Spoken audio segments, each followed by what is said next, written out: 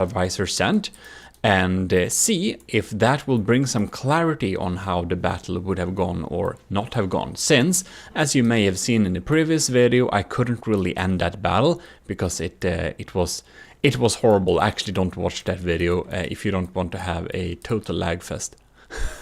And hopefully this will not be a total lag fest, because apparently the secret advisor built this so it doesn't use any air pumps because that causes lag, and it doesn't have missile interceptors, and he gave me a list about things that should make it not lag. So we shall indeed see if it will lag or not. And let's see here if we can go to the Draconia, because I do want to check whatever block count we have here. It's 81,000. So they are comparable in terms of block count. I think this one, it has more blocks, but it's also a lot cheaper, and it's all made out of wood. So honestly, I have no idea whatever does even cost materials on this thing, because like what the hell, it's wood, it's diff guns, and what more, like what can possibly cost so much materials? Who knows? Well, let's get this battle running. And I think I wanna tune into the diff fest here and see if oh man, this looks pretty scary though. Okay, we need to slow down time here. Oh man, look at that. These looks like spears. I mean, they are 10 meters long. Oh man. I slow down the time to slow motion just so we can see what kind of happens here. We're so lucky most of these miss, but this is the first volley only. And I wonder, are these... Supposedly they would be Hesh? Man, look at that, they're just passing by. But they also look like flak. I mean, it looks like flak. I don't know what our lambs are doing, but it didn't see like we shot basically anything down here. Well, we did take some damage, of course. Those spears are still dangerous. Here comes another volley. Oh my god. We're so lucky this does not hit. Only a few of these. Why do they miss though? Man, look at that. Poor turret cap. And the laser is also pretty damaged. I wonder if we even can like render like anything almost. Like I wonder if we can render the fragments, because if they're Hesh, I don't know if they are, but the laser is predictably melting through quite a lot because it's only papier-mâché. So yeah, now this volley seems to hit. Let's slow down time a little bit here. Uh-oh, this ain't looking too good. So diff guns is a great way to take out some enemies early on, because of course your firepower will be spent after a while. Luckily, a few of them are bouncing. Ooh, these are going for the laser. That's not too good for the laser. Man, Draconia is down to 95, but the Paper Naginata is down to 90. Oh yeah, that looks... Oh no, this is the Hesh inside the turret. That's our fast fire ones. Ah, look, they're just eating up materials here. And after this swarm, I think we're on equal material advantage. These are like a lot of shots. Man. That one, ooh, that hits bad.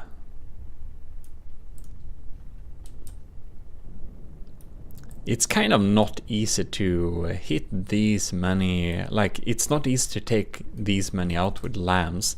It would be interesting to see how a more formidable high cost system would deal against these.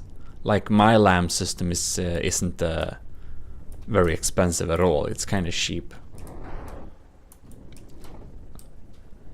Yes, yes, yes. It would be interesting. I wonder what this would do to something like the Megalodon or the Titan Slang that has like really expensive lamps. So yeah, interesting. In any case, we should check what's happening here with the paper Naginata. And well, ooh, no, look at that. Let's speed up timer. It seems that, is my laser even working? Seems a little bit it seems pretty weak. Or no, it goes through, does it not? What is this, by the way? This is like a lot of wood. Is this the AI? Yes, this is the AI. With a shield in front of it out of wood. And we have small tiny islands of inefficient steam engines going here. Alright. Well, we ain't gonna lose power, that's for sure. Here we have a bigger, and this is driving the propulsion. I see, of course it is. So, oh no, no, no. The paper Naginata is in the lead here. Draconia is down to 78%. These diff volleys has really taken its toll. And the latest shot has completely like made this a total wasteland.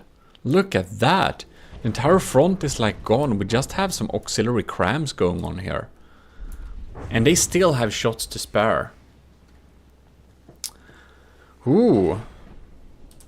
Scary, scary.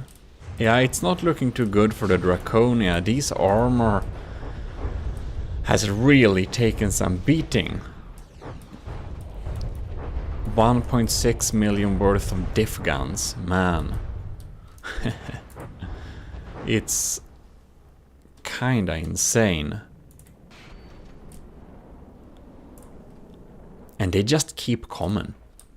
Well, we have our vertical missiles, and against something like this, they of course deal good damage because the wood isn't providing much protection. Oh no, there we have another volley. Yeah, I think this is gonna be over pretty soon.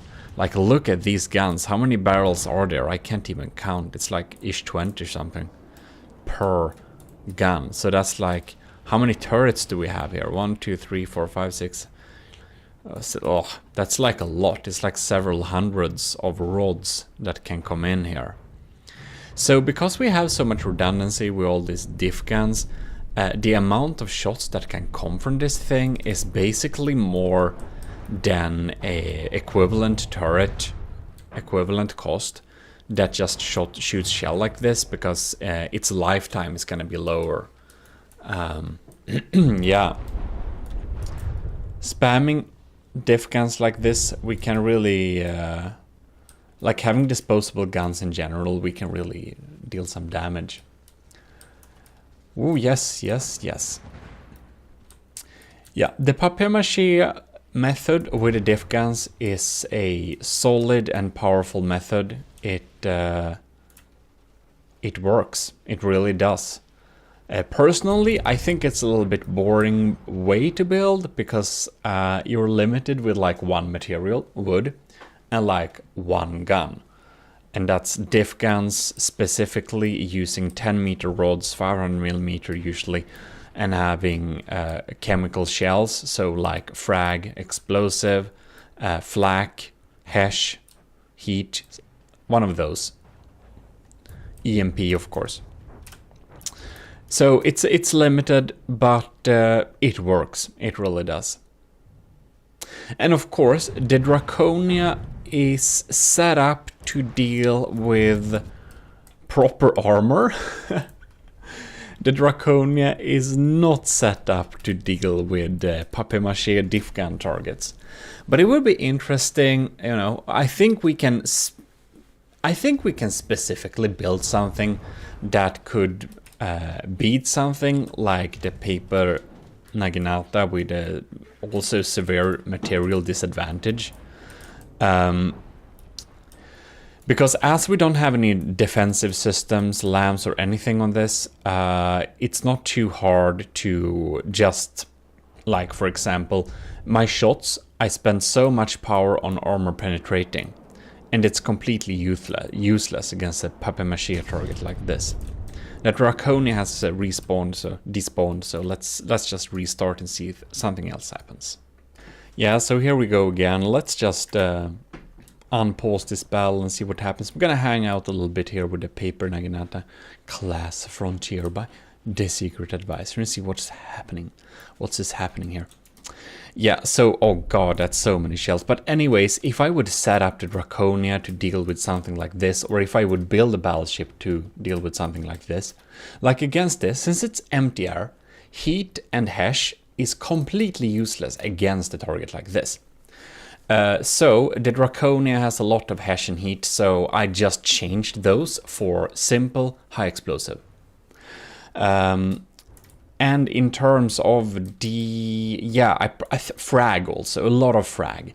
All the Draconias, like mortars and cram cannons, they all use huge amounts, like really big amounts of, what is it called?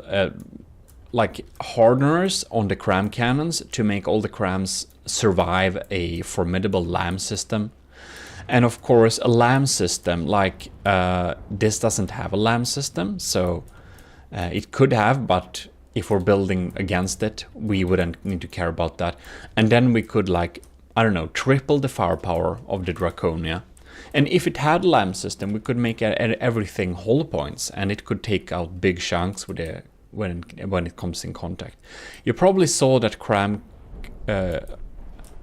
shot, like each shot.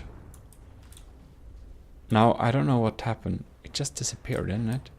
Well, we landed something here. I think it was a big missile or a cram cannon shot, but it basically took out an entire chunk. We can see that was a hollow point cram, and if we drop a couple of those, the papier-mâché shell is basically cracked, so that can happen too. Oh man, that was a little lag spike. It was going a little bit better for the Draconia while there, but now of course the next diff volley comes in here.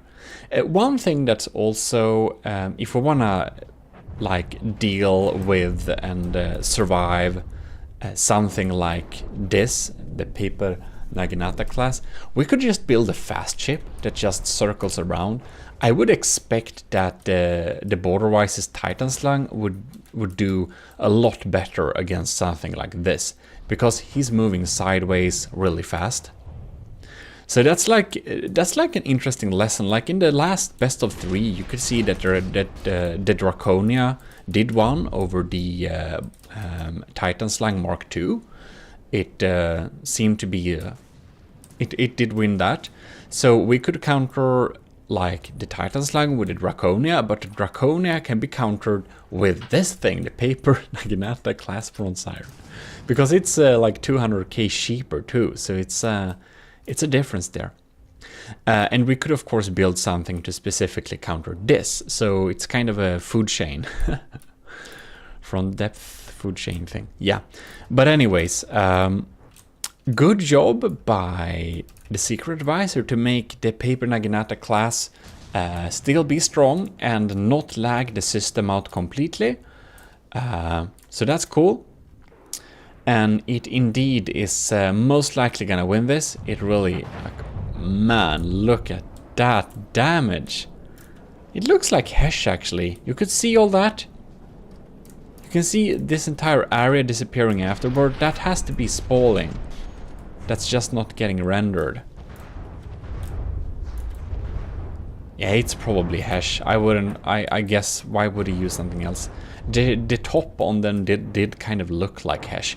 It's not flak. It's not flak. I know that flaks look completely different. They're like orange. Those little components in the ammo customizer. Yeah. Well, of course. Very expected. Best of 3, since the paper Naginata wins this too, it's definitely winning the best of 3. You can see there is like a big holes in this, but these big holes in here, they look more serious than they are. Because remember, this was just empty air, this was papier-mâché from the beginning. The question is, how many of the turrets can we like take out? And a lot of the turrets have been taken out, and with a real big amount of luck, well, the Draconia could probably win this, maybe, probably not, but with real big amounts of luck, say that the laser just takes out the turrets in series, it needs like, I think the Draconia needs like 3 seconds per turret to take it out if it aims at the right spot. It could theoretically win. But of course, I don't think I want to do that, because it would take a long time, but if I'd set up the Draconia to deal with the Naginata, I think it could win.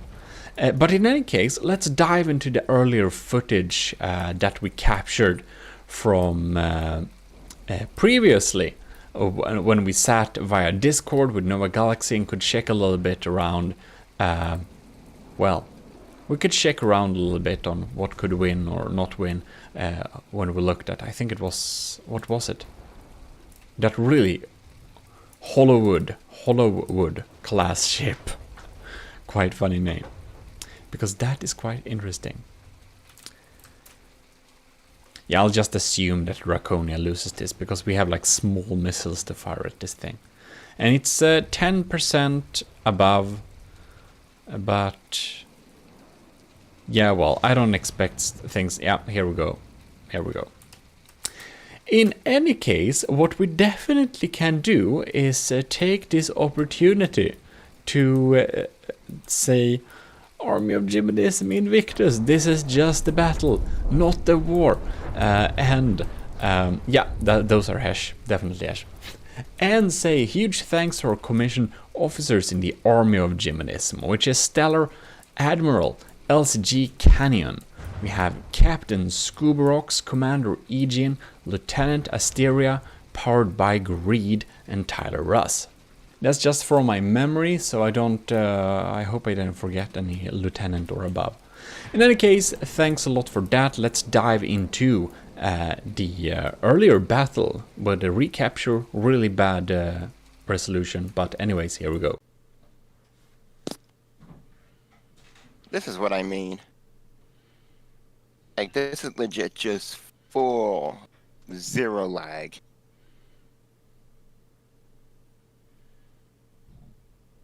Oh my god. It's only diff guns. I know, but the amount of barrels. Yeah, there's a lot. Barrels within barrels. It's ridiculously huge. The battle has commenced. It honestly feels way smoother than I expected.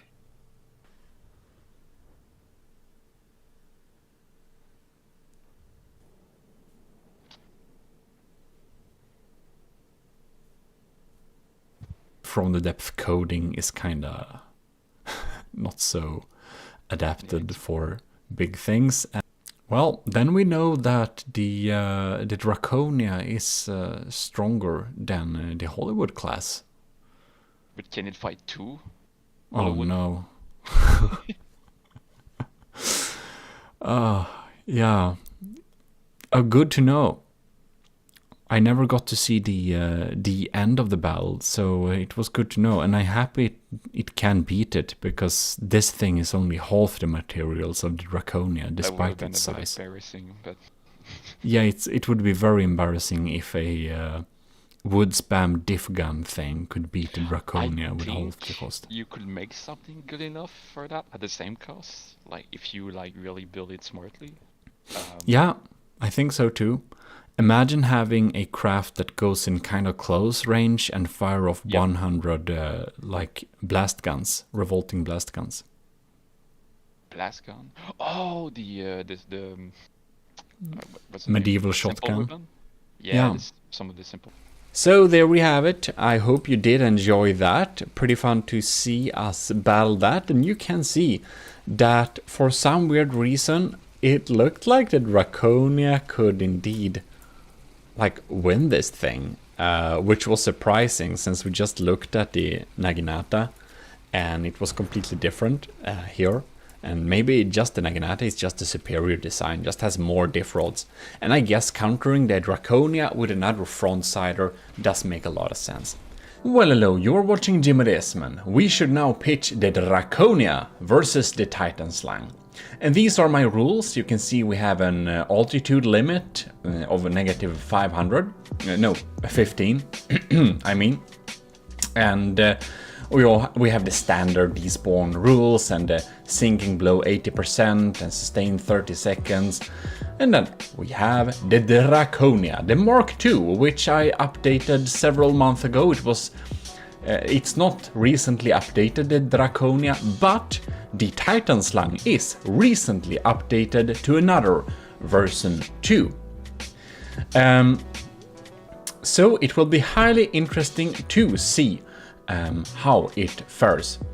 Because Borderwise recently released a video which pitched the Draconia versus the Titan Slang. And, well, my Draconia is the Mark II too as well, so it's the Mark II versus Mark II. But the Draconia is actually a... I didn't update it since, like...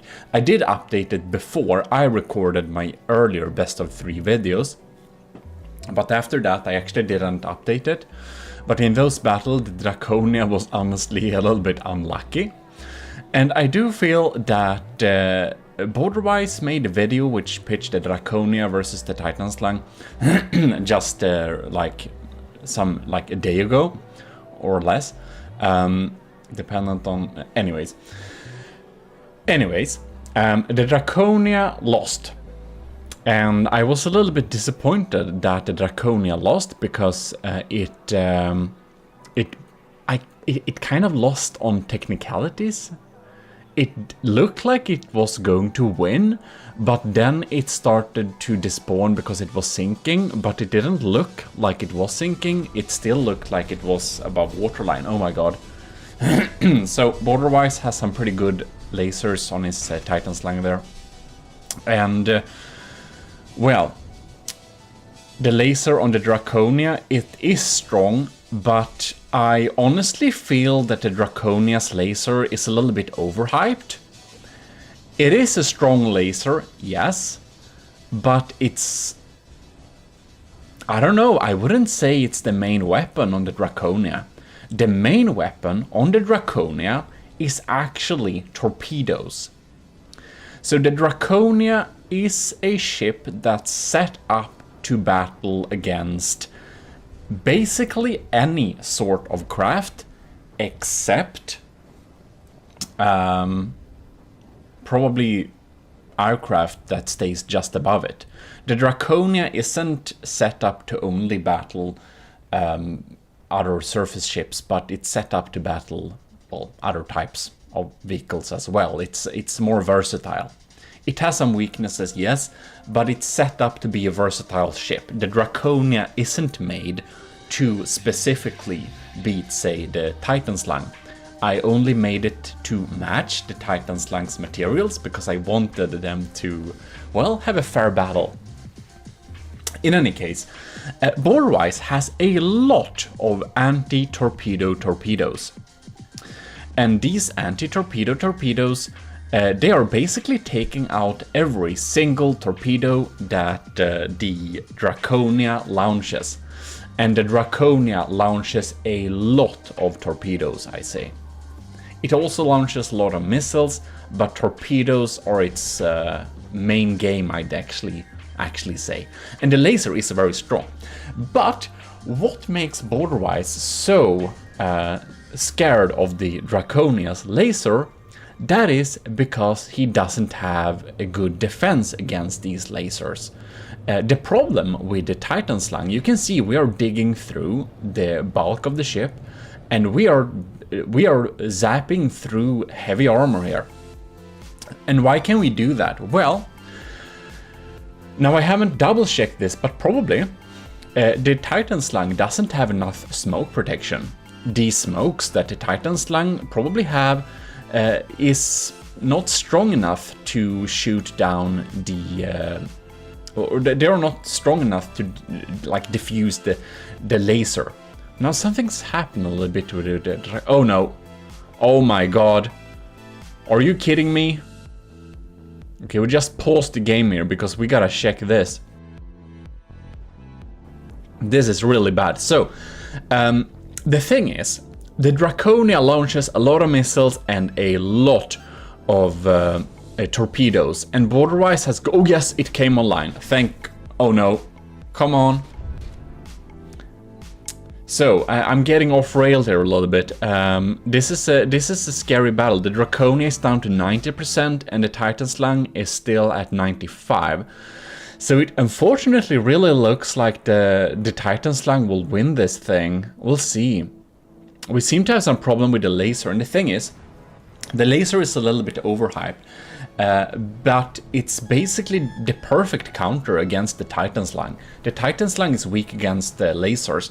And this is because the Titan Slung it's a very small design, very narrow. It doesn't have bulk.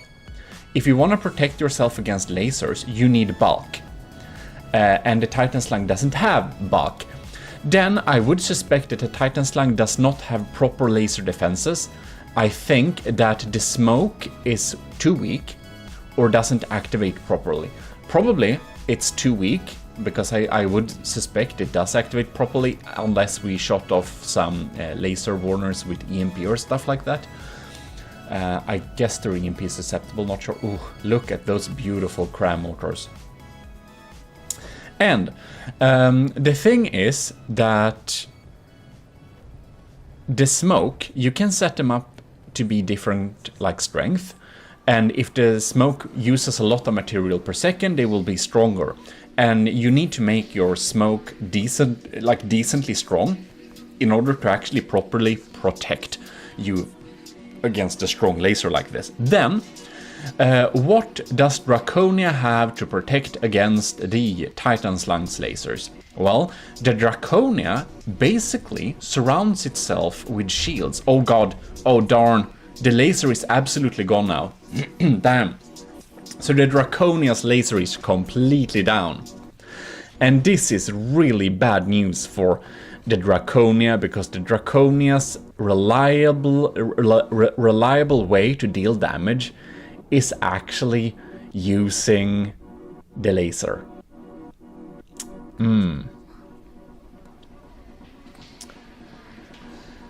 And if you're wondering why this commenting section is a little bit weird, that is because there is so much lag at recording this battle, so I did record it, and I sped it up 2 times, exported it, and then recorded voiceover, because otherwise we would be sitting here more than an hour. And since I felt that Draconia lost, I wanted to really make sure, is my old Mark II really that bad? Because I thought that my old Mark II would indeed be able to beat the Titan Slung. And even with Titan Slung's upgrade, looking at Borderwise video, it really looked like the Draconia could win. So here we are making a proper best of 3.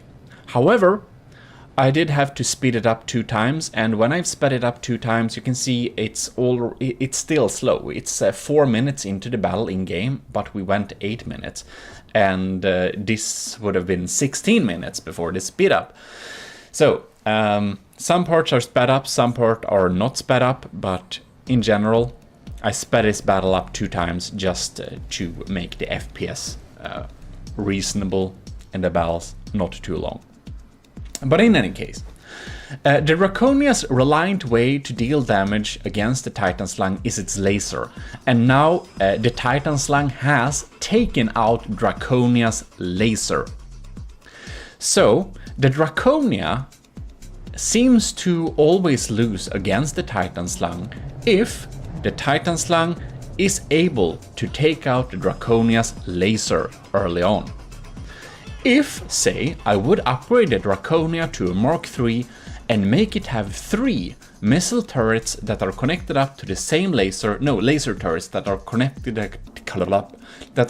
up. Ooh, look at those beautiful motors. Yeah, EMP, there you go.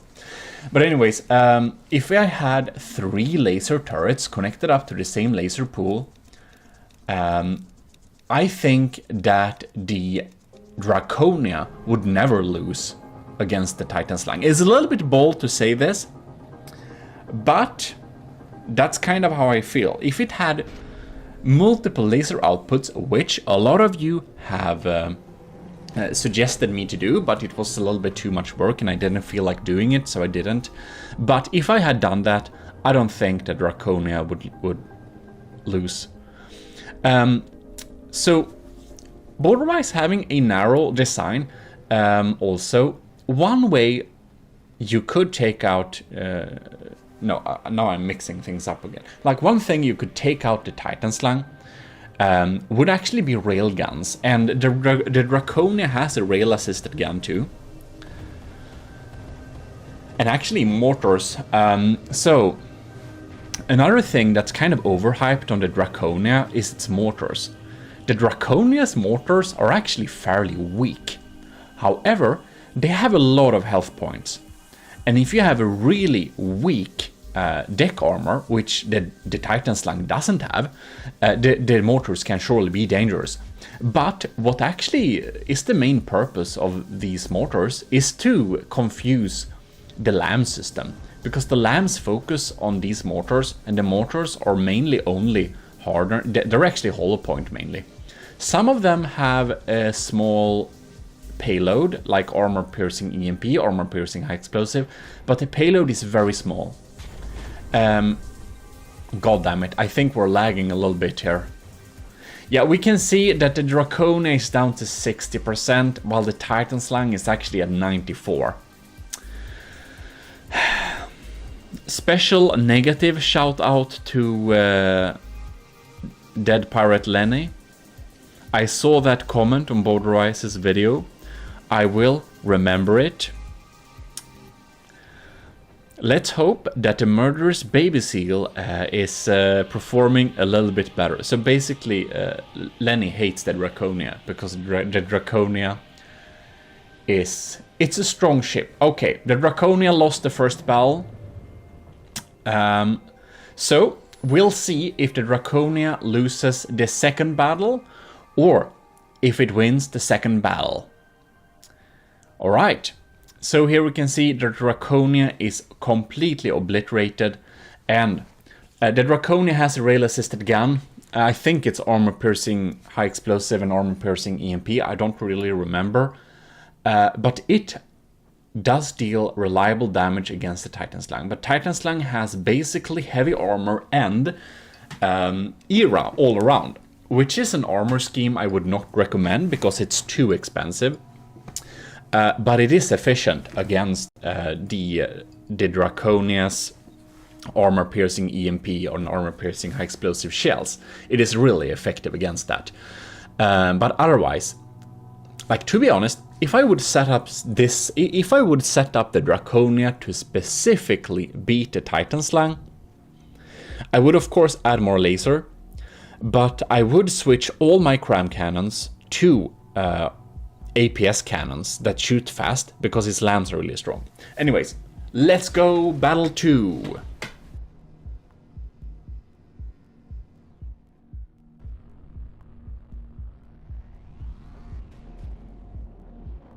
So here you can see the initial swarm.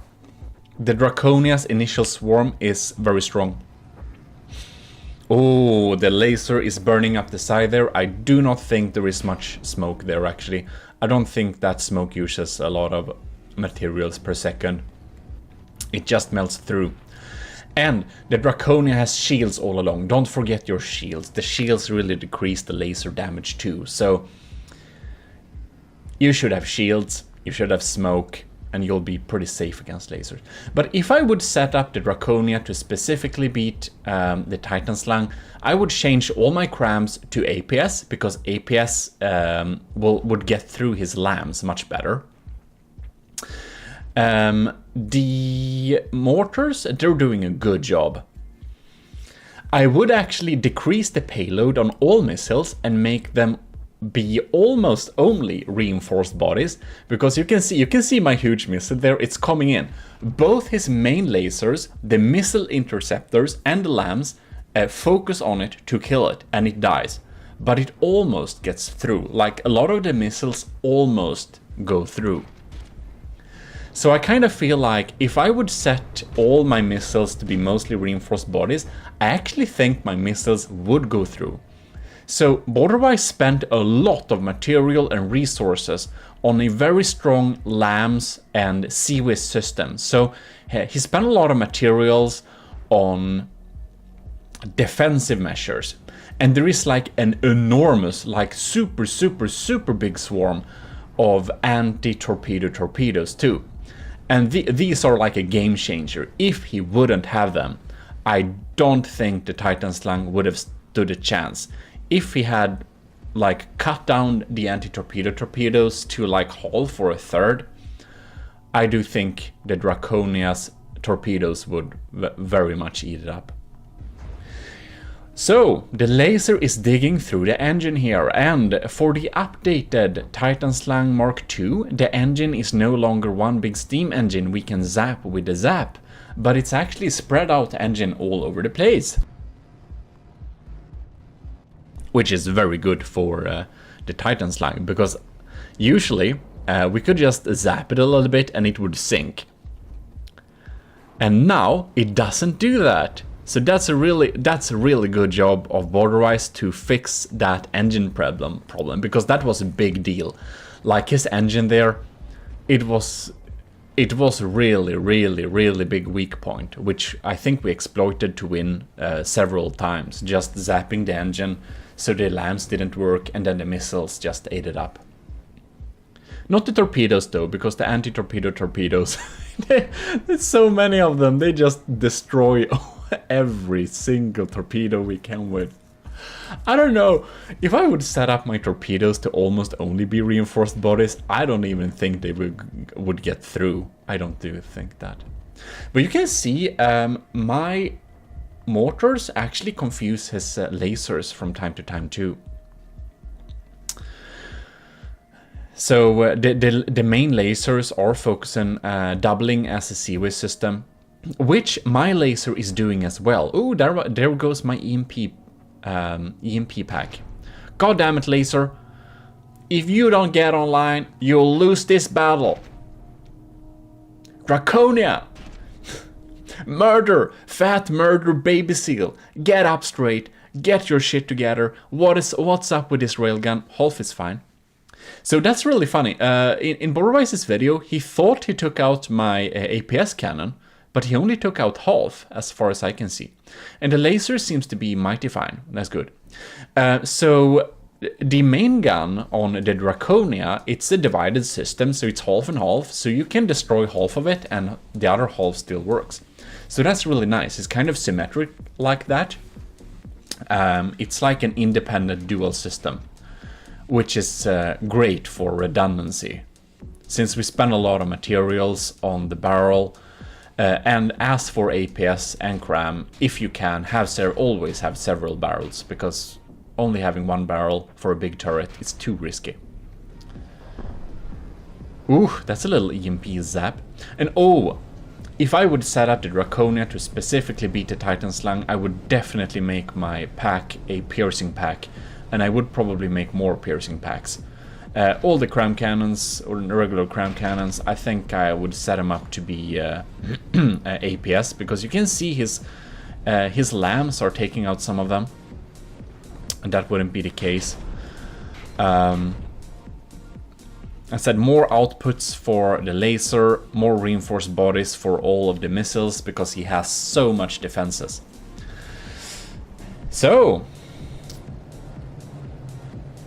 Oh, and I think I would make my rail like main gun. I think I would make it super cav and make it shoot underwater as well. And I think I would set it up to be only armor piercing. I think I would make them, yeah, like pure kinetic slugs, because they are not getting like absolutely destroyed by his era layer. Yeah, but anyways, it will be interesting to see how this battle goes. It's very, very, very, very even. You can see that the Draconia is at 90.2 and the Habs Titan Slang is at 89.2. So it's like a single percentage. And the mortars are dropping down there. You can see they're not doing a lot of damage, the mortars. They are there to keep the LAM systems not too active. My small missiles ain't getting through. We can check down here. Here comes my continuous torpedo swarm. Oh, and there they come. Yep, there they come. It's like a complete... It's like a fish zoo below the Titan Slang. It's just so many of them. Ooh. Oh yes, look at that thing. Wow, that turret is so dead. Man. Wow, that's great. Is that cram cannon down there dead too? No, it's online. So my small missiles are popping in there. The lamps has no problem shooting. God damn it. It's completely still. The Titan Slang ain't moving. Why is it not moving? The Draconia has a 3% advantage now. I don't know why the Titan Slang isn't moving. Ooh, big explosion. But either it's the Azipods are still there, so it must be the engines. But if it's the engines, I don't understand why the lambs... The lambs stopped working now too, no? I am not sure. I'm not sure what's up with the... No, the lambs are working. They did zap a shell there. So I don't understand how they can have power while the engine... Oh, maybe it has super little power left and the lambs have a positive power priority, which we need to do an instant tutorial about pretty soon too. And now you can see the Titan Slang is dead in the water. It shoots back, yes, it has... Oh, do you see that main APS there down at the... Like, you see that? It's died. We killed it. So the main gun, the main APS is dead. The laser is zapping and zapping. The cram is still online. It's very resilient. Very good. That's a very good cram design, by the way. It's very resilient. And since he switched to mainly hollow point, my LAM system basically has no chance of taking him out. The Draconia doesn't have a very strong LAM system, but it is formidable, it really is. Okay. Ooh. So we're getting so much holes in the Titan Slang now that now the mortars might actually start to hurt. And you can see, oh, you can see the torpedoes are coming in. We've let the torpedoes in, and the main torpedo swarm that comes, that's like a vertical downwards launch, they are shaped charges, so they're quite scary.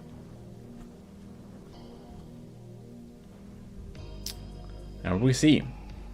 Thanks a lot for the speed up, because you can see the clock that it's still like ticking kind of slow.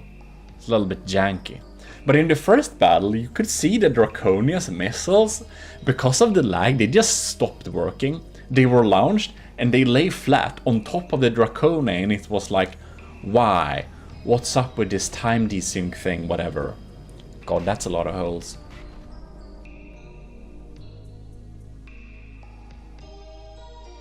Yeah.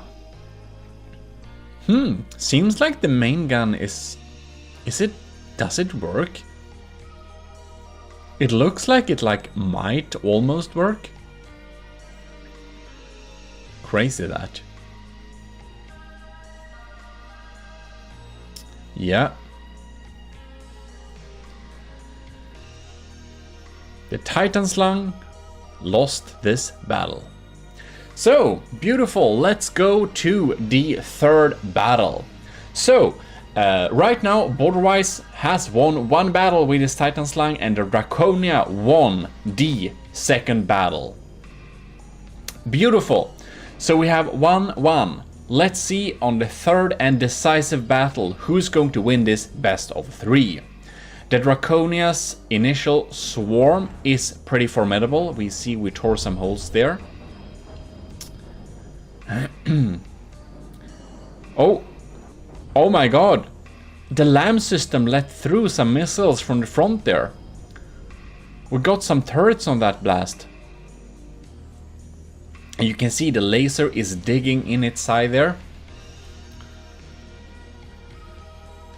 Yeah, the Titan Slung is a really compact design, and if you make your designs too compact, yeah. Keeping the block count low, I would feel a better bulk and less era would probably be an upgrade for a Titan Slung, but that's so much work, I wouldn't do it either. The Draconia has a lot of era too. When I made the Draconia, I thought that staggered era was really important to have all over the place. And now I learned some more things, and I learned that there is something that's called just solid slugs. Ooh, that turret is very sad. And they don't care very much about era, so I only use era for certain parts, like the AI and stuff like that nowadays. It's not worth it to have all over the place, in my opinion. It can be for some time, some... Ooh, that's a laser! You saw that was a laser. We zapped the laser barrel. So, we just need to hope that we're lucky, or not extremely unlucky. So the Draconia's laser is pretty hard to take out, because the laser is right behind the super massive main APS cannon. So, in order to take out the Draconia's laser, you have to land a super lucky shot, or you have to dig through the main gun, destroy that, several layers of heavy armor, and then dig into the laser turret. But the first battle and some earlier battles against the Titan Slung several months ago, he did actually take out the laser early on, and that was really lucky. But the laser is still online, as we can see. So the Draconia is actually behind with 92%, and the Titan Slung is at 93%, so it's still very even. Also do note that the Draconia losing health points fast, it's part of its setup. It doesn't have heavy armor on the outside. It utilizes like metal and wood and stone. Oh, that's a turret. We shot off a turret. You can see the next mortar swarm there. And as you can see, these mortars, come on mate, they're not doing a lot of damage. They're kind of weak. But you can see they are opening a window for missiles and all sorts of fun stuff to get in there. So there you can see the staggered era. Ooh, hello friends, repair bots. Here we have the laser. Ooh, darn. This laser and engine is getting opened up. Wow. Yeah, definitely. So, general tips. If you're watching this and you're thinking, oh my god, the Draconia is so strong and the Titan Slung is so strong, because both of these ships are very strong. Borderwise did a great job at upgrading his Titan Slung. Oh no, the houses are empty. Yeah, we'll just check around this a little bit, see how it's doing. But if you're looking at this, you might think, God darn it, what are these pro ships? You can never beat them. Or you think they're absolutely crap. Neither me or Borderwise is the best builders alive. but we have both played the game for a long time, so we have learned a lot. But if you think that these ships are very formidable and you're like, how can I ever beat this thing? Well, if you want to beat the Titan Slang, I would go with lasers and other stuff that penetrate a lot. So that means piercing packs, lasers that focus on the same spot for a long time, railguns or APS that shoots penetrating slugs containing no payload, or cram cannons that contain a payload. Cram cannons is a great way to deal with the Titan Slang, but do make sure that they are like a Doom cram level, because his LAM system is no joke. Like, my crams aren't getting through there, and I have a... if you want to get through with your crams, you need to have like a proper scary cram barrage like the Turtle Lord. Oh darn, that was another laser barrel. Ooh, it's looking pretty good for the Draconia. It's in the lead by 3%. His cannons are online, but you can see that a lot of the guns, they're not functional anymore. The main gun seems to be dead, because it did have a higher gauge before. But anyways, if you wanna beat the Titan Slang, skip the missiles, skip the torpedoes, go with penetrating slugs like sabots or armor piercing. No payload, just slugs. God damn it, missile! Can't you hit? Now when the lance is finally weak enough, you're missing. Come on, mate. Like, hitting one of those huge missiles can be like an instant game changer. Yeah, but penetrators, piercing packs, piercing crams, piercing APS, that's great for dealing with a Titan Slang. And also mortars, of course, to distract the lambs too. You can use that method. If you want to beat a Draconia, however, you probably are better off with using sandblasters.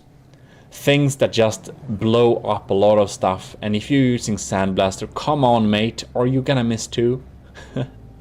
If you're using sandblasters against the Draconia,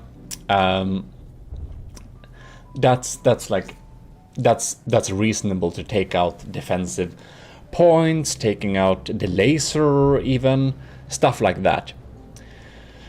And it's so much bulk, you should probably not mess with regular penetrators, but if you want to beat a Draconia, one thing I really use against a Draconia, if I was making a ship to beat a Draconia, I would have vertical launch large missiles with a lot of explosive payload. That could really take it out.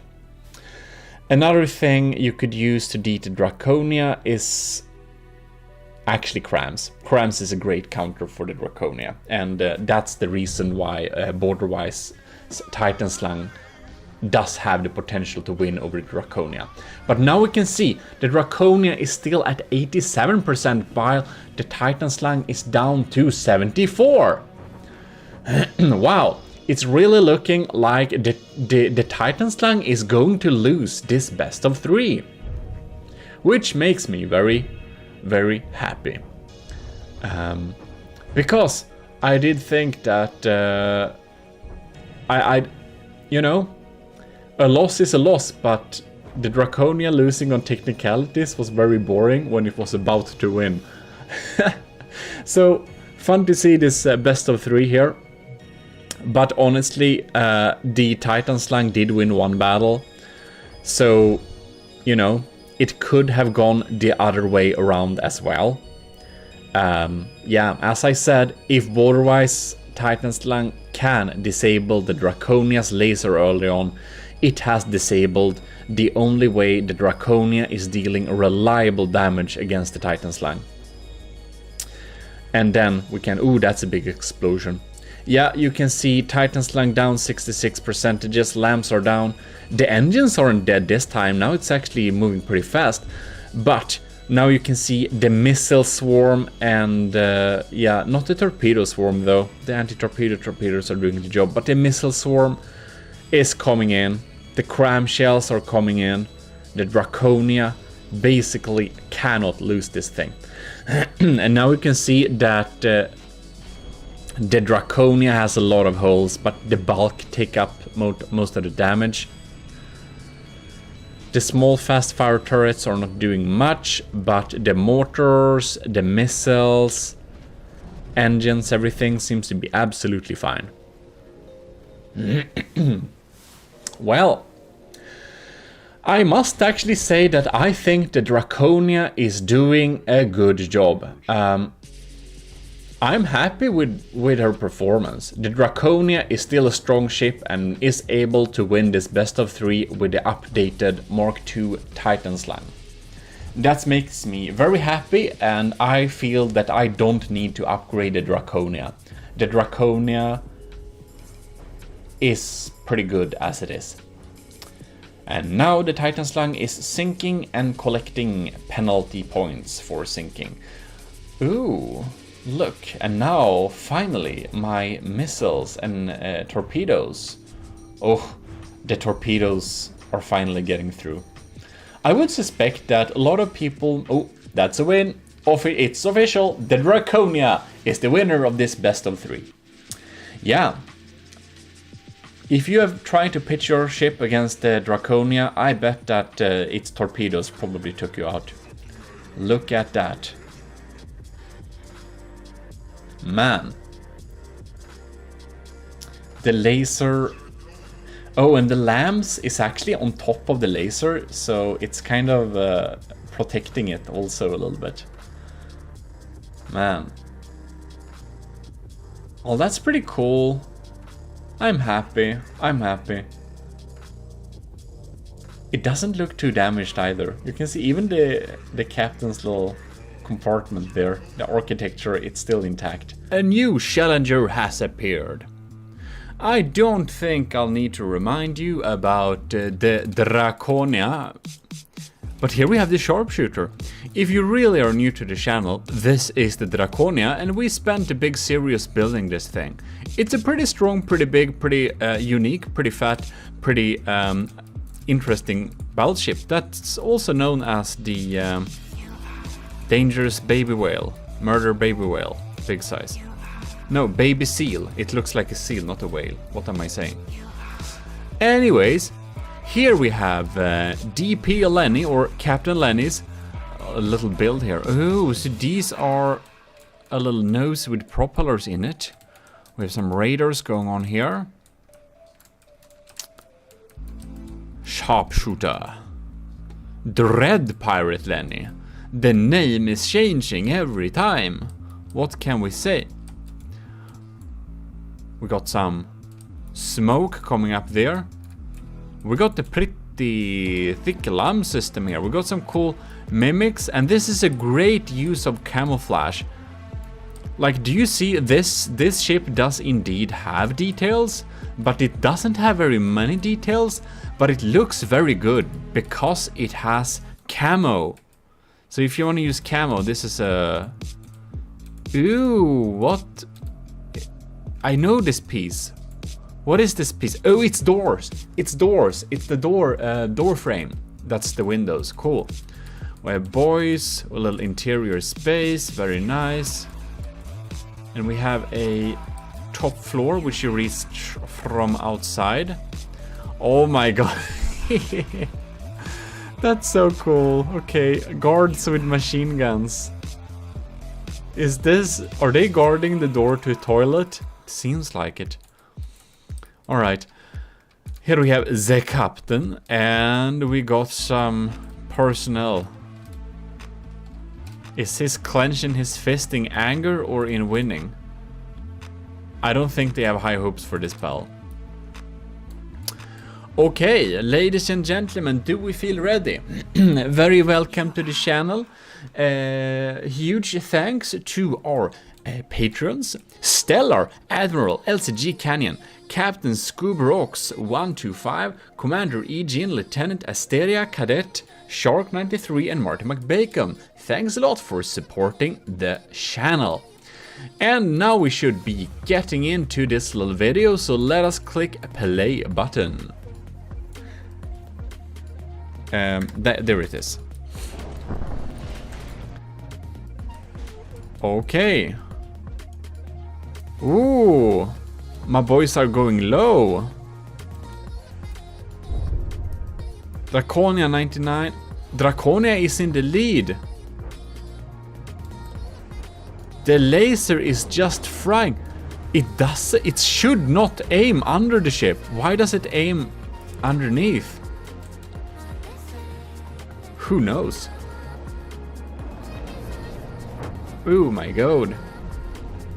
That LAM system is really frying those incoming missiles for sure. Oh, but they do not target the torpedoes, do they?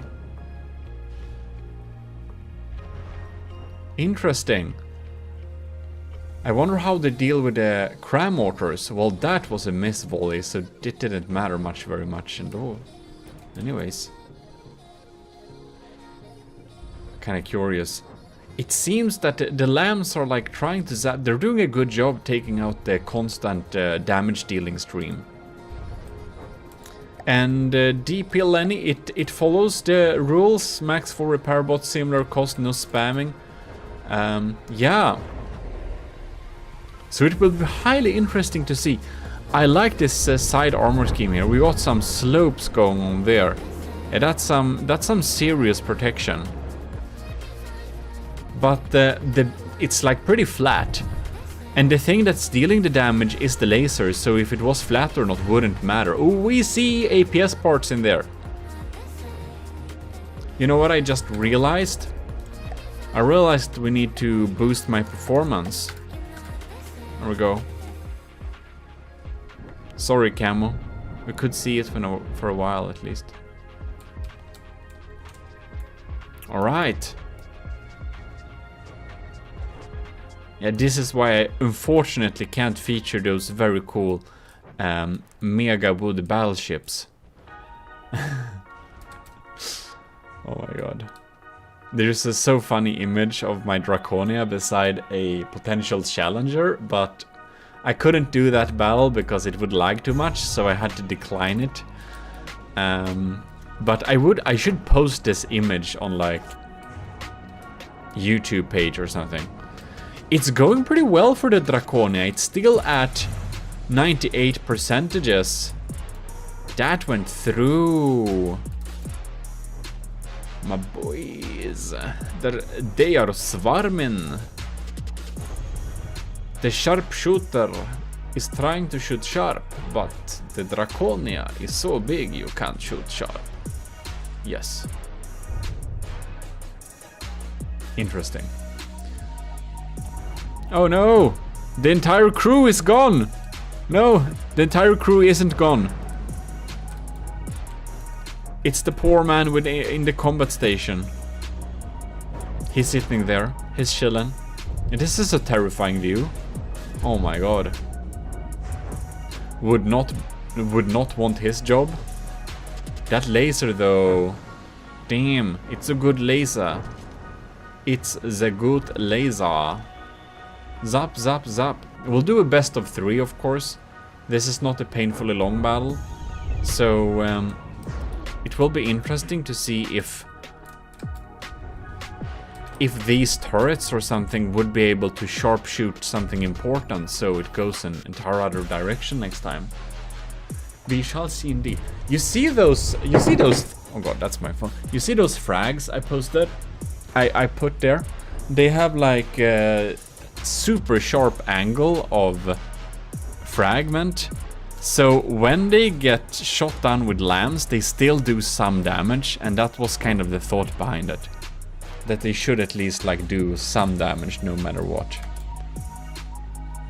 Wow.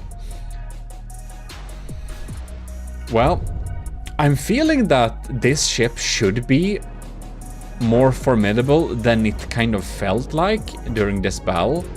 Because this armor scheme is like the to-go armor scheme that just so many people use.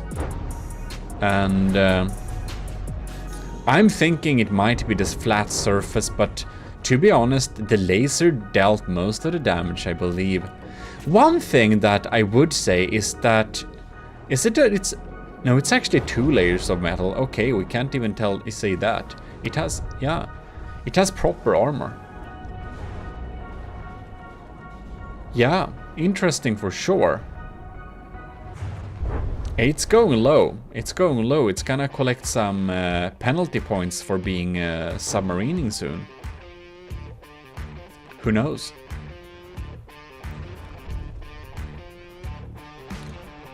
So the lamb did a good job at the first iteration of the battle, but the lamb has kind of given up a little bit.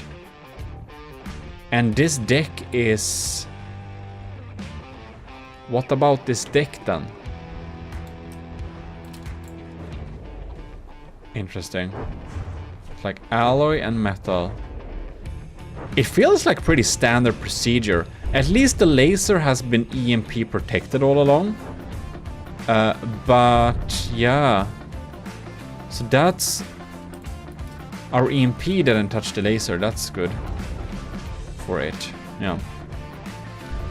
It's protect by EMP for sure.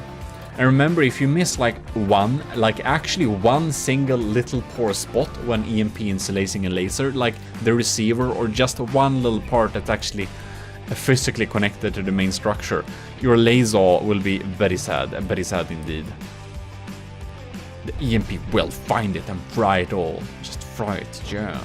Yeah, EMP is scary. That's why we have an instant EMP insulation tutorial. If you do not know how to properly protect yourself against EMP insulation, you must watch my tutorials, my instant tutorials about EMP. Yes, very welcome. What's up with your voice today, GMODIST? You're talking like a strange man.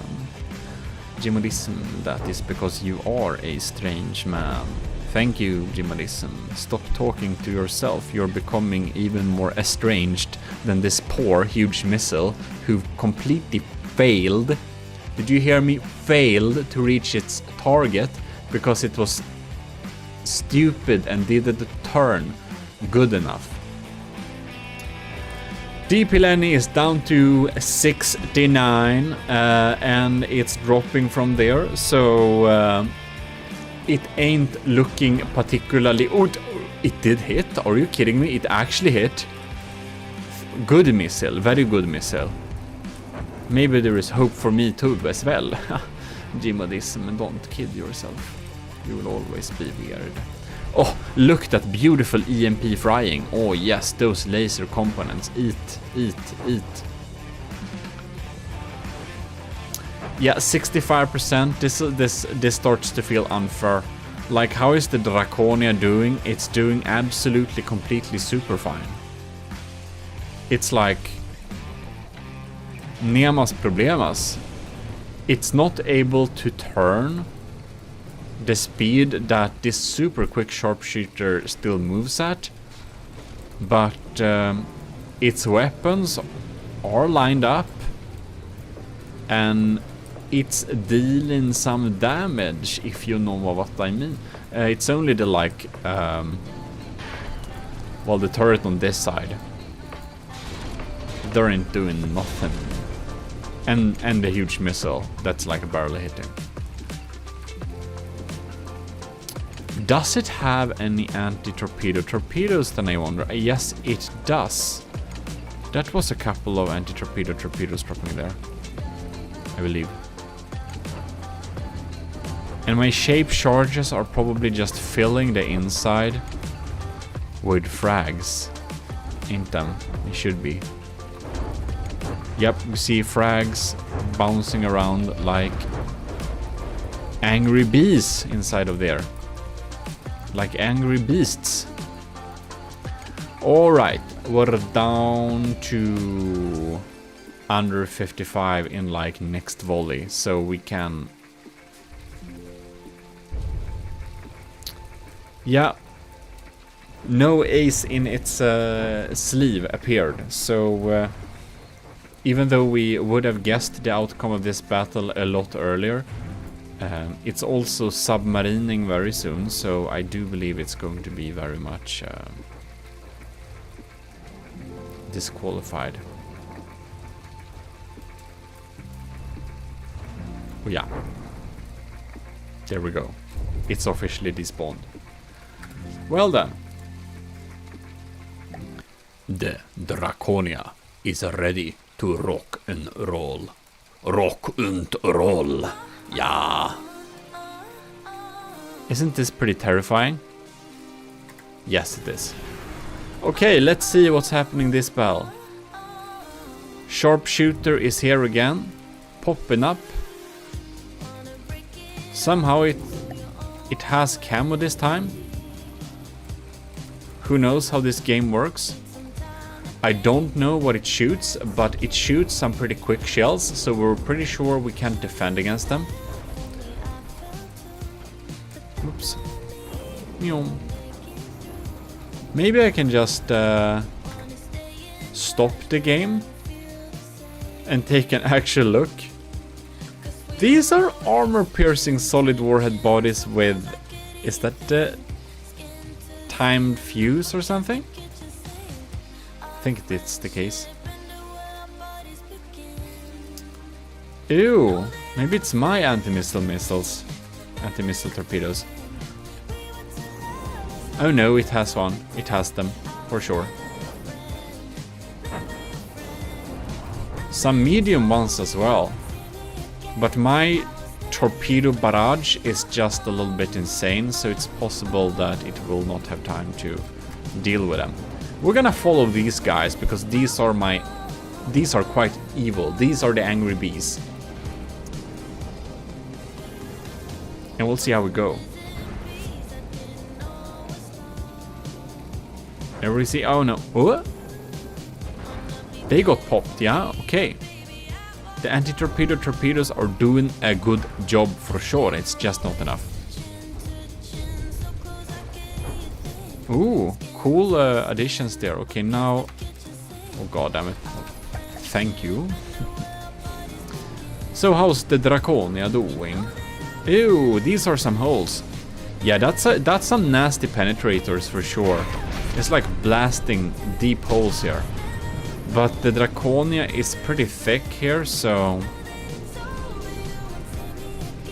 Ain't matter that this is completely blasted away.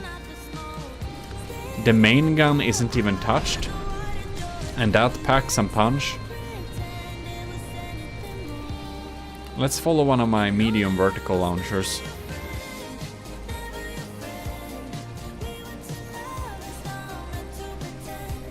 Meow. That's some damage. Are you kidding me? No! Stop being wrong. Turn around. Sir, turn around. Turn around. No! Anyways. It should draw some damage for sure. I have a slight feeling that Draconia's laser working as a CWIS system from time to time is probably a disfavor. Against a ship like this, who has shells that are so fast it couldn't even have time to try and hit them or detect them. It's only dealing damage with its laser, and that's probably for the better. That's what it's set up to do. And so far, the battle is going the same way. We got a nice cram barrage going down there. And while this cram barrage isn't particularly scary, it will go through 2 meters of like metal and 1 meter of rubber and deal not big damage, but substantial damage inside of there. So they did really disable the LAM system using that volley. Yeah, I think that Lenny's sharpshooter is good against ships that are utilizing fast-firing APS weapons more because it's so much underwater. But it's kind of weak against everything that has damage that comes from above in any capacity or form. And I don't know if it has smoke defenses, because this laser seems to be doing full damage. But I have no idea. I'm not a laser super expert, so I can tell if this damage is with or without smoke, but I didn't see any emitters and it melts through quickly, so that's the only reason I based that on that. Wow.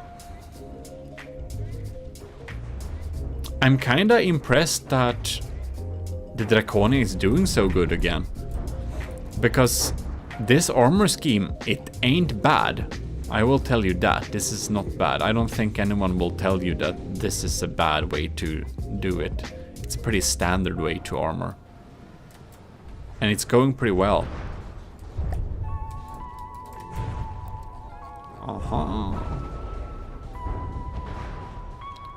Is this a design with the turret neck? If it is, I will be very sure about... ooh, big explosion! I will be very sure that I don't need to do turret necks and that I should just continue to doing thick turret heads, because that's good. Oj. Freinen. And Captain Lenny's sharpshooter, she's down to 74.5%, while the Draconia is at 96.6%. Is it so that the sharpshooter's perfect counter happened to be the Draconia, while it should be the other way around, just because the Draconia was, I suppose, completed before this one?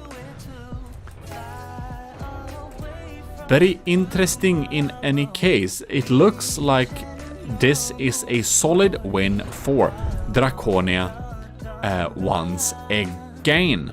Like, the sharpshooter is dealing some damage early on, but its systems gets disabled so quickly that it just stops dealing substantial damage anymore after a little while.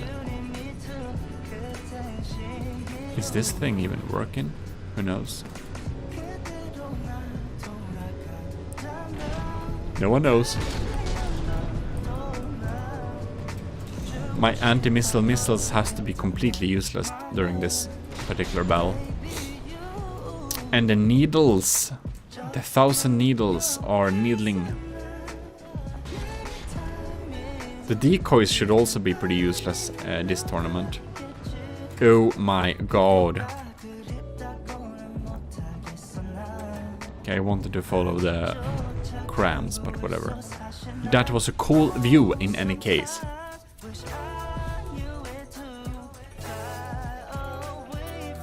Well, as I understand best of 3, if Draconia won 2 battles in a row, I do believe that this battle is pretty much concluded. Nothing will happen like right here. But we'll start another one just for the fun of it, I guess. Loading. Oh, loading. Oh, loading. Let's look at how the incoming fire looks at the Draconia in the early stages of battle. Just how the incoming shells deal damage.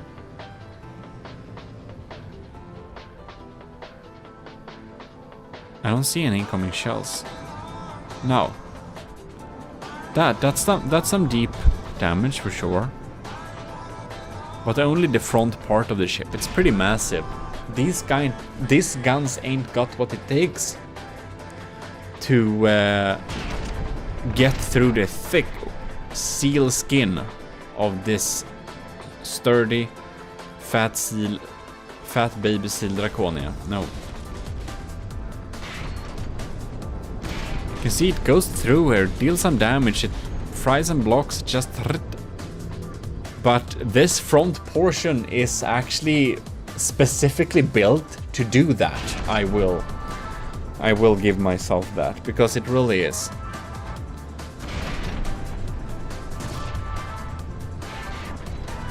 So yeah, it seems that this battle is probably also going the same way, so we kind of know that just for the thing of it. This time the lambs are still alive and kicking.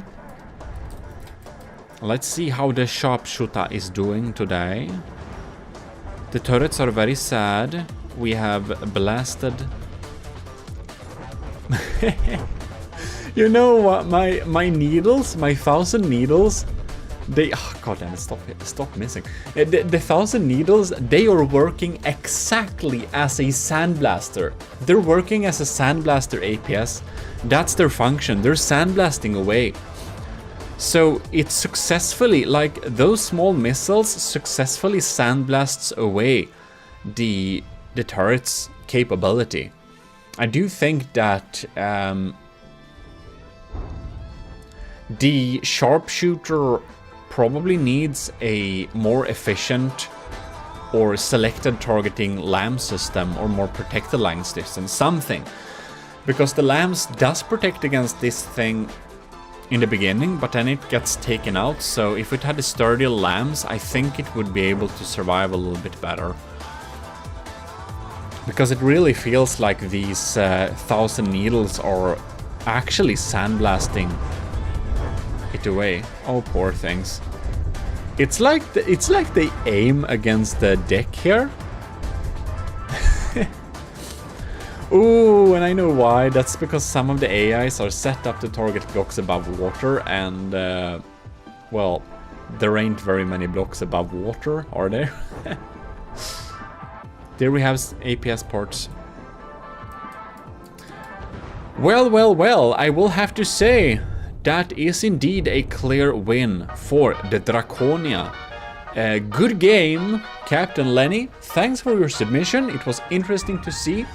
I'm kind of surprised that this battle feels so uneven, because the sharpshooter looks like a competently built and armed ship, and armored as well. In any case, that is how it is. It can be luck, of course, like the beginning. I kind of got the image in my head that the Draconia is a little bit weaker than it actually is, just because, well, the first couple of battles we did, it didn't go very well for the Draconia, did it? And then I had kind of weird rules, so one could say that one of the losses was kind of unfair towards her, but, well, decided is decided. We'll do rematches in the future and stuff like that. In any case, thanks a lot for watching. And thanks again for our patrons for supporting. If you want to support the channel, check out the Patreon and see if the perks do it for you. And we are back. We have another challenger against the Draconia. The army of GMODISM's Draconia is meeting the next challenger, which is Netrameira's NNV Tezcatlipoca Mark II Godsplitter version. Very nice, and it abides by the rules and everything. So that is very interesting indeed. I haven't checked what this thing contains, but we have some fast-firing forward-facing guns. We have some big boy missiles there. GMODIST. So let's start this battle here. Oh god, the first recording crashed, so I will see if I will be able to save that, but whatever. Okay, we're swarming the place here. What? Oh, it warps? Oh my god. That's scary. It's kind of going pretty low though. Alright. Maybe pretty susceptible to getting damaged and sinking. My laser is definitely frying its sides here. We have a lot of metal and alloy here. Okay. We definitely got some sandblasters here. Right. So, in case I'm not able to save the first file, Netrameira submitted a craft that was accepted. Tezcatlipoca Mark II Godsplitter version. So it will be very interesting to see how it will deal with the Draconia. It is not able to take out the heavy mortars, but it doesn't matter very much because it still does a pretty good job at taking out most things that comes in, and the decoys are pretty good too.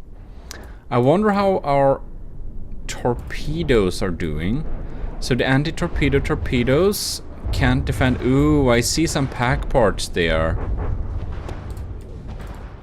It is leading though Netrameda was leading, oh man, but now something happened. It's below 80% and it's probably gonna sink. Something blew up hard. We probably need to do a best of 3 because this wasn't like a long battle at all. Interesting, we'll need to see what happened there. So it has some formidable lambs, but it seems that the lambs kind of die after a while, that they're kind of charged up, so they're not strong after a while. Like many lamb systems, and the Draconia just keeps on firing. So anyways, if you're first time here on the channel, well, check around, we got a lot of cool from the depth content and you should absolutely subscribe to the channel. And if you did enjoy this video, please like it. We're gonna follow this thing. And if you like it, more people will find it and we'll be a bigger, happy family. In any case, I also want to thank our patrons, of course, because they are really helping the channel out. And that's of course Admiral LCG Canyon, Commander Egin, Lieutenant Asteria, Cadet Shark 93 and Cadet Martin McBacon. Thanks a lot for tuning in to the channel. So it looks like my huge missile was tricked a little bit, but then it found it's the right target, but then it's kind of too far away. Oh, that's going slow. Will it even reach this thing? It's kind of weird. The Netrameda warped a time. It warped one time now. It's dead in the water. It warped in the time. Anyways, the commissioned officers of the Army of GMODISM, they really help out. So thanks a lot for supporting the channel. And if you want to join the Army of GMODISM's commissioned officers, please look at the Patreon link in the description. And if you just want to join the Army of GMODISM, you can self-assign Matros 3rd class role in our Discord. And I'll use that for some future stuff, like some tournaments and challenges and stuff like that. So it can be a fun thing to just join in on the army thing. In any case, it looks like this battle is pretty decided. I'm kind of surprised that the Netramedas Tezcatlipoca Mark II God Splitter isn't sinking yet. But, well. And I will say this, Netrameda submitted 2 extremely powerful ships that battled the broadsword, and they won hard. They were really good, really efficient builds. So if the Draconia manages to win over Netrameda in the best of 3, I think I must have probably improved my building skills a bit with the Draconia. But anyways, it's a really cool build. We're gonna check it a little bit more in some future ones. But 63%. I don't think this. It doesn't shoot back anymore. It doesn't shoot back. No. So let's just restart the battle. All right. So we have the teams here. We got my team. We got Netrameda. We got main. We got a little bit of material taking when dealing damage. So let's. All right. And there we go. Damn. So then it warps. Okay, so it kind of dodges the first volley, yeah? And we got some huge missiles coming in there, but it seems that my anti-missile missiles were able to take that thing out. Okay, so we're not getting hurt by its missiles, yeah? We get sandblasted here. Yeah, it sandblasted away some turrets. I also got some mini blasters going on there. And the laser, what's up with my laser? Oh, my laser got killed this time. And my auxiliary output. Oh, it's also sandblasted away. We got blasted heavily this time. So the Draconia is getting sandblasted away. That's what's happening. We got our insane missiles going. We got some bad FPS. Let's follow this little thing here and see if we can get in close this time. It seems that the Sandblaster does not double as Sea-Wiz, but it's pretty far away. So Netrameira is at 98%, so basically not damaged, while the Draconia is damaged by 5%. And ooh, now we can see the lambs are really trying to shoot this this thing here. Oh my god, that was a big boom. And boom! The lambs is not able to take out my huge missile, but that was mostly, was it like heavy armor mostly? So we got some heavy armor in the front there. The mortars are getting through, but these decoys drag away most of my missiles that are not... I wonder if Netrameira would have benefited from a lamb system with some... Ooh, that's some confetti. Oh! Oh! I think we have some APS cannons that does not have ejectors. So here comes my big missiles, and here comes my long-range mediums. Boom, we fired her again. Draconia is down at 91%, and the God Splitter is at 87. So definitely we got some APS cannons, which probably does not have any like emergency ejectors. That's probably because they're belt fed, and that deals some damage. And it's trying to run away from... Oh, it basically does. Does it? We'll be able to...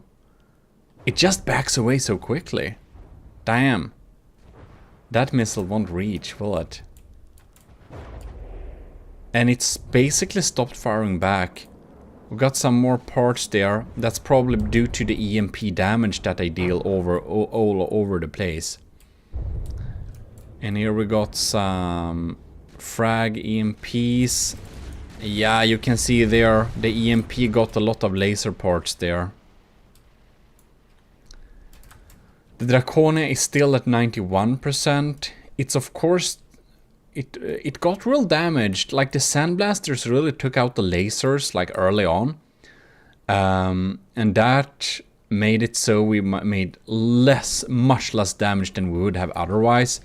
But it seems that when my shaped charge missiles detonate something inside of there, Netrameira just can't deal damage anymore. And just keeps running away. And, well...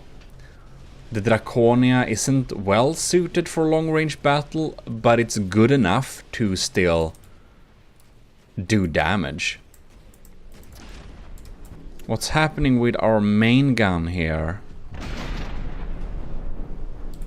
It's looking pretty dead, doesn't it? I don't know if it is dead. Welp. Welp, welp, welp. It's just chillin'. Ew. Okay, let's ride something. Let's ride something further away. So, Netrameira down to 61% again. Like, because it's a best of 3, the battles are already decided. Netrameira lost 2 of these battles. It's a very powerful, formidable ship, and it's cool with the jump drives. And that it basically dodges the first volley, but its lambs are not strong enough to keep it safe, and some of the cannons seems to be a little bit volatile, which make it not deal damage anymore.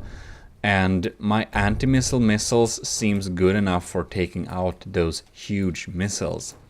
Here we have a nice little setup with those. Well, win for the Draconia. Well, I'm very happy that the Draconia wins something, because like the Draconia, it's a pretty powerful ship. It really is.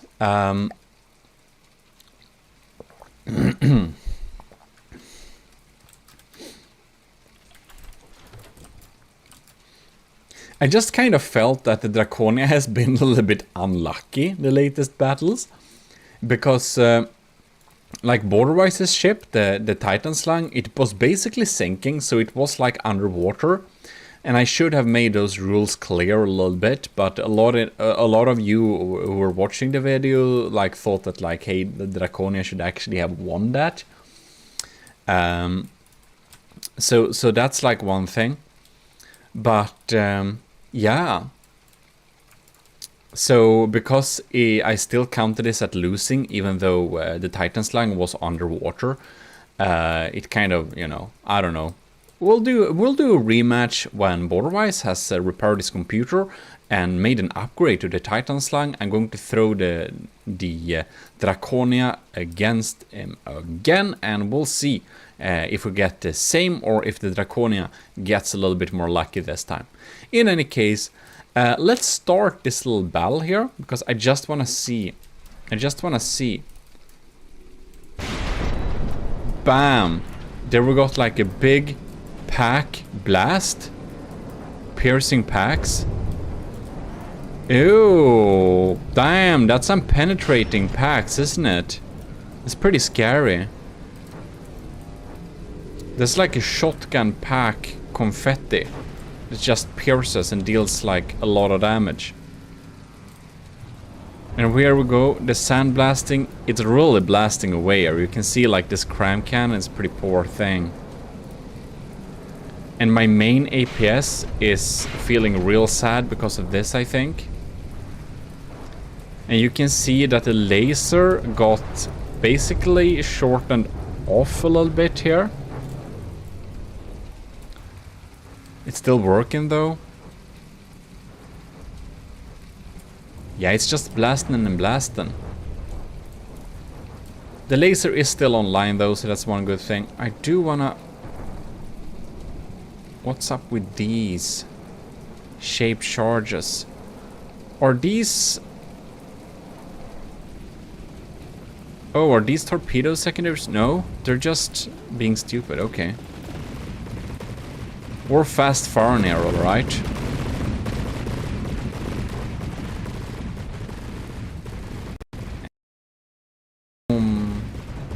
Inaccurate crams. They get tricked. So it seems that it has a lot of anti-torpedo torpedoes, but they're kind of a small variant. I wonder if my... Why doesn't... I haven't seen my vertical... There they come. I want to see what happens with these beauties.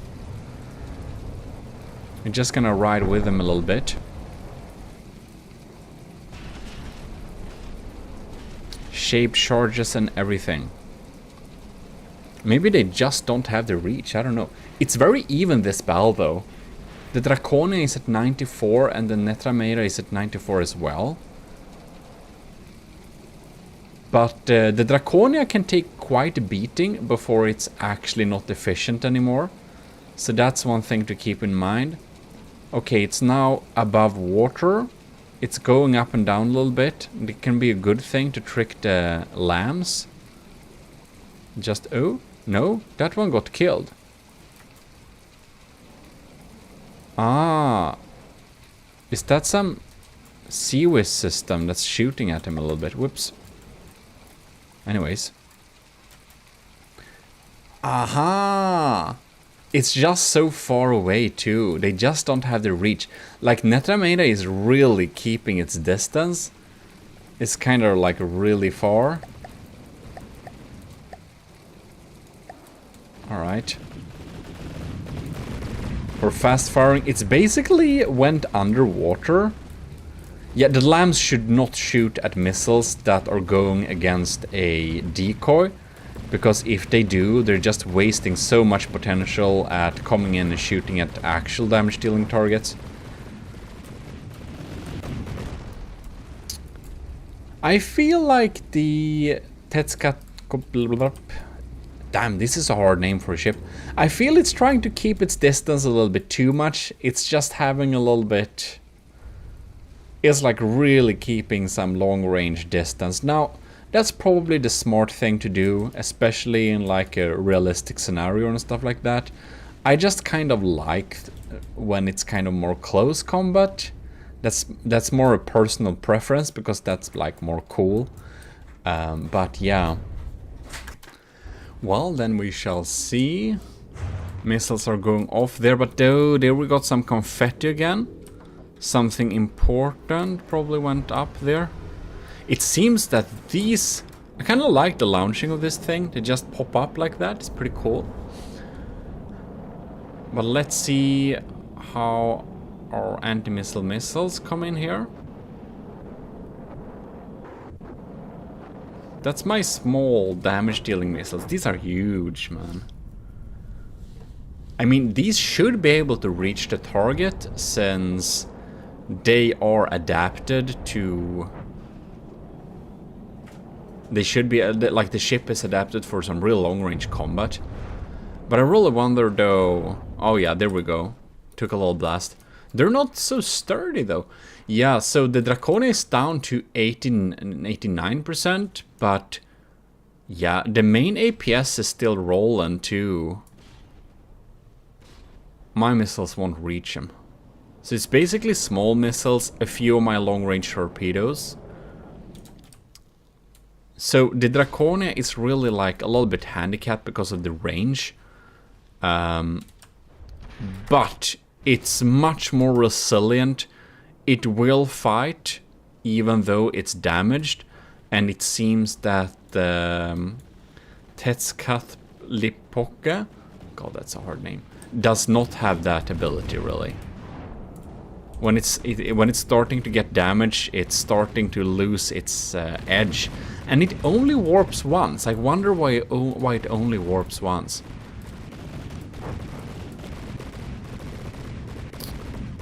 Oh well. Yeah, that's some sandblasting. I kind of like the sound of these cannons. They have a nice sound to them. That's some nice sandblasting for sure. Just backs away so much.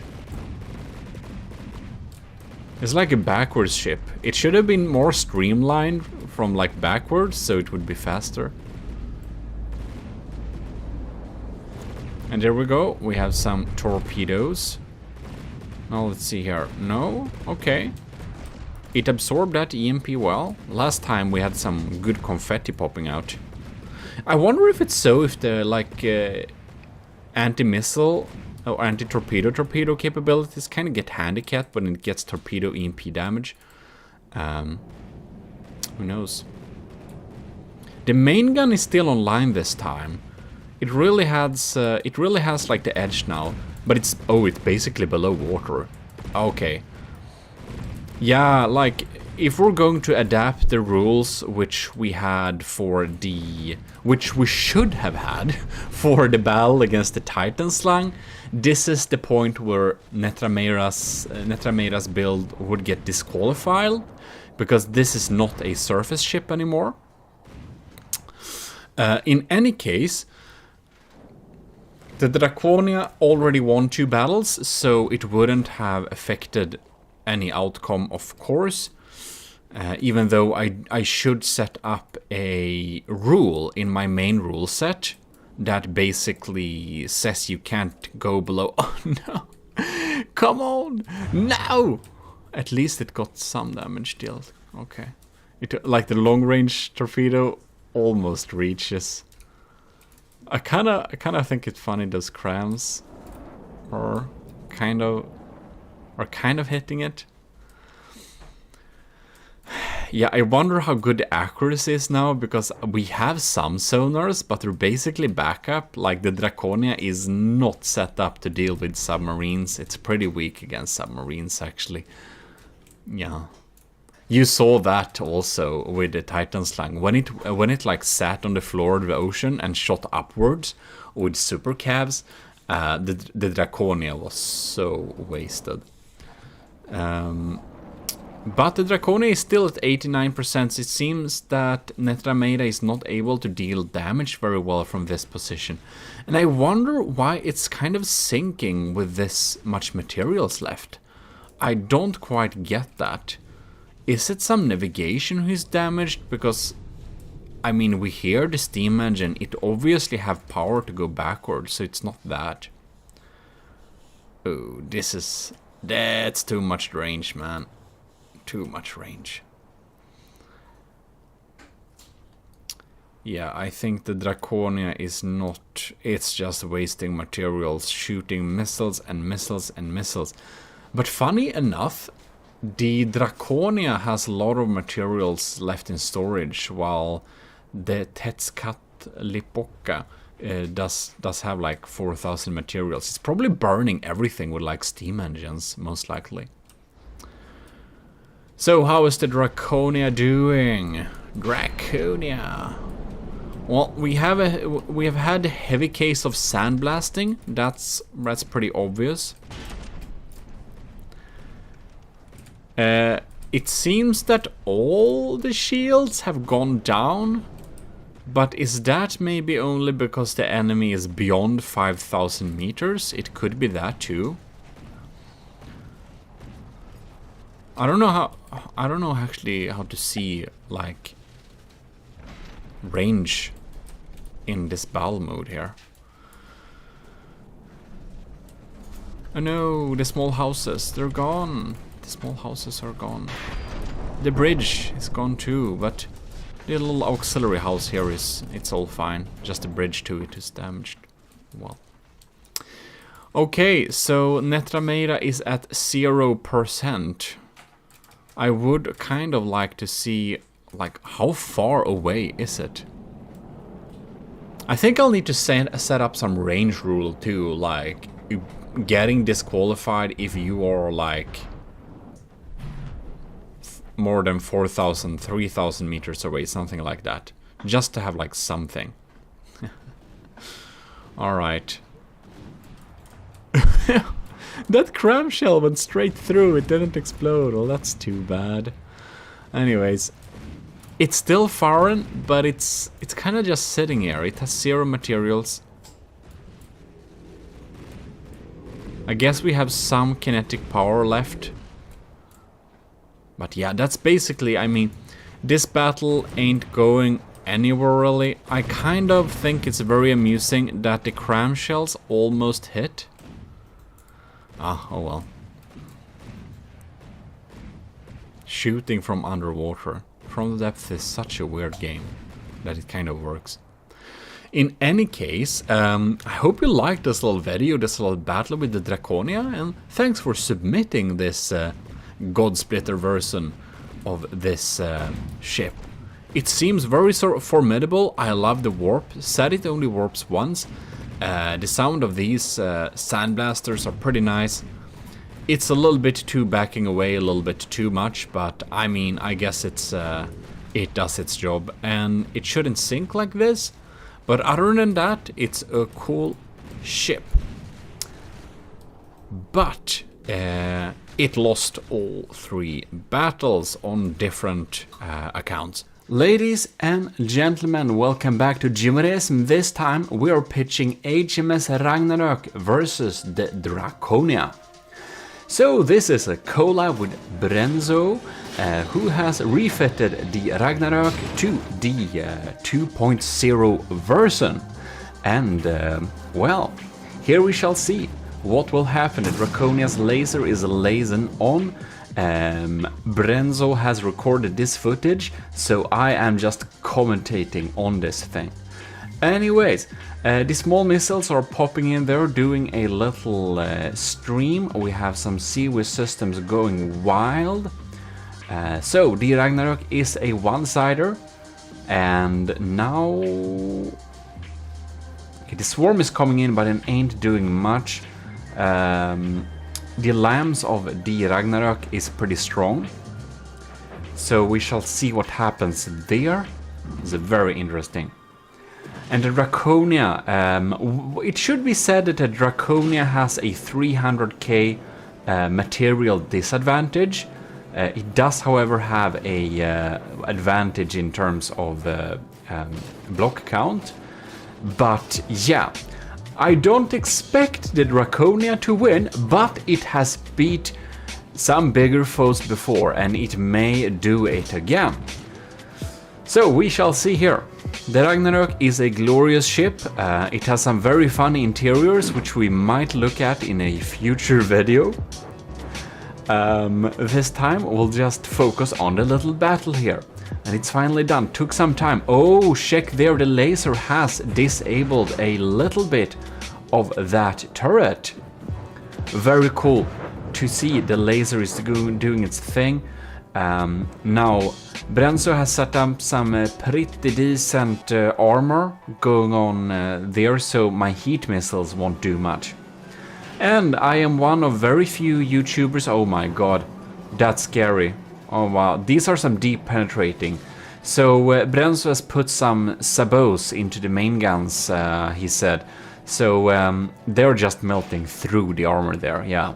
Doing a good job. And the ship is so fast too, it kind of flies around the ship, making the Draconia at a very bad angle for itself. In any case, what was I saying? Sabots, yes, but before that, who knows? Oh, one thing, Brenzo, by the way, you're probably watching this. If you're gonna start the start location for the battle, I'd recommend to select a random spot in the middle somewhere, because otherwise you'll get spawned at 0.0, which is the end of the map, which makes it so that the seabed looks kind of a little bit weird. Now, this doesn't matter very much, just a quick tip. Right, ooh, look, what was that? Was that the lamb zapping the remains of some frags from the crams or something? Who knows? Alright, we got some streams incoming. Pretty interesting. My missiles are not doing much, I think. I'm glad the laser is still online though, so it has some damage dealing potential. And yeah, all of my torpedoes are basically not doing too much damage actually. If the laser focuses on taking out those like turrets, it would be very great. There comes my huge missile, but the huge missile is gonna get zapped by the lambs, I think. The Racone is so hard to sink, but man, yeah. One thing I can mention is that Draconia is actually a ship that should cost 1.5 million, but I spammed a lot of kind of bad missile systems on it to reach, make it reach 1.8, because as you might remember, the initial thought of building the Draconia was to challenge Borderwise's Titan Slang Mark 1.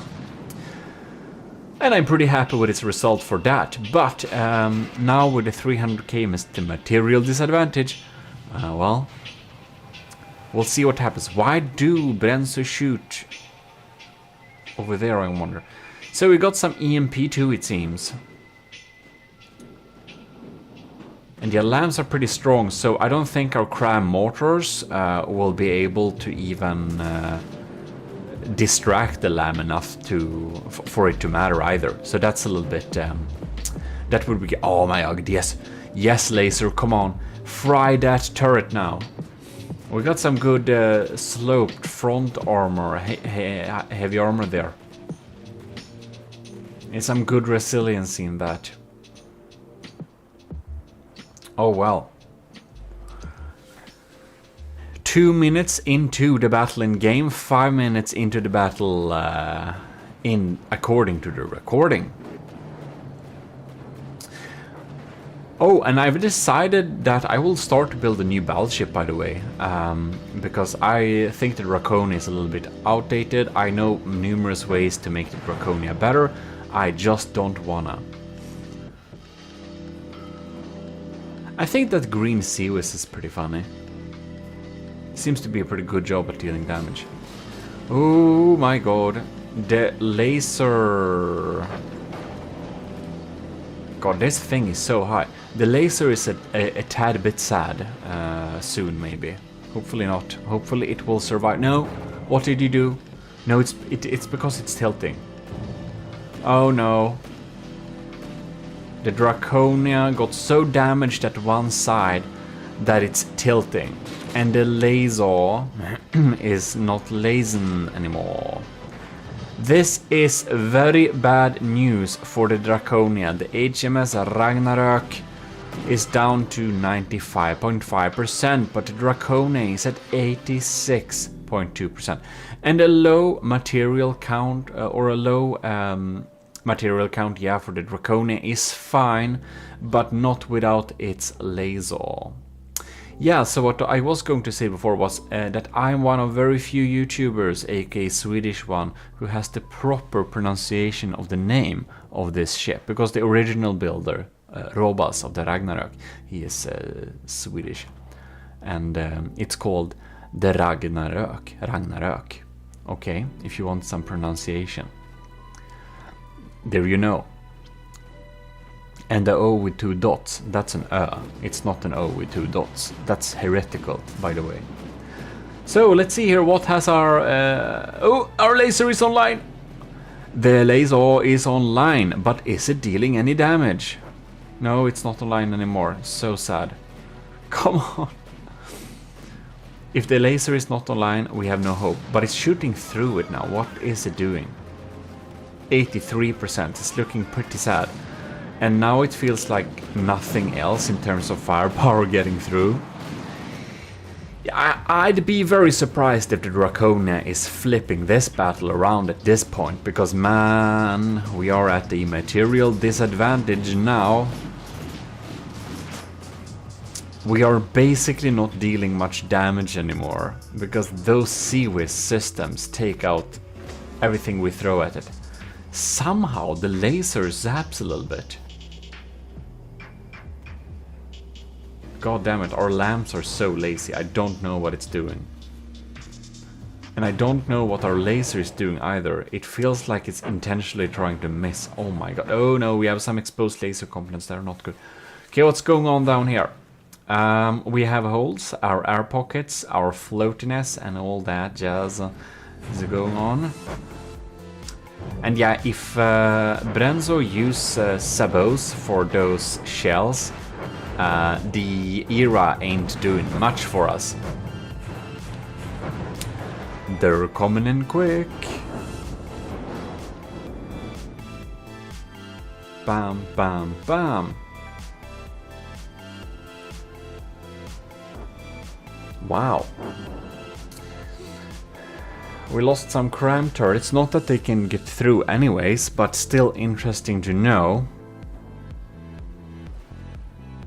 The laser is a little bit sad.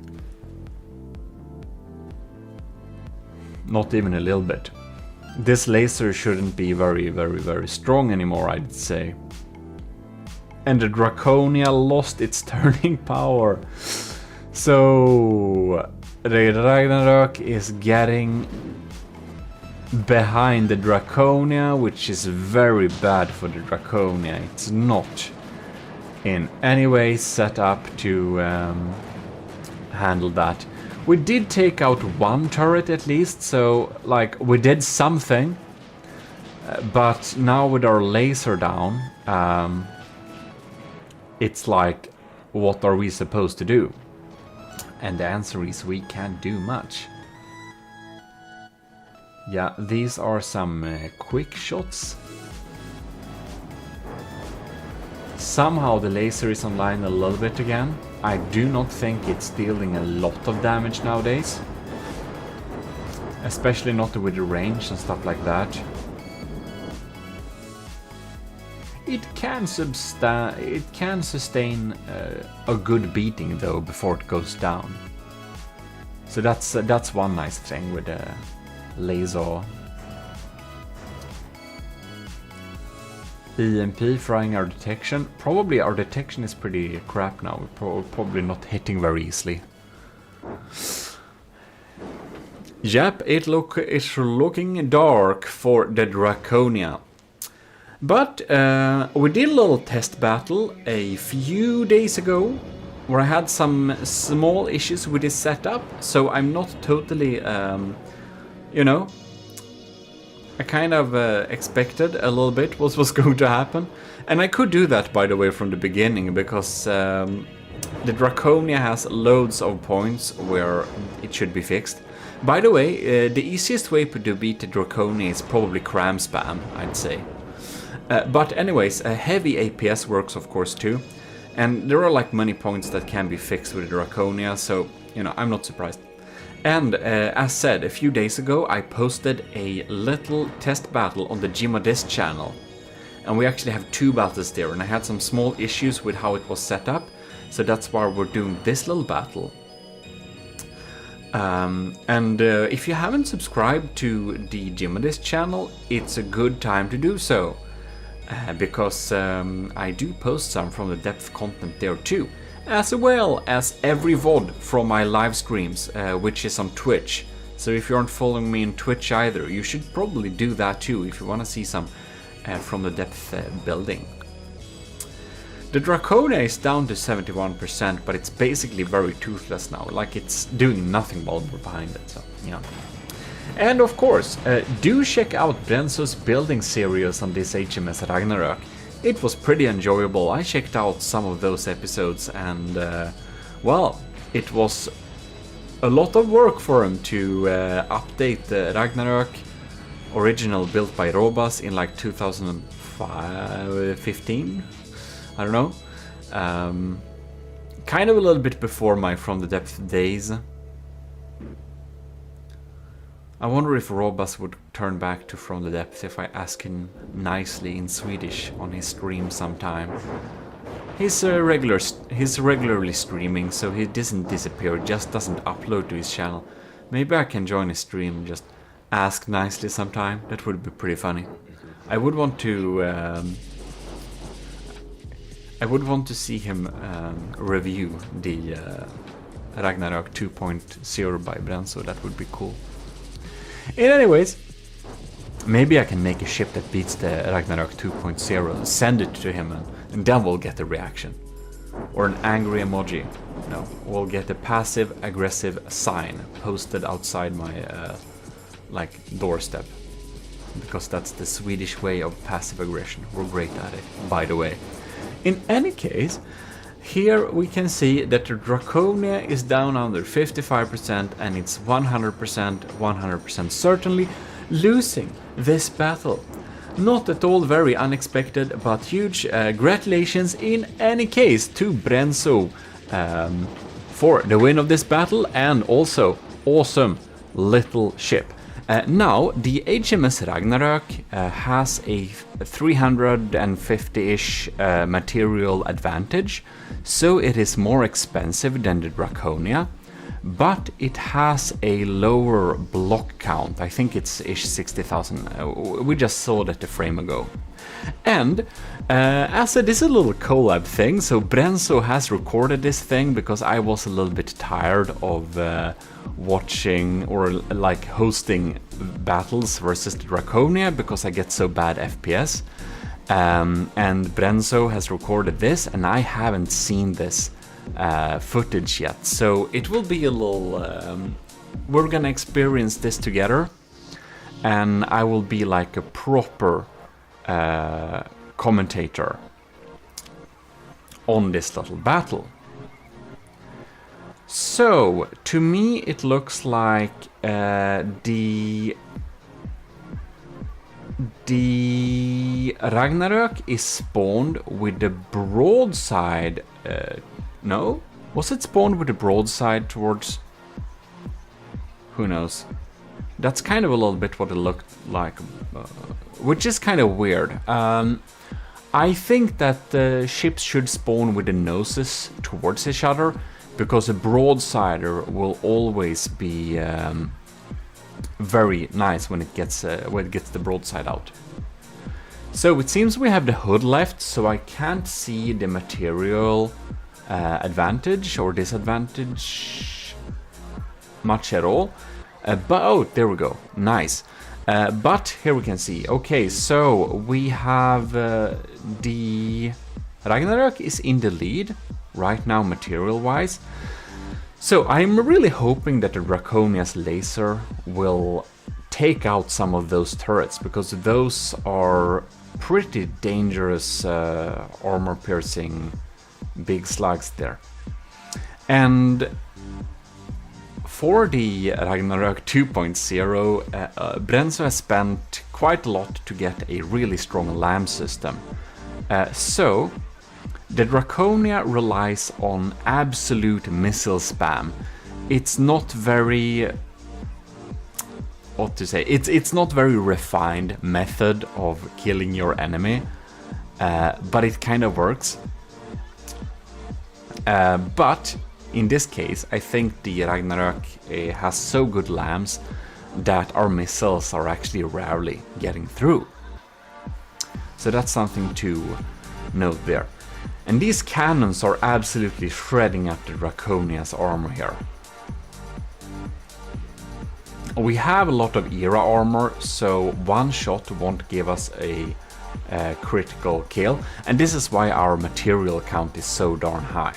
We just have so much era armor that going on there. The real thing is if the Draconia's laser will be killed or not. Now we're turning the side towards the enemy here, which is a little bit not so good.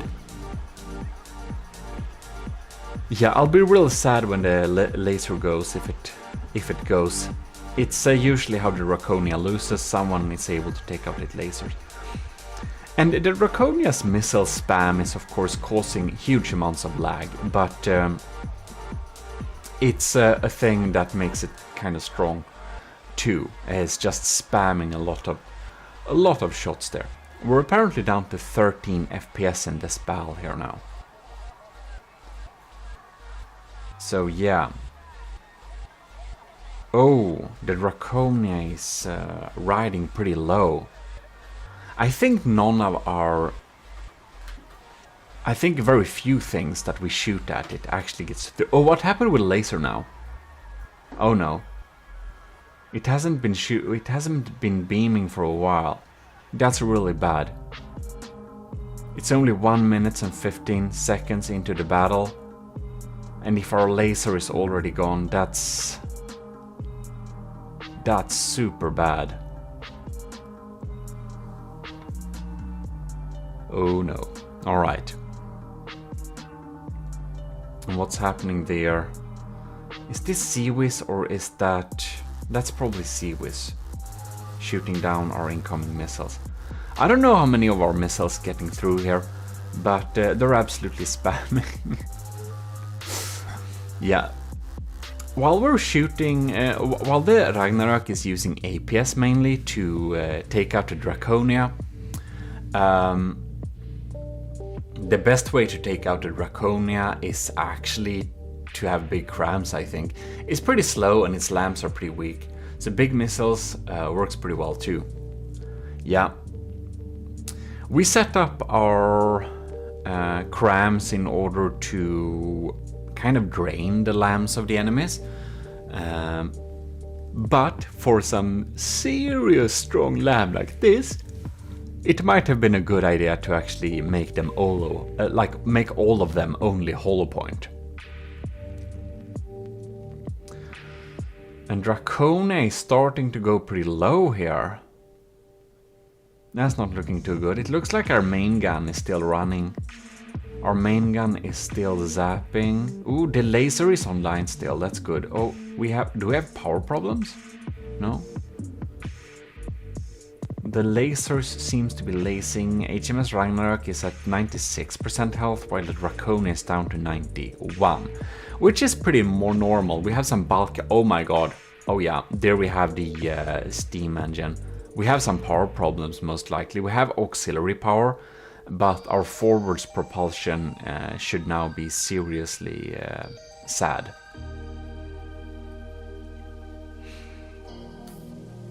We're 7 minutes into the recording, but only 2 minutes into the battle. Perhaps Brenzo is having some lag then too. By the way, the HMS Ragnarök is a little serious where he builds it. And if you want to check that out when he builds it, if you liked me building the Draconia in the series about building the Draconia, you'll probably enjoy the building series of the HMS Ragnarok, or the refitting basically. It's a pretty cool little thing. I checked out some of the episodes and it's interesting to see for sure. Okay, here we have my huge missile. This was a late addition because you might remember that I built the Draconia in order to be challenging border-wise Titan's line. Oh no, the Sea Whiz is popping in on it. Yeah, and when I built the Draconia was a lot cheaper than the end result of the Titan's line. So I basically just slapped on some extra missiles and stuff like that to kind of meet the costs. So the costs, the price tag was 1.8 million, and that's why I added like that huge missile. Is really expensive just to get to the cost. It's not very good. It often hits, but this time I think the HMS Ragnarok's speed kind of saved it a little bit here.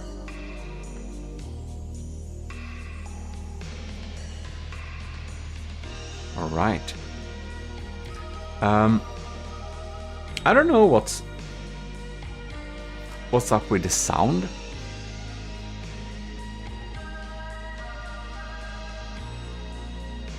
Ain't that super weird?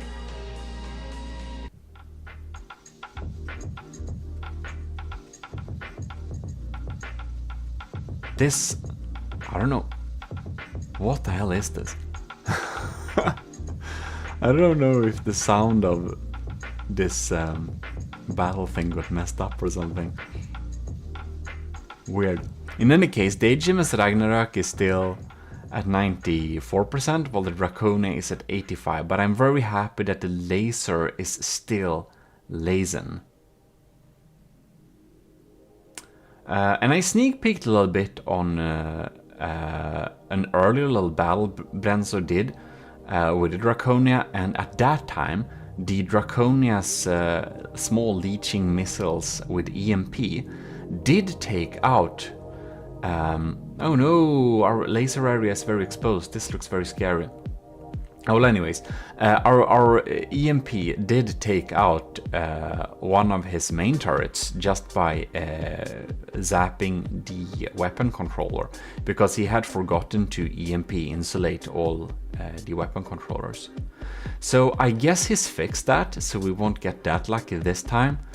And right now it does look like the Draconia will lose this battle.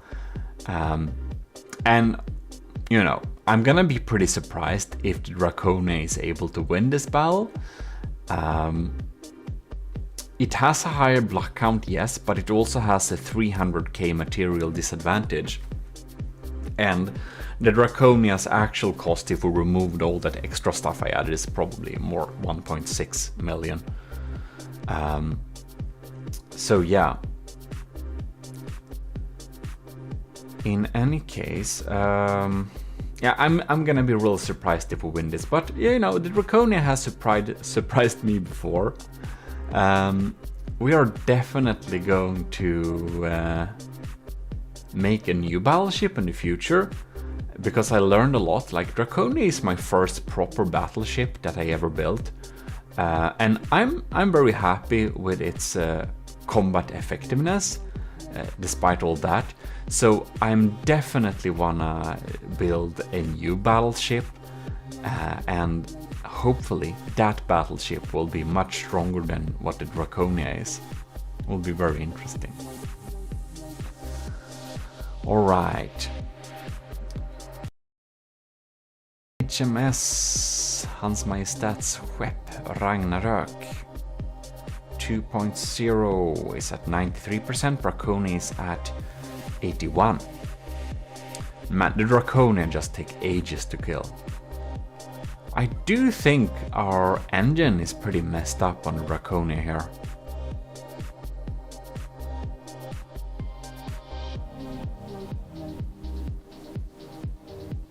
Oh yes. And this is a best of 3, by the way.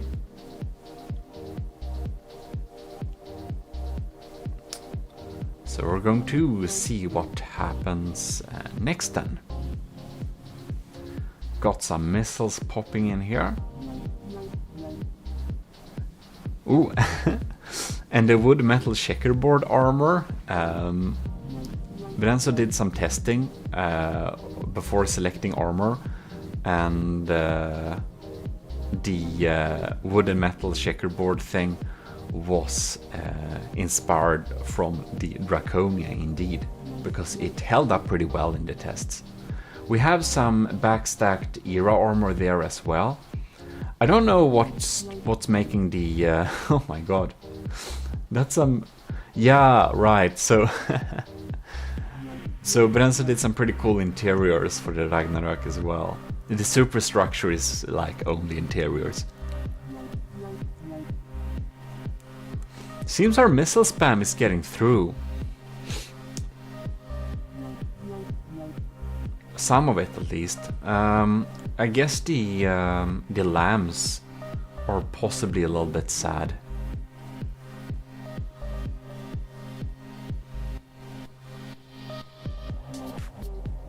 Well, it feels kind of weird watching a battle with no sound.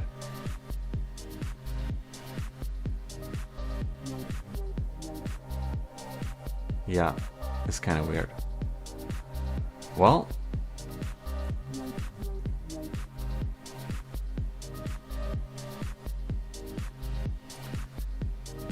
(11 FPS). We're 14 minutes into the battle in game, and we're 14 minutes into the recording and 4 minutes into the game.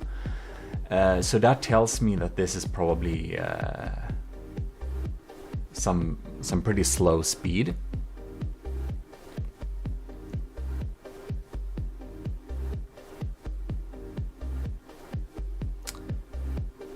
Yes.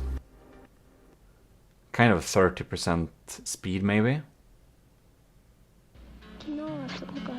Would possibly one could possibly record such a battle at like 50% speed and then speed it up afterwards. Oh my god. My entire main gun turret is absolutely completely 100% gone, and my laser ain't working much at all. Yep, we got some holes in the laser here, so that's probably it. Yeah, you know what? We're gonna sneak peek a little bit what happens in the future. Yep, and as expected, the Ragnarok is winning the first battle because the laser was indeed down, and the APS main gun was also down.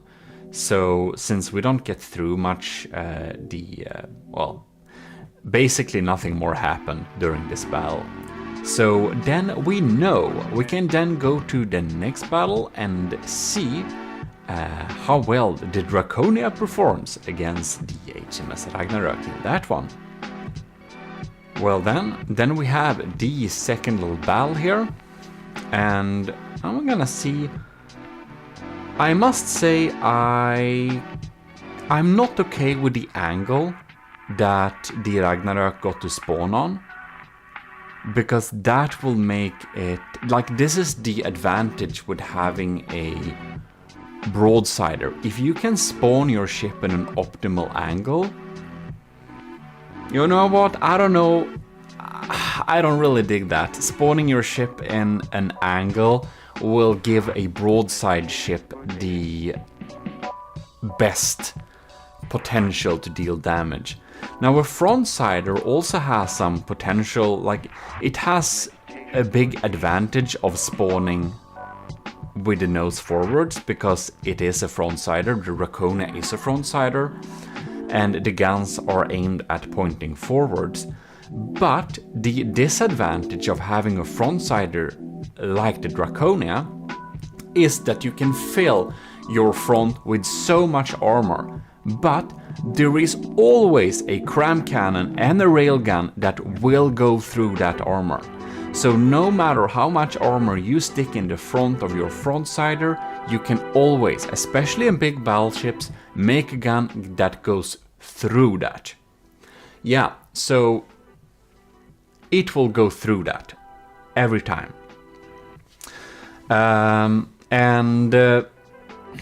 When you have your guns spread out on a broadside like this, there are so many different places an enemy can hit, so you will not do substantial damage to the ship. And that is why it is fair that the front-sider will spawn towards the enemy with all its guns facing the enemy, because when a railgun hits that front-sider, it will hit something important. Because the kind of surface area of the front of a front-sider is pretty small, so the railguns will go through there and deal some damage to some important bits. But when you have a broadsider, you are supposed to make it also face the front towards the enemy, because otherwise the frontsider can't deal damage to the broadsider until all its guns are facing towards the frontsider. When we have it like this right now, the Ragnarok and the Draconia is both facing the enemy with all its guns at once, and that makes it kinda unfair, I feel like, because, as said, the Draconia has a lot of front armor, but these railguns can go through it. So the HMS Ragnarok will be able to deal some damage early on to the front of the Draconia, and these early game stages should actually be for the Draconia to be able to deal some damage to the Ragnarok before it faces the broadside. Because now, and another thing is that the Ragnarok spawns at an angle, it can move sideways really fast, and the Draconia don't have time to adjust and make sure its side doesn't face the enemy, because the Ragnarok is basically already gaining speeds forwards in a sideways direction, and the Draconia can't turn so fast. And this makes it really unfair for the first minute of the battle, that the Draconia cannot face the enemy forwards to make sure it's moving sideways. The Draconia's weapons will hit better when the ship is trying to turn sideways, while the Ragnarok can deal all the damage to the Draconia. I don't know if that makes any sense, but hope I tried to explain that. Because I did a battle before with the Secret Advisor against Draconia, and he had such a large diff gun ship that it was basically unable to turn at all before basically colliding with the Draconia. Thing was, if he got the advantage to spawn at the broadside, his ship would always win. If he spawned forwards facing the Draconia, his ship would not win all of the time, because the Draconia could deal the damage while it was turning. And I kind of feel like if we just imagine like a ship going into like battle and stuff like that, going up to each other, they're probably gonna have their noses towards each other, and after that they can maneuver to turn. And to spawn a ship with a broadside towards the enemy ready to shoot is really fair against a frontsider. And that's kind of the trade-off. Do you want to be able to move fast sideways and able to dodge missiles and stuff like that? You saw before that Ragnarok was able to dodge the huge missile just by basically being very fast. And that's kind of the pro of having a broadsider or a one-sider. You can go sideways, miss shots, and the trade-off is that you don't get to have all your guns ready from the get-go. The Draconia has all of its guns ready from the get-go, but it basically can't turn and maneuver to not get hit. And that's kind of the trade-off. So I don't think this is fair. I'll need to do battles testing this myself a little bit, but with a broadsider spawning at an angle with all its guns already ready, makes it have a firepower, armor, and speed advantage. And it has an armor advantage because a broadsider has so many points to shoot that it's hard to hit anything important every time. Yeah, because the surface area is so large. If you hit a Draconia in the front, you will hit something important. If you have a strong armor-piercing cram shooting the Draconia from the front, which is a very good way to take out the Draconia, by the way, you will go through and hit something important. Yeah, you will. So yeah, I'm pretty sure that the HMS Ragnarok will win this battle too, because it has taken out the Draconia's laser. And no, I will be clear, I think that the Draconia will lose this battle when we test it against the Ragnarok. I do think the Draconia will lose. It has a block advantage, yes, but it also has a 300k material disadvantage. And the Ragnarok, I think I think the Ragnarok is a stronger ship, by the way. It's very well built. It has gone through multiple tests, and Brenzo is a very good builder. And yeah, it has been tested and polished and fixed, so it's a really good one. It's a really good ship. I do think the HMS Ragnarok is stronger than the Draconia. However, I do not think the setup of this battle is fair. So I don't think this battle isn't valid. While the Ragnarok is most likely going to win this battle, and I think it's going to win the future battle also, I do not think that the setup is fair. So I will have to say that I cannot report results from this battle. I do not consider the results of this battle valid. So I will just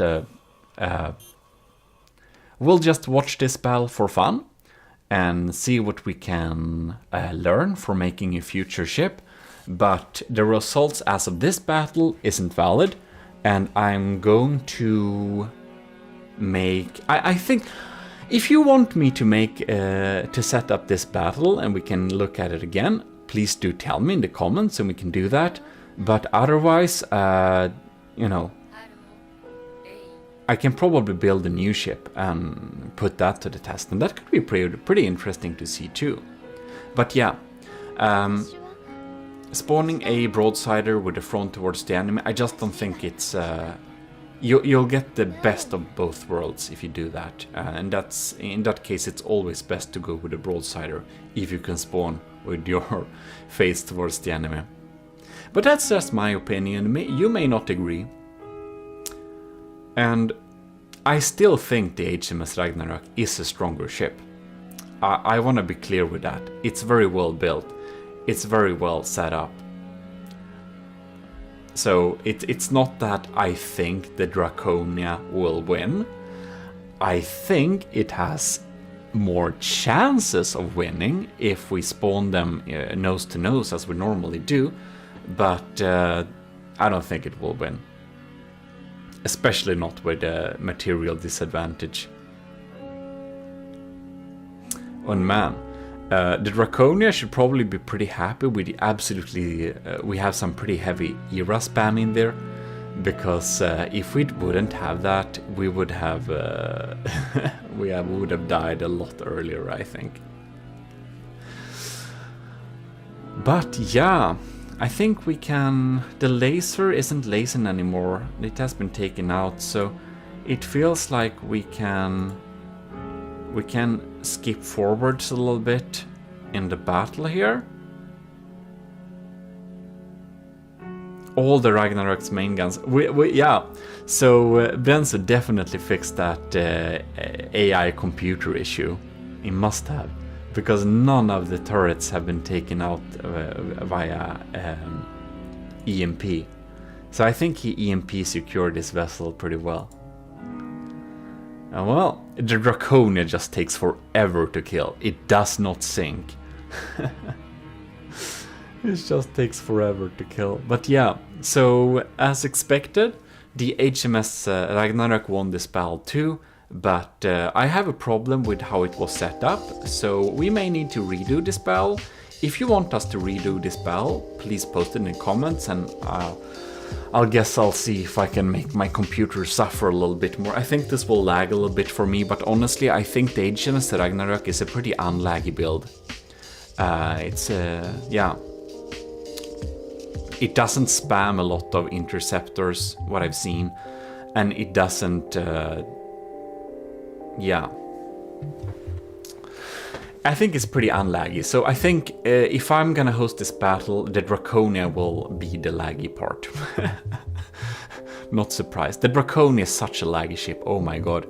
And I'm not going to update the Draconia in any way. It is what it is, it's on the workshop. I'm gonna make some new ships, but I'm so tired of updating the Draconia, so that's not gonna happen. But yeah, it was cool to see, and I'll just want to say that I'm very impressed with the build of the Ragnarok, and I think it looks very cool. Yeah.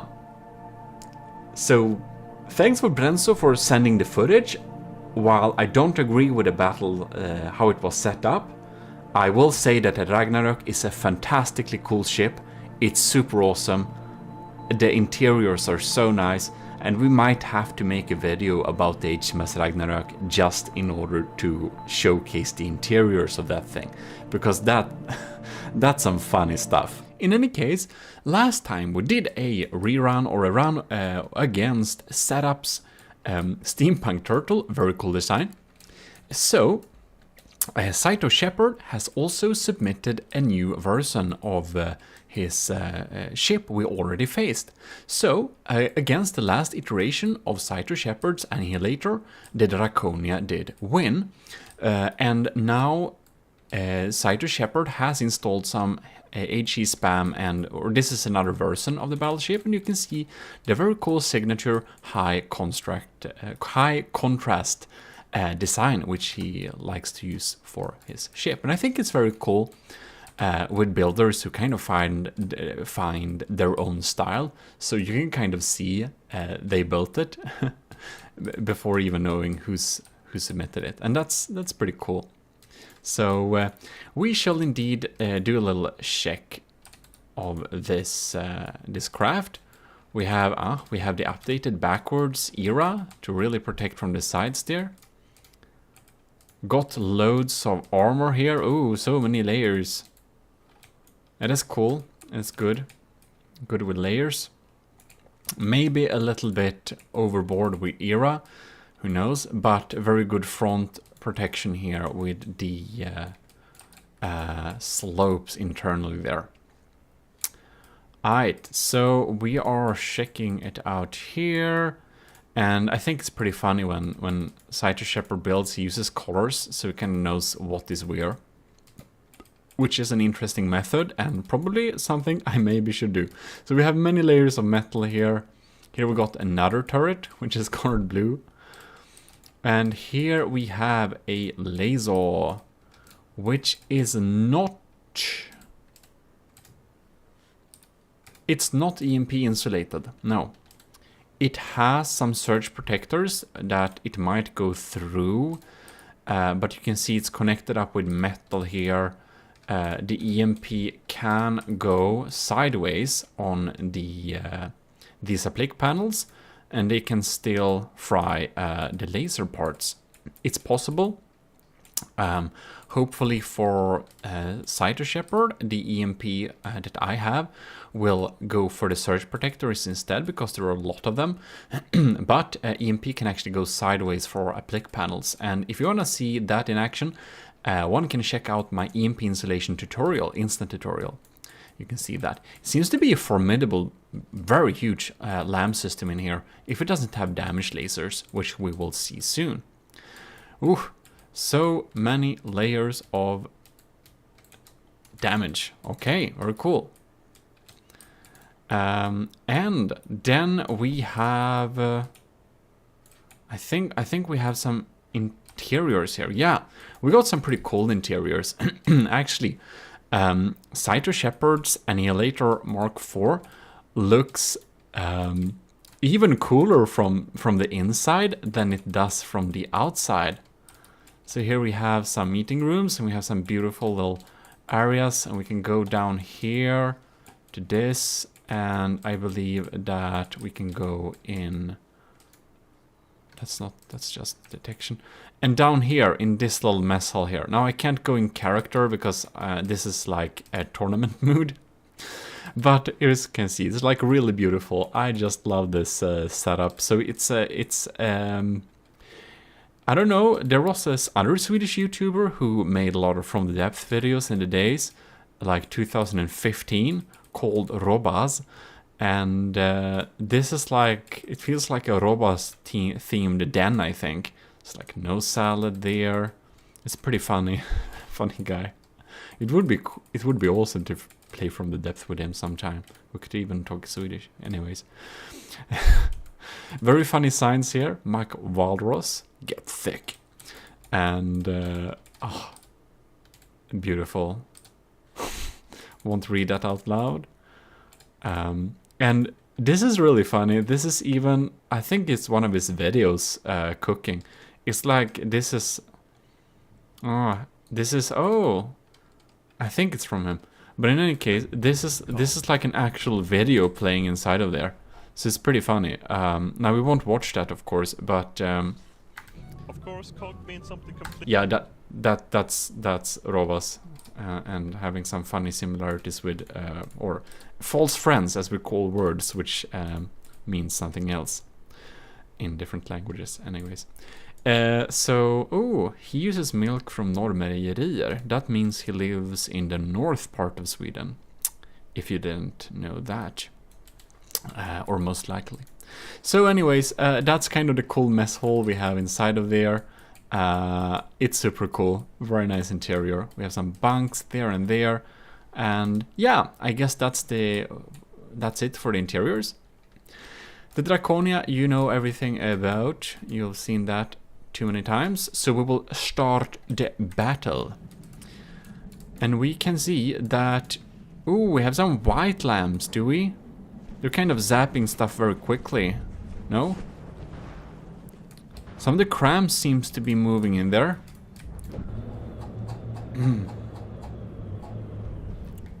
What's up with the turrets? Some of the turrets are not working for some reason. Okay, now it's working. Okay. They're just set up at a different range, possibly. So, the Draconia is behind in terms of damage. Apparently, setup is using some heavy explosive spam. What's up with my laser? Okay, it's working. I was a little bit sad if my laser was already not working. Wow, this HE spam has really blown away parts of my main gun there. And now we are getting into pretty close distance for being this type of ship. Of course, oh man, some of those mortars actually kind of hit, which is pretty cool.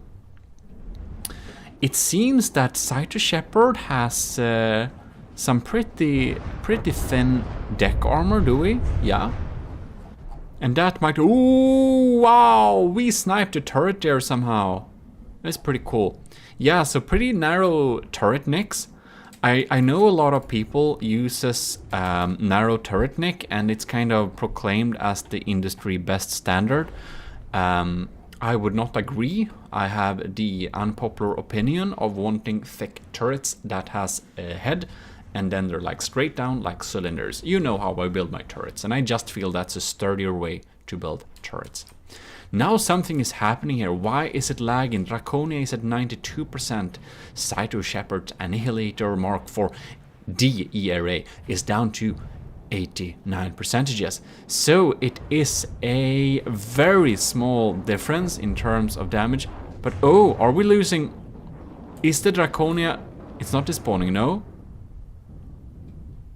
What's going on? It's going so low. It's really... stuff is happening. Like, one side of the Draconia is very, very, very, very eaten away there. Interesting indeed. But it is 2%. Almost 1... yeah, it's kinda ish 2%. No, 1% in the lead. It's a very small difference. The laser. What's up with my laser? It seems that the laser is offline, and that can indeed turn the tide of the battle. Very interesting indeed. So, are my missiles able to deal damage? It seems we have some incoming crams. The mortars are popping in there. We can see one of them, some of them went through and went into the design there. The Draconia is at 89% and Cyto Shepherd's Annihilator Mark IV is at 88. This is so close. It feels like Cyto Shepherd might slightly be in the lead here because a lot of the cannons are really dealing damage to the full extent still.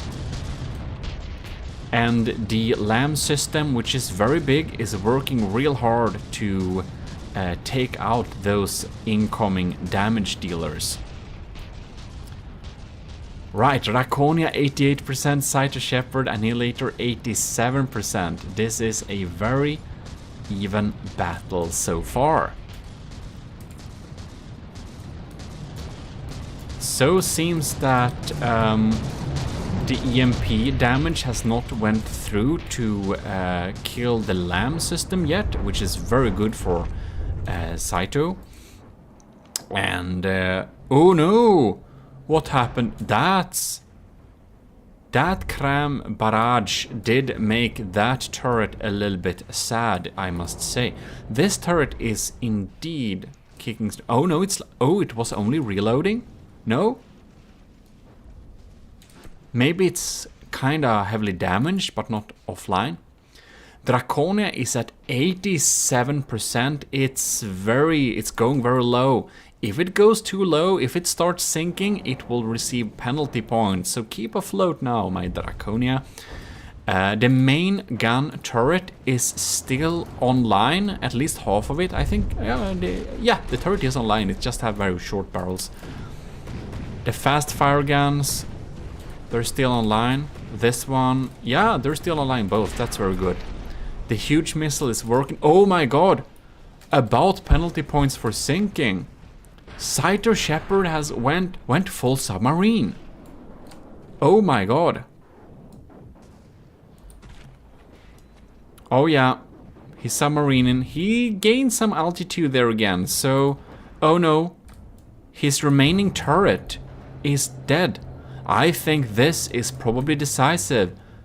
Cyto Shepherd does not have a main turret left.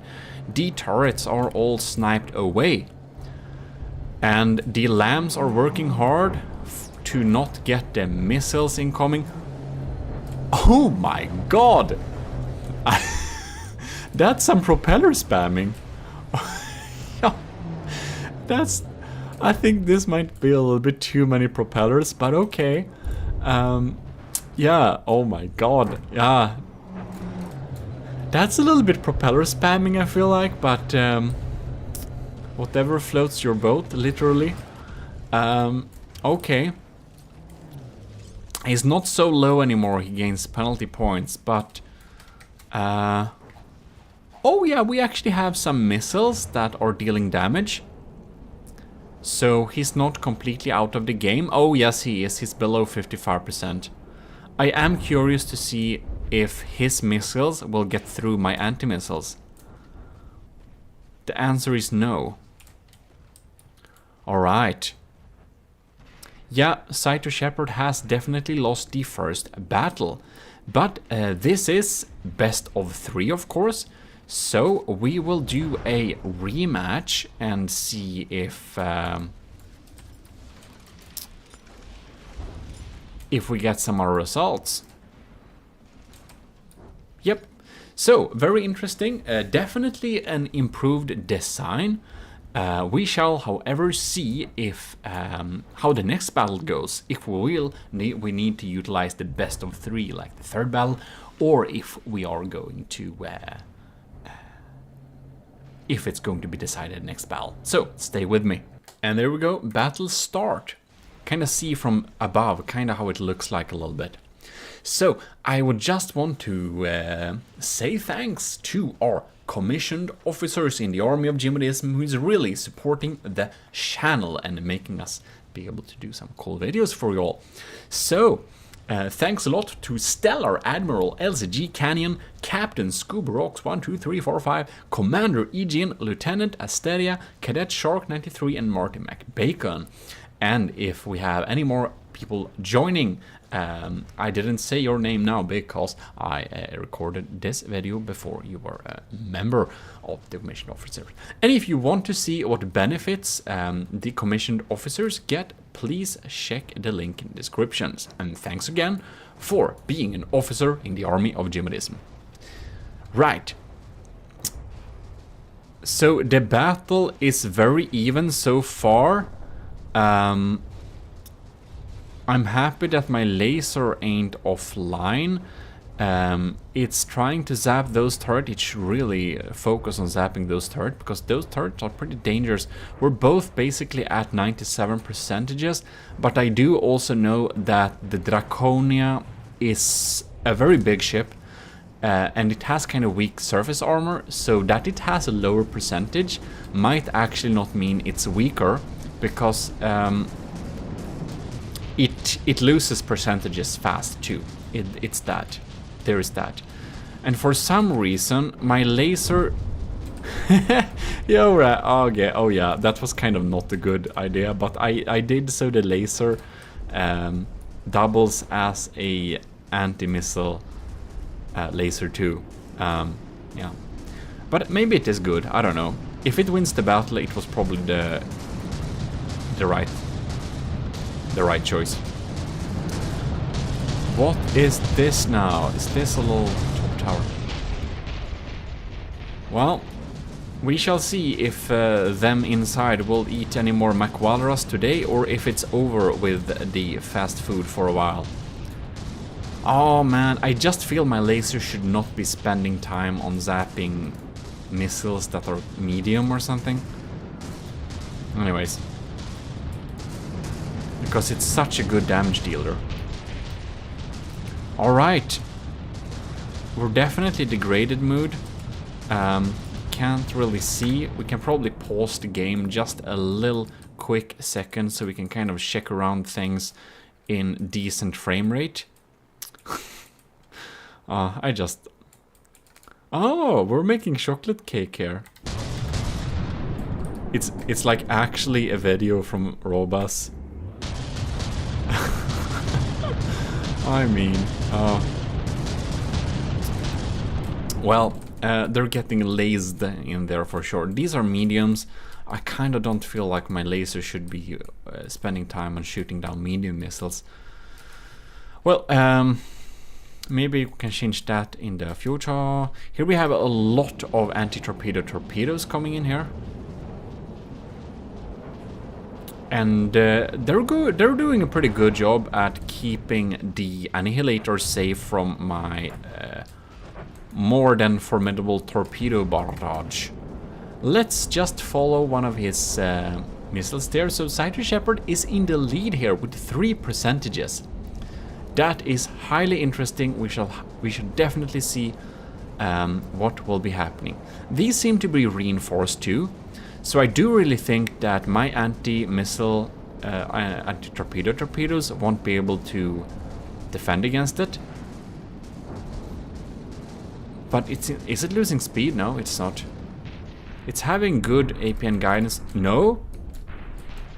It didn't reach. I wonder if the other... Wait. That was... I think I... wait, I followed my... I think I'm a little bit lost. Oh. That's kind of how it is. I thought he had torpedoes too. I don't think he does. He only has anti-torpedo torpedoes, right? Alright, willing to follow one of these and see where they aim for. Now they steer around and take... yeah. Draconia is at 86%, while Cyto Shepherd Annihilator is at 91%. This will be highly interesting to see how it goes, because my laser is still online, which is very interesting for sure. It seems to be damaged, very damaged, so it might not have long left. If my laser gets out of well, if it dies, I do not think that Draconia can win this, but as long as that laser stays alive, I think it still has a good chance of winning. Cyto Shepherd is down to 86%. Wow. 85. The Draconia. Is she gonna take the lead? What's happening? 84 versus 85. What happened with the laser? The laser is zapping sky missiles. We are really slamming on here with the APS guns, fast fire.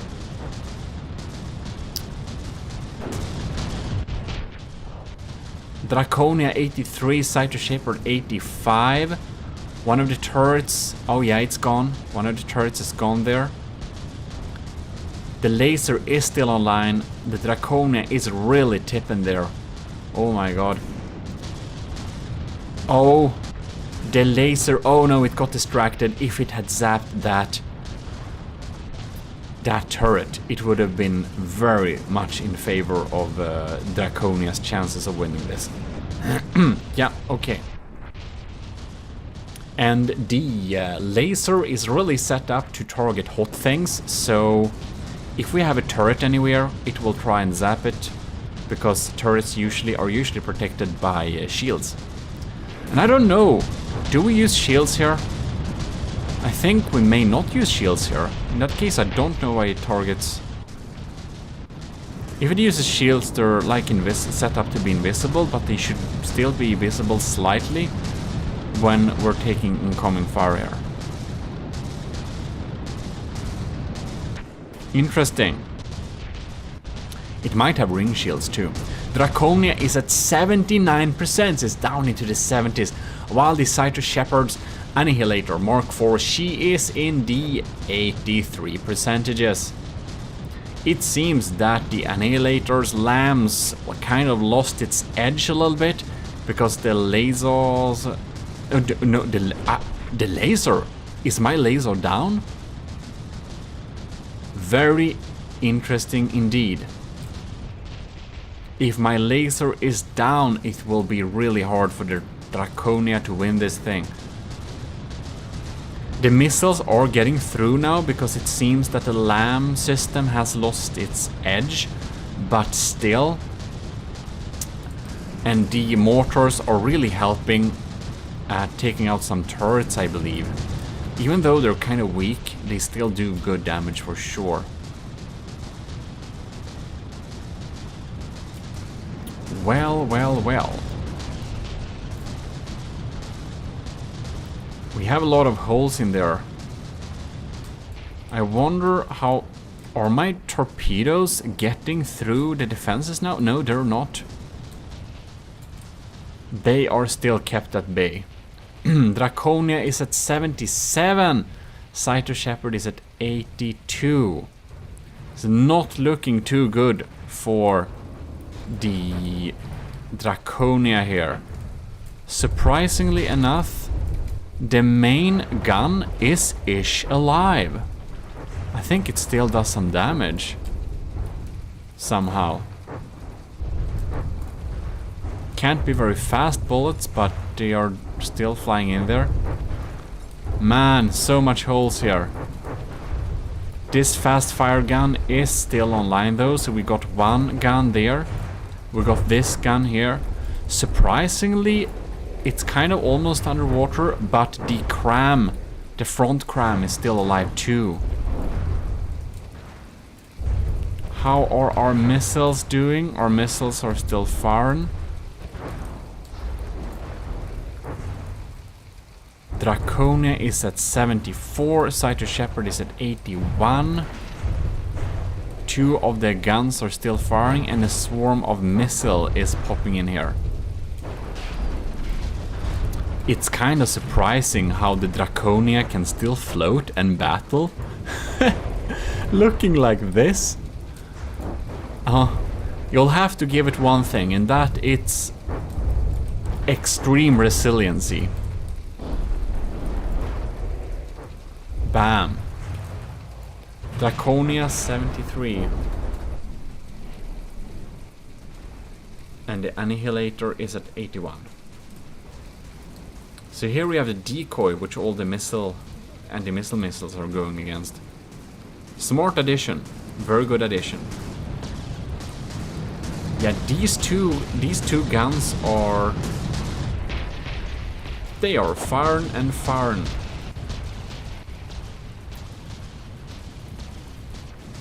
I wonder what type of incoming damage the Draconia is dealing. We have the missiles, I see. But they're doing so small damage. One of the cram hit.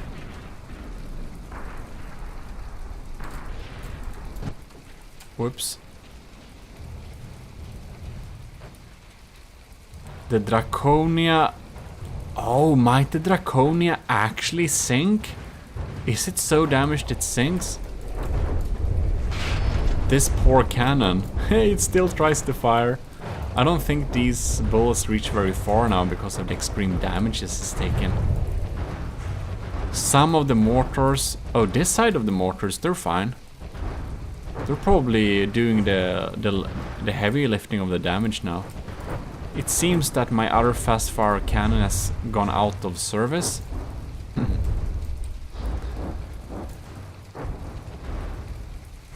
The Draconia is at 69%. It actually seems like Shepard's Annihilator will win the second battle, which is very interesting. Then we'll need to decide it by the last, as this is a best of 3.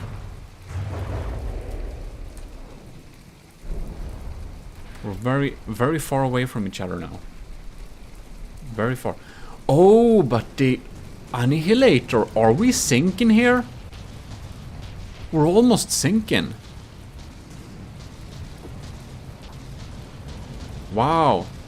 Thanks to the angle it's facing upwards, it's not sinking. These propellers are floating this boat, if you know what I mean. No, there is not a second... Anyways. Oh, I still do incoming damage. That's interesting. But the Draconia is down at 68%. If it's gonna do any damage... What's happening? Why is Cyto Shepherd's health tanking? It's starting to get penalty points. Is it AI dead? It's ticking down. It's 70... The Draconia is ticking down too. Cyto Shepherd is submarining. He is submarining. He's sinking. He has sunk. Oh my god. The Draconia is basically despawning, and the Cyto Shepherd's Annihilator is also despawning. Oh my god. Oh, Cyto Shepherd is so far. Wow. He almost got DQ'd because of the altitude, but I'm thinking that he's actually AI dead. I don't think the Draconia is AI dead. Or is it? It should be despawning because of the extreme damage though. Wow, that's a so even battle. Draconia is down to 53%, and Cyto Shepherd is down to 42. Wow, that's a so even battle. Both ships are basically despawning as we speak. Yeah. I think Cyto Shepherd is AI dead. I don't know if the Draconia is too. I think it's only despawning because its materials is below 55%.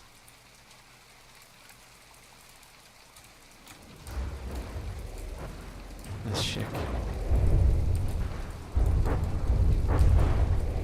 Wait. What's up with this compartment? This is... What was on top? No, this... Oh! This is one of Draconia's AIs. It's missing. And this is the other AI compartment. Amazing. And oh, is it gone? It is. Why? Yes. It's AI dead too. Wow. That was so even. Wow. Oh my god. That's the most even battle I even have seen. We almost reached the 10-minute mark too, and Cyto Shepherd lost a little bit before the Draconia. A little bit before the Draconia is despawning. So the point technically goes to the Draconia. But this was so extremely even. I would love to see the third battle just for the fun of it. Because like this was so even. And even though like, you know, rules are rules, the Cyto Shepherd's Annihilator did DQ before the Draconia. But yeah, that was so even. Well, I must say that the Annihilator Mark IV DERA is definitely a big improvement over the earlier version of the Annihilator. So a big applaud to Cyto Shepherd for improving the ship to this point. It's very formidable now indeed. Just, it seems, either the Draconia was very lucky this time, or it's slightly stronger. In any case, we should, we mix up the, let's preview location so we're not in land, no. So we're gonna do a third battle just for the fun of it. Alright, we're back here in the battlefield, and we shall see how the battle fares this time.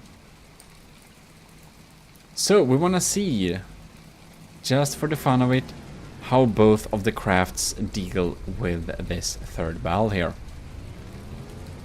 Even though it's best of 3, which means that the Draconia has technically won, even though it was super narrow victory. Super narrow. I have barely seen such a narrow victory. It's crazy.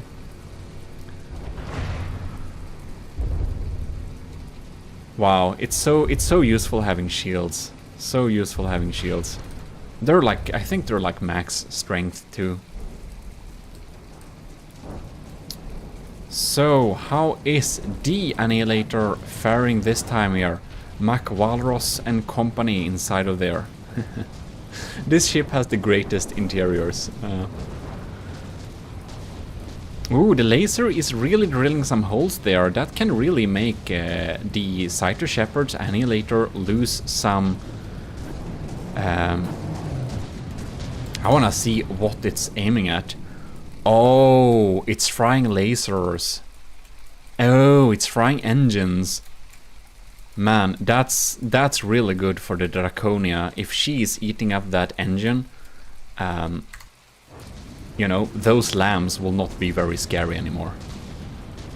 Draconia is, however, behind in terms of percentages. But I really think we did a critical hit there on the engine with a laser, just eating through that. Era armor is formidable for sure, but I feel that the Annihilator is doing a much better job against a against a APS heavy design, probably. Draconia is already down to 93%, so it really has taken some heavy damage for sure. However, the main gun and the laser is still online and poppin', so I am not too worried yet. If it doesn't manage to EA dead all my computers, then it would of course turn very quickly. Cyto Shepherd is in the lead, but what is the laser frying now? If it's being a real good... If the Draconia is being a real good girl, she's gonna fry a turret next. Do it, fry a turret, come on, do it. But unfortunately, it aims against the decoys and the incoming missiles, because... Oh man. Against Cyto Shepherd, I think the Draconia should not use the main laser to target incoming, like, medium missiles, because that's like a waste of damage.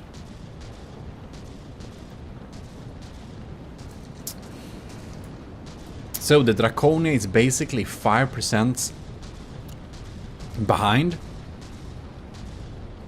in terms of damage. And the laser, what is the laser even doing? Is there like a heat decoy here or something? Why are we zapping back there? Who knows? I wonder if we damaged some of that engine before, because it really feels like the LAM system, Cyto Shepherd's LAMs are not defending it very well. Oh, Cyto Shepherd has gone full submarining. We're doing submarine here. Oh yeah. It seems like he's getting DQ'd because of that. Wow, I think our laser just drilled too many holes in the hull, so it's just sank. Man. Boop. That was the third battle. Well, the second battle was so even. You can see in its time it has really dealt some heavy damage against the Draconia, but the Draconia is indeed the stronger ship, this time thanks to its floatiness. Or it's been extremely lucky all these 3 battles. Wow. In any case, this was a very exciting battle. Thanks a lot, Cyto Shepherd, for updating and improving your ship to this point. It is really formidable, and these 3 battles was really exciting, because it was like... It was hard to know who's gonna win this one. Now we are here for the battle, and this is Cyto Shepherd's Annihilator Remake 2022, cut down version. It was quite too expensive, the first iteration, and it had too many missiles, so my CPU can't just take that. So missile spam is one of the things that would get potential combatant not accepted. But we now gone through it, and it has, or I asked him to fix that, and he has done that. So Cyto Shepherd's Annihilator Remake is now a similar cost to the Draconia, and it doesn't use missile spam all over the place. So that's beautiful. And we can see Cyto Shepherd has a very cool, very personal paint scheme, which I haven't seen before. So it's very like these like black and white stripes, and it's looking nice. Ooh, is this... No. What is this? Why is it... Is this alloy, or is it just... Because I don't see anything inside here. So it looks like rudders, kind of, but I don't see any rudder blocks on it. That would be really interesting to see if we would get an explanation how this would work. In any case, we got some big steam propellers here and big guns, and of course we are in the battle mode, so we can't check around everything easily. We seem to have a big LAM system. And ooh, we have cluttered the area with a lot of surge protectors. We have a layer of rubber protecting this thing. Yeah, that's a well-protected EMP setup for this thing. I don't think we'll be frying that very easily. And yeah, we have some spaced armor going on there. We have some wedges in the front here. Looking pretty sturdy, I must say. So, seems that the bulk of the armor is down here. Yeah, and we have some big cool guns and the blue light. So, a cool little custom ship. So let's get this battle started. And we have started to shoot at each other. I'm gonna keep a reasonable angle here. And the cram shells are coming in. Pop, pop, pop. We have a lot of anti-missile missiles going into the waters.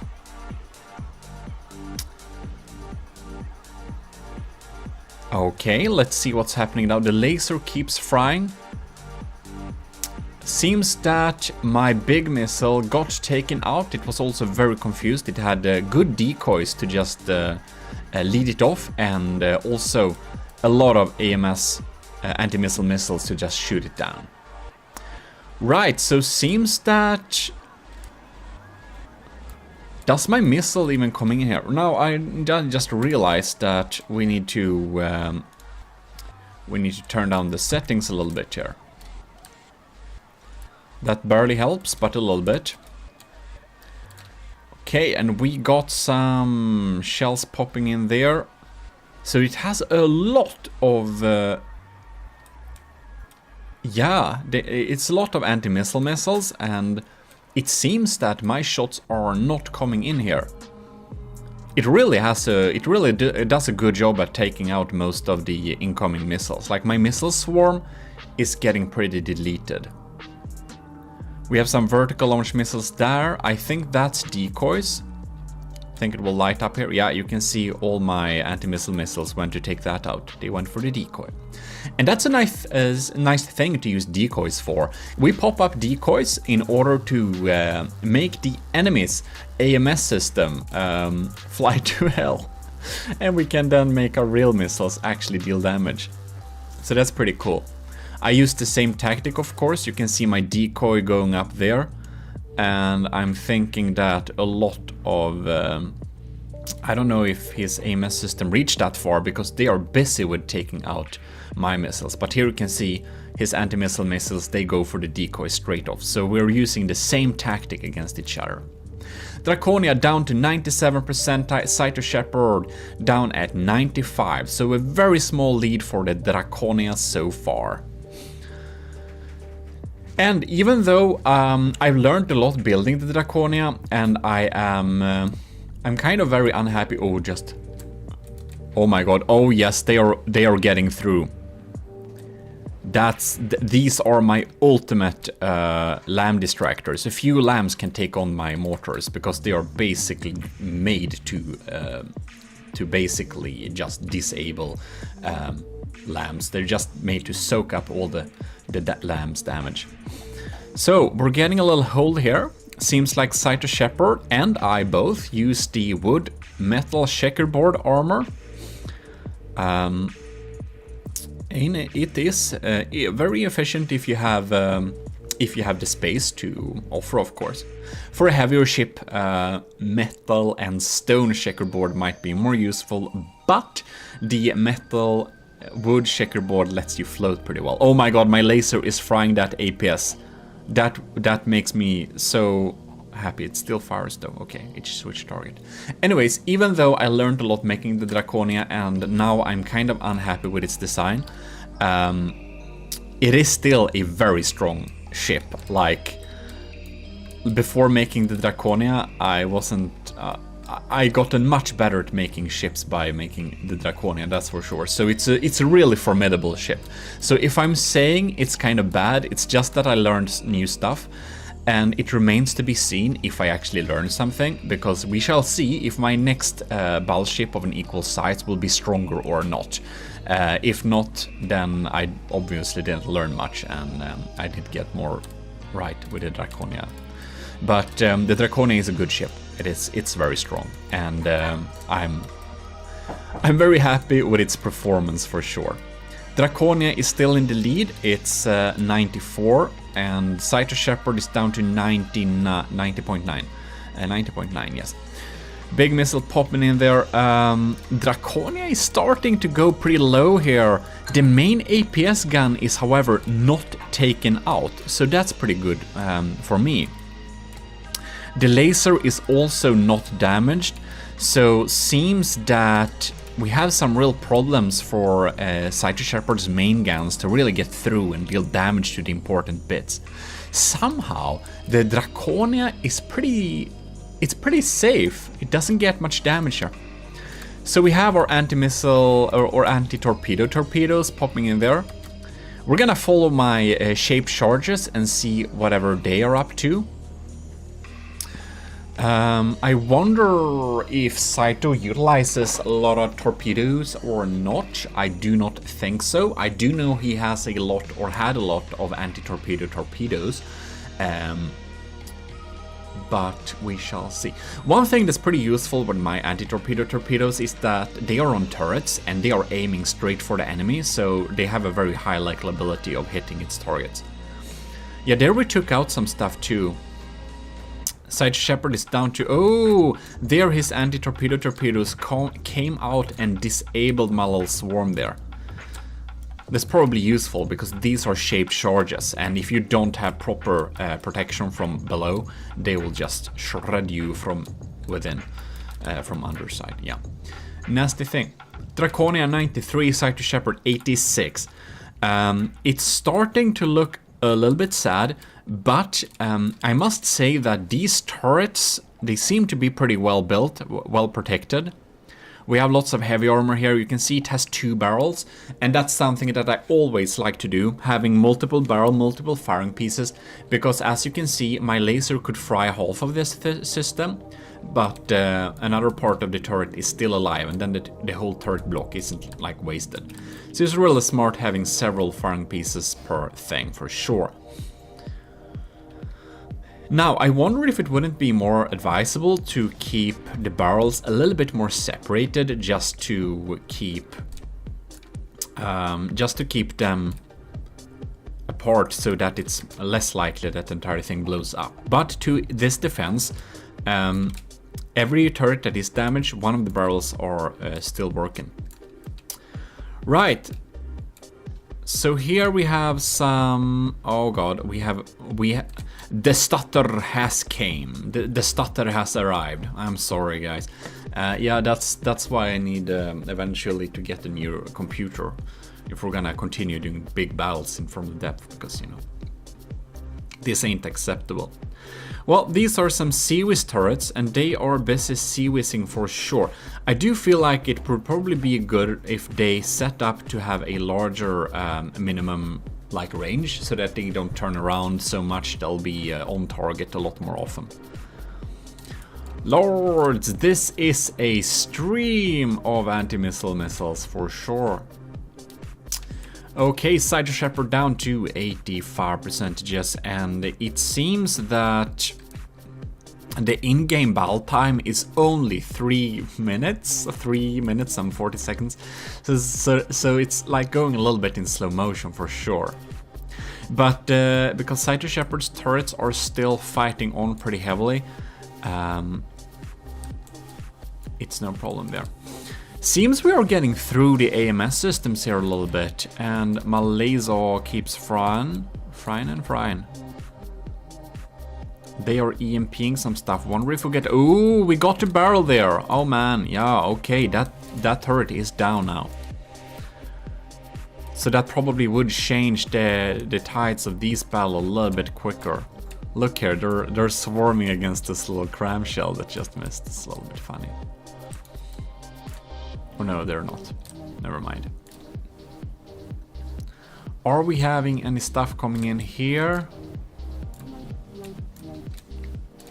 Yeah, I do feel like the Annihilator remake spends a lot of its resources on defense. Oh, it's sinking, we're sinking. But what I wanted to add is that it should probably spend some more materials on actually dealing damage. I don't know its firepower per mass ratio, but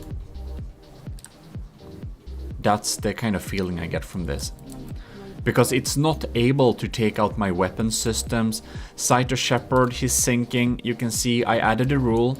If your ship is sinking, that means you're losing. You can't be a submarine anymore. After the Borderwise spell, where he won because I didn't set up a rule against submarining, I set up a rule. If you're submarining, you're getting disqualification points and you are getting DQ'd.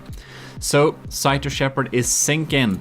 Too much heavy armor, too little wood. This thing does not float without air or possibly upwards propulsion. There we go. That's a win for the Draconia. Well, I'm happy with her performance. The Draconia has delivered today. But indeed, formidable ship for Cyto Shepherd. We are going to go to setup. And if you're interested in like making some rules, like I twiddle around a lot with my rules here just to make it kind of fairish. But these are my rules here. So the rules are as follows. A 1200 second mark, that's 20 minutes, I believe. We have disqualified after 30 points, and here we have use maximum distance. If you're going away more than 5,000 meters, you're doing like weird long range mass shit, and that's boring. You can make a fast ship that just evades forever, and you can make a battle just, you know. I don't want ships escaping the battlefield and winning by this, so maximum distance 5,000 meters. Don't do that. Maximum altitude. If you're a naval ship and you suddenly go above like 100 meters in the air, and you know, to be fair, like the Filke had some jumping action, well, that's fine. You can have some jumping action, why not? But you can't stay there. So if you're airshipping 100 meters above the water, you're ain't a ship anymore. So yeah. That's the rule, and we have a minimal altitude. If you're below 15 meters, you're definitely submarining on us. So then disqualified. That's the rules here. I only sustain them for 30 seconds because we don't want to wait an extra minute for nothing. And yeah, that's the rules. We got some materials, of course. Yeah, so we're getting some materials for dealing damage. I kind of like how the Draconia kind of starts underwater a little bit. Why does it do that? Alright, we're gonna follow the first blast. I don't know, I just like these shotgun shells. It's kind of a nice opening. It's like an icebreaker. Alright, it doesn't confuse the lamps though. And here we see the Sea Whiz. Man, I really feel like I'm gonna make an instant tutorial of that next week. You're having an instant tutorial about that, but this Sea Whiz obviously needs to be flak. I feel like it should really be flak, not yeah. And yeah, so I'm gonna make a flak APS Sea Whiz tutorial, but the Sea Whiz is really, it's just spraying the air. It's pretty cool. But if it was flak, it would just take out so much more than it does. And not to bash on anything, I can talk crap about the, you know, the Draconia too. I'm just suggesting improvements, so I hope, Cyto, you don't take it, you know, in a bad way in any case. I'm just trying to help you improve this ship, what you could make to make it stronger. But of course, Cyto Shepherd's Annihilator remake may win this next round. We're doing best of 3. I just made up my mind about that, so that's what we're doing. What are we doing there? Okay. Yeah, so best of 3 it is. And that means if the Draconia wins this battle, it wins. And the reason why I'm kind of assuming that the Draconia would win is that last time Cyto Shepherd was not able to take out the Draconia's main APS or the main laser. And if you don't do that, the Draconia keeps frying you. So like you can have a lot of defenses to set up against the Draconia, but you really need to be able to disable its weapon system. Like you need to deal damage to it fast, otherwise it will eat you alive, ish, because it's a dragon and it likes meat. Yes, she likes meat. Anyways, What was yeah, so the Draconia, the problem with the Draconia is that it's too flat and too slow. It's so susceptible against mortars. It's so susceptible to big crams. It doesn't have defenses enough to take out big shells that are coming in, and it has a poor armor scheme because a lot of the outer armor is wood, and that just gets damaged so darn quickly. It's not even funny. Hello, helicopter. So that's what's happening here. Resilient turrets for sure, but they don't seem to deal too much damage. Now we are in kind of degraded mood, so I don't even know how it looks like when the shell's coming in there. So that one got jumped by... Ooh, look! There a shell came in, it shot off one of the cram cannons, okay. So it's probably some armor-piercing high explosive or something like that. Yeah, there we popped another little turret. But these small turrets, they're kind of auxiliary, of course. Like, we need to deal with this thing, and it's a slab of heavy armor, and this thing, and that too is kind of small. Can be dealt with big explosions, for sure. It can be dealt with sandblasters, yes. And, ooh, I wonder if my LAM system does have time to take on incoming shells. It doesn't seem like it. It's not able to detect them. Ew. There we got off a little bit. So, Cyto Shepherd is at 91%, and the Draconia is at 94%. We're popping some mortars there. Let's see if the Seawiz is engaging my tiny missile swarm. Nope.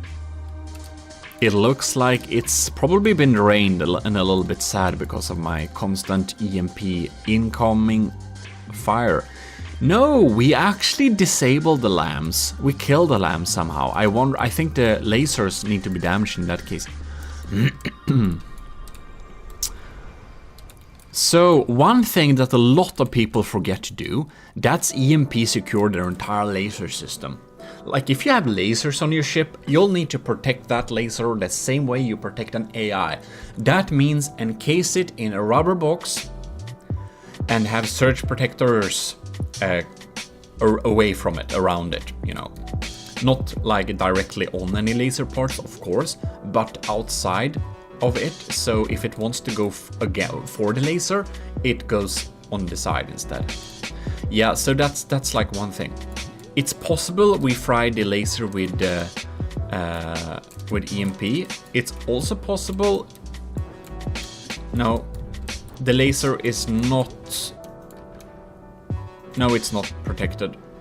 We have surge protectors here, but they only work as long as they exist. We want to encase it in rubber as well, to keep it safe. Okay. A stream of incoming...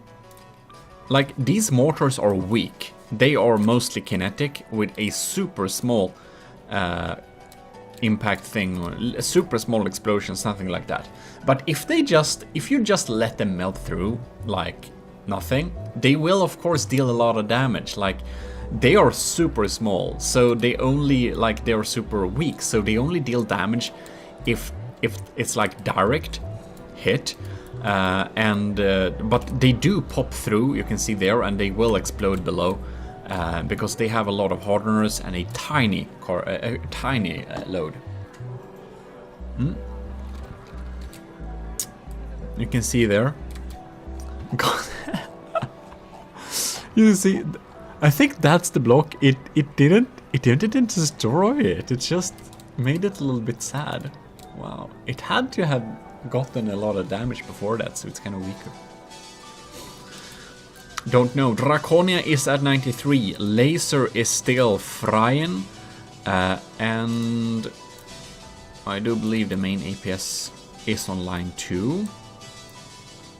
But when we're playing like degraded mode like this, it's very hard to see the stuff deal damage in action. Do hit something? Nope. It's hard to kind of spot the shells when we're playing degraded. And we're playing degraded because we're getting stuttering, and that's because we're having problems with the processor and RAM. And also another tip: if you're making a big battle yourself, turn off the game, like restart the game, and the first thing you will spawn in are the ships that are battling, because it eats up RAM to spawn in ships like that. So you really need to kind of have it fresh. Oh my god, my big missile is coming in. It's dealing damage. Oh yes. That's some heavy EMP frying though. I think that probably took out something important. Oh yeah. And the laser is frying. So that big missile is for sure scary. If your LAM system was disabled to deal with it, it's gonna deal some damage. There we got another barrel. Weird. Okay. Oh, it was the small one. It just became large when it got shot off. Okay, that makes sense. Typical from the depth funniness.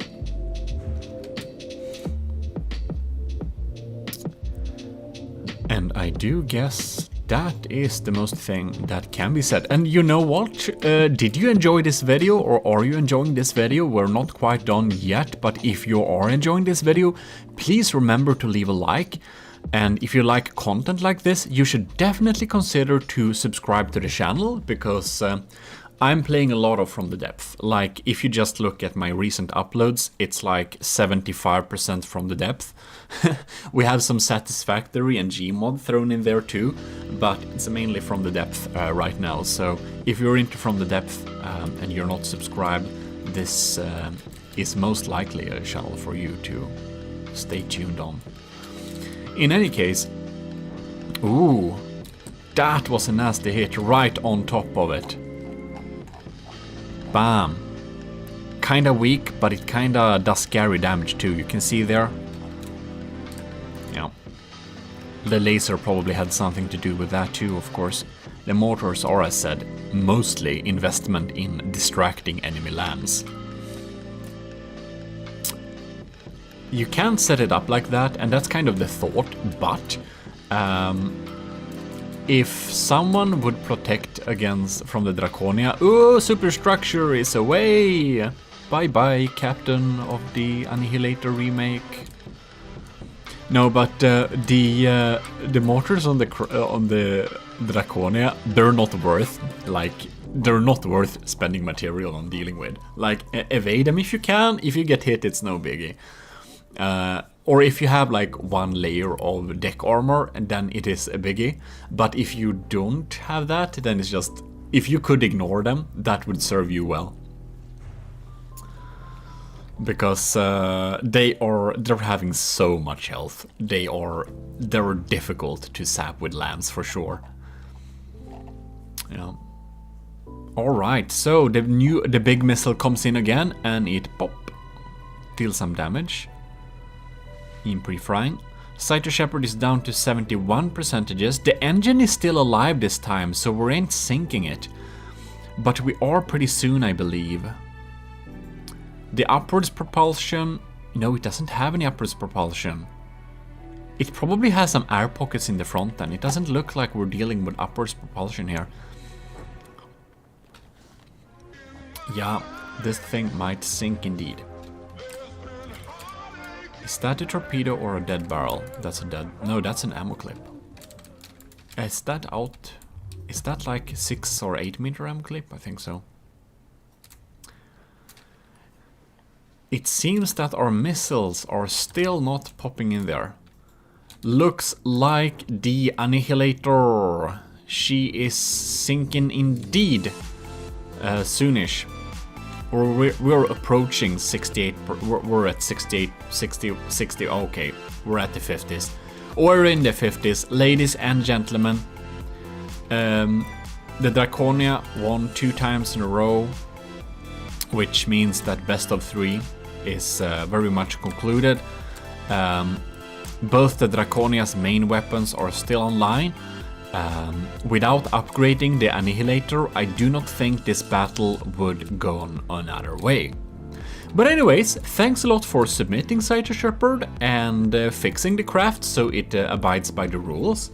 I got some little improvement tips for you there if you want to upgrade it to possibly beat the Draconia at a similar cost level and only 4 repair bots. And well, if you of course you can missile spam, but then you'll need to record that battle yourself, because my FPS is crying enough with this current battle. Yeah. And the Draconia is having a couple of missiles too, of course. I have my vertical launchers, so that means that if someone spams missiles even more than the Draconia, it's just not possible. Yeah. So the Saito Shepherd's Annihilator remake, she is indeed despawning. Win for Draconia, and thanks a lot for watching. Remember to like the video if you did enjoy it. So, Setup has submitted a steampunk turtle, you know, the creator of the Turtle Lord. Now, we accidentally skipped 1 second too far in this little battle, so this will be highly interesting to see. Kinda interesting, it kinda shoots in a box pattern, isn't it? No, it's because it's 2 of them, never mind. In any case. So, let's take a little look at this beautiful thing. So, Setup made a super cool Turtle Lord, which is a huge turtle craft build. And this is the Steampunk Turtle, which is currently covered in smoke. Kinda smart to have some propellers in here. But it's floaty too, that's weird. Why? Anyways. Alright, so we got some propellers. You can see it's once again a super cool build. I don't think it has serious interiors, but oh, it does actually have decorations and interiors here. That's pretty cool. We got some cogs as decorations. We also have loads of detections. We have some cool. That is my laser. That's zapping. It doesn't have laser. We have some tubes there connecting it up, and oh wow, these turrets. All right, they're looking pretty cool. So we have some steam turrets basically. And these things, they're actually rotating around with the guns on top there. So lots of moving parts. And now we are into this mood, so it's not easy to check the interiors in a good way. So sorry if we missed that, but we have a beautiful little turtle with a top hat, of course, smoking a pipe. To make it extra steampunky. GMODIST. Let's get on with the battle here. I believe it fires some. I don't know if it's like diff. If it uses diff guns or if it uses other APS, but you can see like everything is rotating around. Everything is on cog, and it's really animated like that. It's pretty cool. And darn, it has not taken much damage. I don't see much damage being done to this thing. It's so massive too. Oh, you can see the cogs on the arms here. The anti-torpedoes are popping in there. Now it's going backwards. We totally miss what's happening with the Draconia, but that's just because we want to take a look at this super cool build. And wow, like these cogs here, they're pretty cool. So Setup has done an extremely good aesthetical job on this steampunk turtle. It's one of few good all-metal steampunk designs. We mostly use a lot of wood when making steampunk, but this time we did not. So let's check on the Draconia a little bit. It seems that the laser is not firing, which is very concerning for sure. Oh no, it's up and running again. Nothing has taken serious damage here. I do not know. Oh yeah, we have some deep penetrations here, but it's mostly auxiliary systems gotten some beatings here. The main APS and the laser is up and running. It seems that all the systems are online.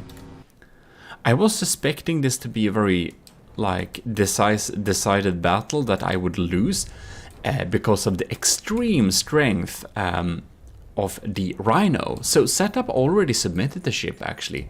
He submitted the Rhino, which was a kind of Rhino-inspired battleship, and that was very strong, very good. And it absolutely took out the Draconia every time reliably. So this may be a little bit more of an aesthetical build, because it seems that... Ooh, did we EMP that thing? These turret ain't EMP protected, it seems. No, it seems that this time the Draconia is faring much better. We'll see, its lasers are still online. These are some dangerous things. So I think this is only APS design, while we utilize lots of, like, all systems. And we are of course already in the degraded mood. Here is my large... Oh, it's going pretty fast. It seems it just won't... Wow, it's not moving quick enough to... I didn't know my torpedoes were that slow though.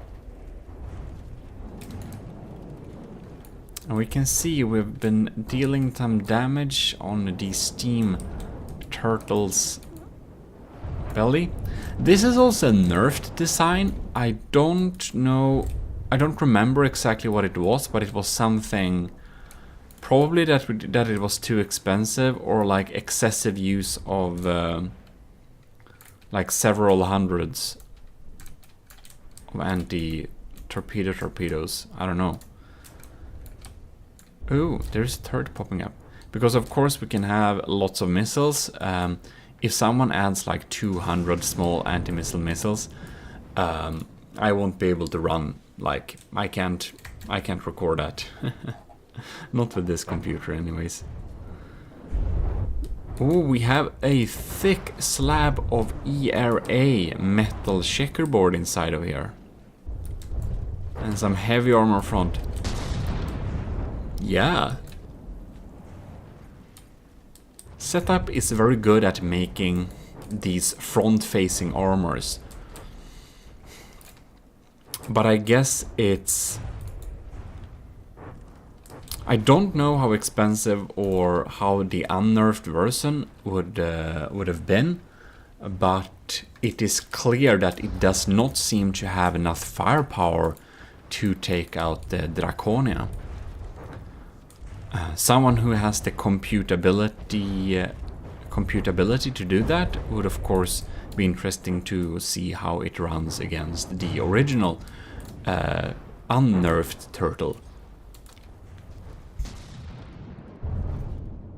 And there we came down with some mortars.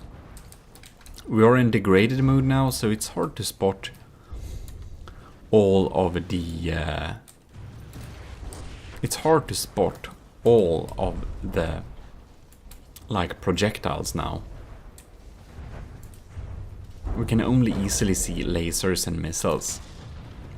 The shells just zap back and forth and barely have trails, especially not crams.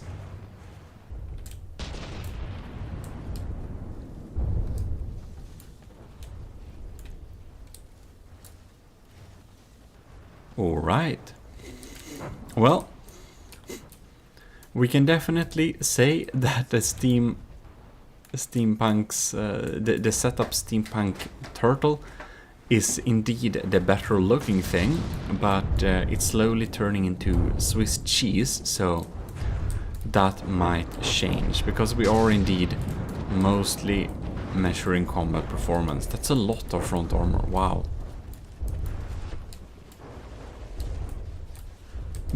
Big guns. And this is... Let's look... Why? That's a generator turbine, of course. Guess it has rail capabilities then too. We're popping in with loads of... The laser is still online and it's dealing good damage. And the missiles have a constant attack stream there. The Draconia is tilting a little bit, don't you think so? I think it's a little bit tilted. Oh, we just has to, no. I wanted to follow that missile. That missile. Because it's fun. Well, not for setup, but it's fun for us, I guess. This is a huge missile. If you were wondering. So it's pretty big. And poof! There it hit. It deals heavy EMP and explosive damage. And of course this is all metal. So it didn't do too much of an effect, but, well. Setup Steampunk Turtle is down to 76% and the Draconia is brought down to 92%. It's starting to go pretty low in the water here. So it seems that Setup has opted for some really deeply penetrating shells here. Oh yeah.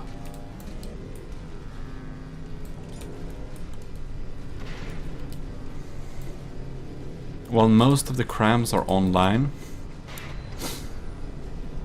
Fail-safe problems. This cannon, is it? No, that's actually a disabled one. Yeah. That's actually a pretty sad turret, I believe. No, it's not. Let's just pause a little bit quickly and just check in here. Ah, it's only shipped here on the side, but it's not disabled, so it has a little bit lower fire rate than it should have.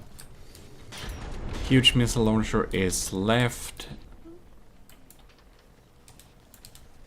How's it going with the main gun? Ooh. It's alright. Well, we'll see how it goes the second battle, but it really seems that the Draconia is going to win this first bout indeed. In the meantime, I would just like to send a huge thanks to our commissioned officers in the Army of GMODIST, which is Stellar Admiral LCG Canyon, Captain Scooby Rocks, Commander Ejin, Lieutenant Asteria, and Cadet Shark93 and Martin McBacon. And if your name is not in the list here, it's because I recorded this before you became a patron. Yes. There is also yeah. So in the future, where we get lots of patrons, we'll hopefully that would be pretty cool, because then we could make like more regular content. In any case, there are some cool perks for the nice commissioned officers who are indeed supporting us. So if you're interested in seeing what those benefits are, then you can go to the Patreon page, link in description, and well, see what it offers. And don't be like this missile, just hanging around under here and not doing...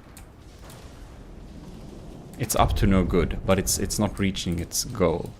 Yeah. Now it disappeared.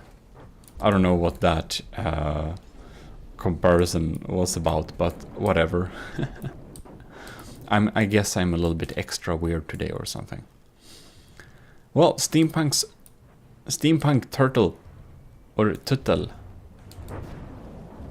Yes. It's down to 68%, so I think it will start to sink. Yeah, here we have some of those railgun parts, yeah. I get it. That's why we had all that energy generation. You saw how little that mortar dealt damage. It dealt so little damage. And against popular belief, my mortars are weak. They're like weak AF, if you didn't know. They're just hard to zap with your lambs. They kind of are pretty resilient against lambing. And many of them doesn't even carry any payload. Well, this battle is really moving in slow motion, like, oh my god. 65%. It does still shoot back. We have some vertical launching remote controlled missiles here. We can follow them and see what they do and see if our defenses will be able to take them out or not. Anti-missile missiles. Whoops. No. They took him out. Well, that was that. The laser is still alive and kicking, and that's a huge advantage for the Draconia. If that's true, it's usually performing decently well. The laser would be, in terms of damage per second, probably be the main gun, just because it's so hard to defend against. And I'm kinda surprised the turtle ain't sinking yet. Pyum, pyum, pyum.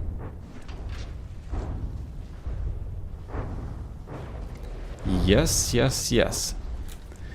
And this is a really heavy metal slab. 62% just... You know, I don't think that the turtle will...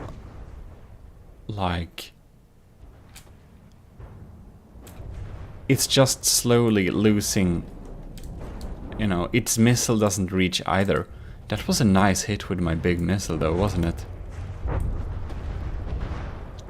So honestly, I think it's time to move to the next battle. So, we're gonna restart the battle and see if we get some other results. Because as we clearly can see, it just doesn't deal damage in a way that would be able to damage the Draconia in any meaningful way. Yeah. So we are spawned in again. And let's take a quick little overview just before the battle starts, so it's not covered in smoke. So it has, of course, some interior decorating, cogs moving around the center column, all sorts of cool little details here. Reminds me a lot of the what was it called now? The Turtle Lord. Which is, of course, it feels to be quite big, a bit larger. But in any case, yes, so since we checked that out, you can see it's looking pretty cool. It's looking very nice. I think that we should start this little battle here, and this time I want to hang around with the Draconia a little bit, because I want to see what types of damage it receives.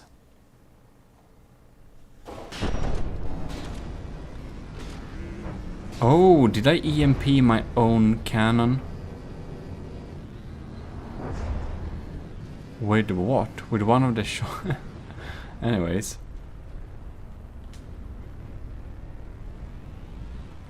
And the shells that are coming in, yeah, they seem to be like kinetic penetrators, yeah. See, pyum pyum. They tried to snipe the bottom of the... Alright, so our roll column is basically gone. The shield flickered there for some reason. Okay, so it's probably set up to aim against targets underwater, so I suppose it's kinetic super cabs we're getting shot with. We also seem to have some EMP load in them, so I guess it tries to EMP us very much. Well, will we see another barge of shots coming in though?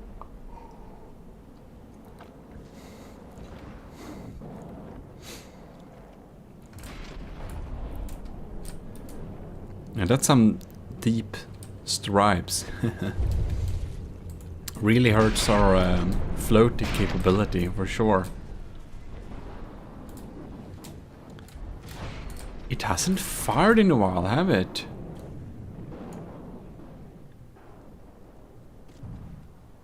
Now it fires, okay.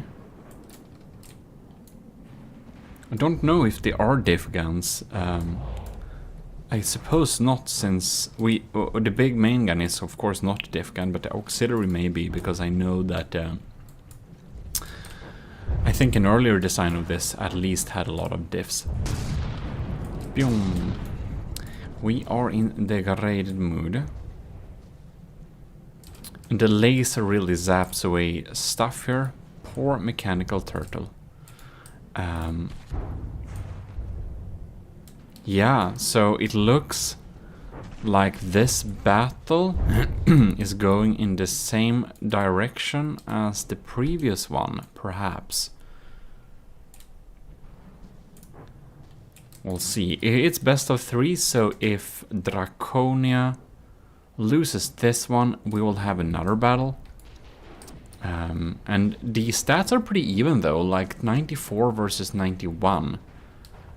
So setup has successfully dealt more damage, I think, than last time. Or at least like quick enough. Another turret goes. I guess a lucky shot against the laser would probably be very useful. To take out the laser, it should probably, however, target stuff at above water and not below water. And my current theory is that it aims for stuff below water. Alright. I got some real holes, got some nasty holes there. Yes, indeed.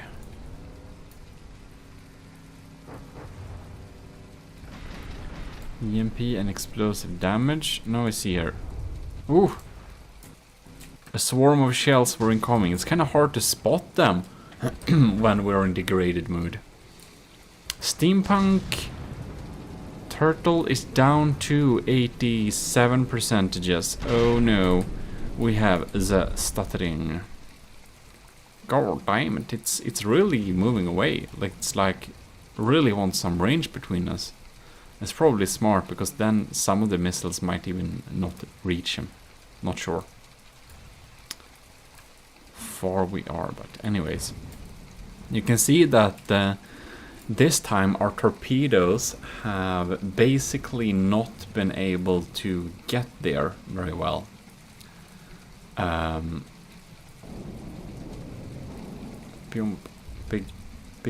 Big bad missile. Ooh, it's raining crabs. Now it seems that this time, I don't know if the torpedoes just lack the range, or if the anti-missile missiles have been doing a good job. Slowly backing away, but I feel it's not dealing too much damage. I wonder if the main gun... No, the main gun is up and running for sure. Draconia is down to 90%, and the setup steampunk turtle is at 85%. So there is only a 5% difference. It's not a big difference, I will tell you. It's not a big difference.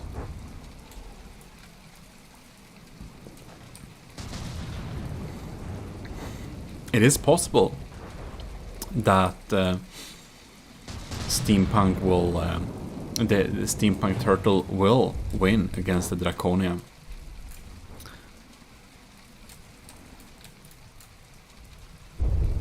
It seems though that the Draconia, she's dealing more damage per second against this turtle here.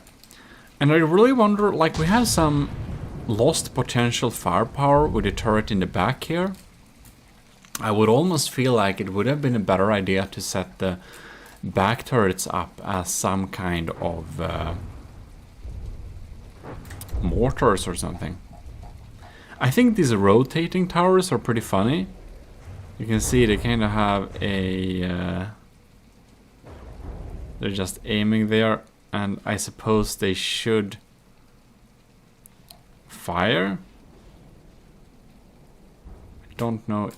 I guess that should be diff guns, right? Yeah, these are diff guns. Pretty funny. Ooh. The weak mortars are coming in here. And this is a little missile tower thing, yeah?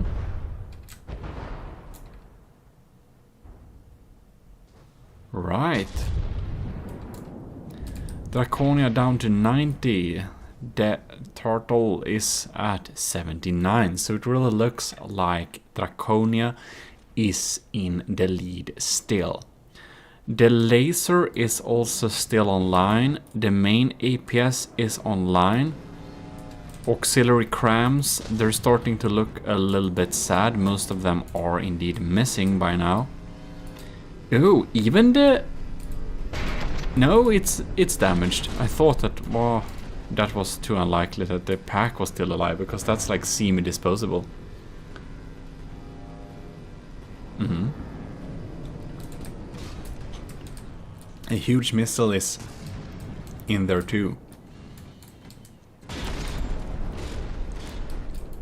We have some deep holes there, but it's like holes in the wrong places. It doesn't hurt us too much. Right, very interesting. When entering this battle, I must confess that I kinda thought that I would like, when entering this battle, I absolutely thought that the Draconia would lose. So I'm quite happy that she seems to not lose. Won the first battle, seems to be winning this one, and that's, well, that's it of best of 3.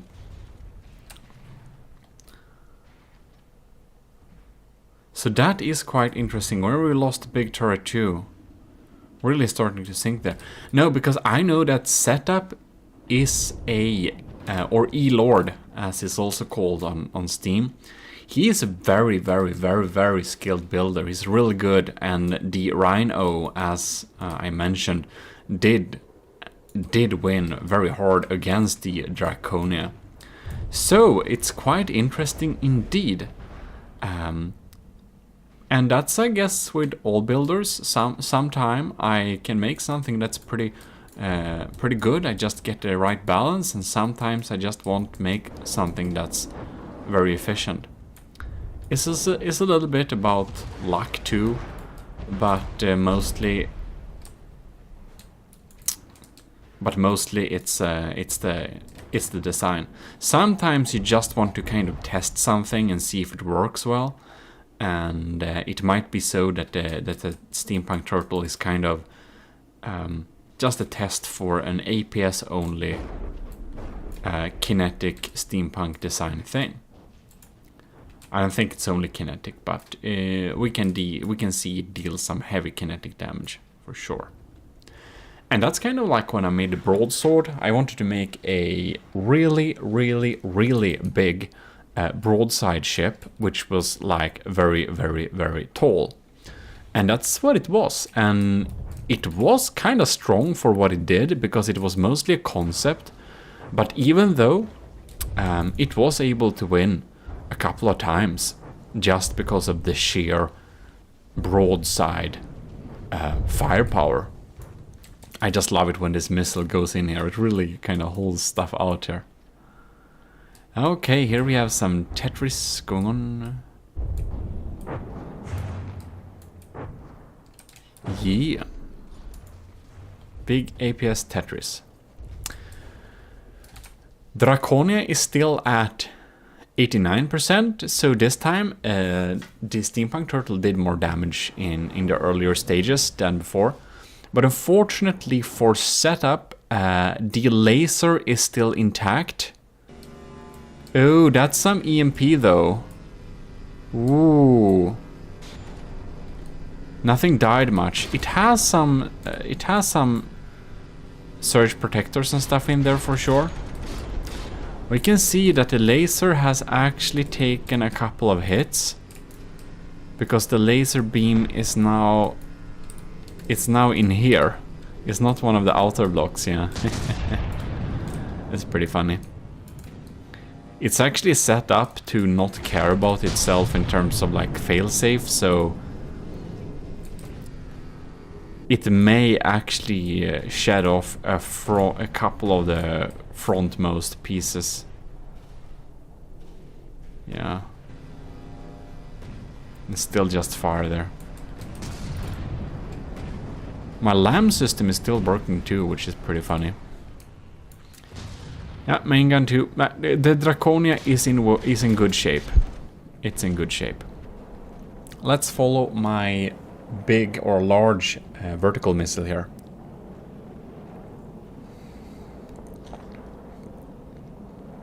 And the turtle is down to 65. So it's probably pretty safe to say who's gonna win this thing.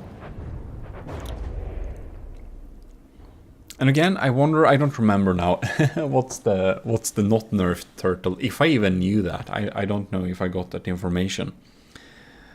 But yeah, very cool, interesting design. I think that the Steampunk Turtle looks absolutely super cool. It does, however, seem to not be strong enough to win against the Draconia. But again, Setup has already won against the Draconia using his Rhino. So with that said, I would just want to thank our commissioned officers very much for supporting the channel. It really helps that our officers are making sure we get some stable income to the channel, which makes me dare to spend more time making videos, which I hope you do enjoy. And that's of course Stellar Admiral, Stellar because it's a Stellar YouTube member too, very, very generous. So Stellar Admiral LCG Canyon, Stellar Admiral LCG Canyon, try to say that a couple of times fast. Captain Scoobrox 1, 2, 3, 4, 5, Commander Egin, Lieutenant Asteria, and our cadets Shark 93 and Marty McBacon.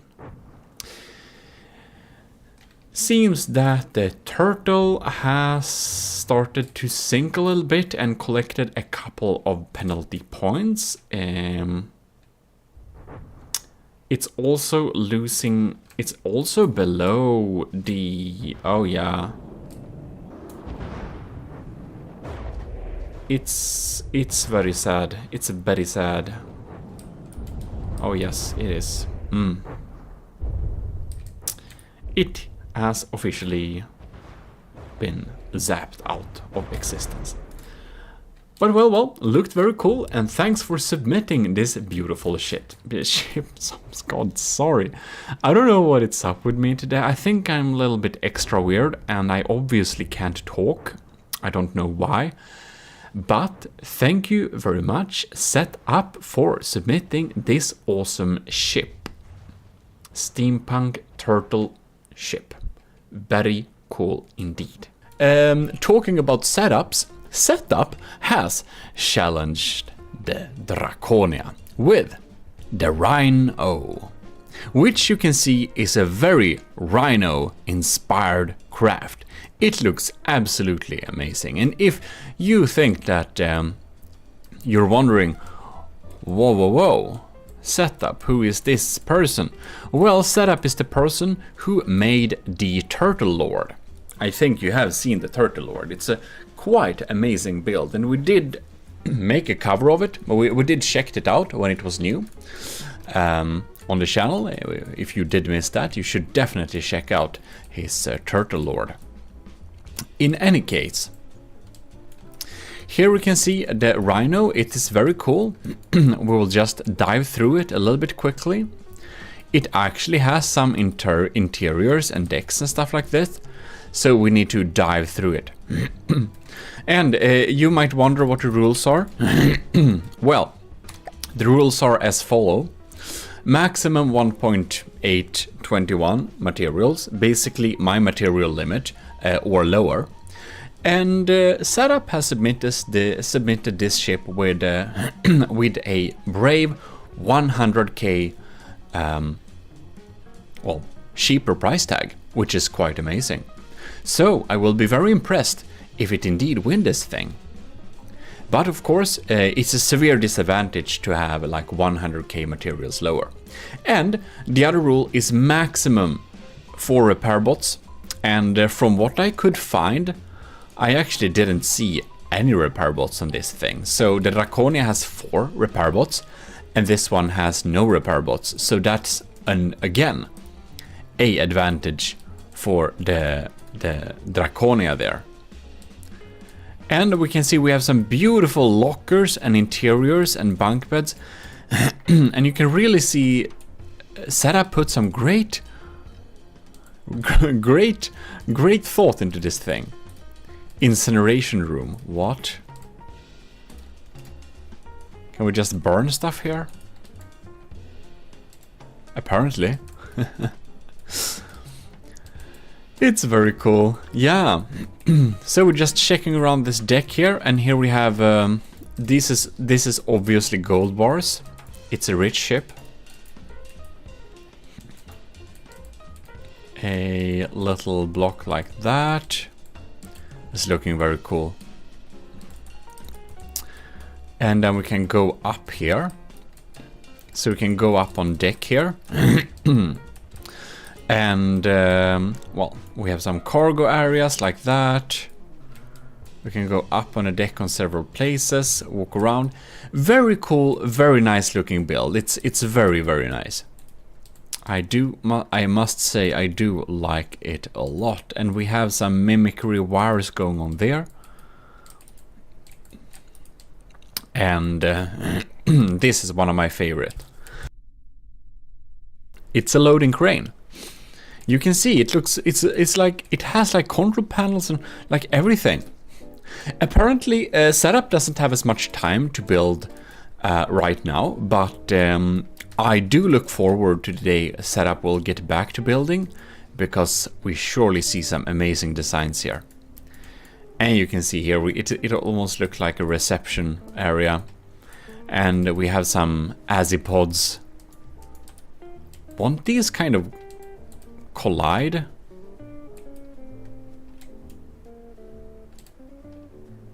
Won't these like collide in terms of propulsion? Doesn't it check for attached units? Well, there's a big azipod there, so that's cool. And some turning propellers internally there, very smart. Well, I think we must check the interiors here. We can walk up here. We have some other areas. A lot of interior. Oh! Stop sniffing helium. Okay, so we got a little we got a little talking podium there with some messages to, I don't know, help the crew get off its helium addictions. Well, in any case, we can go up here. Ooh, and here we come up to a little above deck thing here. That's very nice. And we can go like that. And one other thing I thought about for like Draconia battles, like if you really want to submit a like Draconia battle, it's not open. I won't take submissions openly, because while it's very cool, it's difficult for me, and the FPS turns really bad often. So the rules, if one would want to try and convince me to host a little battle between the Draconia and their ship, the rules are quite strict. It's maximum 4 pairbots, a material cost that's like mine, 1.834 million, 1.83. Yeah, you can see the cost in the upper left corner. That's the maximum cost. And no weird shenanigans, no even see-me sheets. It should be a, like, honestly decent build. Nothing weird, nothing funny. Oh, it's like a flower, kind of, almost. It's like decoration, but in the same time, it looks like a flower on top of, or like some kind of plant thing on top of a vase. So that's kind of very cool. Yeah, and the last requirement is kind of harsh, but the craft has to be decently visually pleasing and not spam anything in terms of, like, not spam like small small anti-missile missiles or anything like that. So no type of spam, no weird stuff, no cheese basically. And it has to be visually quite good looking. So if you really want to, please send some pictures and proof. DM me on Discord, and I might accept it or I might not accept it. But yes, because I like hosting 10 battles versus the Draconia is just a little bit too much for me. In any case, the Draconia, you already know the Draconia. Wait, isn't it? Is the other direction? Oh yes, that's the back of the ship. Oops. You already know the Draconia, but we're going to have a quick little look at it. So here we have auxiliary missile output, cram turrets, my new anti-missile missiles, a lot of vertical missiles, and a big missile like that, and some underwater weird stuff. Anyways, let us click play. And one thing, which I almost forgot, that is to turn off the nice settings. There we go.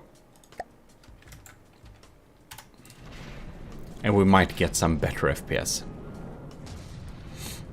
Oh lords. So we got a real stream of crams incoming. And they're pretty powerful though.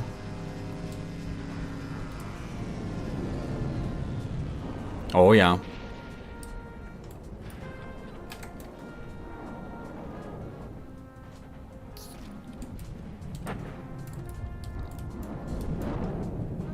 So, how are we doing here? The laser is frying and frying. Cool. New cram barrage incoming. My laser now focuses on shooting down incoming cram shells. I'm not sure that is too wise actually, because the cram shells won't stop coming in this case. It was more set up to fight border-wise, where his cram shell came very rarely. Ooh, it doesn't have any more power. It kind of falls down. And I think setup may have not a single anti-munition system actually. So did that big missile just miss? Oh lords. So we really can get through here. But in terms of materials, setup is clearly in the lead. Oh, here we have a big one. Poof. And that's a strong EMP surge. So if anything is just remotely not well protected, it will cause all sorts of issues. You can see it's like sparkling with EMP damage below there. So how is the Draconia doing? This turret is very sad.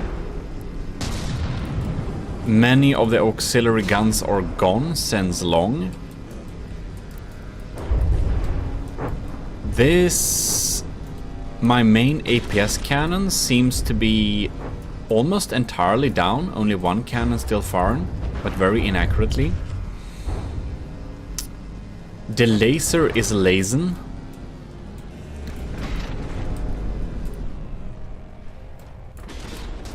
And what is coming? What is the lamb trying to snipe, I wonder?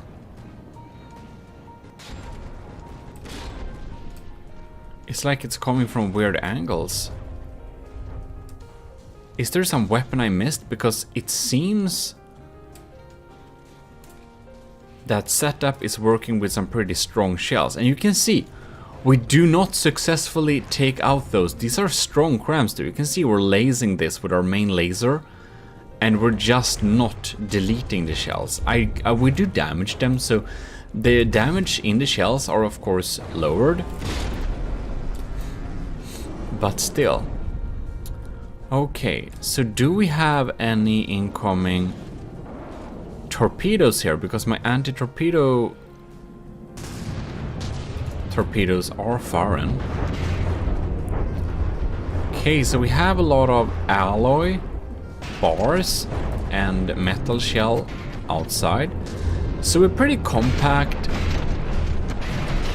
but efficient build. Very like Sharky. Megalodon.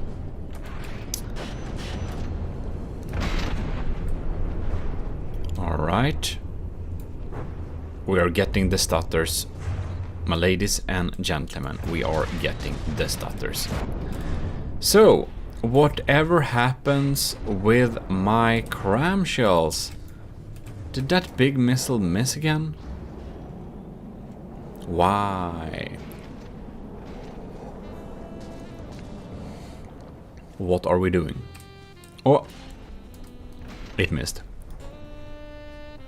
Will more come? Did it miss? Why did it miss though?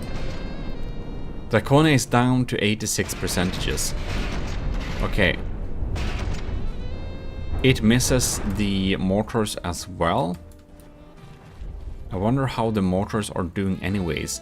So the setup is still up at 93%, while the Draconia is down to 83%. So it's starting to look pretty dark for the Draconia actually.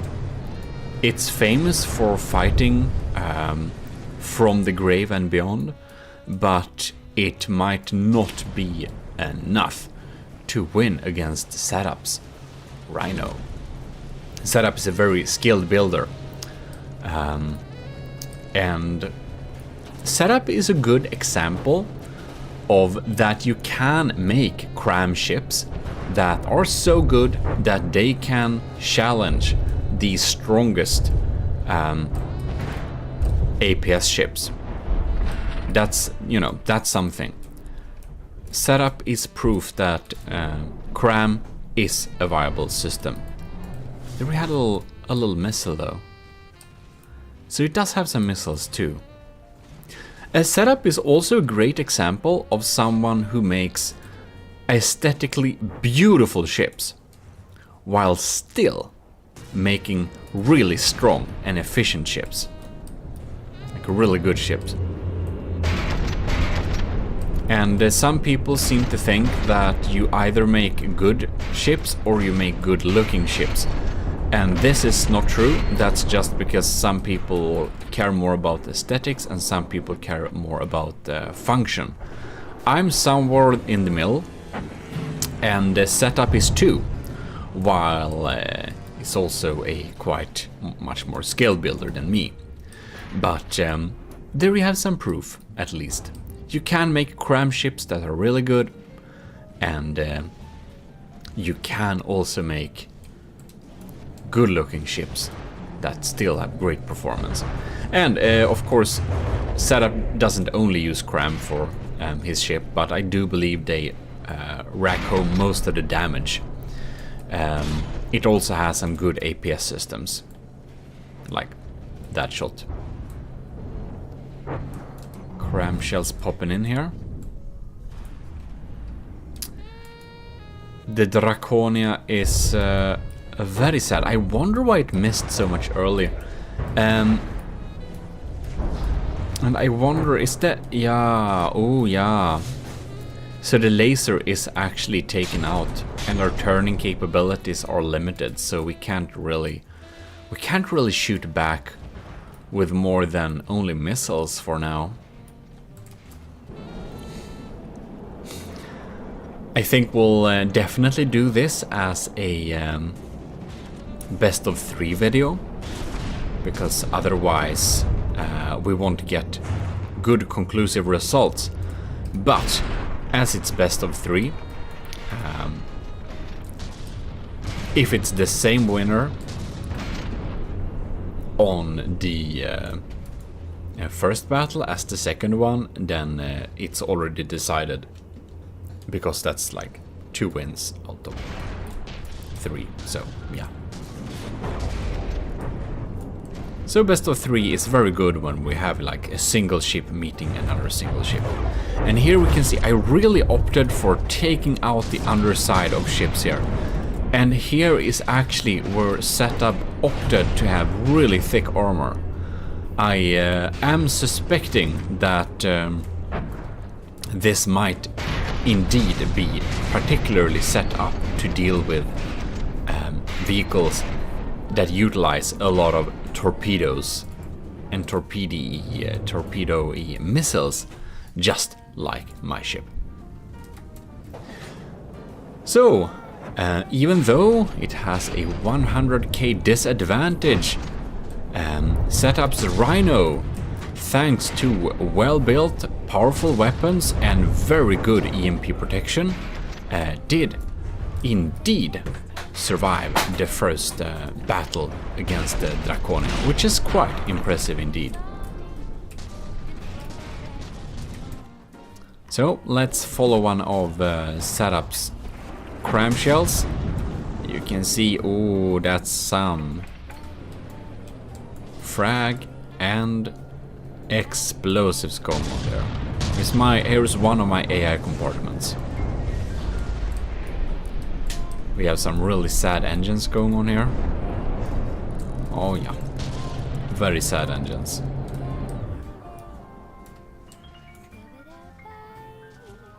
Bam. 63 versus 91.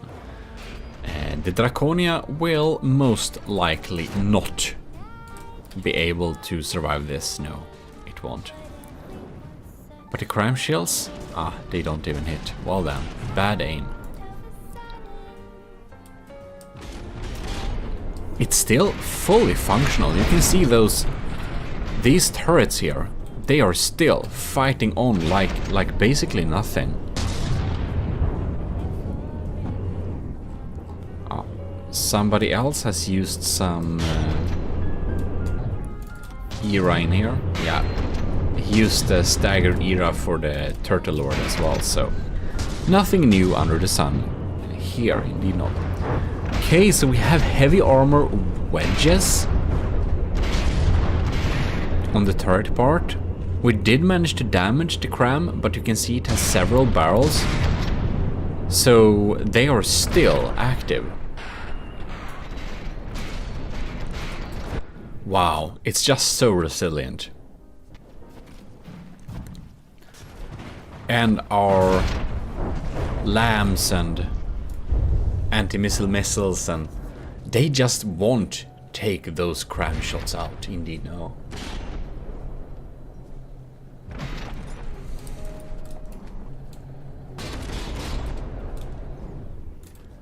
Yeah, 59.9 percentages. Draconia is basically sinking. It's desperately firing some revolting blast guns, but we can't do much more. Oh no. This is a sinking ship, but it will take some time for this to actually die, and it will fight to the bitter end, but we can pretty surely know that it will not win this. So let's move on to the next battle. And here you can see we have the rules. Same. 2,000 meters apart. Laconia, Rhino. I don't know if 2,000 meters is too close for this. Just for experiment's sake, let's try and set up 3,000 meters for like 2 really big ships. Maybe it makes sense. And then the game kind of freezes a little bit when we click the start button. You know what? I think GMODIST might need to upgrade the computer. While we are indeed here, we will of course need to thank our beautiful patrons, our commanding officers in the army of GMODISM. Did you know you can join the army of GMODISM for free? Yes, you can. You'll just need to self-assign the role Matros 3rd class in our Discord, and you are in the army of GMODISM. But if you want to be a commanding officer, it's Patreon.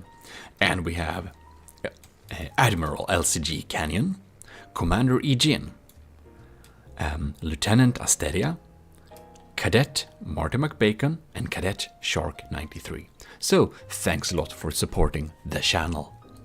We will now start the second battle, and I will follow the shots here and see if our anti... Oh, we got one shell. But damn, that's the main laser. The main laser has had to actually zap one of the cram shells for a while for it to die. It was not enough with the lambs. Yeah. Well, hopefully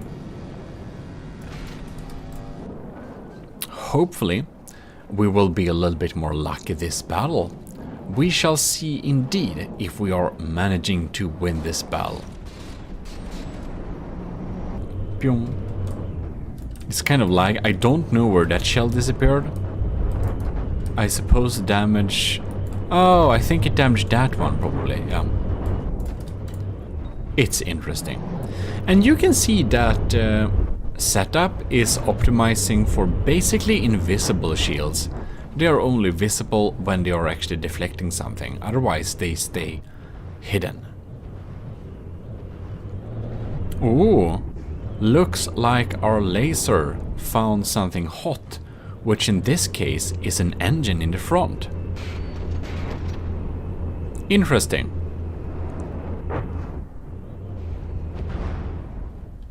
Now it switched targets, and that's to shoot at incoming crams.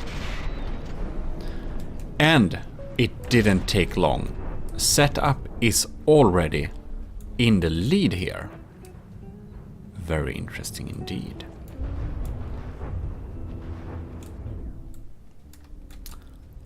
I think it may actually not have anti-missile systems on it. Draconia down to 93%, while setup is still at 96%. Definitely in the lead once again. Ooh. These torpedoes are definitely dead in the water. It was not set up to fight at this distance, indeed not. That was a pretty solid hit. Almost. Very nice to hide the propellers. Like in this type of setup. It's actually the same thing I did for the Draconia and also Admiral LCG Canyon's upcoming super battleship carrier. Or super battle carrier, I will call it. You can see here, I've hidden the propellers, and as you've seen from previous battle, it is very rarely that someone does take out all the Draconia's propulsion forward. Draconia is unfortunately down to 88%, but the laser is still online, and that is the Draconia's main weapon. So it would probably be good if, in this particular battle, I think it might be useful if the Draconia's laser did not actually target incoming crams, but only try to do damage. Like randomly zapping off those cram barrels would probably be more useful than trying to shoot the incoming shells, because even though there are so many, they're quite strong. Now here we have the APS cannon. That could be lovely if we try to zap. It's a railgun. You saw that? Yeah. That is a railgun. And seems that only one barrel is online, or?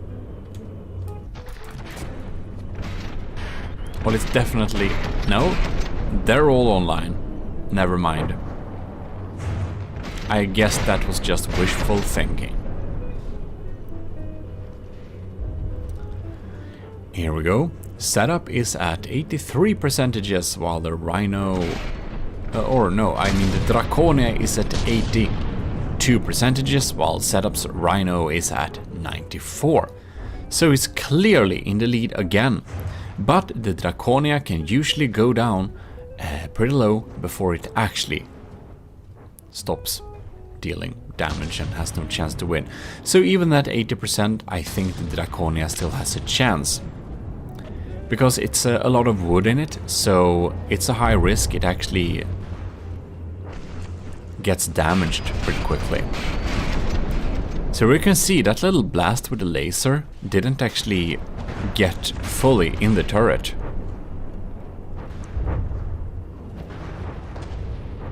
Now we are doing some good work, sniping some barrels.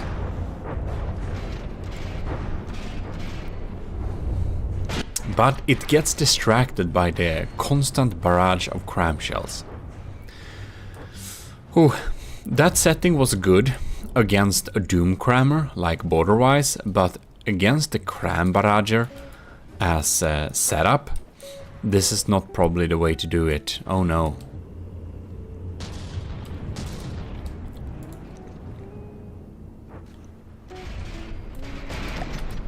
I wonder how close they are now. I guess we can fly up a little bit into the air and just have a little overhead view. Wow. The Setup's Rhino is so fast.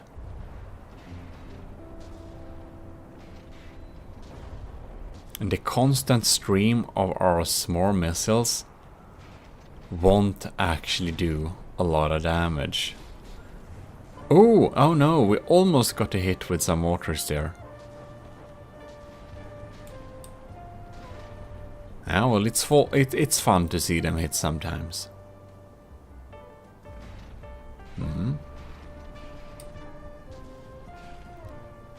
See, we are not able to take out any of those cram shells that's incoming.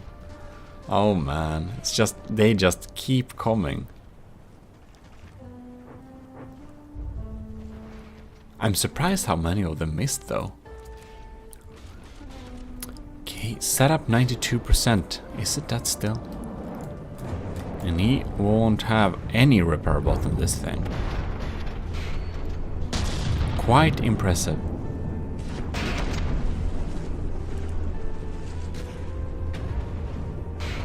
Well, that's thick though. That's so much alloy. This is a true alloy brick, my man. It's like more than the Megalodon, yeah. Wow, that's thick.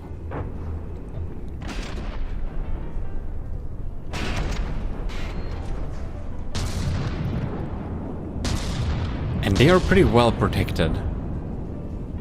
The Draconia hasn't disabled an important system here in a while, man.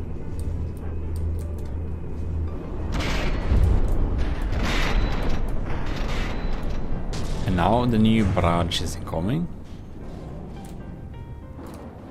I wonder how we're doing under the water.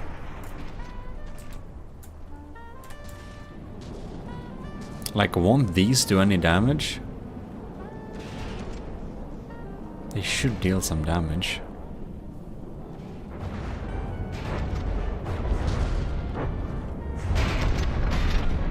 against this thick metal slab, they just don't really do enough damage. Nope.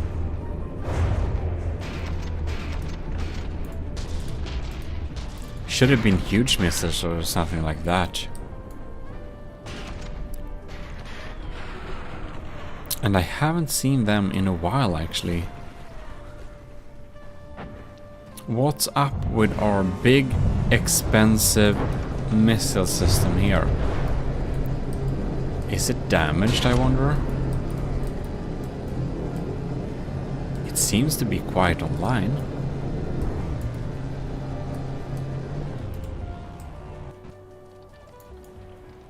And we do have the side large missiles too. Oh, there we had one.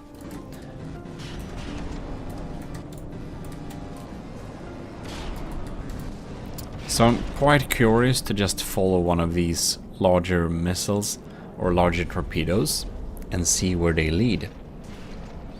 Draconia is down to 96%, but Setup's Rhino is down to 89 now. And it's standing still in the water. Maybe we actually have a chance. Extremely late game if we do get a chance, but man. Wow. Probably not. Setup has some great EMP protection. It's still moving, it's not that in the water at all.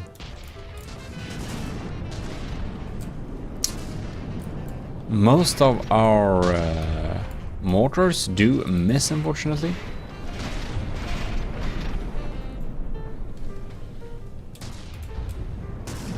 And it feels like these like small missiles.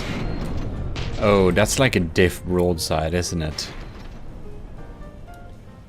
Darn.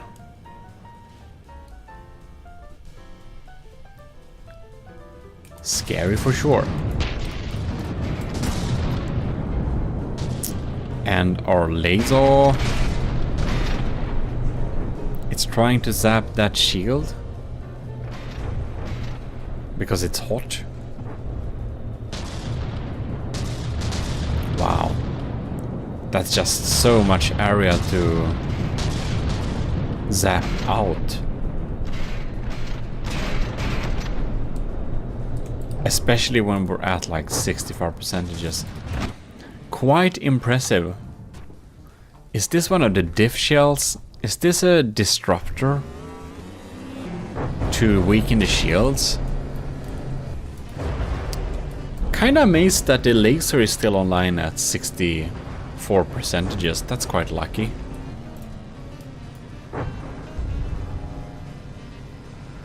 Wow. The entire front of this ship is like missing, hollowed out missing.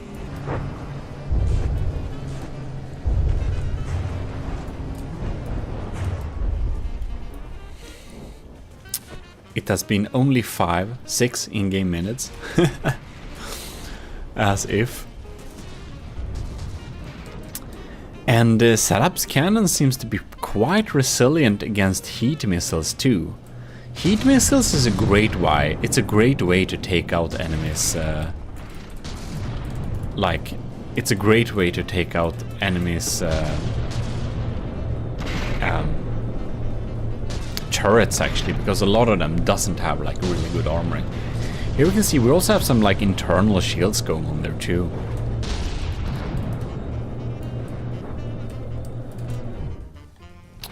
All right.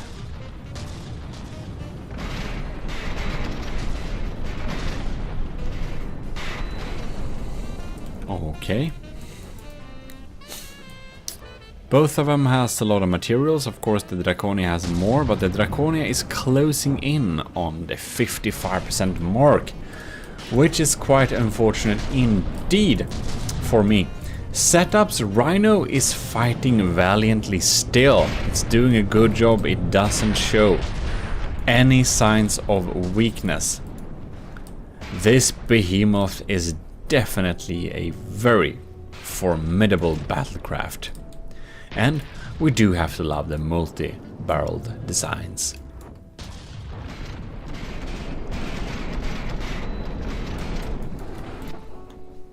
Some crab shells. Oh, and that's it, isn't it? 55%. Well, Setup's Rhino has been able to win this battle 2 times in a row with a significant lead, even though his craft is 100,000 blocks below the mark.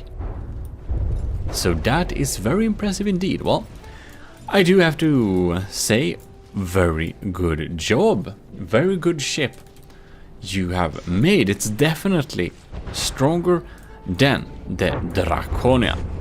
But I did learn a lot making the Draconia, so the Draconia will never receive any upgrades. No, I will make some new cool battleships, but the Draconia is finished. We are going to have a rematch between Borderwise Titanslang and the Draconia, because even though he did win the battles, he won the battle being a submarine half of the time. And that's probably outside the rulebook, so it's, well, it should be fair.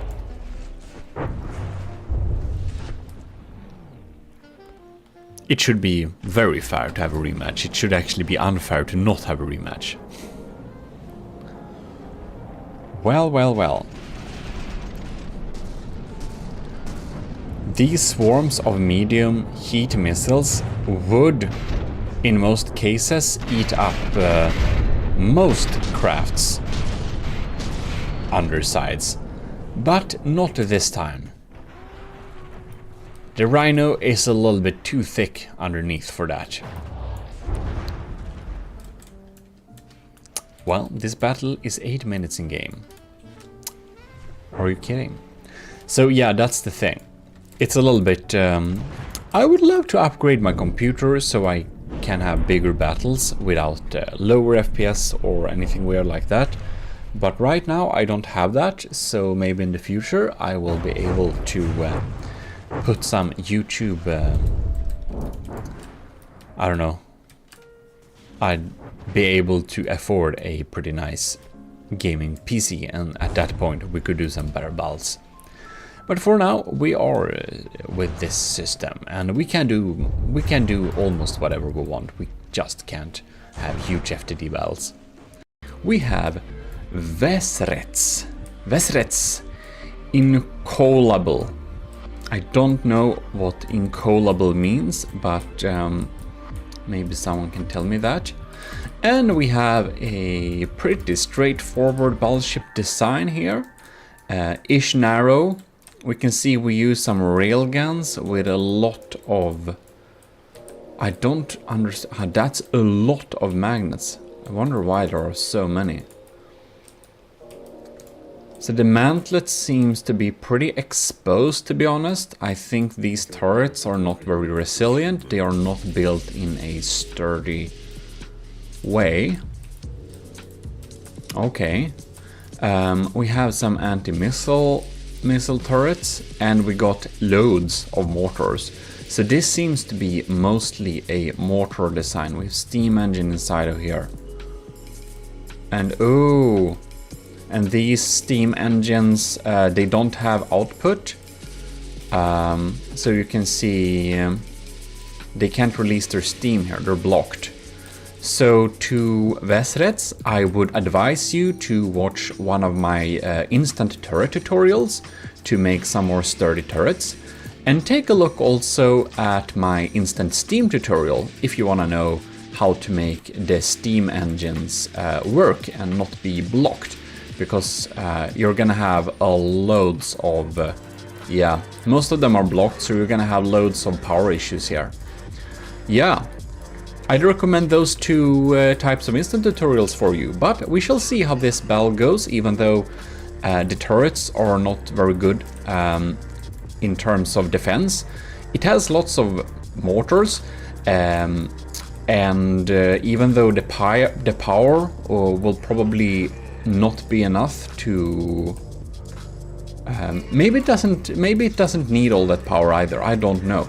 But in any case, it has very good mortars, and the mortars should be effective against the Draconia. So we'll see how it goes.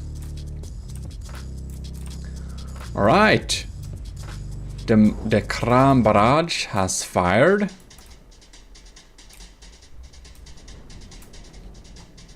My laser is zapping in the front here.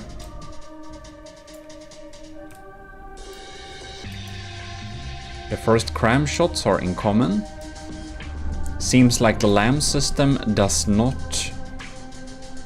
will not be able to take out the incoming shells. And I did set up my shells, so they're hard to take out. They can deal with the missile stream somewhat, but oh no, not good enough. It can be likely so that it's the issue with the engine power. We'll look here. We can find the information in this menu. I just don't like that menu. I think it's boring. But yeah, we'll have to wait a little bit more. But in a while, his cram barrage should hit the Draconia. Here we have my underwater mixed missile torpedoes. Now my cram barrage comes in there. That should mean that his first cram barrage should hit soon. And I would assume that Vesrets is a fairly new builder, and it's nothing wrong with that. I'm just pointing out stuff that can be improved. And I think some of the tips in the instant tutorials could help you greatly. Alright. And here we can see, yeah, the Draconia is doing a good job so far, that can we definitely tell. So we have some heavy armor inside of here. I'd say that is probably like too much armor. I would suspect that he spent a lot of resources on armor. And it seems that the frag mortars do not contain a lot of hardeners. They seem to be mostly frag because my lambs, which are fairly weak in comparison to others, did manage to zap them out there. So that's why we have to sacrifice some firepower and just use a lot of hardeners in our crams so that they can go through the defenses.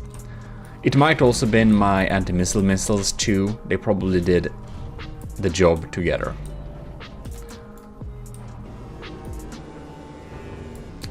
Oh, a laser. He got a laser too. I didn't see that. And as expected, the turrets are pretty messed up. Haven't seen this turning. I wonder if it's blocked. Who knows? Well, I think it's... Ooh, now we can see. Ah, look! Now we got a cram barrage that got almost... It got through. It just missed, but it did some minor frag damage. We have entered degraded mood, ladies and gentlemen. And yeah, here we can see a couple of more missiles is incoming. I wonder if we can see armor cost 22%. I think mine is like 44%. But we kind of, it's taken a lot of damage too, so I don't know if it's updates during the like process. Well, the laser is no, almost. The laser is almost EMP insulated, which is good, but it's not insulated from all angles. It has to be surrounded by rubber below, on the side, up and down. And if you want more information about that, check the laser tutorial and I explain a little bit more. I also have how to protect against EMP damaged instant. which can be useful to watch if you don't really know how it works yet. Alright. Because now we can see the lasers is exposed from below to EMP, so EMP damage can like just go there. So it now sinks. It's collecting penalty points because it is submerged at 46%. We will do another battle just for the sake of it, because we of course need to check that we indeed get the same results as it's well, what is it called? Best of 3. And these are the rules, by the way. We have a little bit of materials for damage dealt and 200,000 materials given per team. Right, so we're starting the next battle here, and we can check. Oh my! I think that was my APS. I just want to see how it fares in the beginning here. It got a lot of torpedoes shooting downwards, like that. It's a very good strategy. The Draconia has the same procedure, with great results.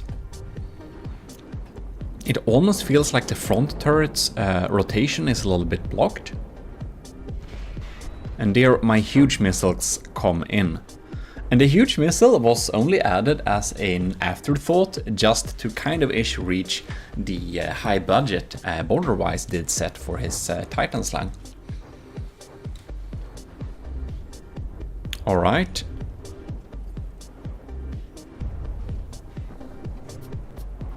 And there we got my packs.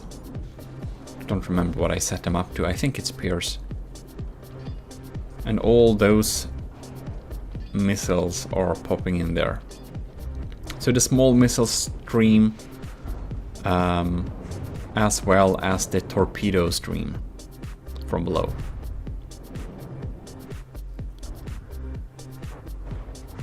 Alright. I think we will reach the same results during this battle, and that is because of the mentioned. Ooh, we got some AI confetti there. Oh my. And processing cards. Well, I think we'll be getting a similar result. The Draconia is indeed a mean machine. It's not the best battleship ever, but it is it's strong. It is strong. I'm happy with its performance, even though I'm a little bit unhappy with how I built it, but that's just regular from the depth. Alright, very interesting indeed. So, ooh, we got more AI confetti there. Don't tell me is the main AI here too? Or was it just some, I think it was just some supportive processing power. That's a lot of surge protectors. Oh my, oh my. We do not need that many surge protectors, usually. And it's better to kind of have them connected to metal and not wood. Otherwise, the EMP will just lead around it. But again, EMP protection instant tutorial would explain that better. In any case, we can clearly see how this goes. I will say thank you very much for the submission, Vesrets. I think you're a new player. Take some look at the tutorials and I'm sure you will be able to build a ship that does much better against the Draconia in the future.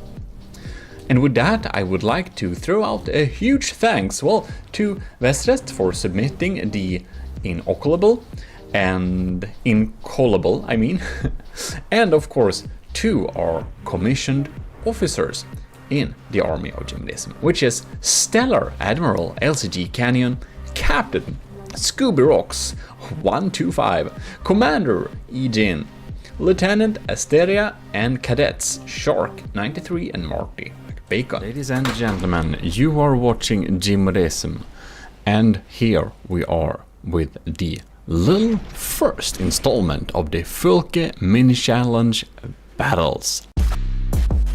GMODIST.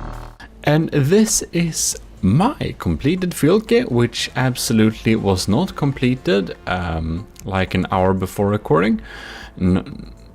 Not even that, I've been tweaking with it, and I think we got to a version that actually kind of works. And we also have a full folder of a lot of ships that you guys have submitted. So thanks a lot for submitting to the Mini Fylke Challenge, and it will be really interesting to test these battles out. First, however, I feel that I need to give you a little tour of my installment of the Fylke. And you can see it's surely a weird ship. I just thought to make a really basic ship out of this first.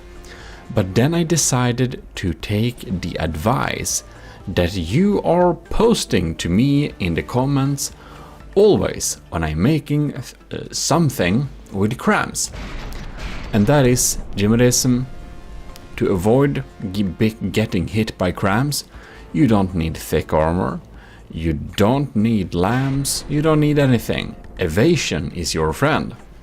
So this time I actually decided to build my Fylke around the thought of evasion. And you probably see that already. You see these beautiful cylinders? These are not chimneys. Oh no. These are custom jet engines. And that's exactly what they do. They are custom jetting. So whenever we have an incoming shell, the jet engines fire, and they get help by the 4 propellers in the bottom here. And they all kind of propel this ship to just go instantly upwards pretty quickly. And that does evade a lot of shots. So if somebody wants to doom cram me, I might be able to avoid some of those hits, which is pretty cool, I think. Alright, so what do we have here? Well, I feel that my little Fylke building session has basically been a learning experience where I have gained a lot of knowledge that I can use to update the Draconia. Because in its current state, the Draconia isn't very good, and it will probably lose because if I remove those repair bots it has, it kind of doesn't deal very well with the Meg. It's very unsatisfactory results. Yeah, so there is that. So I need to do some things. I need to learn some stuff. And I have learned some of this stuff during this little building session. What you're looking at right now is a direct input feeding sieves. So this is a close-in weapon system. It's designed to shoot out cram shells from the sky by direct input feeding. And it does a pretty good job at that. I might use this particular model on the Draconia. I'll probably make another model. This is my first ever build of this, but it works pretty well. It uses a armor piercing, solid warhead, and a stabilizer fin to be kind of accurate. And it just fires kinetic damage, and it's accurate enough to actually shoot down cram shells from the sky, which is pretty cool. I didn't think it would work. It sometimes actually does shoot down cram shells. Here we have another direct input feeding gun. And this gun is actually a... well, we got 3 shots here. We got a sabot head, or we got a armor piercing, pure armor piercing. We got a squash head, a hash shell, and we got a heat shell. So we got another one of these here, and they're kind of super slow, but they deal a lot of damage. They're pretty decent. It's one of my first successful diff guns ever, and I slapped it on here. Then we have the Type C, no, the classy Type A Crown Cannon, dual barrel, very cheap, only 2,000 for this entire turret, and it's pretty efficient material-wise. It has a material per firepower of, is it only 500? And yeah, it's only 561. Well, you could do better, but a lot of people's Crown Cannons are like 800, so it's efficient, it's cheap. It's my cheapest Crown Cannon. And they're there, and they are doing kinetic damage only, and we're having some spammy turrets that just shoots a lot of shots at the enemy to kind of try and weaken their shields a little bit.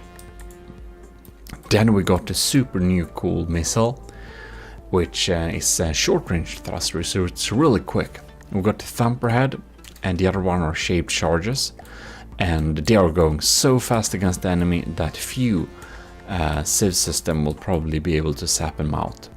And of course the initial Filke challenge is only 75k, so we will not expect very strong lamps here. We also have a decoy system here, and some jet engines to keep this thing rolling correctly, because when we fire these huge custom jet engines, it flies up into the sky, and it kind of there is a chance we fall out of the sky, so that's not very good. We got some tailplanes, and we got some Alarians hidden in here just to kind of keep stable. We have a staggered era, but with only one era, because it was so small. I thought it was weird to have 4 beams. We couldn't really fit it anyways.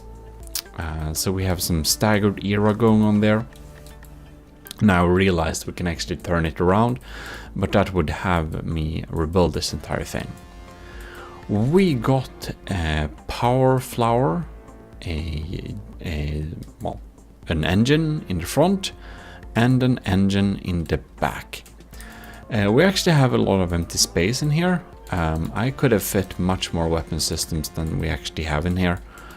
So it's kind of empty like this. And yeah, it does its job. It's probably too much armor in the bottom of this thing, but whatever. It works pretty well. And I'm at least happy with my iteration of the Filke, and it will be really funny to see what people have submitted. So I think we should indeed just start the battles. I think you've seen enough of this thing. We got some cameras and stuff like that. Did I miss anything? Probably not. This is it. This was me learning about direct input feeders, improving armoring, being able to distract shields with small fire cannons and stuff like that. It also has an ECM jammer in order to make incoming cram shots a little bit less accurate, and hopefully it will save us. Who knows? It will be highly interesting, so well, let's get into the battles. Alright, so here we are. We are going to select the very interesting order of well, Adnecres. Your name is beginning with an A. So this is the Väldigt plugga fylke, which is very bad translated Swedish. It probably means something like very study fylke, or very cramming fylke. Who knows? In any case, we right now decided we'll have 25,000 materials per team, and I think the spawning distance of 1,000 meters is... should we have 1,000 meters? Should we have like 1,000 point... I don't know. Let's have 1,100 meters. Yeah, that should be great. And the Filke mini tournament, mini battles, we have very loose rules here, so don't take this too seriously. For the spaceship tournament, we have kind of strict rules, but for this one, nah, not strict rules. It's fun to do both things, so that is nice. Now, I don't know which ones are flyers or not, so we'll spawn them in sea level, and if they kind of fail, we'll redo it. And there we are. So here is my ship, the normal Fylke, which is just called Fylke because I get to do that. And then we have Adnekrias väldigt plugga Fylke, which is... Oh my, that's some cool looking custom crams with... Wow, that's just real bare bone crams. And we have some pretty advanced like wiring going on here. That's pretty cool though. It looks nice. Yeah, cool. With some detection and yeah, I don't know. A camera maybe. Or if it just looks cool. Good lord. Oh my. Here we have a big little medium cram setup going on there. We've got ammo going on there and cool. And he kind of made a little sticky shield things a little bit flatter, but it definitely looks like a Fylke still. So anyways, let us begin. Right, what do we have here? We have incoming shots we missed. Oh lords. Oh, scary missiles. Uh-oh. Wow. Adnekrias Fylke is quick. And we have time detonation fuses going on too. So they're pretty scary.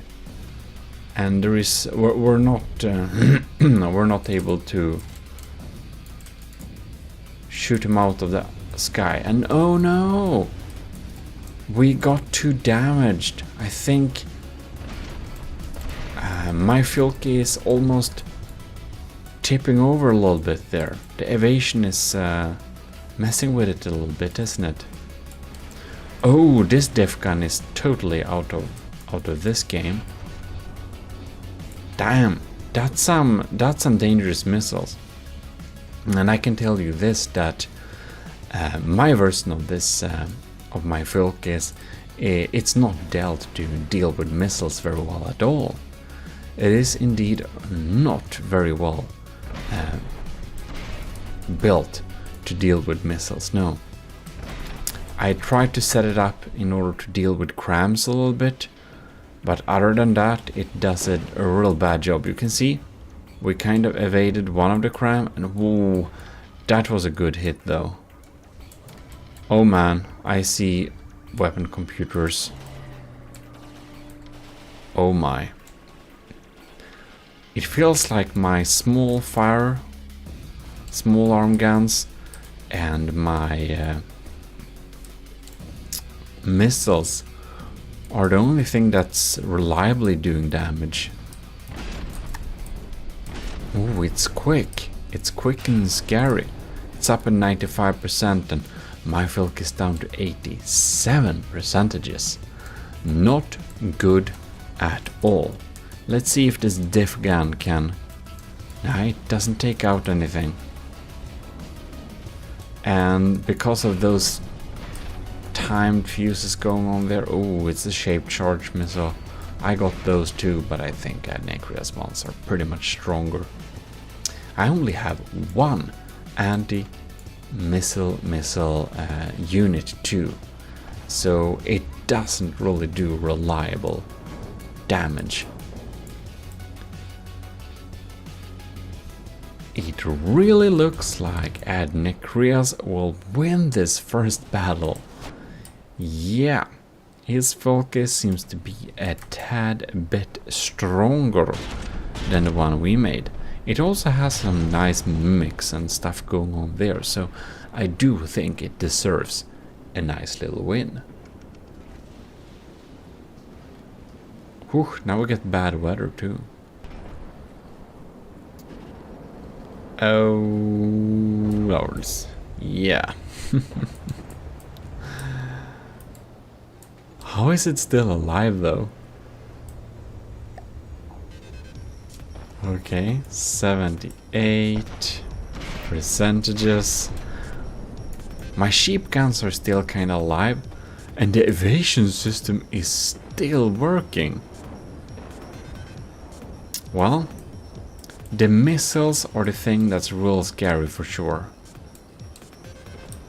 We have opportunities to deal with the other stuff, but with the missiles, we don't have much we can do. Oh no. It's looking bad. And of course we won't sink.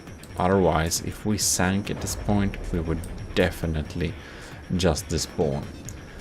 But I think it's pretty safe to say that Adnekrias has won this battle, because we're not like getting out of here for sure. Well, I proclaim the väldigt plugga fylke by Adnekrias the winner of the first battle. Well, congratulations, it really retains its original shape, and it is a superior weapon system. It has some good cramps going on there, and some really strong missiles. Those are the ones that are dealing the most damage. So, congratulations, let's move on to the next battle. Next up, we have Belkent's Fylke Funny. So, let us see what's going on there. Oh no, this is just a clean slate. I think we're doing missiles. Oh lords, what is it doing?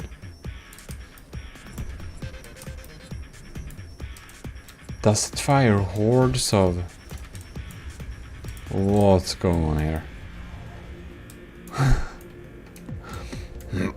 I'm kind of worried what this is going to do to us.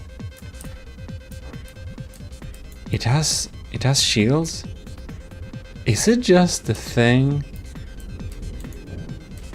that's just shooting in? Does it have offensive means? Sir, does this pose any offensive means? Or does it just have anti-missile missiles? Porked version? Or did you accidentally send? Or did you accidentally send the wrong version?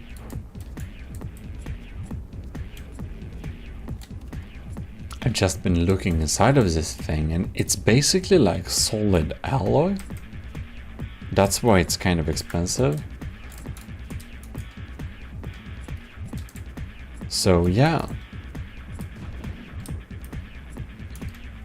Well, what did we have something incoming? What was incoming? It did damage. It did some damage. Or did we do damage to ourselves? I'm not 100% sure. Well, it's like solid alloy and wood.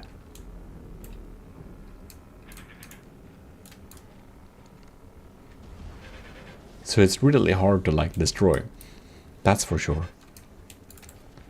Oh, I completely forgot smoke and lasers and stuff like that. So if people will be using that, I'll also have problems. But it feels like Belken's Fylke Funny is more about just trying to destroy all incoming shots by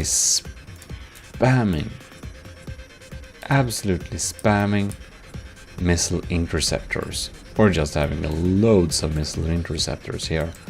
That's kind of insane. Oh no, we bounced.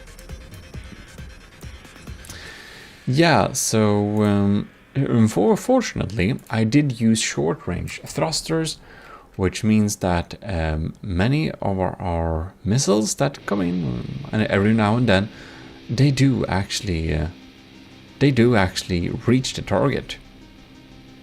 Pretty nice. The crams are also usually reaching the targets because they're faster now. They're going 300 meters per second, I think it is now after updates. We are of course playing in alpha branch because, you know, who wants to wait for the updates? They take forever. Okay, so the Balkans Funny Filke is at 95%, and it just really doesn't do enough damage. I feel that this platform is something that's more of a statement about don't put all your money in defensive measures, because well, then you can't deal damage. Or it's of course also possible I actually got the wrong version, who knows. But this is the submissions I got, so those are the ones I'll be using. And there we go.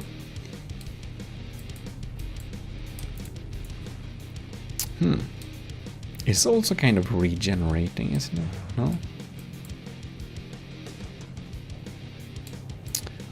Well, 93. Well, I'm pretty sure we are going to win this thing, just because Balkans Funny Filke does not pack a lot of punch. It does indeed not. It just has defensive stuff. As I think I already told you.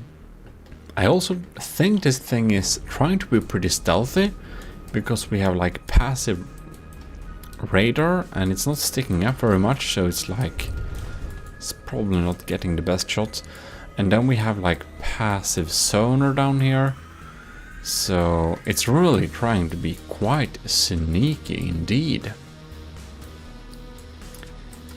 Yeah.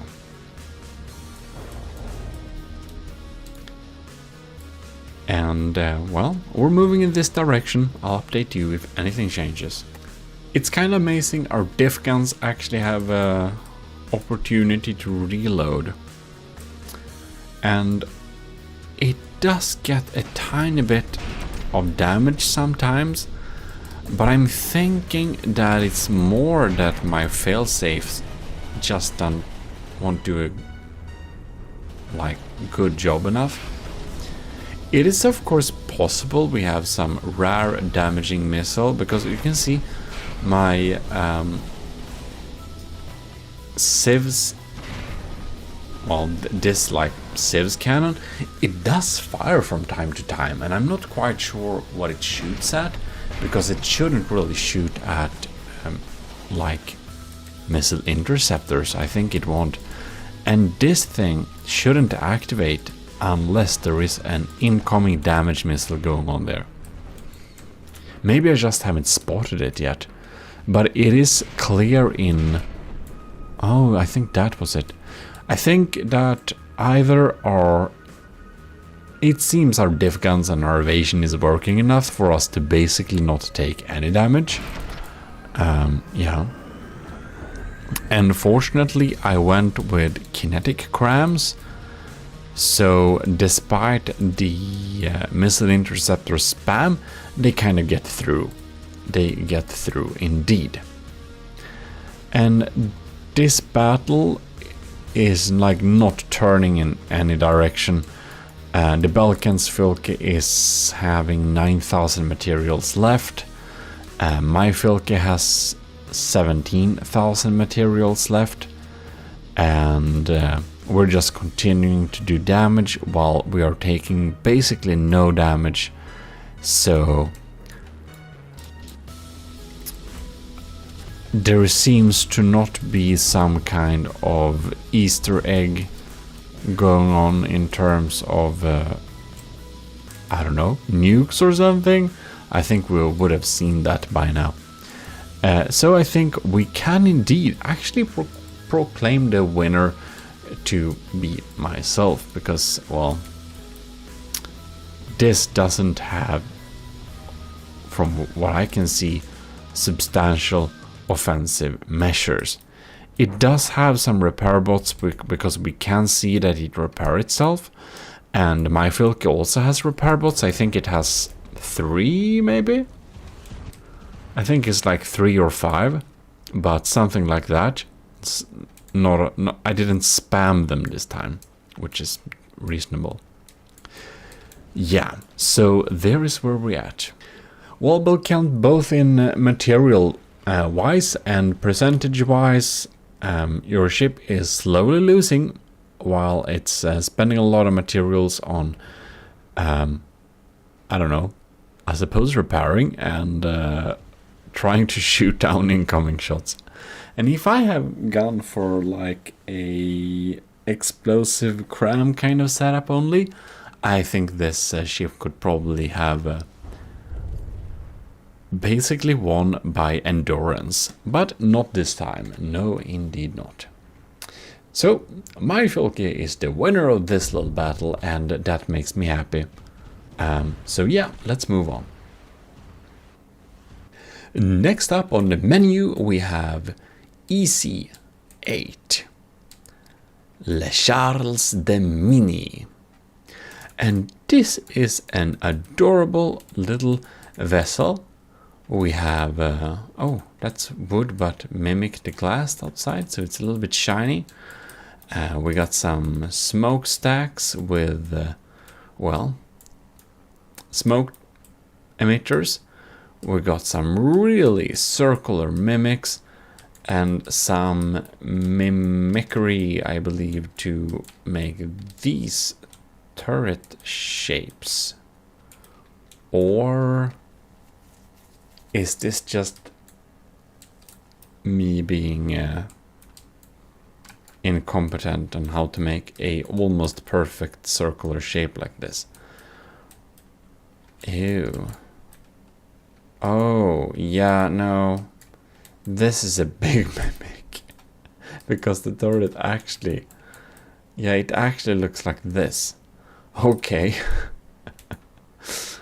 Alright, so we have some really, like, drums of crams going on there. And hopefully, we will be able to click play and follow this shell. Oh, that's off. Well, my evasion system should be evading this thing, and this should be a battle that I really hope we will win, because we have kind of built this vessel in order to win a battle like this. Right, so we have some missiles incoming. We have the small arms fire. Yes, yes. And we got, ooh, pretty fast crams, and ooh. You saw that? That's some beautiful evasion. Oh, that's a good hit though. Yeah, no, oh god damn it. Yeah, that's some damage. I am evading a lot of those cram shells though. That makes me really happy. EC8, thanks for submitting a cram focused build, because my sole intention with making my iteration of the Filky was to not get killed by crams, and I might still get killed by crams. As you can see, you're dealing a lot of damage, but hopefully I can be able to withstand the damage by evading enough of your shots, which would be really cool. What was that? Oh man, that's an engine. Oh man, we shot an engine. That's cool. Damn.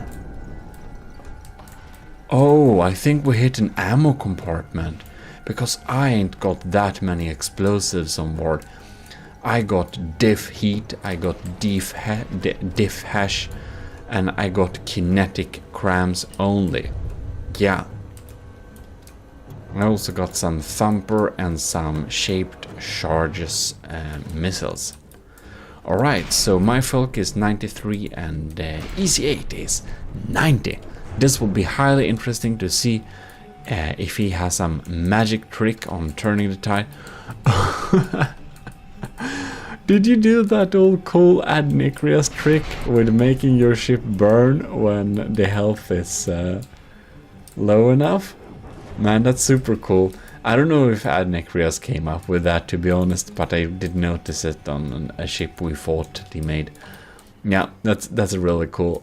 Like, EC8, you get a lot of plus points for going down in style, because this is going down in style. It really looks like my Filka will win this, but you never know. If my evasion gets damaged so that we can't keep up right, tables might turn. But as it stands right now, it seems I have a good chance of winning this. Oh man.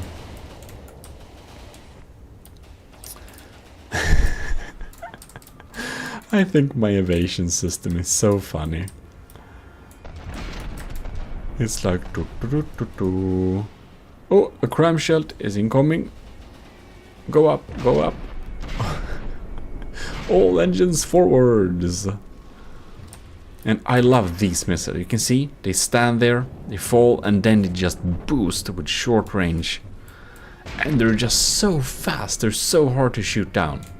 It's pretty cool. They only burn for like 3 seconds, but they are kind of max speed, so they do their job pretty well. Here comes another. No, that was my... Okay, there comes them. So 2 of them are shape chargers, and 1 of them are kinetics. Like the cram shots I have. I think each of these barrel actually recharges every 30 seconds, but since we have kind of 8 of them, they do... It feels like they kind of shoot decently regularly. What happened with this guy though? Why is this diff cam so sad? We're lacking some important component there. Well, who knows? Well, my Filka is 90% and EC8 Les Charles de Mini is at 82%. And since I built the hull, it's basically all wood. And EC8 hasn't changed that, which means it will be basically unsinkable. And it just floats around there, being floaty and everything like that. Very nice. So this part, I kind of like that EC8 made this part of the deck higher. So we kind of have stars up and stuff like that, and it goes up like this. It looks pretty cool. I will say that. Well, my Filka is at 89% and Charles State is at 79. Ooh, we're getting... Oh no. My internals are soon to be exposed if this continues. Not good at all. Right. Ironically enough, it feels almost that my small firearms is dealing the like bulk of the damage somehow. That's probably not good. Oh look, we have more fires coming up here. Yeah, EC8, you're definitely going down with style. I have to give you that. That's pretty cool. All right. So I'd be really sad if the tables flip here and my Filka actually loses. But you never know. You never know from the death. That's the thing. You shouldn't proclaim the victory if you're not very certain. And there is still a gap, and my Filka has the material advantage though, so that's one good thing.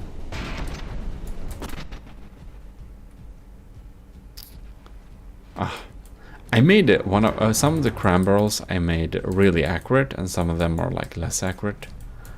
Oh, some heavy armor around that turret base there. Well, the armor is kind of thick enough, and the water armors as well. That's probably not necessary. Here we have some rubber and ooh, a nice little protected AI. one could almost imagine you've seen the Protect Yourself Against EMP tutorial just released. Well, I do know you sent it to submission before I released that video, which was, you know, Friday. So I know that's not true. But if you don't know how to protect against EMP, do check one of my latest instant tutorials. It will teach you all you know about that. All you need to know, rather.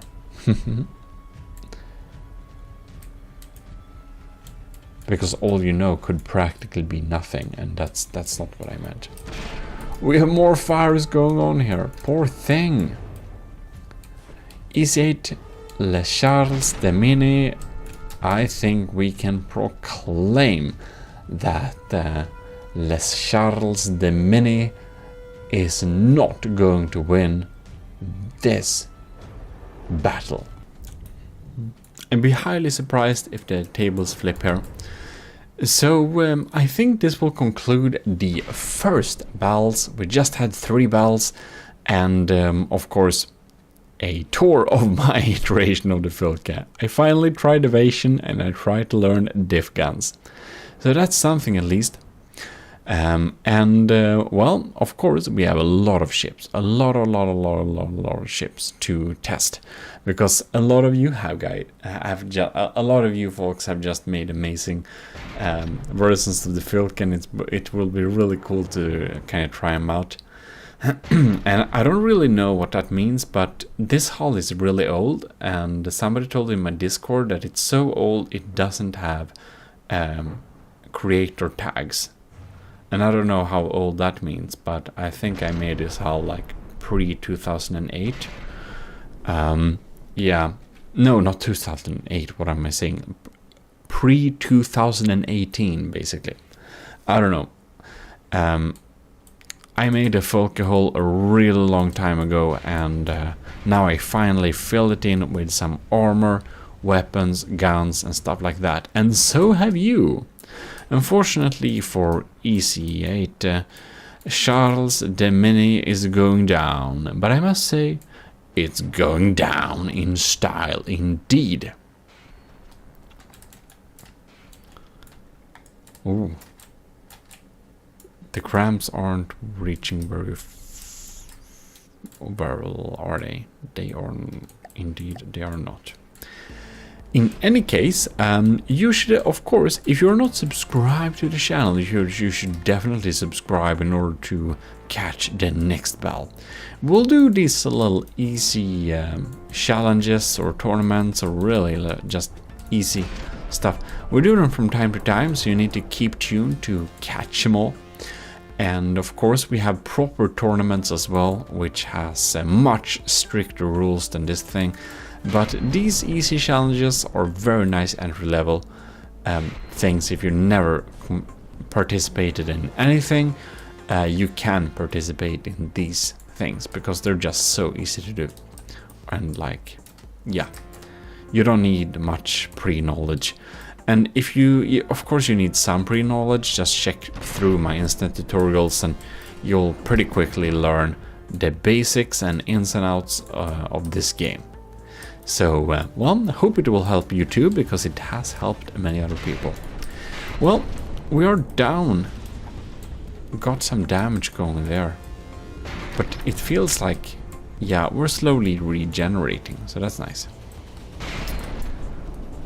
Not chimneys, no. Big, no, actually small, but custom jet engines, which means they're pretty strong. Each of these has like 32,000 thrust power, so they're pretty powerful. In any case, I want this battle to kind of go to its end, and I wonder, like, this diff can, ew, its controller has been sniped out. That's why it's not working. Yeah, well, anyways, I just want this battle to kind of end properly. And I think we can see that we are indeed very much gonna win this thing. But in any case, I would just want to give you a little announcement while we are here. And that is that we actually got some new pretty cool stickers. And you can use these custom stickers in the Discord. And if you're a member at the YouTube channel, you can use them there as well. And if you want to become a member on the YouTube channel, there is also now membership loyalty badges, which tell you how long you've been a member. So when you join, you get a clay coin, and after a month there is a wood coin, and after 2 months there is the marble coin. And then it's like 6 months, I think, is the iron coin, which goes up to 1 year when we'll get the bronze coin, and then it's the silver, and then the gold, and then the diamond coin for super long time supporters. So that's really cool. I really wanted that like resource, like almost strategy game, medieval type, like resource all the way. It's pretty cool. I really like that idea, so I made it a reality. And it also have Roman letters, so you begin at level like 8, and at the longest loyalty time possible, you're of course at level 1. Yeah.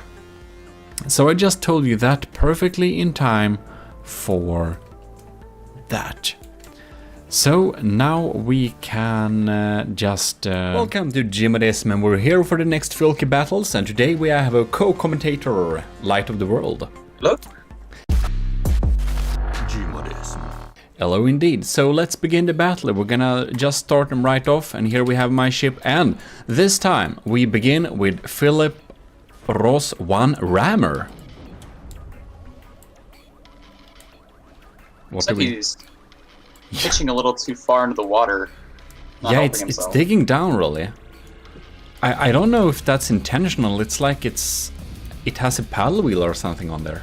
I'm not sure. It doesn't look like it has that, but it's hard to see, to be honest. God, White players would be proud. Ooh, this is scary though. I'm kind of glad my You're evasion. just hovering in the air. Well, My. Oh yeah, I'm just chilling here a little bit, taking flak underneath. Now I'm kind of glad that I kept the bottom armor kind of intact. yeah. Oh, I wonder if it... I don't think your cannons can fire at this angle though, so this could be... Yeah, I have some light things that can angle it towards the enemy. I got turning thrusters, a few of them. Oh, I got flares stuck onto me. Okay. Oh no, Philip Ross Rammer is... What is it doing? I don't think either of the boats have any clue what's going on in this battle. No, me neither, but fortunately for mine, Filke, the Philip Ross Rammer is flipped itself upside down. It's really well protected against sonar. It has a lot of decoys, but It was almost look like sea mines. It's kind of cool. yeah. But it's just sitting there. It's kind of sad. It's just okay. Yeah. Surprised Squall your Filthy's working as an airship. Yeah, if there is constant fire incoming, it works like an airship for sure.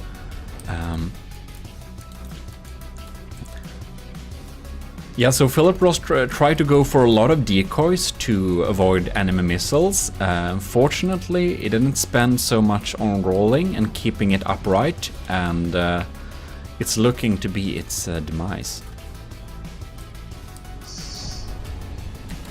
Yeah. And this one is barely damaged. Let's see here.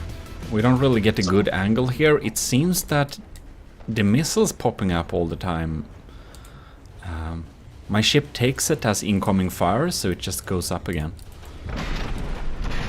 I think it's either that or it's, I think Rammer has some simple weapons is firing. Yeah. The Filka's evasion system is very simple. It's basically incoming missile, activate custom jet engines. That's it. Gotcha. So yeah. Yeah, seems that nothing is happening here really. I don't think No. does he have any torpedoes? Let's just check. Let's just double check because if he can't get flip around here, it's it doesn't seem like anything more will happen actually.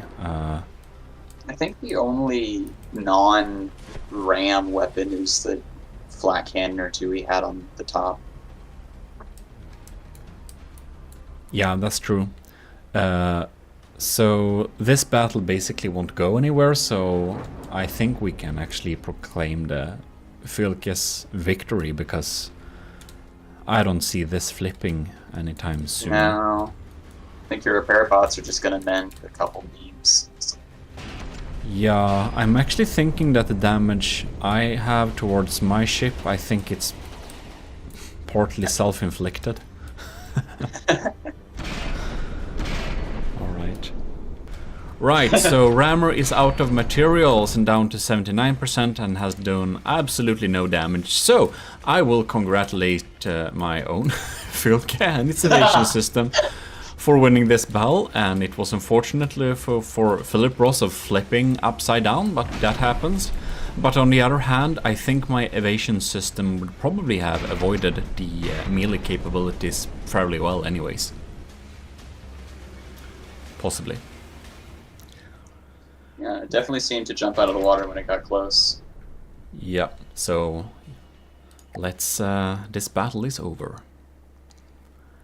Next up we have General Griffin with a Cram 2 Filka, which I hope my diff guns will be able to shoot out in the air. But anyways, General Griffin has exceeded the maximum allowed limit with 47 materials. What do we say about that? This is a violation of everything we stand for here at GMODIST.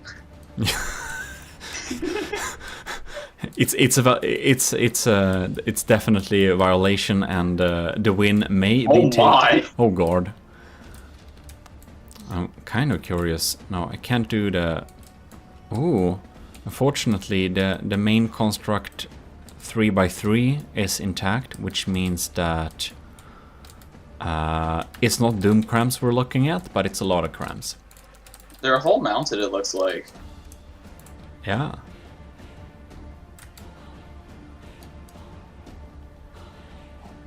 No, they're turrets, all right. For sure. They might be, yeah. Because it's the default 3x3 well inside it. Oh like yeah, a you trench. can just. So Yeah. it's 3x3 crams. Anyways, Oh, this should be interesting. battle start. Oh lords! Whoa. It shot itself. It killed itself. No. Why? Oh dear. General I think some Griff, mistakes were made. why did you do? Oh no. I'm not Well, confident the front crams are gone. that General Oh. Griffin battle tested this design very much, but ooh lord. Those crams do a lot of damage though. Those Yeah. back crams just. It's so Ouch. quick, and my evasion system was not able to escape that. Yeah, I forget how long ago it was, but they made cram maximum speed 300 meters a second, buff from 200. Yeah, and I think- it does a lot of change actually. Hmm. Now you have enough distance though that you're evading better. Yeah, the kind of distance it wants to have for sure. You can see jump Cram up. 2 is fast. Oh yes. My Filka is currently in the lead, but now we get some bad weather, so So he's got Stormer. I think. I don't know if you can turn that off in custom battle.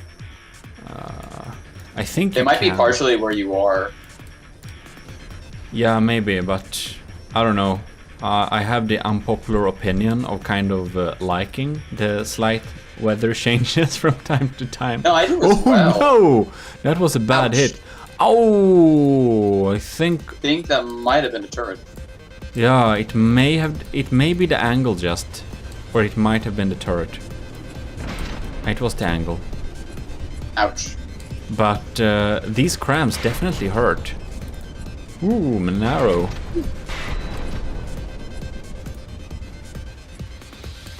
And I'm not sure... Oh no.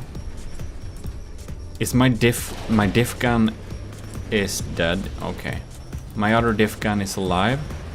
But it missed. Oh god, that's a bad miss. So the small diff guns are Civ's diff. These are designed to shoot down incoming crams. Alright. Let's see how we're doing over here then. 9%. Half that self-inflicted, unfortunately. Yeah. Yeah, that was just interesting That was that unfortunate. for sure. The turrets just kind of clipped into each other. It's Yeah, that's so where you wanna... fast. Yeah. Ooh, shot the barrel off of that one. Sometimes it's good to spam some shots. Yeah. Little missiles coming in, some... Yeah, my short-range missiles are they're a hit. I need to fix and install them on the Draconia, and hopefully I can get through lambs with it. I don't know. It's so fast, it basically also jumps. It's hitting the waves. Yeah, it gets evasion from the waves. Alright. Back to clear weather. Oof. Ouch. Oh! Right on the mast. The superstructure, sorry. Yeah, that's in the superstructure. It didn't hit the civs, however. The custom jet engines are fine too, so the evasion is online. General Griffin is coming back despite the initial early damage. It's an almost even match right now. Yeah, General Griffin is definitely coming back here. These are some like efficient cram designs, and it's so fast with the jet engine it has too. That Yeah, and then being so built in the hole as well. Yeah. It's super quick. Oh wait, Oh! Oh dear. Oh dear. Well, AI dies somewhere. indeed, that has to have been a fatal AI hit. Wow. That's a win for General Griffin. Despite the self-inflicting wound in the start. 47 materials over, doesn't count. Yeah, we'll have to debate if that counts. The board is going to decide. We need Saberco's opinion. We can do a poll later. Okay, poll in comments. Who is the winner of this? I don't think 50 materials was going to change it very much, unfortunately. No, but rules are rules. True. Right, next up we have Kevin Try, HMS Canoe Viking. This looks interesting. See some Ooh. those lambs notes. This is pretty chungus. Look at that. It's just so wide. Alright, we kept the original deck, but we added this kind of shield walls here. We have Extra smoke. thick. So I'll let it load in a bit more, see when Oh yes, the barrels load in. that's sure. Okay, now we're properly loaded in. That's an advanced cannon. But why did the barrel start backwards? Darn it. Did he get the front and back mixed up? He might have gotten the front and back mixed up on the turret. Maybe. That's probably the only sensible reason. There is no other... Ooh, is it some weird trick, maybe? You know, the first shot always misses, but if you spawn your turret backwards, it has to turn, maybe? Ooh, that's interesting. Maybe. Maybe the comment section can explain that while we continue this battle. Alright. It made no sound when firing. Oh, man. There it is. That sounds like 500mm. That sounds like 500 millimeters, and half a percentage is instantly gone. I don't think my evasion system will save Doesn't me. trigger on... Might not trigger on advanced cannon shots. It might trigger, but I don't know if it has time to do much. Doesn't look like much bam! happening. No, it doesn't look like it. And my Darn. civs will not be able to do anything. Bam! It's a tanky boy. For sure, it's in the lead so far here. It only has one weapon, so if I'm really lucky, it's of course possible that... Yeah, there's already... Looks like there's already a hole in the top armor there. The turret. Yeah. See if it gets repaired. This is a cool design.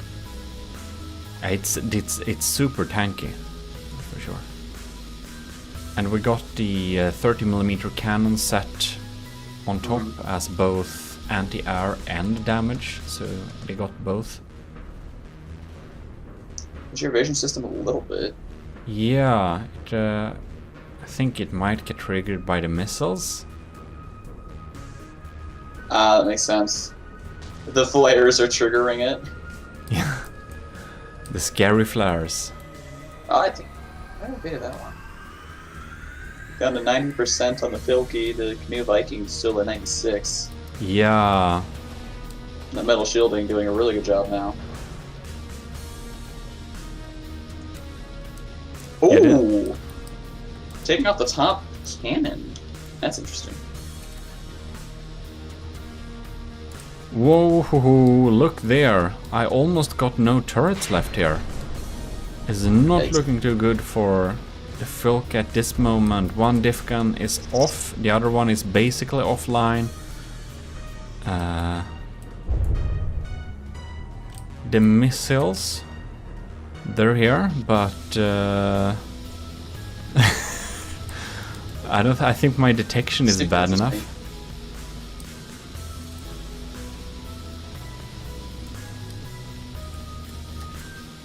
It's almost like it's going in for the kill.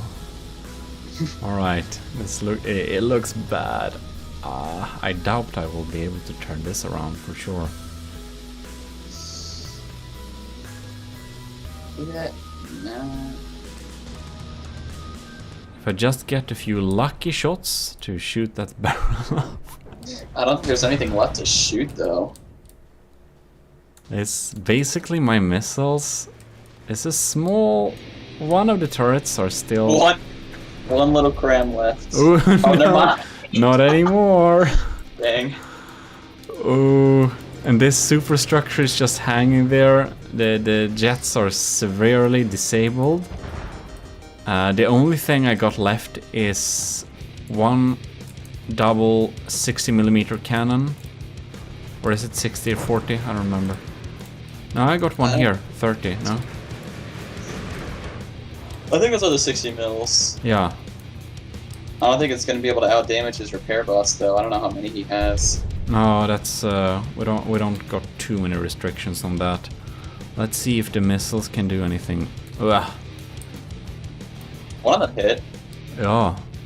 It's still 96%, so Yeah. yeah, here we got this little... Got some holes. Oh, spaced armor as well. Yep. Those little outside areas are just for spreading out damage, and the detection of the Filke is bad enough for the remote guided missiles to not hit very reliably.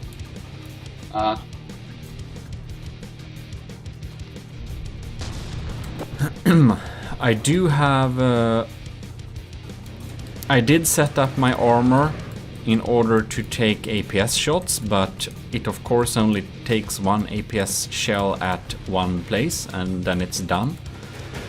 It has a staggered ERA, but in case... Oh, that's interesting. Yeah, but if he uses kinetic, which I think he does, it doesn't do much. Yeah, it still helps. It Yeah. looks like it's explosive, though. Yeah. It looks like APHE, honestly. Yeah, and I think this is the reason my ship is still alive. It's the Yeah, it's like armoring. oh, I think he just jinxed it. That was a slow-mo explosion. Yeah, that was the front engine. Let's see Oh. here. The back engine is alive. Right. I only got one engine left, so the shields may flicker. No, not yet. Oh, bouncing a lot of shells there.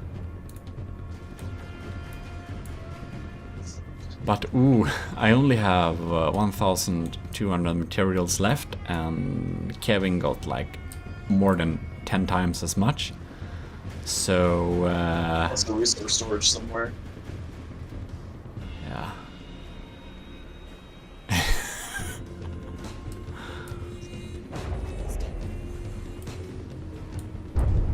Wow.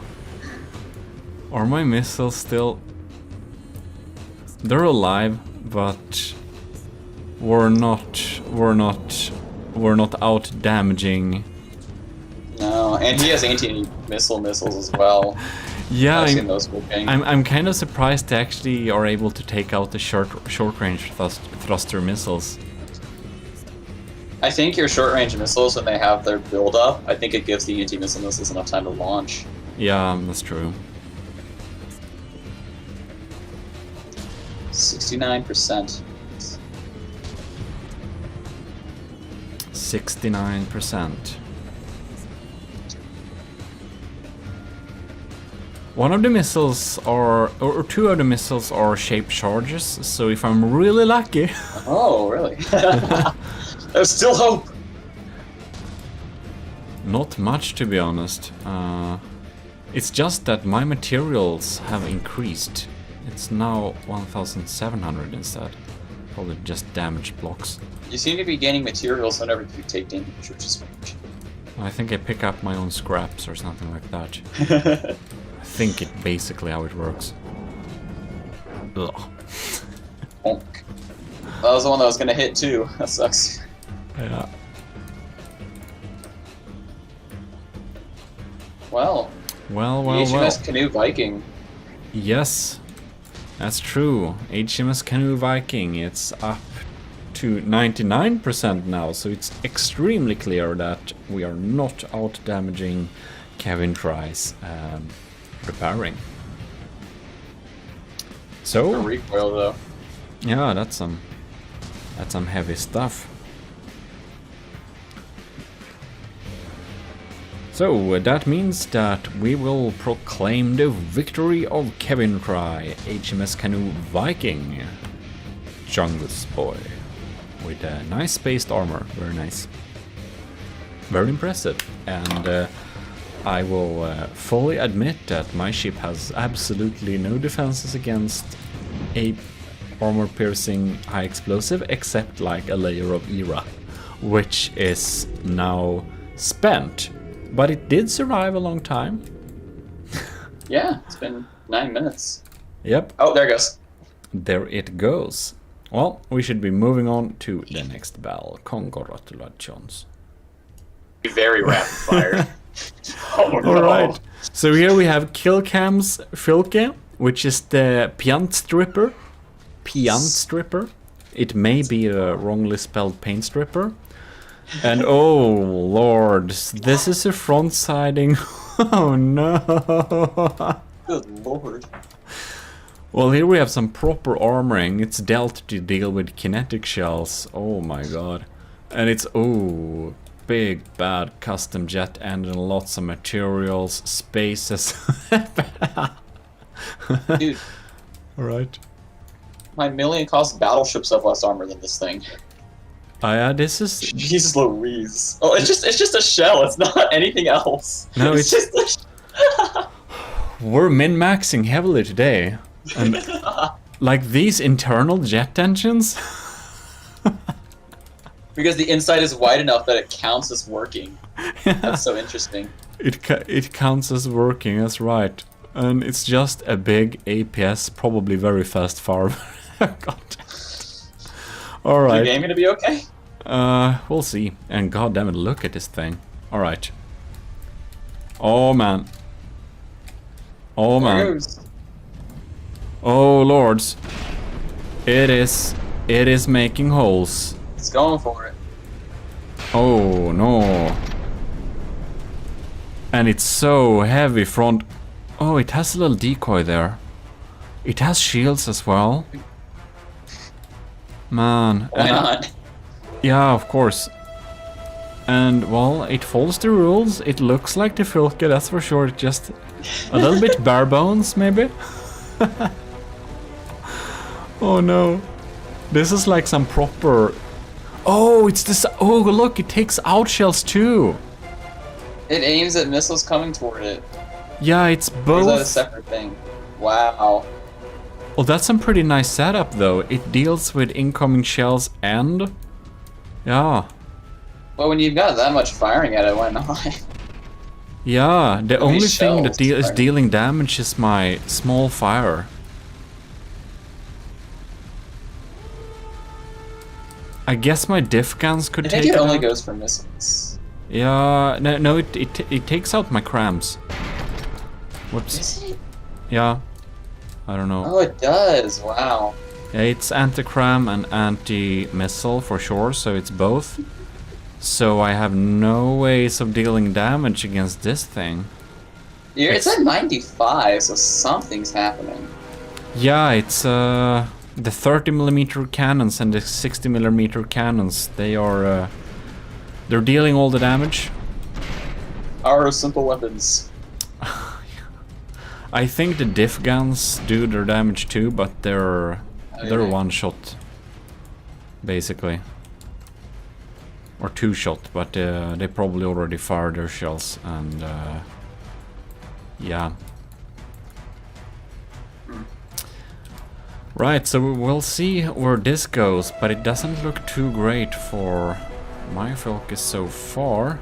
The kill campaign stripper does definitely work. You've broken with it. through the outer armor, but now you've got the metal and heavy armor. Yeah, that's right. The outer armor is the wood. The only thing to deal with something like this is to have missiles coming up behind it. And that's something we I don't don't know how you have. deal with this. I'm waiting for someone to try a laser. I haven't seen any lasers yet.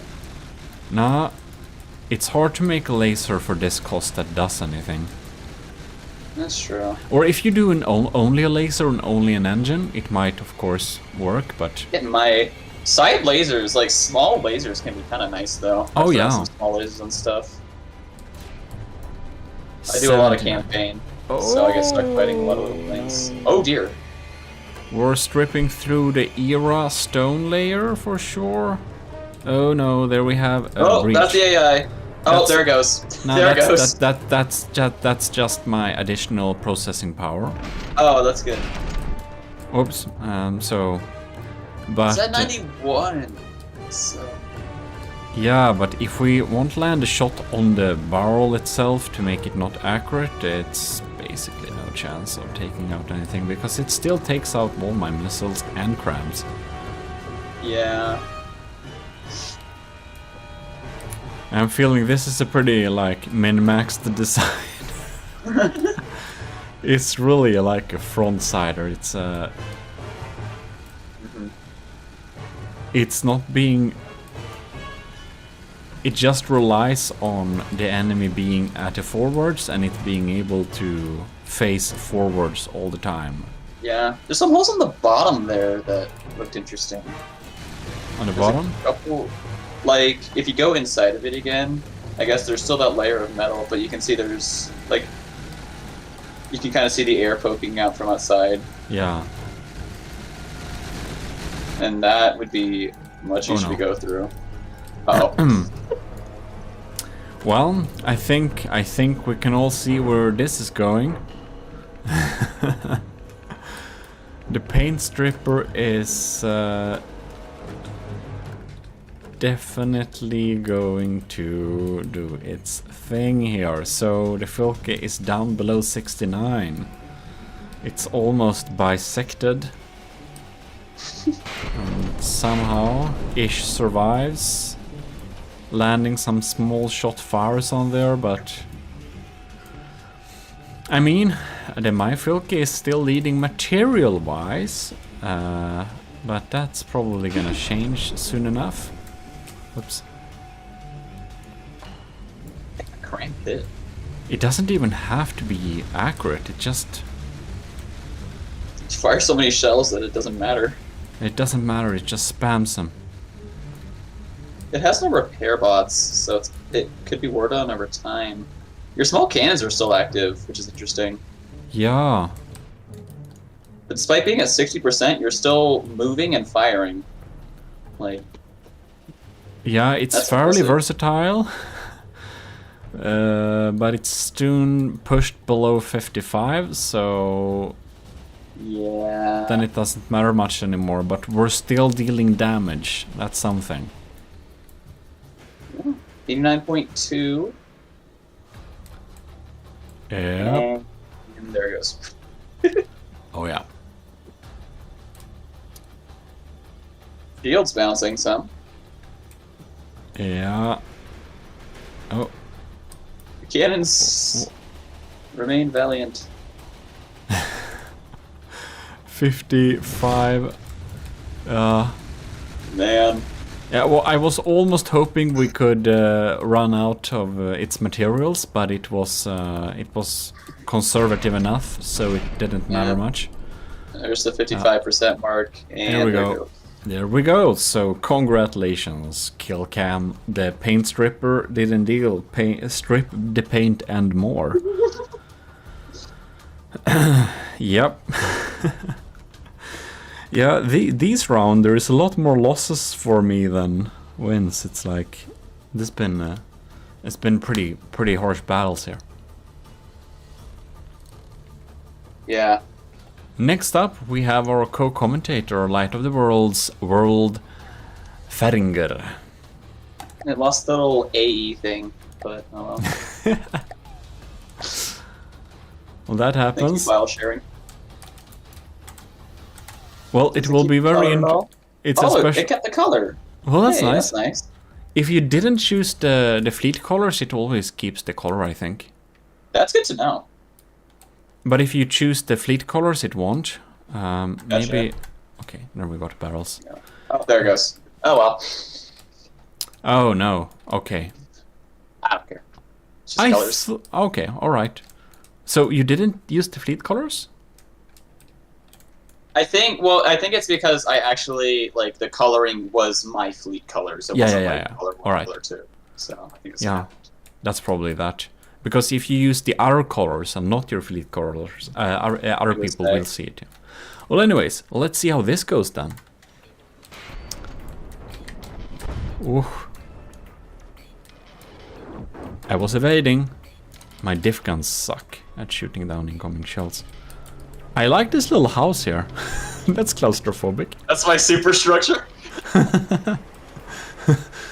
It is a structure. Crams are overwhelming my lands. I was worried about that.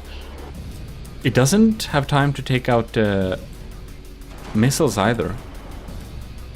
No, the lambs doesn't refill super well. Nah. I'm not getting in range. There we go. Now my advanced getting to do something. Yeah, you did some damage. You're technically not in the lead anymore. You hit some. This is a much closer battle. It's 99 to 99. Yep. Ah. That's Ooh. a tiny shield, though. It's supposed to broadside right, but spawn a little further away than I was expecting. Yeah, I've seen some troubles with the AI recently, like the recent months, basically. The recent months. That's from the depths for you. Yeah, so it doesn't Oh, seem there to we be go. fixed. Yeah, you took out Got the the missiles missiles. this time, yeah. Now that it's not stormy, I can go a little better. Is my cram down already? Man. Yeah, it sucks. Oh, it is! That's my main weapon! Oh no! How did it... I think you shot through the turret, maybe. Hmm. I think when your hardener cram shot through the turret. I wonder if my repair bots... I think I only have like 5 repair bots, so I don't have a ton. I always try to keep it under 8. Yeah. Yeah. The sea is now messing up both of our abilities to shoot. Yeah. One cram Oh, did big hit waves. though. How is the Filka doing? It's 98 to actually 95. below. Yeah, you're in the lead so far. I have no missiles at all, so... Ooh, that think was everything- bad. Okay, no, it wasn't. Never Good mind. shot. Oh, you become an airship again. Yep, it detects incoming shells. Pretty proud of my casemates so far. Yeah. Doing a lot of good suppressing. My lamp's trying its best. It's hard to make a LAM system at this cost for sure. Yeah. It But was it's- doing alright against other missiles. I made a missile version of this that was literally just like, I think it was like 20 medium missiles in the center of it. And Yeah. my goal was to make this Filky beat that one. And it did, Yeah, yeah. so I'm happy. My Filk is down 10 percentages and you're only down like 3 percentages, which I is think I'm at- interesting. Yeah. I don't have very many repair bots. I think I have like 5 also, or 3, but I think it's 5. There's For a trick with once, repair bots. Bam! Oh! There's a trick with repair bots where if like the top of the repair bot is covered with something, it will actually repair faster because it won't spawn the bug to go physically fly, so it repairs faster. Which is really weird. It's a weird quirk of the game. yeah, that's weird. Avoid the lag a little bit. We're down 88. Ooh. Your APS is doing some good damage, that's for sure. What shell did you load it with? So, the APS and the casemates actually use the same shells. It's pure HE. And then the cram is like 80% hardener, 20% AP, and it sorry, I said that backwards. 80% AP, 20% HE, and it detonates 6 meters in. Hmm. But my cram got disconnected really early. Yeah, and that's the only thing that makes this battle kind of exciting so far, because you're in the lead and it's going that direction, but you don't have your main weapon. Not have my main weapon, which is very sad. It's very happy for me, because then I have a chance to win. Otherwise, I think you already would have won. Yeah, I remember testing it. Assuming the armor wasn't changed, it could penetrate from a full health hole to the internal. Yeah. But that's a lot of shots coming though. I'm down to 98, 97.5. I took a lot of damage there. Yeah, we gotta look at that then. Do you cram's have... still gone. Is it just... Oh, there's a hole in the side there. There is. We see some applique behind. Your main APS is absolutely fine still. Seems like. I tried to change the actual hole as little as possible, so I think all of the armor you set up is still there. Yeah. I have slightly less armor on the left side Yeah, it's intact. for cost. Where is my ship? Okay, there it is. Keeping distance. It's set to circle at distance 1000 meters, but I think the evasion system might have helped it a little bit. Yeah. We're down. You have done a lot of surface damage, but honestly you haven't done so much serious damage yet. You took out No. one engine, so one engine is dead, Yay. but I got 2 for that reason. I Alright. don't build redundant systems very often. Alright. Gets me killed a lot. I've started to try and rely on redundancy for the most part. What happened with those missiles there? That's what's really weird. Oh, my lambs! Look at that. Oh yeah, They've refilled. they have indeed. And each of my barrels reload every 30 seconds. Oh, there's that cram. Oh, Cram's the back cram is online. back online. I missed. That's sad. You're at 98% again, though. That's Yeah. bad news for me. I want to see that cram hit. Come on. I'm hoping my diff guns will do something for once. For the next incoming cram shells. Because in testing, they did shoot down incoming crams occasionally. That makes But sense. during the battles, I haven't seen my Civ's diff guns actually doing much. I think a lot of crams we've seen have been a lot of AP, like hardener pellets, so it makes it a Yeah. lot harder to shoot down. My cram died again. Gosh dang it. Oh, but your lamps are stronger than one would have expected for this small system. How much did you spend on? I think actually that entire middle section, if you fly into it, I think a majority of that middle section is just laser. Oh, It's a pretty strong land system. I think the APS turret was about 10 to 13k, and I think the cram was about 15k. And then the casemates were obviously kind of expensive, and then just about everything else went to the land system. I have one torpedo decoy and one flare that you saw fire up. Yep. Your lamp system is really saving your ass here. You successfully take out the incoming shots. 70 to 99. I think your heat guns were able to snipe my cram really early. That's sad. Yeah, Must have hit right in the turret, because I armored the inside pretty well. I've seen my diff guns miss sometime too, so they're... But if they hit, they pack some punch. They shoot very rarely, of course, but Yeah. they're a good, like, first strike weapon. Alpha Strike is really important in a game like this. Yeah, especially for, like, tournaments.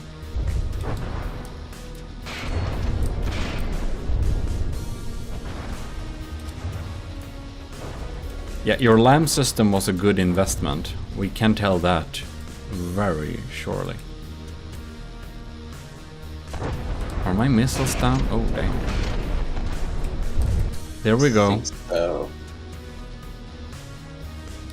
You're still at 99%. I don't see you losing this unless my ship survives because it's in the lead in materials, but maybe. your lamps are still doing a good job. Unfortunately for me. Alright. Yeah, it was a good little investment. I'm at 99.6 and my cram is still down. It's almost like it has some extreme movement limitation or something. I don't Why even do think you... it has any. I don't know what's happening with it. Yeah, something must be wrong with my cram, because there's no way it's still down. It's at 100%. 99.8, yeah. 99.9. Huh. It can't possibly be... Oh well. It's weird. And my missiles? Nope. 64%. It really looks like you're winning this.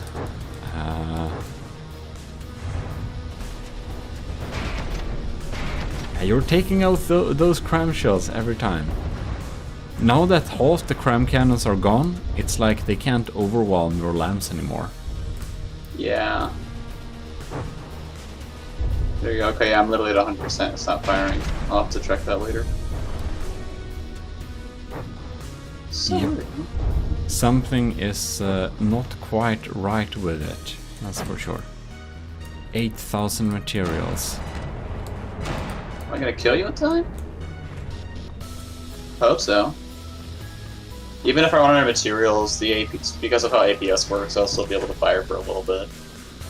Yeah, exactly. So that's... And now that you're down to the more metal armor, my HE is having a problem.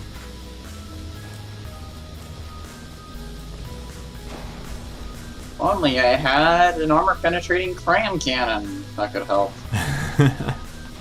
It seems to be flawed somehow. But it doesn't It's aiming seem... up and down. I wonder if something's weird with the turning. It's gotta be something like blocking the turn. My superstructure is hanging on a loose thread here. Oh, this is so weird, ship movement. What are we doing? Oh yeah. And my anti-missile missiles are going after your decoys. Great job. Task failed successfully. Can my diff guns reload sometime? Land a nice hit or something like that? Seems like... I'm kind of surprised both the diff guns are still alive at this point. Yeah, I figured my HE would deal a lot more surface damage, but we just kind of caved through. It's... Did you set it up to... No, you didn't set it to aim at hot blocks, you just set it... No, I don't even think I think I did cluster. Alright. Basically half the ship is like gone. It's like... It slowly has been eating through. My ship is hungry. Obviously, yeah. I'm kind of surprised these cram cannons are still on it. Oh. 5.3. Oh yeah. Will the diff guns fire one last round? No, we're down under 55. Yeah. This is indeed a win for you. So congratulations. Thank you. I'll have Right. to go figure out what the heck happened with my stupid crane cannon. Wow. So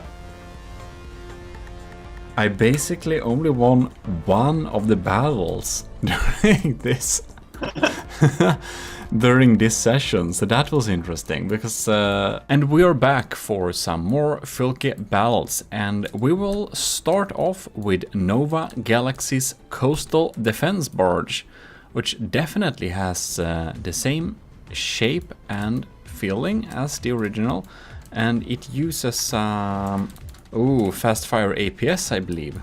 No? What? Lasers? Is this? No, that's APS. Okay. Yeah, it's just mimic. Yeah. I was like, these are... I haven't seen tiny lasers like that. Alright. So, from experience, Nova Galaxy usually tends to be good at min-maxing stuff, so I would be very happy if I managed to win this battle. Those are strong. Probably. I was about to say, is this one turret stuck or?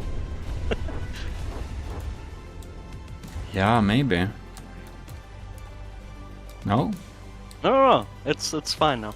They're not stuck. Right. So where do we have? Well, he's only down 1%. My Filk is at 97, so it's like 3 percentages. I wonder if my diff guns hit or not. Well, let's... Oops. No. So, the constant stream, at least I'm very happy about my short-range thrusters missiles. They are they're pretty good.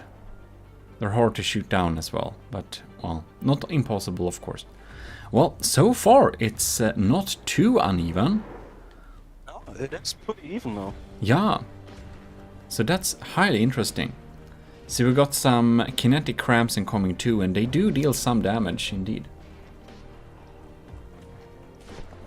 But because Nova Galaxy uses only APS for the coastal defense barge, my evasion system does not activate. So my evasion system is completely, basically, wasted materials. Oh, it does! It does activate. It just doesn't have time to go up very high.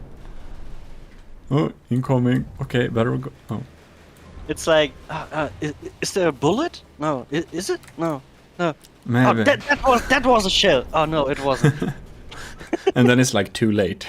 Yeah, it can't decide if it's a shell or not. It's like, okay, no, yes, no, yes, no, Maybe. yes. Oh, ouch. Oh, ouch. But damn, it's still pretty close. It's like 94-94. Yeah.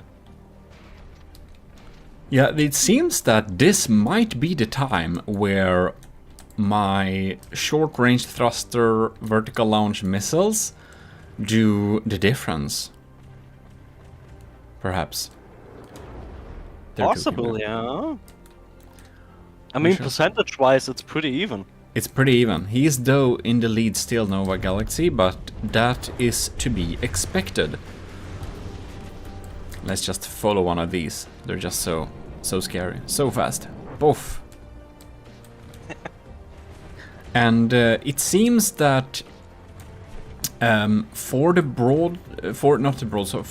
Draconia, I tried to install those short-range missiles as well, but they are probably a little bit too... the distance we'll be fighting the enemy from might possibly be too large, so that it doesn't make sense to have the short-range thrusters. Maybe, yeah. Yeah. The good thing with the short-range thrusters is that they tend to be so quick that sometimes the enemy defenses don't have time to take them out. But if it's good lambs, they will be taken out for sure. Right. But there's a difference going on, like in the percentage. There's a huge difference coming in.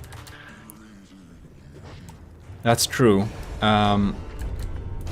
My Filka has apparently taken some big damage somehow. It's down to 80... Okay, now it's 87. It was at 84. But it doesn't use that many repair bots. It has a couple. But it's like... I think it's like 5 or something. Or like 3. Probably not too many. But yeah. Oh yeah. Oh yeah, okay. He uses heat shells. Seems like. Yeah, okay. Because of where... Yeah. I just can't tell the fucking difference. The heat shells, it's good you say that. The heat shells, they have yellow spalls. So the spalls that spawn behind them are yellow. And the Hesh shells, they have red spalling. So the spalls that spawn are red. And Frag, they have white spalls. Wasn't Frag green? No, Frag was green or not? The pellets in the cram are green. But the fragments themselves, they're white. In both APS and cram.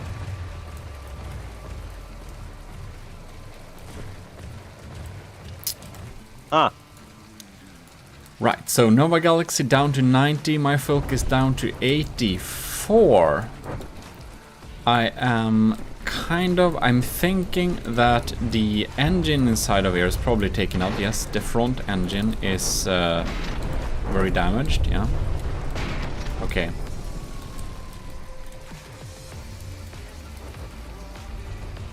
Scary. Yeah, well, that's some fast-firing heat coming in there. That's a pretty strong choice. It works very well. Of course, I have a layer of ERA inside of there, staggered ERA, but they of course only save us from one hit at the same spot. And since we're getting a constant incoming barrage of shots, we are not very safe. Hell no. 2 cram cannons are already gone. One diff gun is alive but stopped from firing because of failsafe.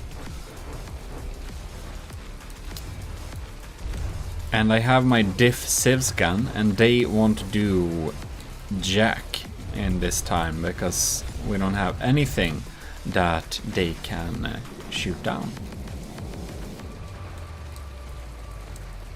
Right. Oh, look here. We have some nice armoring here.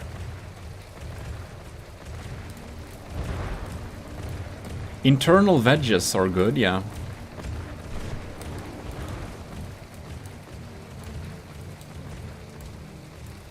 Right. 80 percentages. The difference is slowly rising. Yeah. Rising. It was 4% a few minutes ago, then now 6, now 8. The gap is getting bigger. It really is, and I do believe that is because of me losing a lot of firepower. Oh, absolutely, yeah. So it can't really keep up the damage dealing. The only thing that still is doing reliable damage is probably the missiles, because the crams are so far away they tend to miss a lot now.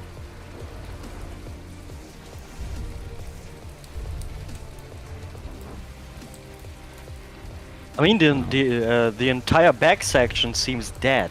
Like, there's nothing going on. It's just dead. Yeah, this little gun just targets incoming shells, and the shells are too quick for us to fire at, so... And this one seems to be properly dead, and that's because its weapon computer is gone.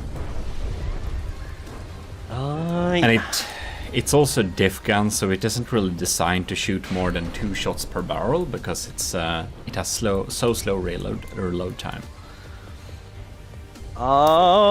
We reached the 10% difference. Oh yeah, 76 versus 87.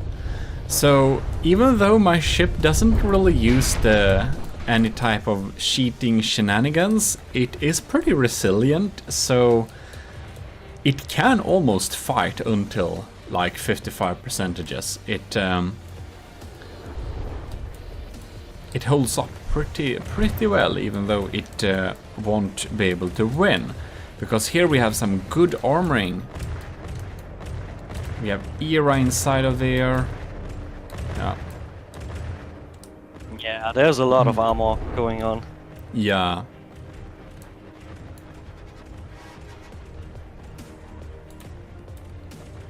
Ugh. Ooh, we shot off a turret though.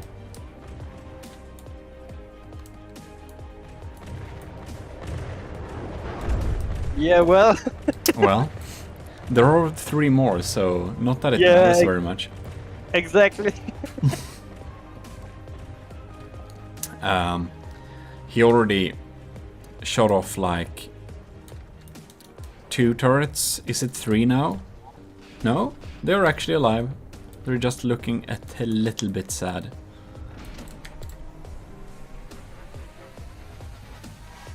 Oh.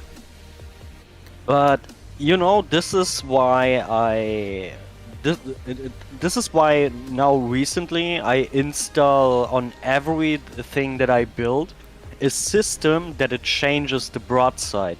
So you have two behaviors. One is left broadside, the other one is right broadside. Yeah.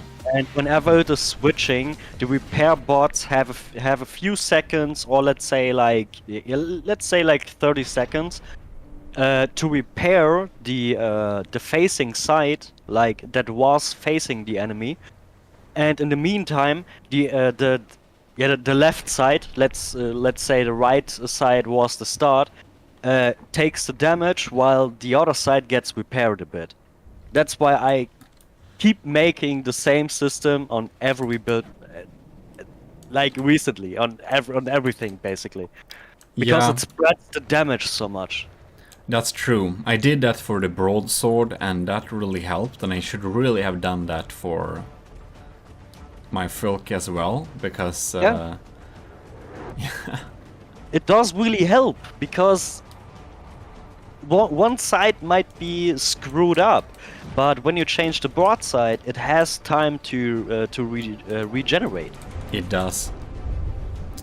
And now I think we reached the point where my focus roll is damaged, so it won't get back too far with weapons, so I only have some small missiles shooting in. And since Nova Galaxy is leading both material-wise by more than 10% and has more materials in storage, I think that this battle probably don't have to go on any longer. Or No, what? no. Yeah. See, So we could play it longer. It's just you suffering. that's true. Well, anyways, we will declare this a win for Nova Galaxy. Congratulations, it is indeed a stronger ship. APS is pretty useful. Alright, and here we are back with Olyssa's Filke finished. So, here we have like a little sailboat feeling on it. We have APS going on there. It looks like it's gonna fire some APSs. Ooh, that sounds like 500 millimeters. Oh man. Awesome. Ooh, That has some punch. it does indeed. Funny enough, I'm slightly leading material-wise, and that's probably because... Are we getting HESH shells again? And they are probably... bouncing, who knows? Ooh, nasty EMP. Fortunately... Oh, that's really some nasty EMP. Yeah, but fortunately I thought about EMP securing my ship, so that's nice. And looks like the evasion is actually helping with dodging some of the shots this time. It's like jumping up and down. Alright, so how are he doing over there? We have some holes in here. Oh, we got the same type of armor scheme here. Wedges. Just the wedging. Yeah, wedging on, it's good. But these wedges are probably in a little... They're other directions, so they're probably more adapted against cram in that case. It just looks so funny when it bounces, doesn't it? Yeah. Oof. I mean, you can't really tell if this is a battle or the crew on your ship just having the time of their life. Yeah, I think the crew is having a party. Yeah, they're just having a wave on there. Yeah. And somehow we're able to land many of those cram shots as well. Pyong. Which... Oh! Wow. So I wonder, do we have any missiles as well, or is it only... It's probably just only APS again, yeah? Yeah. It's like, I mean, I haven't seen really cram flying on your ship. Oh, what's happening now? Did the AI die? Oh, so much to EMP protection. Wow. I think he hit at a spot that was very, very valuable. Yeah, possibly, but it is pretty, like, it's on dead. rubber. It's on rubber. It really is, but, and it has surges, but perhaps it's just overwhelmed by now. No, that one is online. The What? surgeons gave up. They were like, hell no, too much. We give no. Just pay us already. We are leaving. Yeah. May it be so that, like, yeah. Oh man, he must hit a spot where There it is- was very valuable. I think there might be like no detection left at all. Wow. Yeah, we're just completely overwhelmed by EMP, so each and every detector at the detector spot seems to be fried. And I thought those detectors that were in the tower, they should have been EMP protected. I'm kind of surprised they're taken out because they shouldn't be connected to... Yeah, so maybe it's so that they have more connection points than it looks like in that case. Yeah. Because I connected them on a side that shouldn't have a physical connection, so they really shouldn't like get fried, but yeah, they are obviously fried. Oh man, I don't know. I don't think so. You can return from that. Well, recover. I mean, not return. Yeah. I mean recover. I mean, he's keep frying you basically. Yeah, it doesn't regenerate its detection like quick enough, so it just stands here.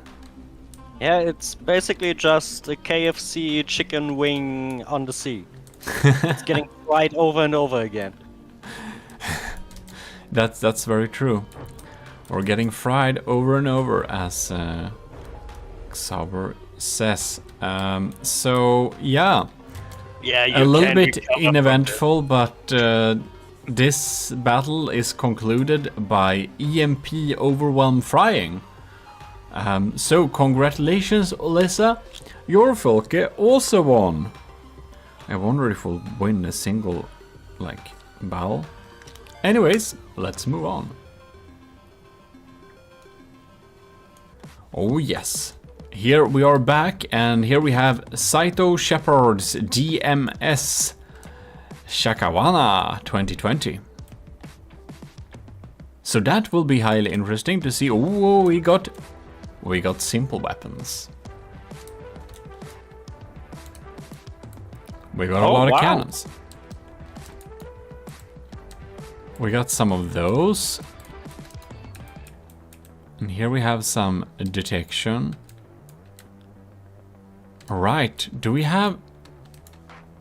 What do we have? This is just simple weapons. It might be, yeah. I don't see anything else. Maybe there are some missiles here. Yeah, well anyways, let's start the battle and we'll see. There we have a decoy. Ah, the good old floating decoys. Yeah. Decoys on a string. Wait, I think it... Does it pull it out and drag it in again? No? Ooh! Yeah, it was looking like it. I didn't know you could do that. Well, it's pretty even so far.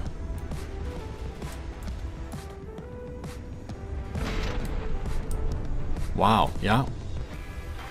Oof.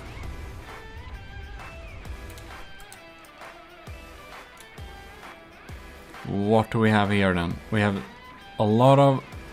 Yeah, the simple cannons are actually pretty good. They really are. Yeah. God. That's so many of those cram shells just miss.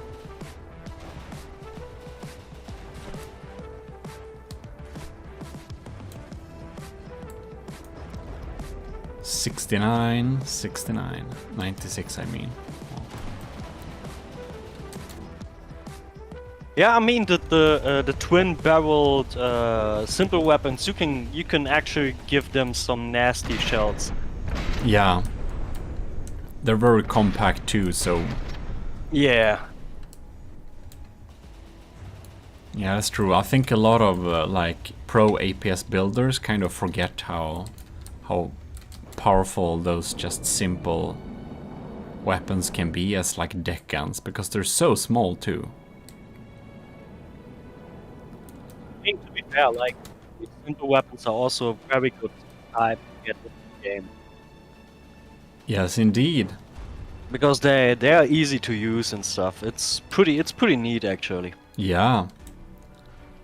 It really looks like just using a missile custom decoy and some simple weapons might actually be a win for Saito Shepard.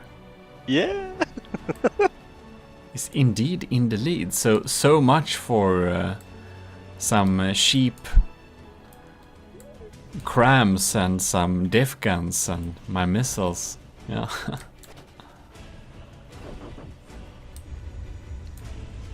Well, it jumps up and down, that's for sure. You sure? Oh, I mean, no. for me, it looks like it keeps jumping. It more or less decided to just constantly fly. I mean, I hope your ship knows that it is a ship, and the spaceship tournament is just coming up, right? And that ship isn't in it. Maybe it will be my entry for the spaceship tournament if I just refit it with some lasers. Yeah. Could work. I mean, it really wants to be a spaceship, right? Obviously, yeah. So It's calling for it. it could be a thing. It could be a thing.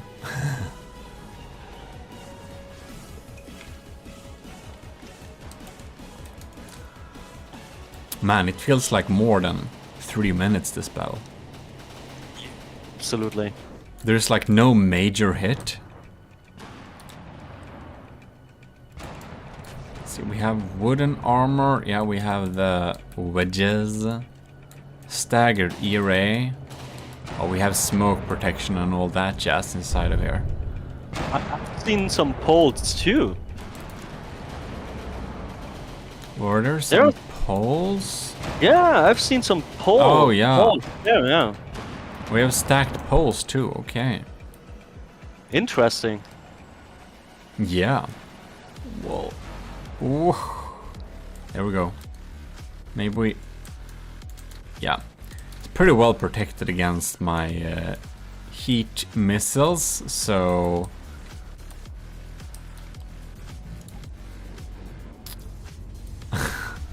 Well, it's fighting valiantly, but... Oh man. It doesn't look good. Oh no, god, I think it's... Oh no, is this a flip? Come on, rollers. Don't make this a flip. Oh, no!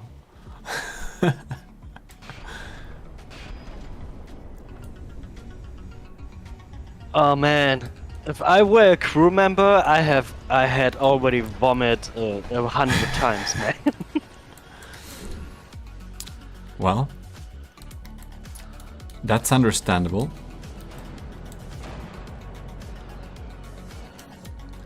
Oh.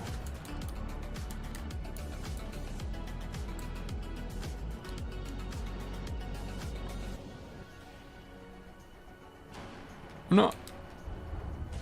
Nope. They did minor damage. That's more than no damage.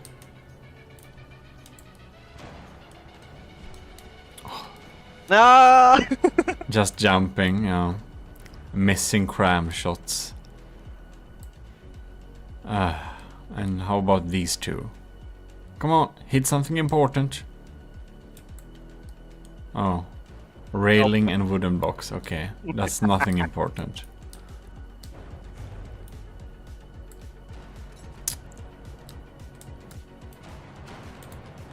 Yeah.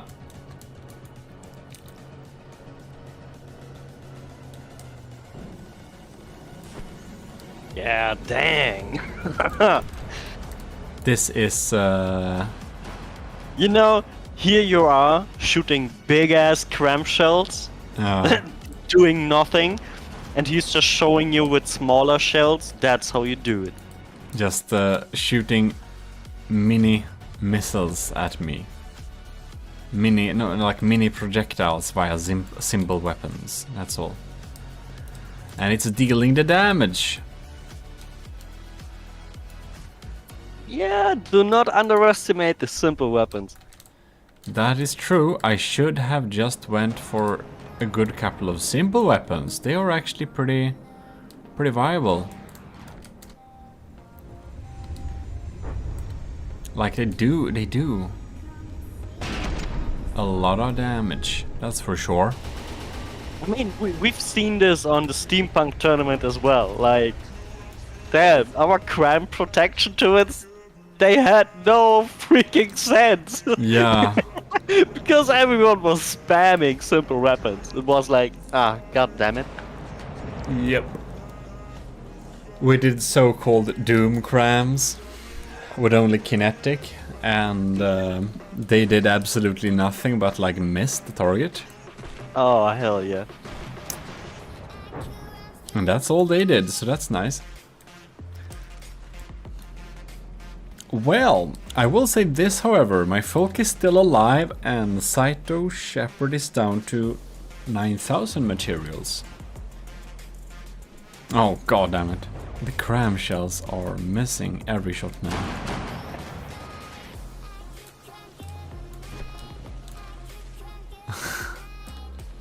I mean, there's some important damage on the Shakavana. Yeah, it is, but will there be important damage enough is the question.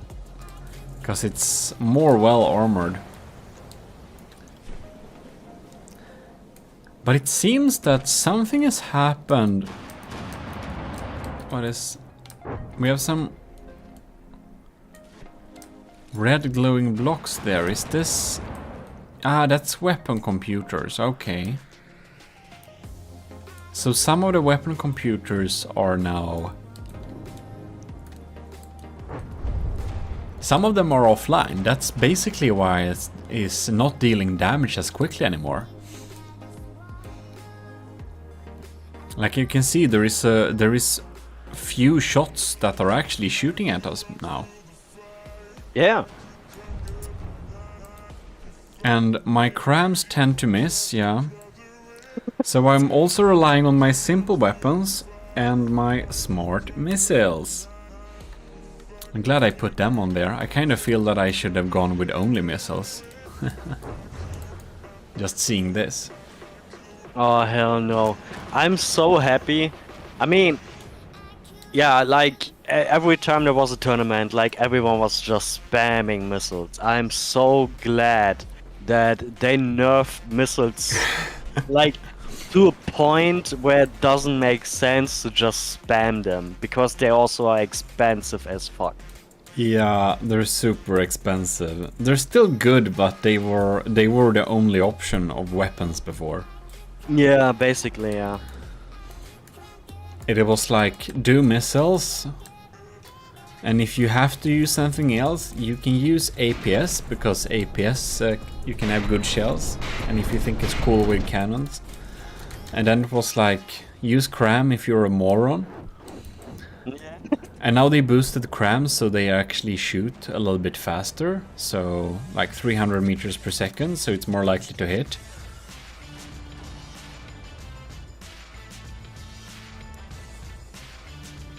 And they're not so easy to take out anymore. God, now it's pretty equal percentage-wise. Yeah. Right. What? Oh no. What are we doing? Oh man. Yeah. I think you have... there is something right about the crew being seasick on this vessel. Oh, hell yeah. It is like, it doesn't even know its orientation. And I kind of wish I had installed a broadside or double circle at distance routine. Yeah, it's really it's a really easy setup. It's really easy. Yeah, It's just basically, I mean, you've seen it on the on my hover tank on the land tournament. yeah, It's just basically 2 ACBs and a spin block. yeah. You can actually do it with just 2 ACBs too. Set it to switch, like maneuvering routine if the damage is below a certain percentage. that works too. It almost looked like my Filke was about to win there, but now we are probably not looking at that scenario.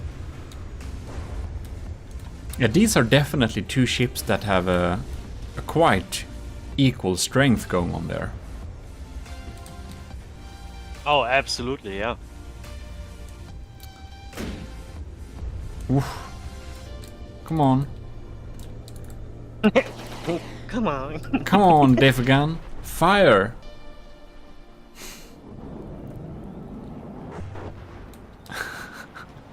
It's kind of sad that my 30mm cannons and the missiles are the ones that are dealing reliable damage. But it's... Oh! My ship is actually technically in the lead, both material-wise and percentage-wise. Oh. We might win this. Oh man. Oh. Oh. No, okay. Oh. Now it wants to be a submarine, okay. Yeah, it kind of wants to. It looks like it. Man, 77.8 but flipped almost versus 74. But we're still firing. The 30mm cannon is... We only have one left and it's...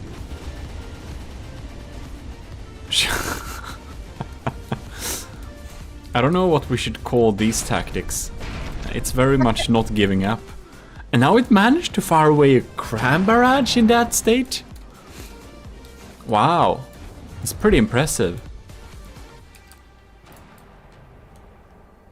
Oh, it went back up? Ish? Ah. Nope. Not really. Yeah, to be honest, it's pretty good that it doesn't try to use the other side to face the enemy now, because if it did that, it wouldn't be able to fire anything.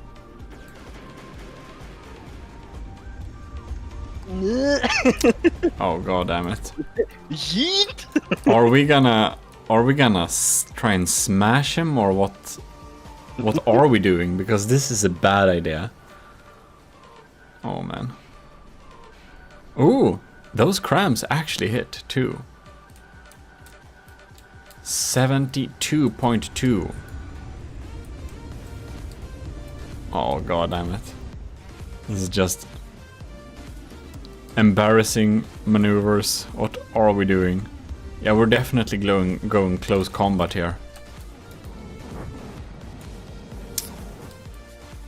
And we don't see any important blocks falling out there, but it seems that the engine of the Saito Shepherd Chakawana is somehow a little bit damaged. No, it has no forward propellers anymore. No, they're gone. Wow. 10 minutes! Oh my god! Oh yeah. Bruh! This battle is... But it's so even, it's so hard to just, you know, I break it understand. off in the middle, because it's like... I mean, Who's- even...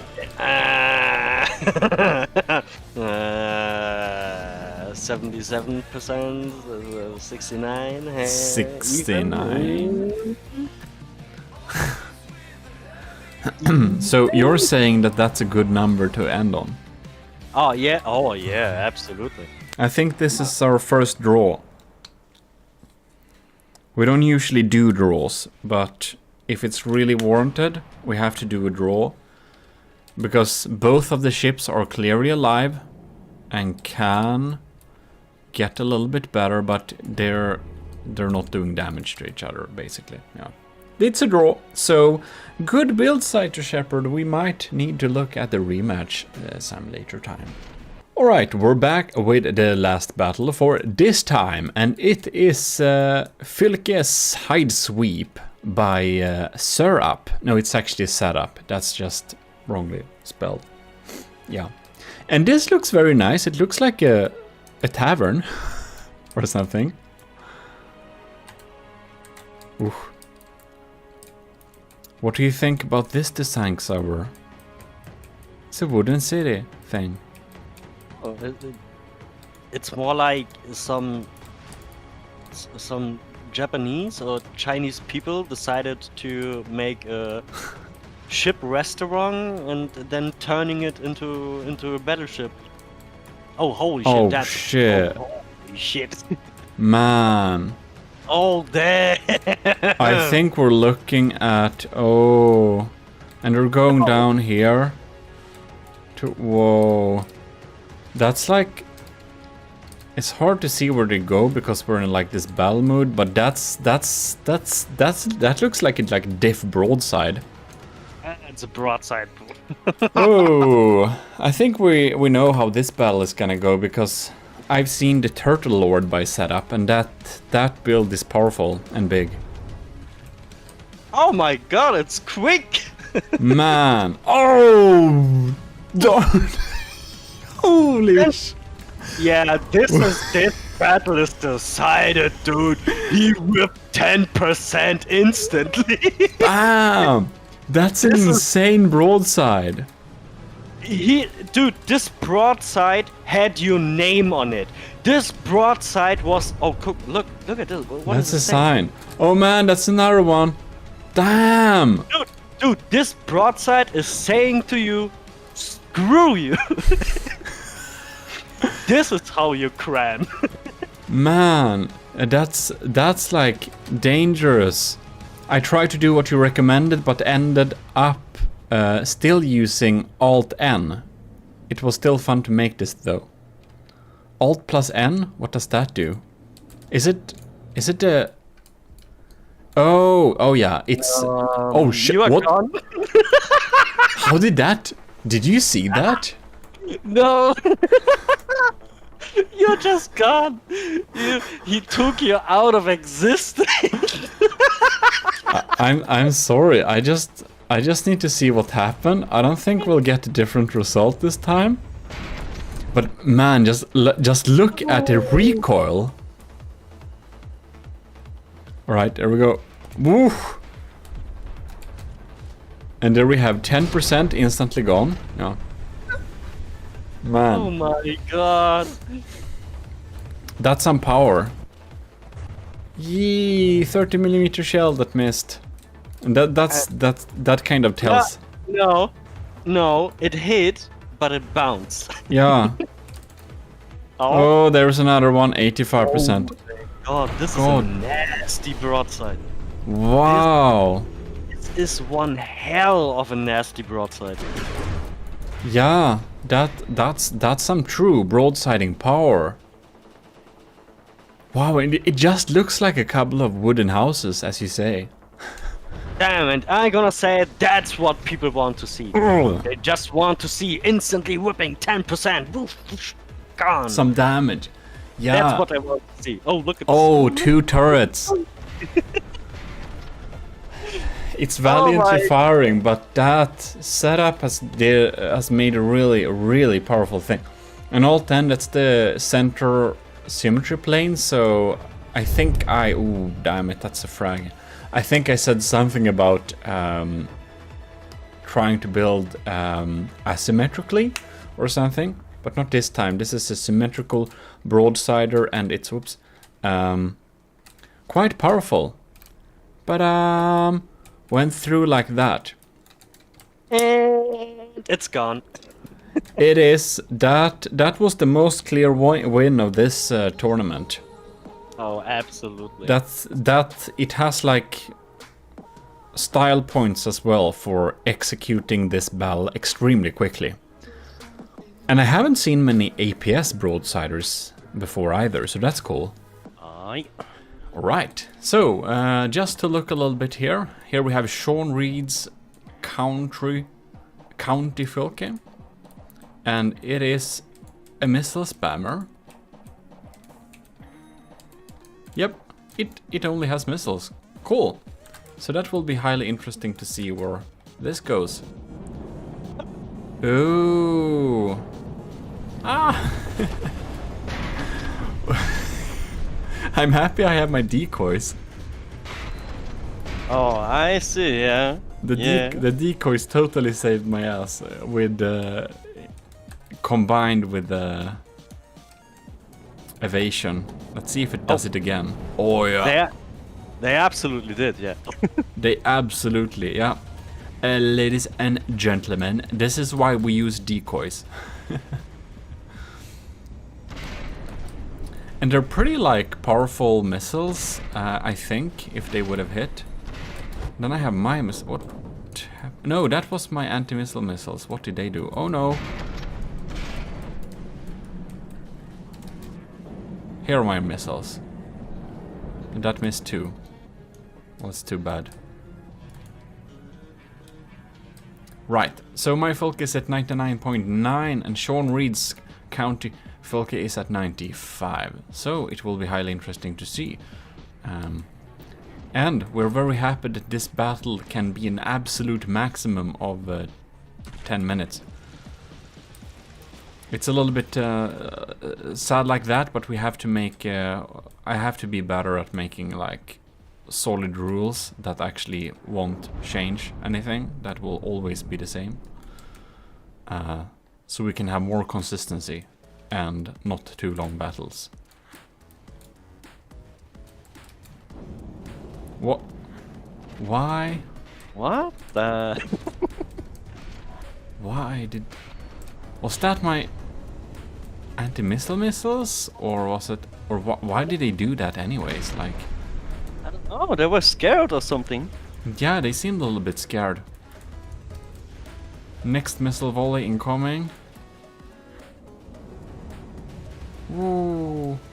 Well, The missiles actually had my attitude from the Satisfactory stream, you know. I also just wanted to run away. run away and and like build your safe space. Yes. Yeah, something like that. And you all should absolutely tune in to our next Satisfactory stream, because we did a poll if people wanted that, and 270% of them wanted to have like... which means that everyone needs to tune in to our streams. Anyways. It looks pretty... It looks pretty solid for my Filka so far. The evasion system really pays for itself. Those missiles, those custom jets that I use, they were not cheap by any means, but they really pay off. Oh yeah, custom jets are expensive. They're expensive, but we did manage to not get hit by most of the missiles with that and the decoy.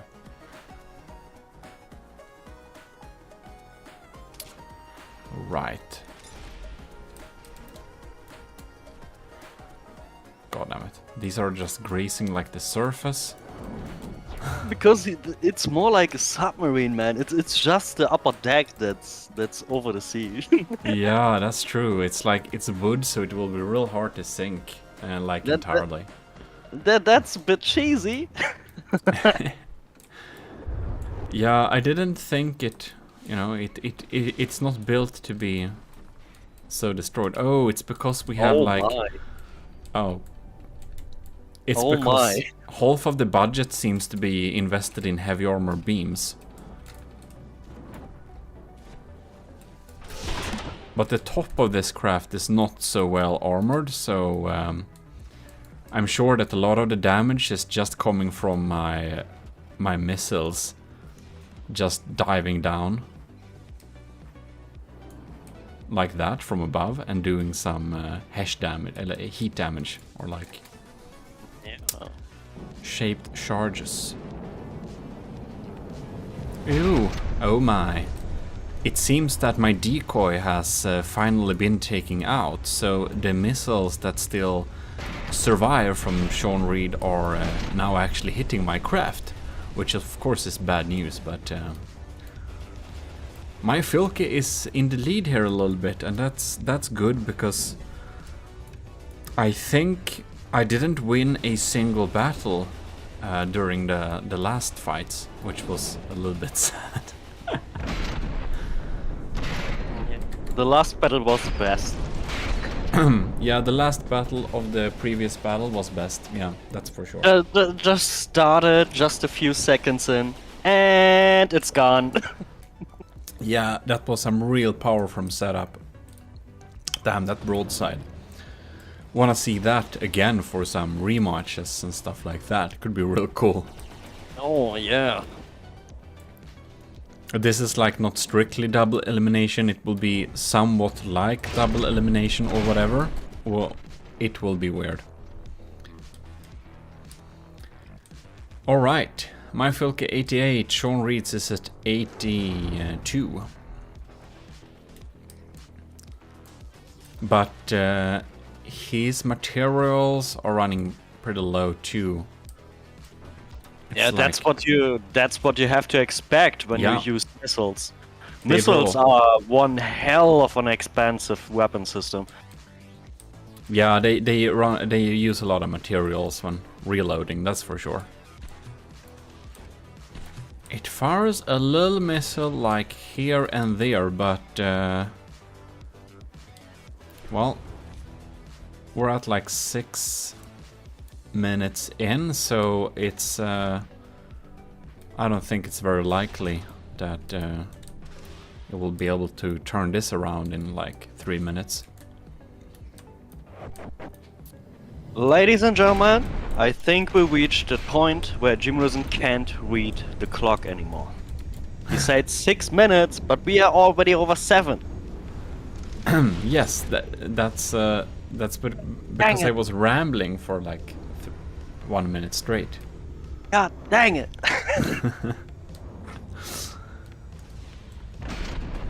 damn it, those diff guns. I don't think that's my best system. They're less powerful. Anyways. Oh, a hit. It doesn't do a lot of damage. Like these cram shells are pretty weak. They're more designed to not be taken out easily by lambs. Has anyone used lamps so far? I don't think so, huh? Because Yeah. no. Yeah. Light of the World used a really heavy lamp system. Oh, I see. And that was able to take out all my cram shells incoming, actually. It was, yeah, even though they're kinetic, he spent so much materials on investing in that lamp system too, so it was basically most of that craft's budget. Alright. Well, it sure is resilient, but it's not dealing damage very quickly. It's losing materials faster than it's gaining, even though it gets 20% of the materials of the successful damage it does. And that is possible because my craft is pretty hard to hit with missiles. Especially when it's a little bit damaged like this. Uh-oh. Uh-oh. It's flipping up. That's not very good. I wonder though, it's like this is from the depth though, so it's not a big deal. It can still fire from here. Oh. But have we reached a point where it's now changing to a losing battle for you? it really looks like it, but we have decided for a hard time limit. It's like last time my ship did like this, we ended up in a draw, and if we would have stopped at that point during the last battle, I think it was against Saito Shepherd, we ended up with a draw, but at this point I would have actually won the tournament. So this is a close one, but we really have to have a hard time limit because it won't work. And what? We already... Ew, I think I forgot to check the box on the time limit. God damn it. Oh, Professional. Just once. I set the one. time limit, but I forgot to check the damn box. Come on, just once. At least once a year. Be professional. No. I don't think I can do that. You know what? Huh? I think we end up with another draw. Because it's like Yeah. yeah, this is another draw because and this was the second time my pretty terrible double checking made it so we end up with a draw instead of 2 battles that I could have won. But I have officially chosen draws, thank you. Alright, we're back for the next battle. This time we have Scovimation's Goblin, which is this one. We're looking at a broadsider, it seems like. Cram broadsiding ship. It's looking pretty cool, actually, this thing. Yeah, it's solid. It's very solid. Solid and simple, basically. Oh. It's like some pretty, like, classic, but nice classic design. We have a little chimney thing there, too. Whoop. I dodged that shot. That was nice. My missiles did some damage, I think. Right. No. Whoa. Oh yeah. Haha. Yes, we dodged another shot. Is there... No. No, it's not turning broadside now. I think the setup... Oh, it shot off a turret. I think I the hope so. broadside range might be very close. Oh, Yeah. oh. Is it turning to broadside? Is it turning? Yeah, it's turning. Oh. Oh, that Then we was... are- Oh! You saw that that Uh-huh. shell exploding in the air? Yeah. That was the first time my anti-cram diff guns worked. My little cannons shot that shell out in the air. Hey. That's like why I added them, but they haven't been very good so far. But I'm glad that they took out the shell for once. Yeah, but I see already a problem.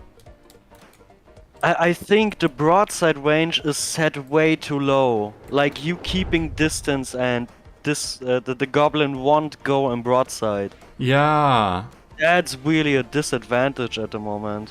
yeah, it should just turn and do a little broadside, because right now I'm just slowly eating. Oh, there goes the detection. I took out the detection system. Yeah, I seen that. Oh, but we're going into broadside. We're going into Yeah, broadside. got close enough. The back turret got a hit too. Oh, it's broading. Oh, it hit the keel. Well, looks like at least for one battle, my evasion, my silly evasion system actually seems to pay for itself. GMODIST's Filka actually No. actually felt a bit of a wind on the butt cheeks. Very nice. Oh, nice. Well, we're landing shots there, 92%. Just it's... Does it try to go in for the broadside on another side or something? Yeah, as I said, I think the broadside is set way too low. Like Yeah. on range, way too low. It doesn't broadside very much at all. And he hasn't been able to do some substantial damage yet either.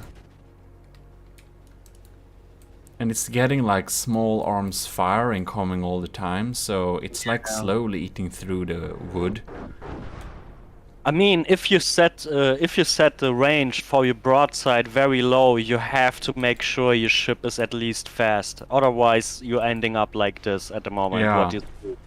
That's really bad, actually. Yeah, a good example is Setup's APS Death Broadside. It just speeded so quickly and just turned and just smash. Battle ended 1 minute. Bam. That's like how you do it. Oh yeah, No. that was actually nuts though. Yeah, that was very nice. Seems that my shaped charges are doing a pretty good job when popping up from above here too. 97% versus 87. So I'm like 10% in the lead. I don't know what happened, why my ship keeps running away. Because it's... yeah, it can turn fine. It's just the AI being weird then. Maybe possible, yeah. Oof. And we're like eating in here. God, my crams are so weak, but they do hit, so they do something. And they're not that easy to take out in the air, unless you spend all your materials on a big LAM system like Light of the World. Rams without greatly beautiful explosions ain't crams. Oh yes. Oh, some not too long ago, I tried to make a an anti-cram cannon, and it works. Ah, okay. You can shoot down incoming cram shells with explosive flak. It's pretty cool. All right. I think that's probably what I should have gone with for this battle instead of the diff guns. I mean, they do work, but my diff gun took a cram hit. So sad. Oh, there goes the missile, the heat seeker. Oh, you mean the yeah. The decoys. The decoys. I thought you said my missiles. That would have made me very sad because they're actually my most competent system on my Filke. Short range thruster overhead missiles. It works in like a short range setting like this, and they're really fast too.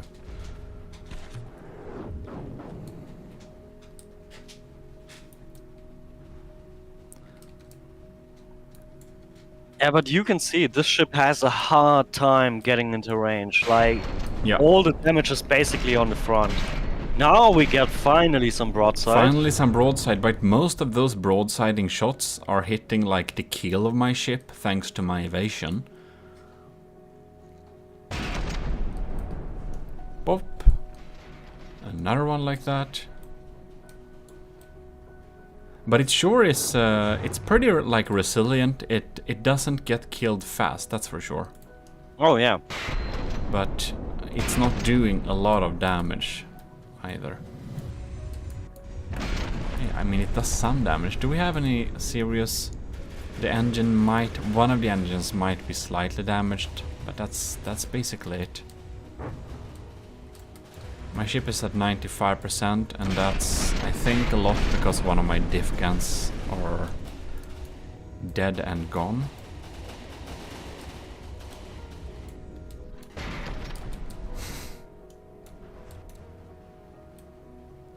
Oh, Yeah. and we are back and straight to the enemy.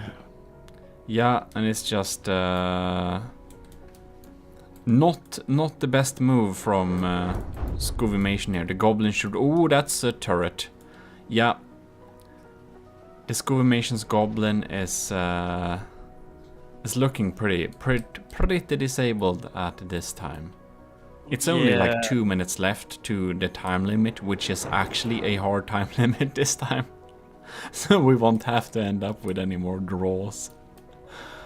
Oh man. Yeah, but this battle, I don't want to say it this like early, but This I mean, battle is pretty decided, yeah. Yeah, for 8 minutes, it was basically the same move, and That's sure. there's like no chance, like 0.001% or so, that it might get into broadside again. Yeah, Scovimation's goblin might be an efficient design against others, but thanks to my evasion and yeah, thanks to the evasion and the speed, it doesn't work against my ship. It really doesn't.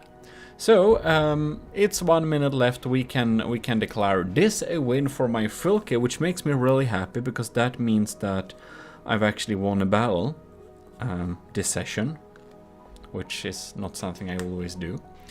And then next up, we will actually be we'll be having Snivelord, which is one of our oldest contestants. Anyway, still great design though. Yeah, still. It was resilient. It was very resilient.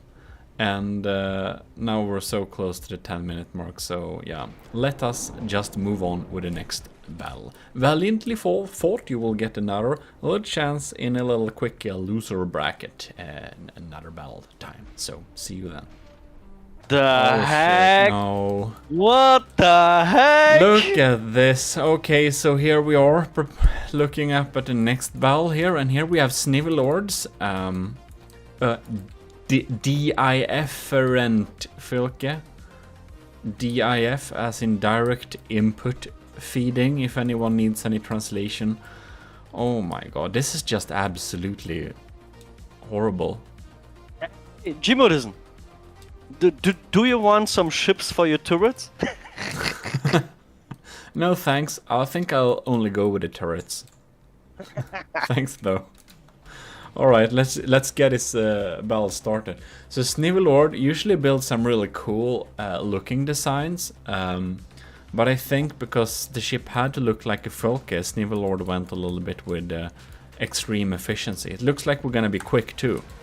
Oh man, there's gonna be a... Oh my god, this broadside that is going to be coming in. Holy shit, dude. Oh yeah. I can only wish to damage some of those barrels before... Oh no! Oh, they quick boys! Oh no! Those are some quick boys! Oh no, again! Yeah, your evasion system is useless against it. Oh no, not another one! Well, they missed some of that blast. Okay, we had 4 blasts now, which means that it will probably take another minute or so for Snivelord to get another round out, because diff guns are really slow on reload, and each of those cannons should have a maximum. Oh no! Direction. Oh, I think he fires pretty like short shells that are they're like frag and that's heat. Yeah, it's heat shells and frag shells. Oh man! Oh no! Oh, yeah, your evasion system has no sense Oh at no! all. Oh no! This is painful. This battle. Look at these chunks! Oh no! This battle is very painful to watch. You know, everyone else, every other participator just took a small bite. But man, Snivelord, he wants an entire steak. He's very hungry. He's extremely hungry. Oh man, yeah, this battle is pretty. Oh no! I have you done, bro. You done. I have 3 tiny cram cannons online. Ouch! 68%. Look at these chunks! Look at this! There's just so many shots. It doesn't even matter that. Oh man, they just do so much internal damage. I absolutely have no chance. We're 2 minutes in, and I'm absolutely fried. Gosh. Oh. Well, GG Snivelord, we don't even have to pretend that this battle can switch in any direction. No, there's no way. He's gonna melt you. He takes another steak. He takes the world pick, dude. He takes the world pick. Yeah, he eats everything to the single bone. Oh, he even eats the bones, dude. Yeah, it's just very hungry. Here, have some small fire. And it's like, I don't care, 96%. Oh man, that's pretty extreme. Oh hell. We're just waiting for the single blast. Here it comes! Ah! Does it come? Come on! Come on, reload! God, it's so slow. And reloading, like diff guns. It should fire in a few, like maybe soonish, like in a few, in 1 to 2 seconds maybe. There we forward one shot there. I think the rest should come now. The turrets can't decide. Oh, where are we gonna bite now? Do we get some neck or do we get another leg? Yeah, it's a little bit like that. Oh, you done for, man. You done. Yeah, for. it's like waiting. It's like I'm starting to wonder, like, will they fire Oh yeah, there another one shot. Oh, There was that. mostly wood. But why? It feels like one of the cannons in the back are firing, but the other ones are just waiting. What's happening? I don't know, man. What are we doing? Turrets aren't firing. It's weird. What's the matter? Not hungry anymore? He has some mercy. It must be. Is it like some important block is missing or whatever? I don't know. I don't think so. No, it's just. Is it just reload speed? No, they seem to be active here. Okay, they're aiming, and they're doing nothing. Well, this is kind of a little bit. What the hell? Yeah. Come on, take the Do it. damn steak. Just do it. Yeah, that's exactly how I feel. It's like I'm popping off some barrels there, and that's like. Will it end like this? God damn it! What is it? I have no idea what's happening. Is it maybe like something with the diff guns that they were kind of synced up and they fired the what? shots and. What if one turret is disabled and he set them up with syncing, and the first turret that all the others are synced to don't shoot because the disabled turret isn't shooting? Yeah, but then they should wait for the next one. There should be a maximum time. Yeah. That's like max 10 seconds or whatever, or 20 or 1 minute. I don't know what the max setting is, but there should be a max timeout. Yeah. So I'm Absolutely. wondering, because the diff guns, they can have. Oh, there we go. Oh. The diff guns can have a really long reload time too.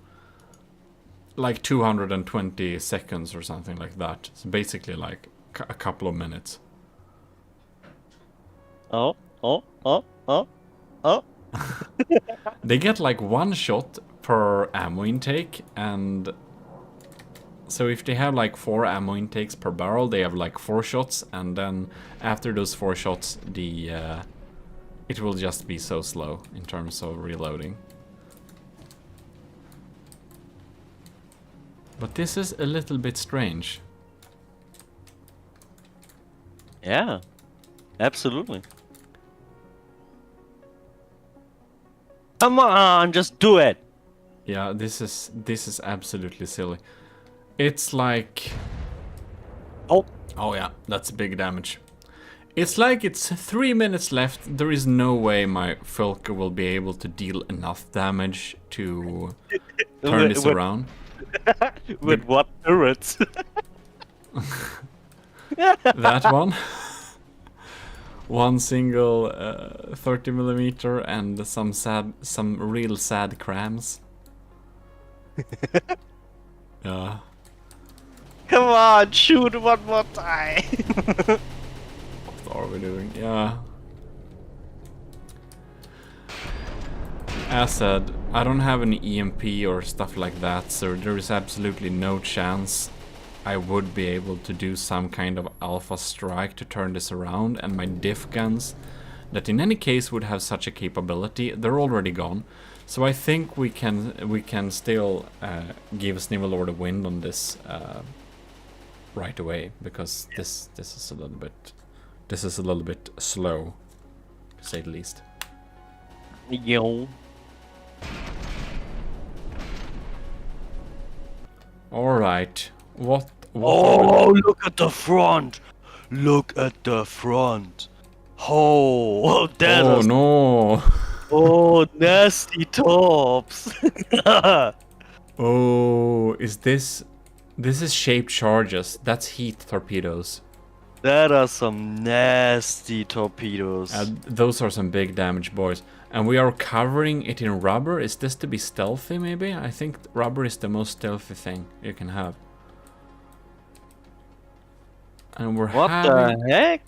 We're having like a hangout rubber dome here. Yeah. That's a nice long haul. But why?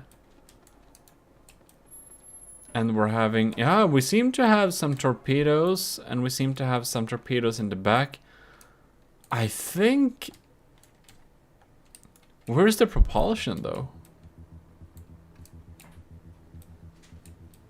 Wait, yeah, where is it? Is there some, like, cheese propulsion, whatever? Is it, like, inserted somewhere in a little secret compartment? No. Don't tell me. Oh, no. Oh, don't tell me. You know what I'm starting to think. Anyways, this one is from TRK 20. And this filky is called Cécinest Paus un Sois Marine. You know French, what does that mean? I know French? What? I never said that. It's a submarine! What the heck, dude? Let's follow... Oh no! Oh, And my that's- detection will... What the heck? Dup, ba, dup, up. Oh, Oh my god. lord, dude, what the heck? It's a submarine. It's a submarine. Oh my god. Here we are, okay. And my ship is like, what are we doing? Let's not hang around in this water because those torpedoes seem a little bit... Oh no! Run away! Ooh. Okay, Oh, Filky. the big boys, the big boys, the big boys. Oh, Oh. one is gonna hit. Is that No. already? Oh, you're so lucky. I'm very thankful for my evasion. Unfortunately, I don't have much to do damage to this thing. Absolutely not. Oh damn it! And my missiles, they're like floating in the water, like. Blah. Nope, floating up. Oh boy. Wow, this isn't looking like it's going to be a very interesting battle. I mean, he can't reach you. You're basically staying in the air. Yeah, I'm staying in the air as long as there is something incoming, and I'm like slowly sometimes landing some just spray shots there. Big boys again. Yeah, Uh-oh. Oh, no. and my Filky is like, let's not deal with that. Oh my god, look at this. They still in the water.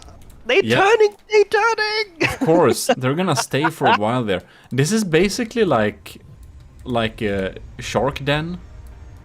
Ah! Oh my. It feels like swimming like with like sharks. And my diff guns are actually trying to shoot those missiles down. It's a little bit funny. And it's just chilling there. Come on. Yeah, we have no weapons to deal with it. Oh no, something hit. Is that something important? That's mostly wood. Okay. Mostly, but And this is like slowly repairing. It literally has no propulsion. yeah, literally have nothing. It's just heavy like that, and That's just a lazy submarine, basically, you could say. yeah, that's like oh god, this submarine is so lazy. It's just chilling here. At least it's standing still, so perhaps it will be easier to hit it. It's like literally not moving. The problem is that since I can't stay in the water, my sonars aren't working. And without sonars, I don't really know exactly where we are.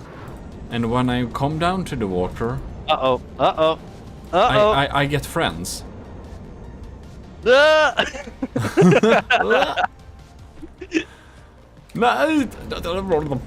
get away from me. Oh my god, this is such a lazy fight, man. Oh man, oh yeah. We got some hits. It But lands. mostly wood again. It lands a hit here and there, but my evasion is like keeping out of most of them. And now it was like some time ago I actually hit something, so it's down to like Down to what? It's up to 100% again, yeah, not it's down up, to something. I mean, it's up to yeah.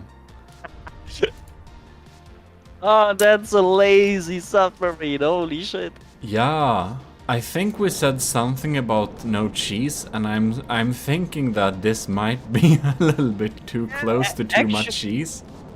Actually, I gonna say this is basically a gray zone. I mean, this is practically no cheese, but theoretically cheese. It's a gray zone.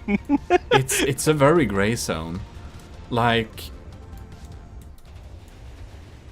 Yeah, now we basically have to like decide, do we wait for 5 minutes more and see whatever the results may be at that time, or should we just say this is a draw? I don't know. I mean, I would say it's a draw at this point. I think so too. The cheesiness of this craft doesn't give it any like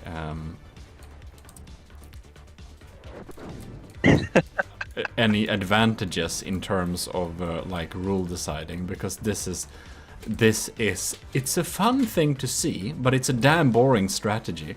Like, this is barely a vehicle. That filk is barely a vehicle and more like a rock with torpedoes. Yeah, whatever. My evasion evades much of it, and that rock is just sitting there, so it's barely a vehicle. Let's call this a draw so we can move on to the next battle. Alright, we should start with the next battle momentarily. This is Balrog with the Ducky. Ducky. And... Do we have some orcs, like some Warhammer orcs on this ship? Because, dude, Dakka? Like, Ducky. give more Dakka? Oh, holy shit, that's a Dakka turret. Oh yeah, this is gonna be fast firing. Yeah, I know Balrog is a good builder, so I'm looking forward to see some 2400 RPM. Let's go. Oh man. Oh man. Oh, look at your percentage. Holy shit. Oh shit. Is that like frag? Man. And there we have a sandblaster going on there. Puff puff puff. Now we get bad weather too. That's unfortunate. Alright, mine is 96, Balrog is 97. It keeps its distance. I don't think I can land any shots, and with this sandblasting, I'm thinking that my cannons will slowly get eaten up. But if I can land a lucky shot on that turret head, I might have chance to win this. If I can't, I don't think I have much chance to win anything. Just needs this one lucky shot. Yeah, if I have time to do that. I'm already now down to 90%. It's a real sandblaster. Oh man. Oh man, he's taking the rust on you, rust out of your ship. Yeah, that's for sure. Now this is definitely looking like a win for Balrog. It's like, man. They just keep... Those shells just keep coming. That wasn't very accurate. At least my missiles should do anything, shouldn't they? Oh, the wave's gonna kill its motion. Yeah. Yeah. Well. I think both of us has a little bit problem with detection, and I think that Balrog has a little problem with his failsafe.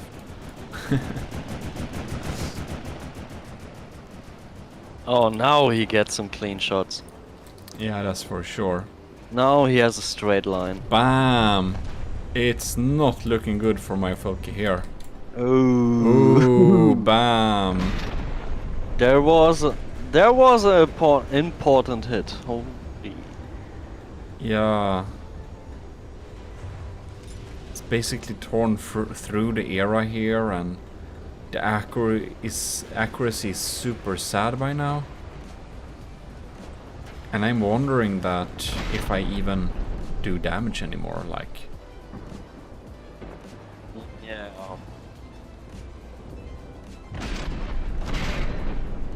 Those shots just keep coming. It's like the only... But I would have more enjoyed if the Ducky had some little bit more Daka, you know, maybe a little bit larger caliber and maybe a little bit more close range. Yeah. True. Should we do orc themed tournament sometime? Have fun. Like max range 300 meters.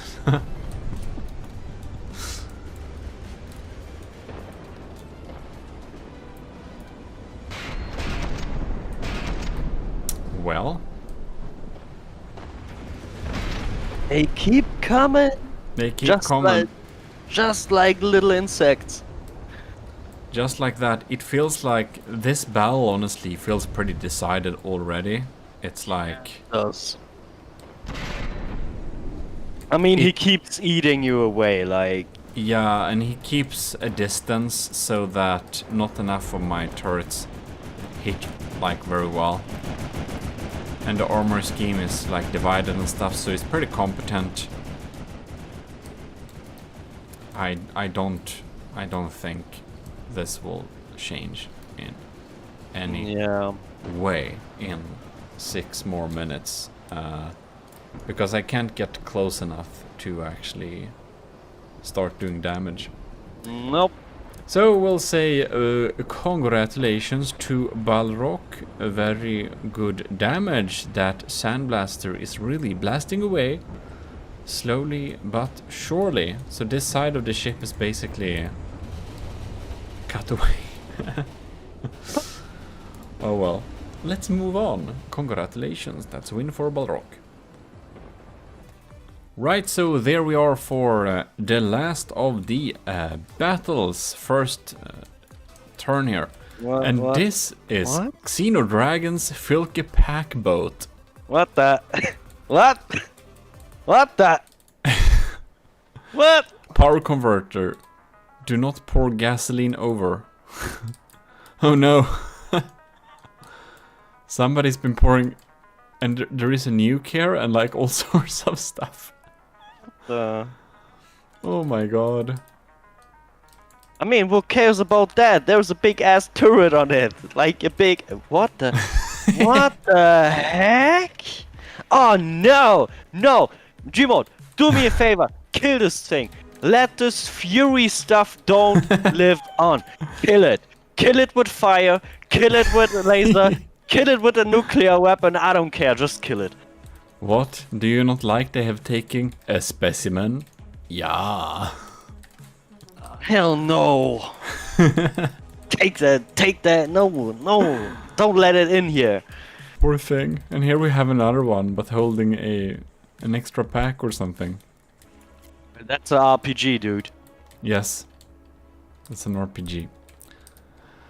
Wow. There we have a lot of details, for sure. Yeah. Oh man. What is this? What the? What? It's like a diver suit. It's Poor hold- guy has to hold the entire time. The Yeah. Oh my god, poor guy. Give him a raise. He's holding detection. Wow, yeah, this is some real cool stuff. This is some like cool stuff going on here. So let's start this battle and see what what kind of pack this thing packs. Both it said. It did some damage. Not much. No. Now the waves are like interfering with our aiming a little bit here. Oh, it has a missile. Cool.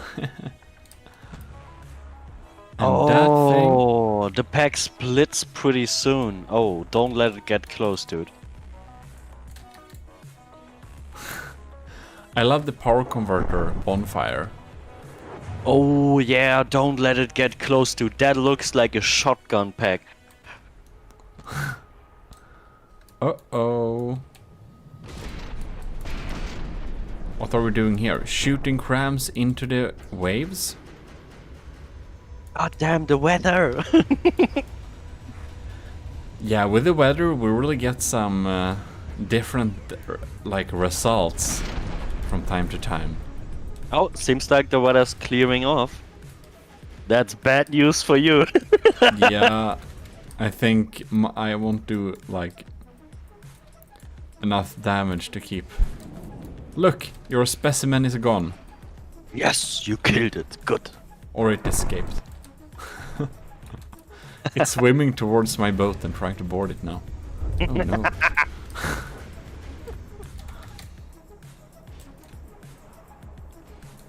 Alright. It's like coming on board and then like saying, "I did not hit her. I did not hit her." Oh, hi Gmod. Exactly like that. classic. Classic. Quality movie.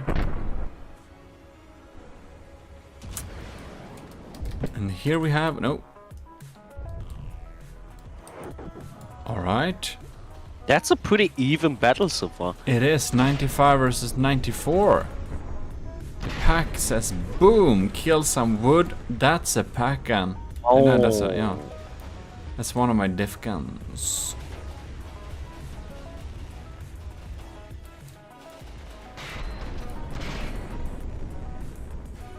Wow. It really looks like a bonfire in the distance. It does. This looks like a barbecue party is incoming. Oh yeah. Oh, that's Ooh, bad. yes. Oh. I'm wondering if this thing is trying to do some melee capabilities. Let's see. We got a pack. No, I don't think so. I think it's just trying to get close in because Yeah. I think this is a shotgun pack. I think I'm trying to run away too. Yeah, No, of course. Have you seen the specimens on it? Of course you're running away. Yeah, you don't want to end up in the collection.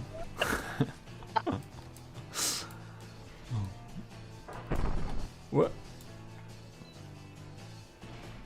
Alright. Seems like the pack lost some punch. Yeah, maybe it did. It's like, I don't know, yeah. I think it did. It's hard to say what's mimics and what's actual Yeah. pieces. Absolutely, yeah. But one has to appreciate the nice thought to detail. Aye.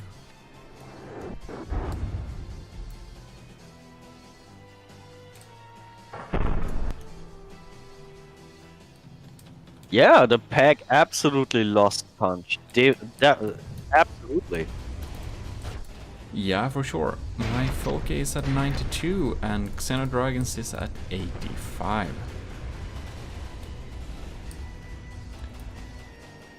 Alright. Does it even fire anymore? It's like... I don't know. Oh yeah, Oh. it is, but yeah. We also lost the little tower here too. No, that poor guy. Oh no! We only have the... Do not pour the gasoline. Yeah, he's like doing nothing. Fire him, man. Well, he sits on the fire, so soon enough. Oh, here we have something burning too. Oh no. Oh, I get. Yeah, you disabled the pack. You disabled I think it. so too. Yeah, the pack is dead now. Yeah, that's true. So, does it actually... Is it quick enough? Maybe. It feels like this thing is trying to charge me. Well, we shall see. I think that it's pretty certain where this battle will go. I think I'm quick enough to run away and it's completely disabled. Yeah. But this actually concludes all of the battles in terms of the first battles where each of the submissions meet my Fylke. So that's cool. Next up, I think we're gonna do a little losers round thing. Now let's see here. I don't know how many losers do we got? 1, 2, 3. Then we have some draws too. So it's possible we put the draws in the like loser bracket for rematching too, to get some more, because most of the ships actually won against my Fylke.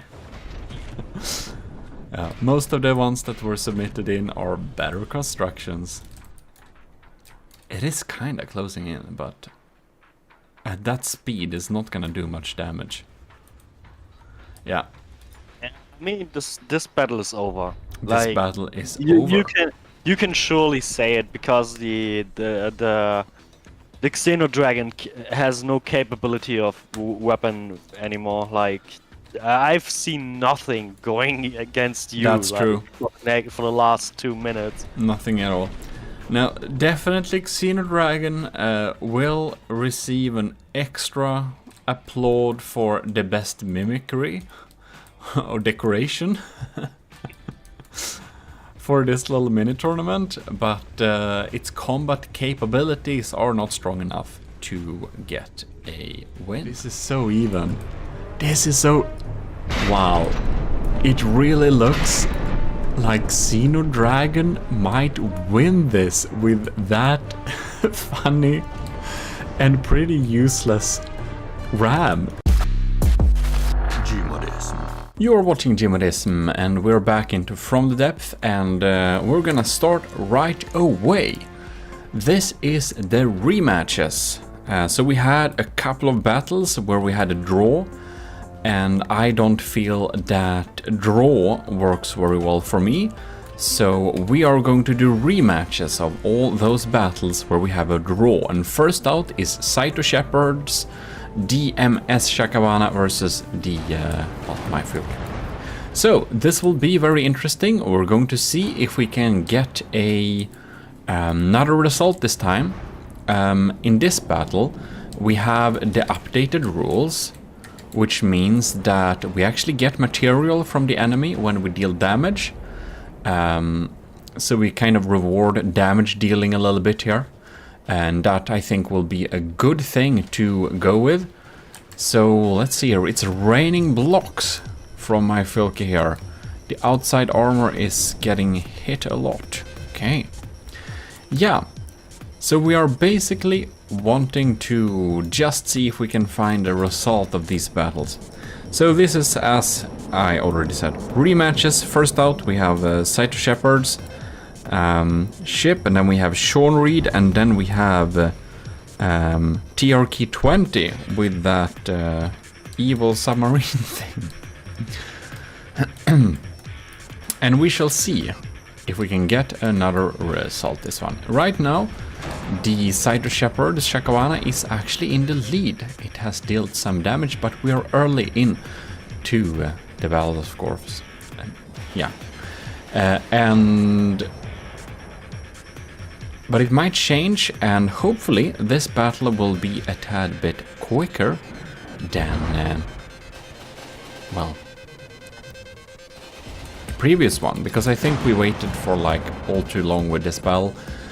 So if things drag out a little bit too much, I will just pause the recording a little bit if it's too boring, so we can see what happens.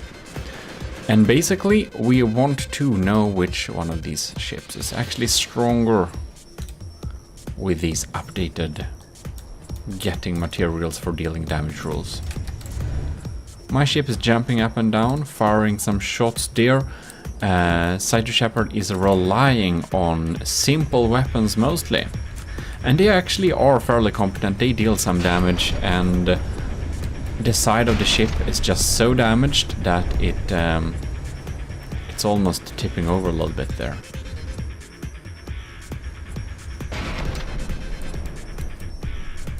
Right.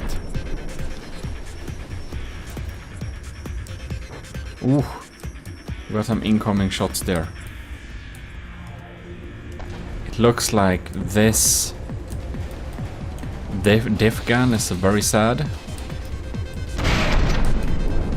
We're landing some good cram shots there. When you're using simple weapons, you get a lot of redundancy, which can be quite useful. And what happened? Oh, we have some problems with running the engines. Just like last time, it's tipping over because too much damage to one of the sides there. Alright.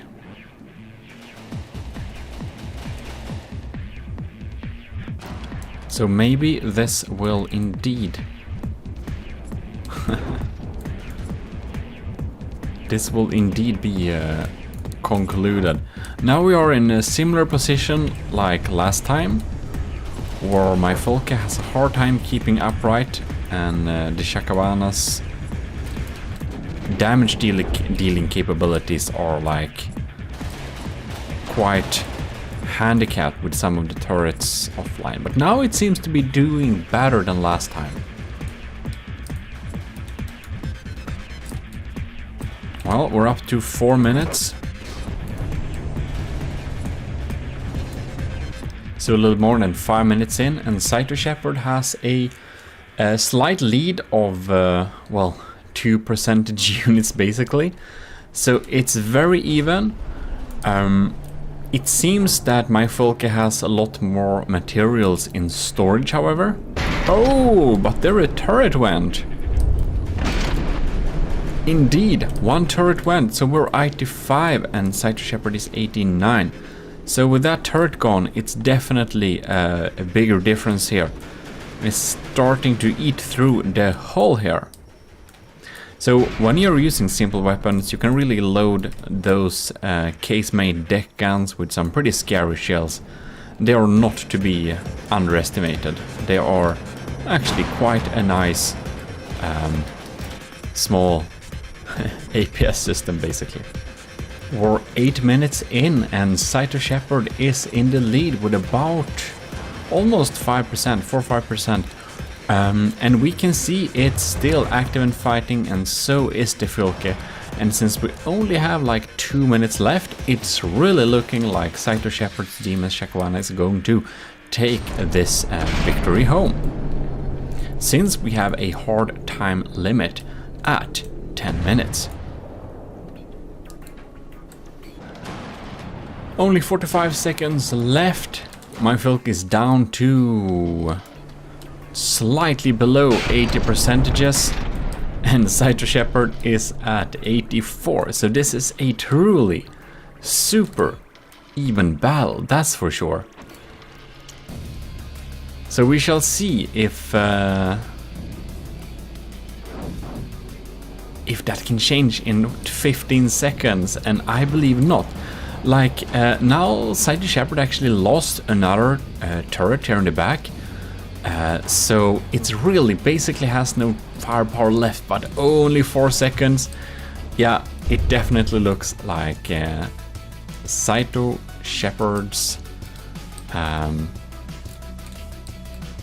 well, it really looks like Saito Shepherd has the time limit to his favor this time, because this means that Saito Shepherd wins this thing since he has a higher percentage value. Only slightly, but somebody has to win.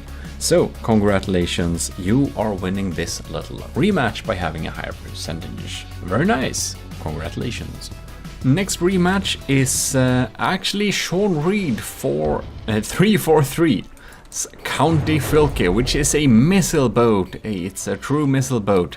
And we're trying to dodge this missile boat, and this battle, as the other ones in this little round, also ended in a stalemate last time. So this time, with a hard limit of 10 minutes, we are going to decide the victor of this battle. Shall be very interesting. And once again, the evasion system I got truly saves me very much from being not instantly decimated by all those missiles. As you can see, I think the decoy is probably pulling the bulk of the work here, most likely. Since because of that, my missiles are remote controlled and not controlled via well, heat or radar. I don't know which he has. I think I got both the decoys there, heat and radar. So one of them, and they will get attracted. Let's check. Actually, that looks like radar, probably. That's what most people go with. Whoop! They zoom by. Right, how are we going here? We're going through, we're like slowly eating it in, and it's basically a heavy armor pole construction, so it's really heavy. Like, this is probably one of the only crafts there is a realistic chance to actually sink this thing. If one can damage it a little bit to make it go under the water surface, if it's below 80%, we have a chance to actually make it despawn because it's sinking. Let's follow these. You can see the decoy is still alive. Very nice. Wonder if these will go around for an AP. Ah, okay, and then they lose thrust. That's very lucky for me, and then they just detonate like that. How convenient. Right, my Filke is still at 100%, and Sean Reed's County Filke is at 92.6. Cramps are coming in, and they are just missing. Do I have damage detection? What's happening here? If he doesn't take... Oh, just when I said it, I jinxed myself. I just was about to say, if it doesn't take out that radar, that decoy tower, he has no chance. And now he just did. So now we shall see. Now his missiles will actually start hitting us, which can turn the tide of this battle pretty quickly. Even though I'm 6% in the lead, that can change pretty quickly now, since we don't know what is going to happen now. At least my missiles is doing a terrific job. The terror. They are now incoming, and oof, they're dealing a lot of damage. Wow, now we're actually at an even level. And now, 5-6 minutes in, Sean Reed is actually in the lead. Due to the missiles starting to hit, I don't have the decoy working anymore, so that's very problematic for me. And right now it's It's looking like we're moving in the direction of a win for Sean Reed here. And how are we looking over here? Well, it's taking fire like slowly, but it's not enough. It's not enough stuff that's like actually dealing substantial damage. If I'm going to upgrade this Folke, I definitely need to opt more for some damage dealing missiles. I don't think my diff guns actually pull their weight at all, so they will probably have to be well, removed. And we're almost 8 minutes in, and the battle continues as it is. And now my Folke has 70% and Sean Reed has 86%, and it really looks like Sean Reed is going to win this thing. That heavy armored core of heavy armor is definitely enough to take us out, I believe. Well, oh, 60. Yeah, that was a bad hit. That was a real bad hit. Yeah. I'm kind of surprised my cram cannons is still even remotely alive. It's pretty impressive. And another swarm is coming in. And ooh, this thing is really falling apart. I think probably if I'm upgrading the Folke, I should probably make the decoy a little bit better. Like, I should probably armor my decoy. Ooh, 59%. Yeah, ooh, this battle is definitely decided. Its fate is sealed.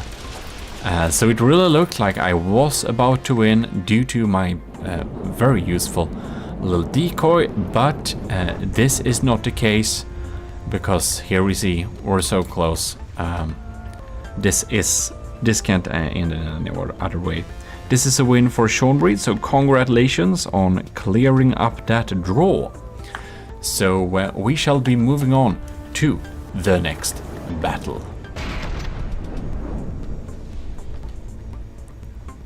And here we are again with the last draw battles. This is TRK-20s, Folke Cecines Pass un Suisse Marine, which is some type of submarine thing.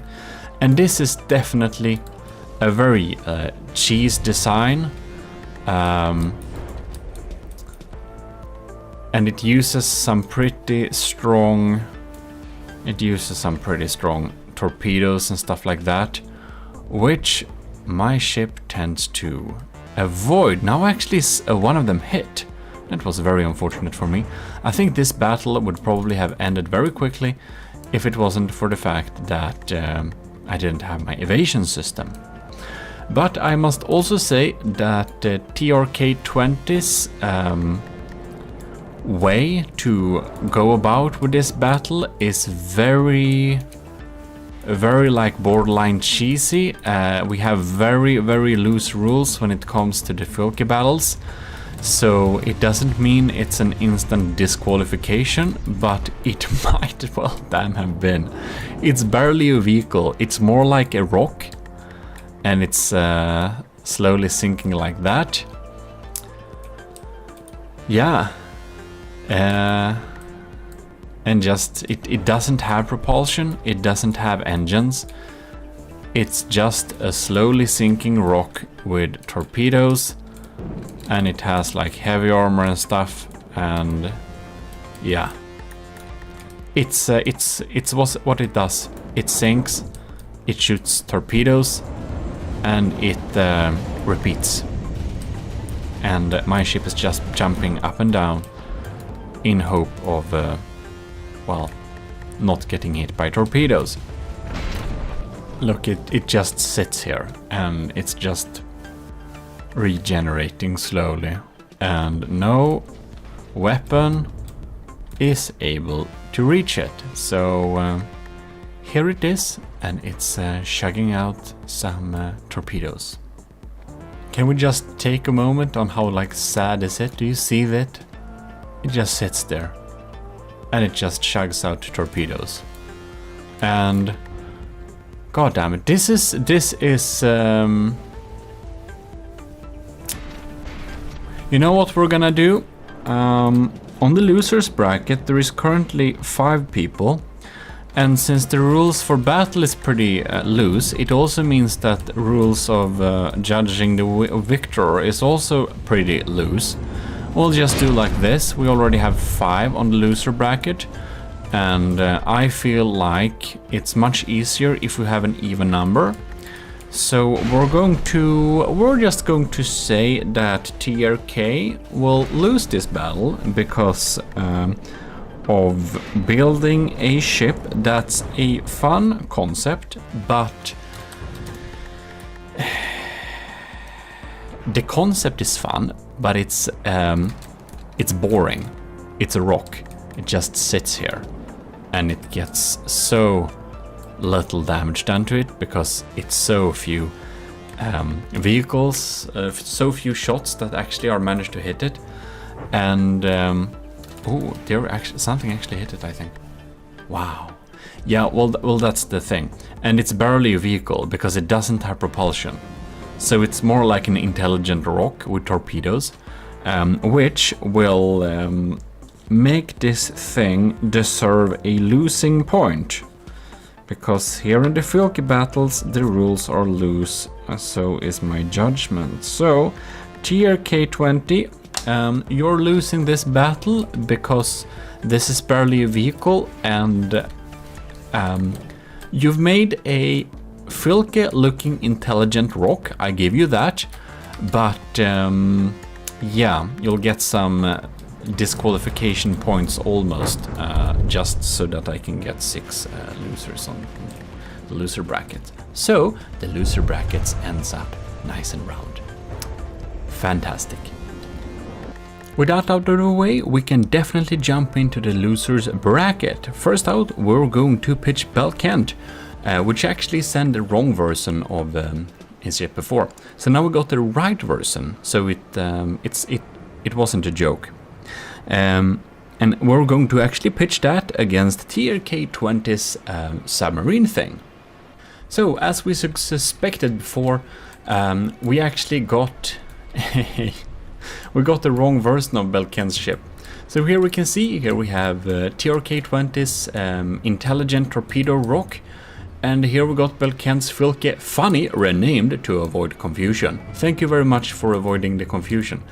And this thing has 4 sub-object thing. Fish that lurks, fish that is fast. So that sounds scary, and we're gonna see what that is. And I thought that that can be a good thing, since TRK is a floating or a sinking rock. We probably want something that has marine capabilities to not make a boring battle. And here we have the scary fishes. So let's follow one of these and see what they do, because I'm slightly worried. I'm thinking these are not only kinetic. We shall see indeed what this fish is, what fishy business this fish has with with TRKs. Ceci n'est pas un Suisse marine. I don't know French, which I think you know. I don't know how to make. This is really. Oh god damn it! Yeah, as expected, that was pretty nuclear. Oh god. Bam. And has the torpedoes.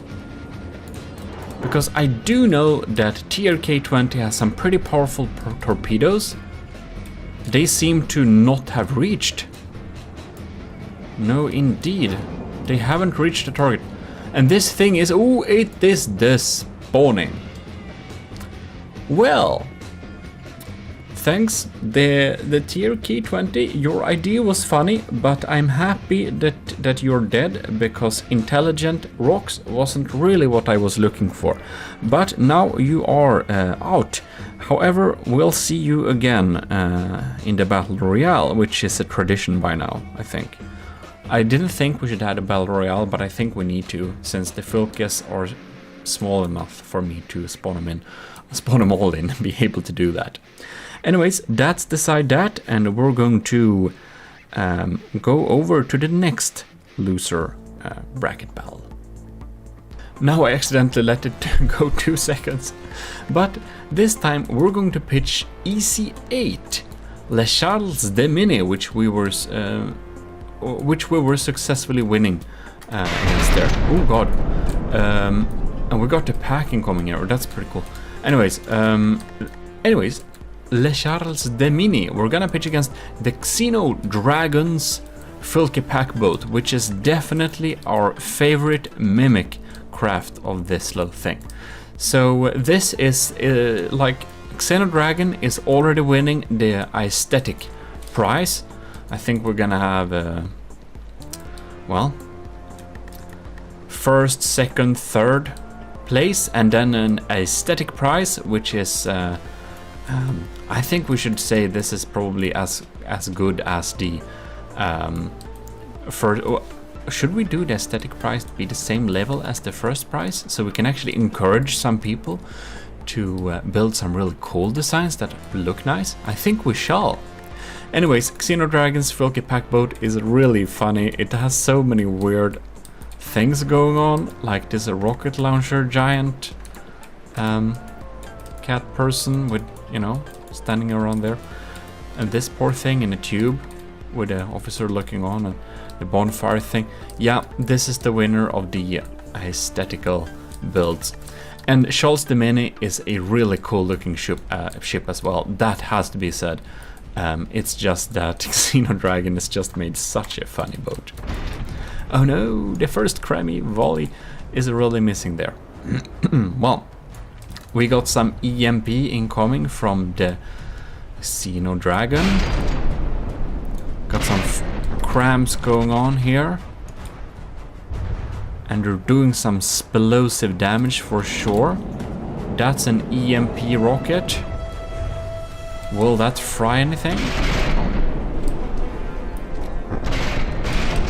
We got some impact pack going on there, so Xenodragon is technically below in terms of points, but it's very close, and this thing can switch any time for sure. Don't pour gasoline on the power converter, it says. Pack is going on there. Okay, only 1 minute so far. Ooh, look like that EMP missile is actually frying some of the weapon computers on those turrets. Well, that can turn out to be an expensive miss to not insulate them properly. Oh, and the detection goes there. Even though ECH Charles de Mini is in the lead, I can definitely see this turning around with a lower detection now that well, EC8 has. Go around this direction, see what are we doing here. The main pack is still alive. Is it still? We have some small arms fire. Xenodragon is down to 90%, while EC8 is at 94%, so it's actually technically in the lead, and those crime cannons are still going strong. Well, wonder... this rocket launcher person is so cool. And he's still well and strong. Let's see here. Nah, that went into the surge protector, I believe. Nothing important seemed to have been fried. And now it's really starting to be hollowed out a little bit there. Going on another EMP missile. It hits there. We didn't see that going any further. EC8 is at 93, while Xenodragon here is at 86. So it's not looking like a combat performance win for Xenodragon right now. But oh, what happened with those crams? Does this mean that the detection of the Les Charles de Mini is so bad It basically can't hit with the cramps anymore? Who knows? That, ooh, it's really inaccurate. And that pack from Xenodragon is very inaccurate too. I think it's because it's very powerful, it just lacks accuracy. Well, right now this can go either way, to be honest. Oh.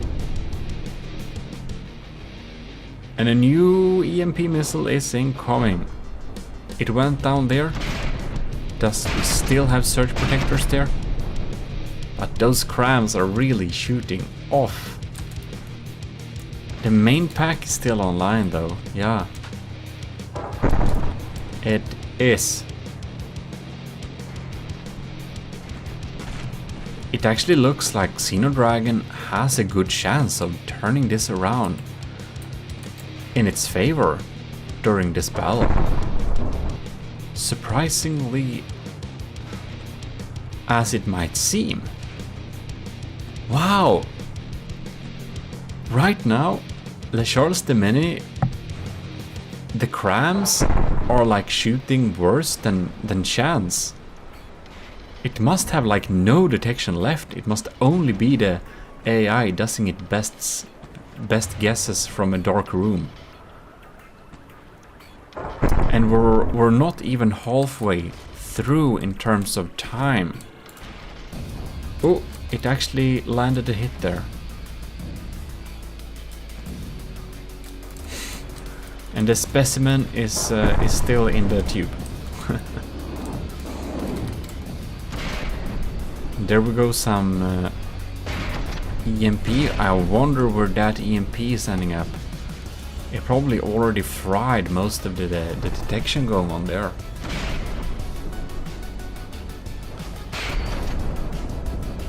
Oh, we got a bad hit on the tower there. Well, it still has some combat capabilities, and it's still leading with about 5%. Highly interesting. I'm thinking that if Xenodragon wouldn't have made such a funny design, I think that the Charles de Mini might have won the aesthetic prize, because these burning effects together with a classical cool boat is just so great. We probably have two of the coolest ships during this tournament facing each other here, which is pretty suitable, I feel like, because I think that both of these have a little bit lacking combat capability, because both of them focused their time and efforts a lot on the aesthetic side of things.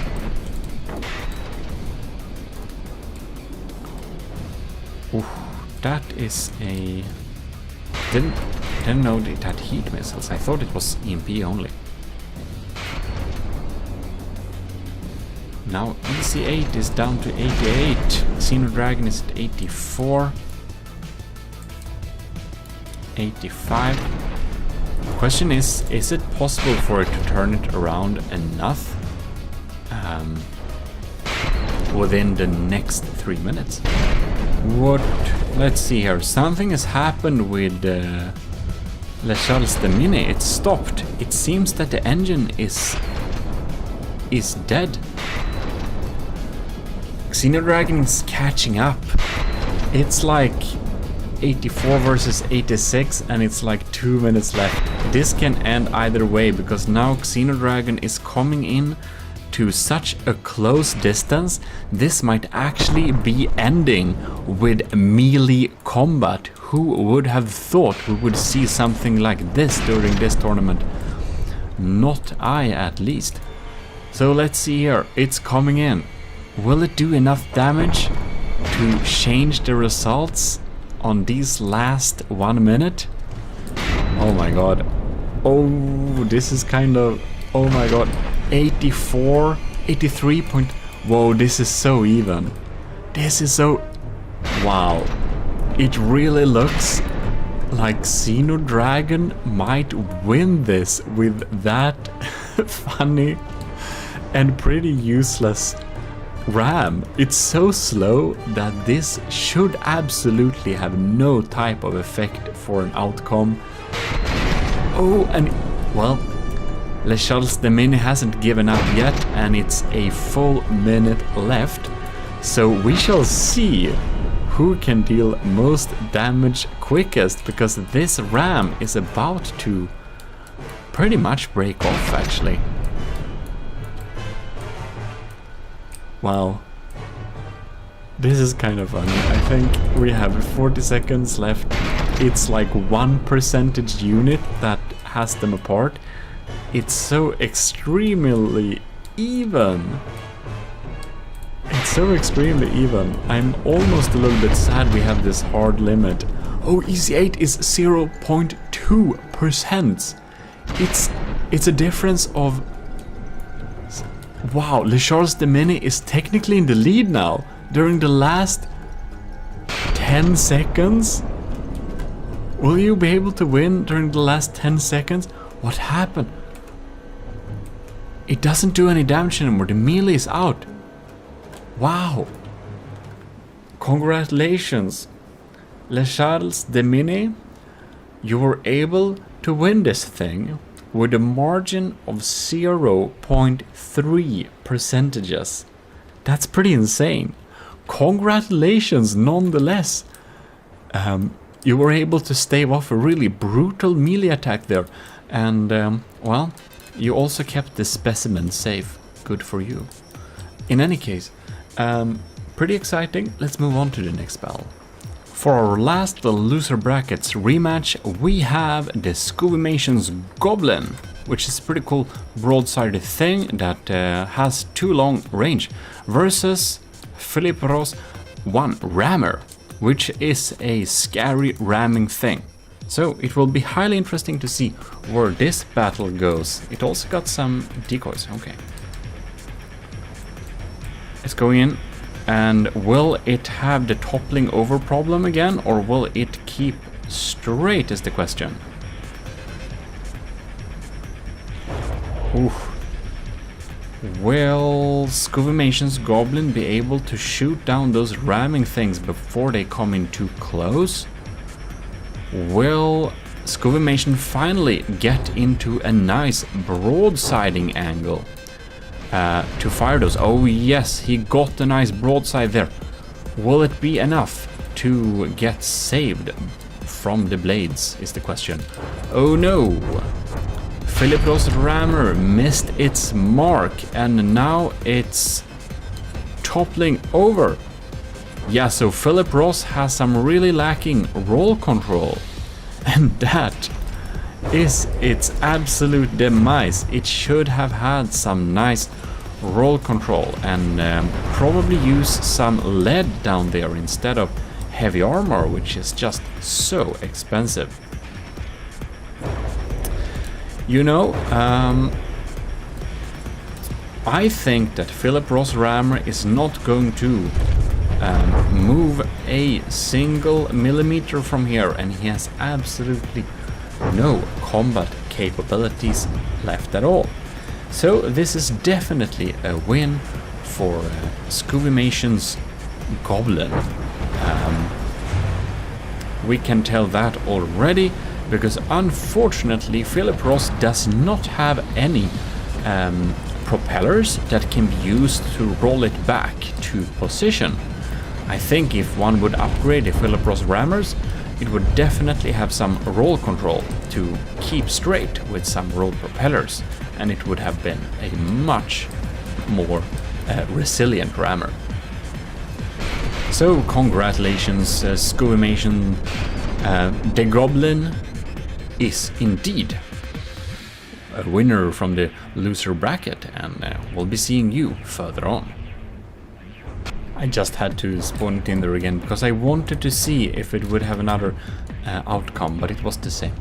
But anyways, thanks a lot for watching this little rematch. Now we know which are the best from the losers bracket, and we can move on to pitch people from the winners against each other, so that we can know which will be meeting me again with a rematch, or for a rematch, when I've actually upgraded my Fylke a little bit with some inspirations from the winning crafts. Well, hello and welcome to GMODIST Total on our channel. We're here with Sauerkraut. as usual, and we should do some more Fylke battles. This time we will pitch the people that won the first battle, like the ones that won them against me, straight off, like no wandering, no like rematch or anything like that, just straight winners.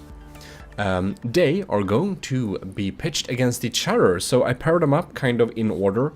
So first up we have Adnikrias versus General Griffin. So we'll start off. Alright. So here we have a cute little craft.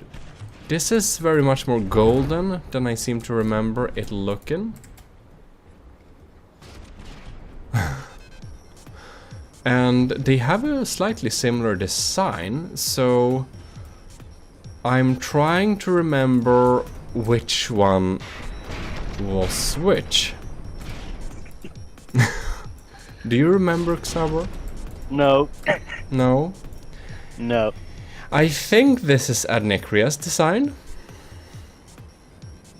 But don't. I'm not sure. Not sure, indeed not sure. But it's 90 versus 97, so Adnikrias is the stronger craft here. I think I remember Adnikrias having some kind of missiles going on there, which he does, if that was right. Like those very dangerous things. Actually, I think we're going to pause and just look at what this is. What? Huh? Alright. It looks like a thumper head, I guess. What? Are all like this? I think this is kinetic missiles with steering thrusters. Yeah, maybe? I'm not sure. Looks like it. It could be a shaped charge, but there are no explosives behind the shaped charge. So I think that would make very, like, little damage. We can see. Man. Oof. They are doing a lot of damage, that's for sure. General Griffin is down to 87%. And we have another cram volley.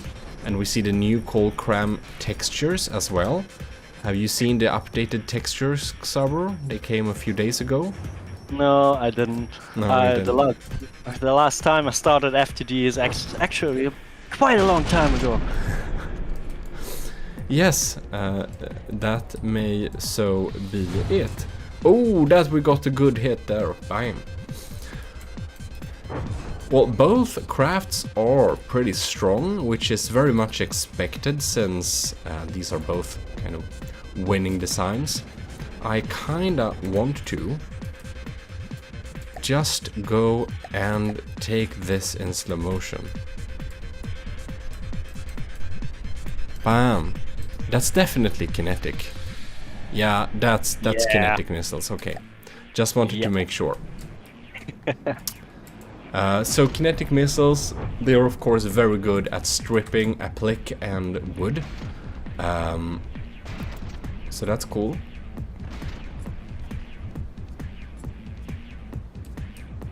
And what's happening now? Ooh, we got a bad hit there.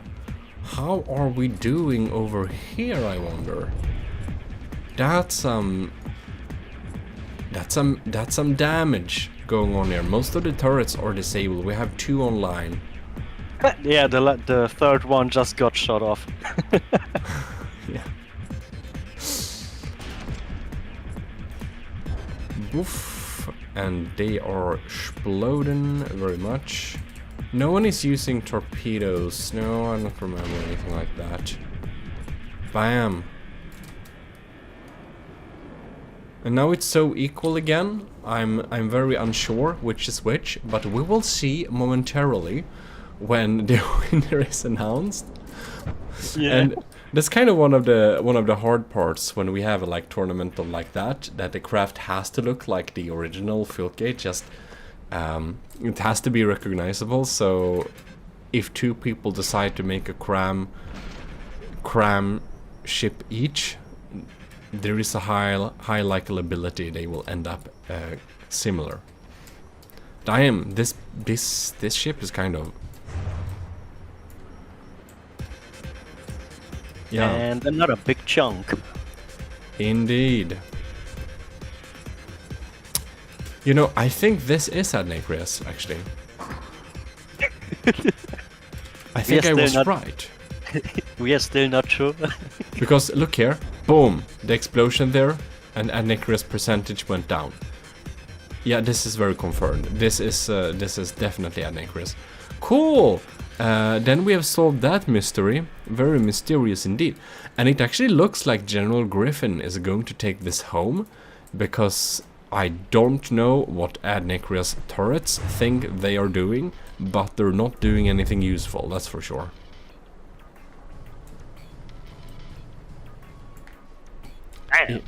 Yeah, it has... Does it have a dead AI? What's happening here? Like, seriously, like the missiles? They're not completely wrecked, are they? I think I see some missile parts inside. No, okay, they're cut off a little bit. Cut off, yeah. Oh well, that happens.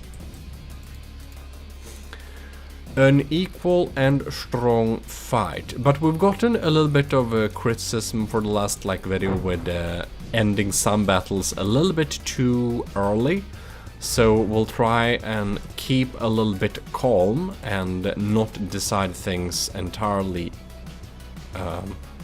yet, but we're also at the point where Adnacreus is actually not shooting back, which means that,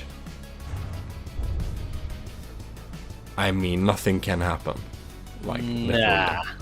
Nothing can. I mean, it's basically cut it in half. Like, Yeah, more or less, like, yeah. it's getting repaired so slowly, but it's not repairing turrets, and it doesn't shoot back, and it's 57%. So yeah, General Griffin, congratulations very much. 4 of 6 crams are still online and firing those hollow barrels. Do you see this, Xaber? The barrels are hollow now. Oh shit. They are actually hollow.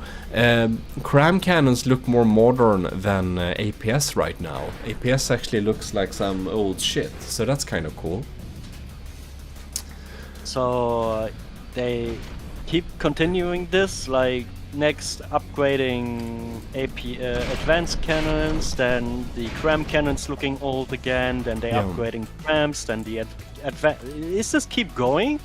Kinda like that, but next up they're actually going to overhaul the AI parts. So, anyways, very much congratulations to General Griffin, which is winning and winning this streak through, so that's cool.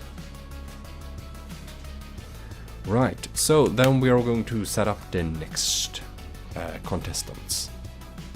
And there we are again, this time with Kevin Tries HMS Canoe Viking, also a winner of course, versus Killcam's Paint Stripper Flyer, which is a absolutely horrible flying boat, which is not cheese at all. So this will be highly interesting. What did you say? I think you cut. I think you were... What? So here we have a method of spawning the cannon the other way around, just to make the first shot not miss. Well, I mean, it's smart. I mean, it is smart. So that's a point for Kevin Try. Smart move. And this thing, oh my god, what fire rate is this? It's insane. It's a paint stripper, that's for sure. And the the Kevin Try's HMS Canoe Viking has kind of a physical shield within the shield, and that's probably kind of a smart idea. I wonder though if the paint strips. Oh damn! Oh, that doesn't look good. No, it's very powerful. It's even though 93 versus 94.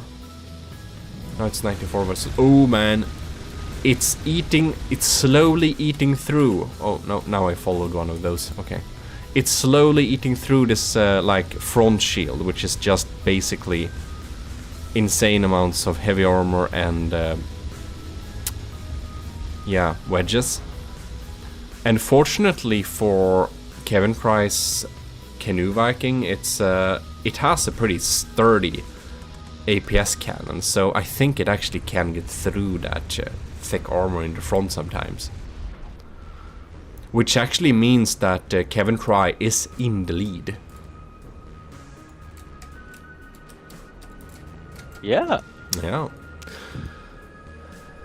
I am biased, but no, I mean I'm not biased, but or whatever. I'm rooting for Kevin Try because I feel it's a more honest boat than this thing. Because if we just pause a second and look inside of here, we can see we have jet exhausts here directly strapped onto the APS. And there is like no outputs here. And here we have the backwards thruster, because that makes sense. Yeah. Yeah. So, forgive me, but I think you may understand why I'm rooting for Kevin Try on this battle here. But it seems that what is happening with Kevin Try's like detection, like what are we doing? We're not even shooting towards the enemy, are we?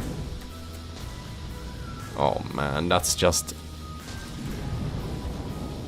Its detection is really sad by now. Oh yeah, it is. Oh man, it doesn't hit anymore. And the paint stripper just keeps stripping. Yeah, Oh, man. this is basically a sandblaster. Yeah, definitely. This is a sandblaster made flying with internal thrusters and stuff like that. Was that a hit? No, it wasn't. Ah, damn. It just doesn't hit anymore. Yeah.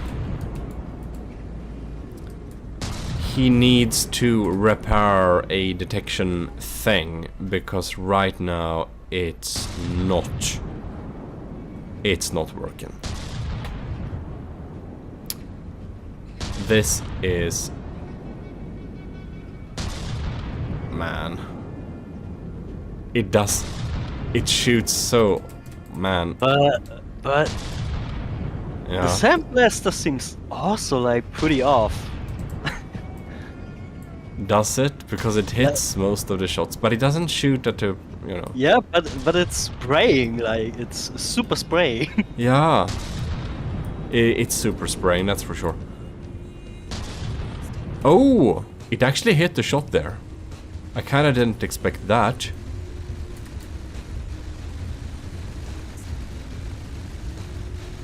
Well, it's not hitting very often, that's for sure. Okay, it was just a lucky hit. Yeah, I think so too. No. We're still shooting. I must say that the Kevin Try's Canoe Viking has... it does have some good resiliency. I think we have some proper EMP protection inside of here too. Ooh! Oh my god. Is that a range? I was about to say, is that actually detection? He got back a piece of detection. Oh my god. The tables may still flip. Kevin Try is now able to shoot back. Amazing. But for how many more minutes, I wonder? Because, is it already over? Yeah, okay. Oh, whoa. That was a bad definitive hit. Wow. Yeah, that's over. That's over. It was pretty resilient, but 5 minutes of straight sandblasting did not... Well... Dang. Damn. We do not have any other weapons. The sandblaster is still hitting, you know... It's barely shooting... It's barely... Oh god damn it. It's barely hitting faster. It... What are we doing? I don't know. It's... Okay, now it starts to hit again, okay. But man.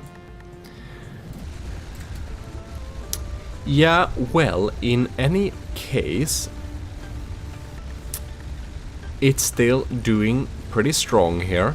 So, even though it looked for a second it didn't hit at all, it is still shooting on this thing around as fast as it's generating, so it's just not happening. It will generate and rebuild that entire turret during the last like 3 minutes. So, good game, very nice canoe by Kevin. Try. But Killcam's Paint Stripper meme build is still the stronger craft. Style points for Kevin Try, but Killcam is taking home this battle. So we'll be moving on to the next one. We're back with the next battle where we have Light of the Worlds. Light of the World, the Feringer. Isn't that this one though? Oh man, now I need to remember. No, this is probably Nova Galaxy's coastal defense barge, I think. And this is probably the Feringer. It was much easier when I pitched it against Minecraft, because I know how mine looks like. Yeah, I can understand that. Alright. Yeah, so here we have Nova Galaxy's coastal defense barge, I'm pretty sure. Because I remember, he likes the blue and the red and stuff like that. These colors. Anyways, these are like fast-firing APS with like laser parts on them, because why not? And here we have a lot of simple weapons together with a dysfunctional cram cannon and a other cannon. And if I don't remember incorrectly, I think I got a version where the Feringer's cram cannon was supposed to be fixed.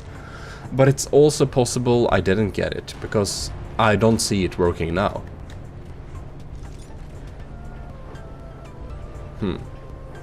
Well, No, that can happen. What did you say? It's just not functioning. Just not functioning. Yeah, we'll have that problem before as well, so... Weird it is still a problem. God, we got some pretty sturdy heat shells popping in here. It's doing a strong job. Light of the World's Feringer does have the health lead, but it doesn't look like it's going to like win, but maybe it is. The thing is that Light of the World opted for a extremely powerful LAM system, so you can see many of the shells are not getting through. Yeah, I see that. Yeah, it also seems we have... I don't know how many repair bots this thing have. How fast will it heal? I don't know. But anyways, Nova Galaxy's coastal defense barge is taking damage from the small weapons. A little bit sad that the cram cannon ain't gonna work. Welp.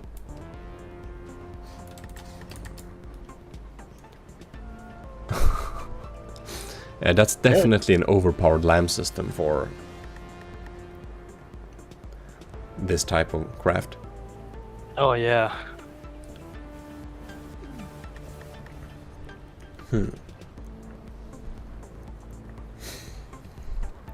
Kinda a little bit slow battle. Yeah, I was about to say, like, that's going to be a long battle. Yeah. It's like... Yeah. It's a slow battle. That's for sure. Both of these crafts are, well, evidently well built, so both of them have some good resiliency, which means it can really draw out on time here. There is a 10-minute limit, of course. I hope I remember to set that up as a hard rule, but if it's not, I'll set it as a hard rule anyways, because, you know,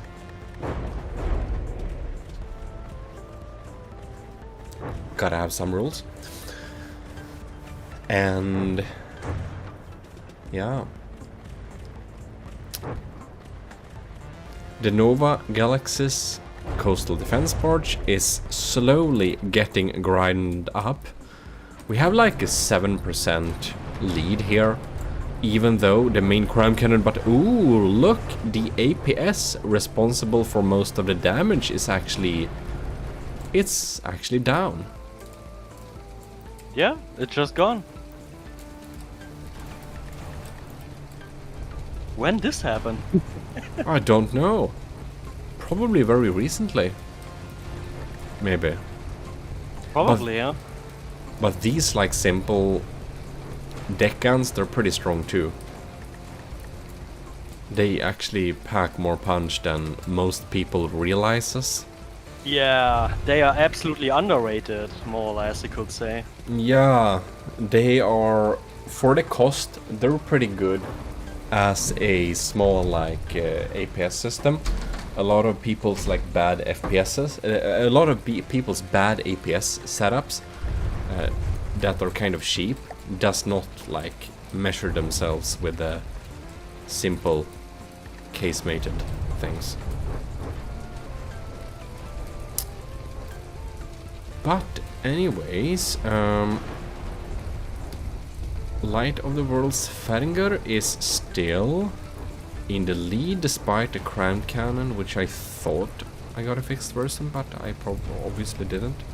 Ew, and now the crown cannon is gone too. Not that that matters, but we can really see it was super susceptible against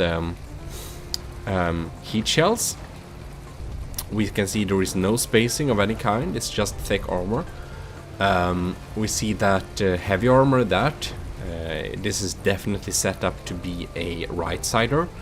You can see that on the armor. But yeah, I wonder if the internal armor reflects this too, and ooh, it does. So this side is basically unarmored, and on this side we have, wait, no. Okay, it's basically no difference. It's just the armor in front of the cram cannon. Yeah. Right. Light of the World's Feringer is still in the lead, weirdly enough, but this is how it is. Nova Galaxy is still struggling with the small arms fire coming in there, but all of the 4 turrets are still active. So it's hard to believe that Light of the World would actually win this despite the percentage lead, but like a couple of lucky shots with those casemates can of course lead to a win.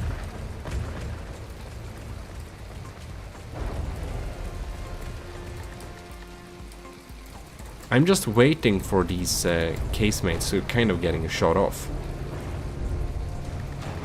Yeah. Or the LAM system to be disabled in a way so it's not as strong anymore.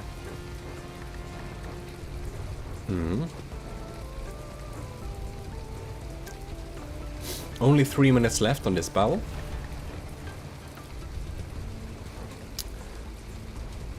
So it is possible that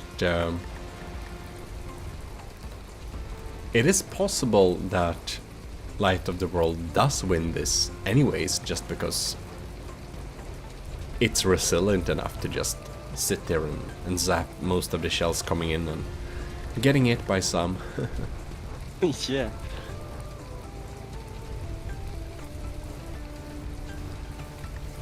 Well,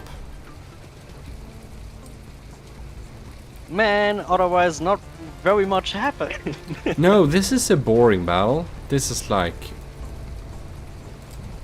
uneventful, undramatic, and relaxing with the rain and everything.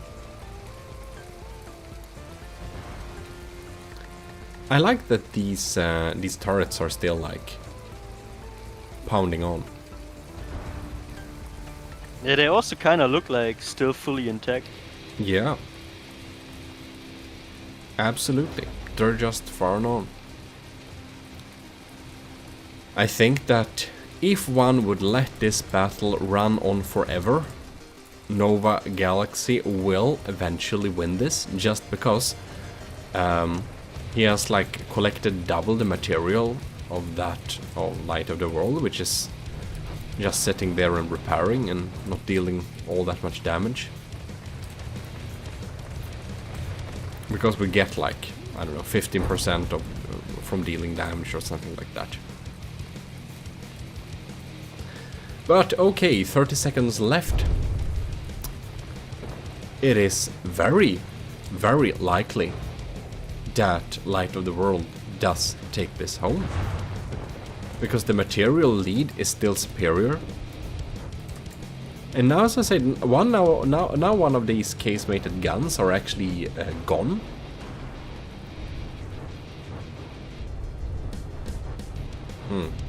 No.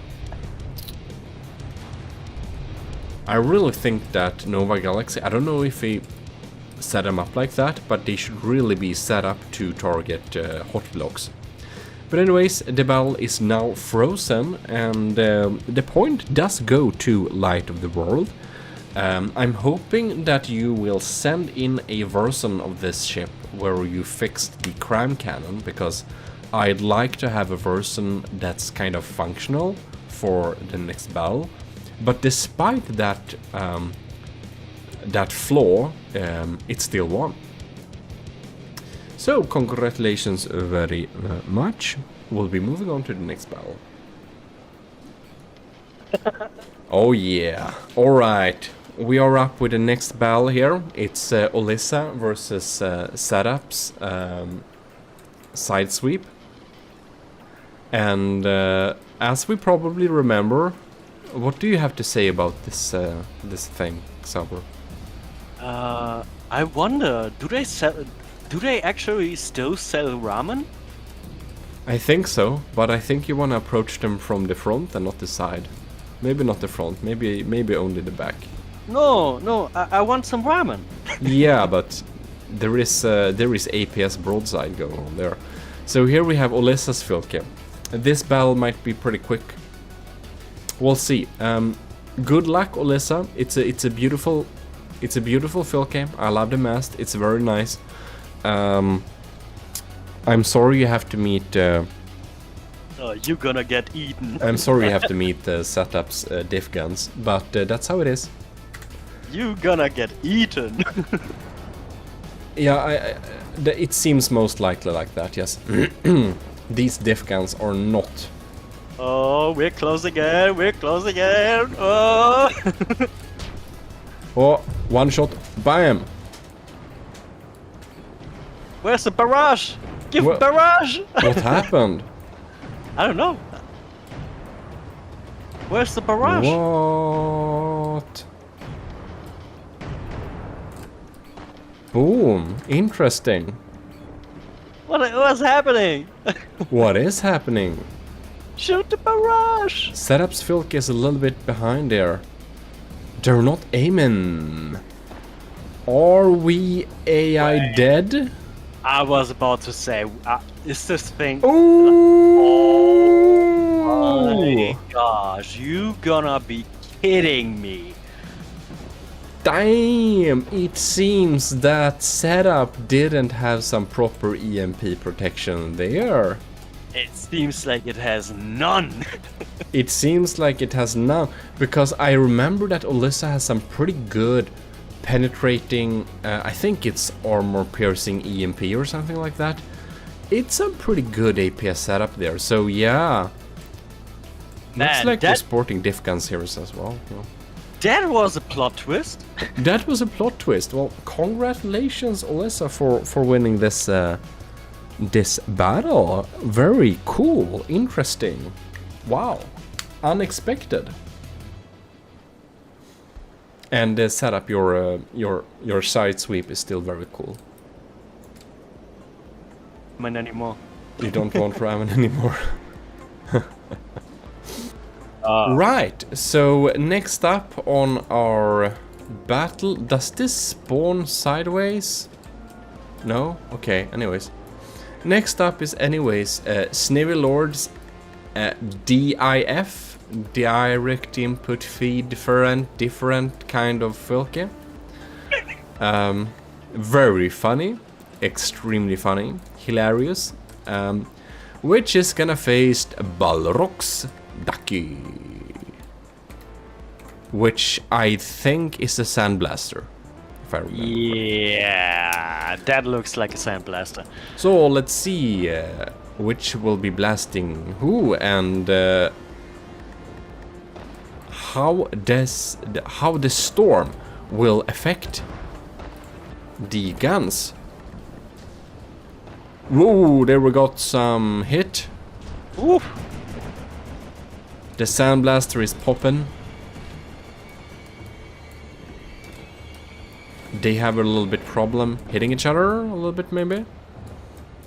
It has been blasting a little bit in the hull there. But damn, that is some... Ooh. Oh man, that's scary. Yeah, Snivlord's DIFer and kind of Fulke does scare me a little bit, yes. Balrog's Ducky seems to have trouble hitting a good, like, firing angle. And is it just me, or is these shells like, shells like pretty slow? It looks like it's actually a frag Yeah. sandblaster. Yeah, it looks slow. Oh man, you can't tell if it was a thunder or the gun are shooting.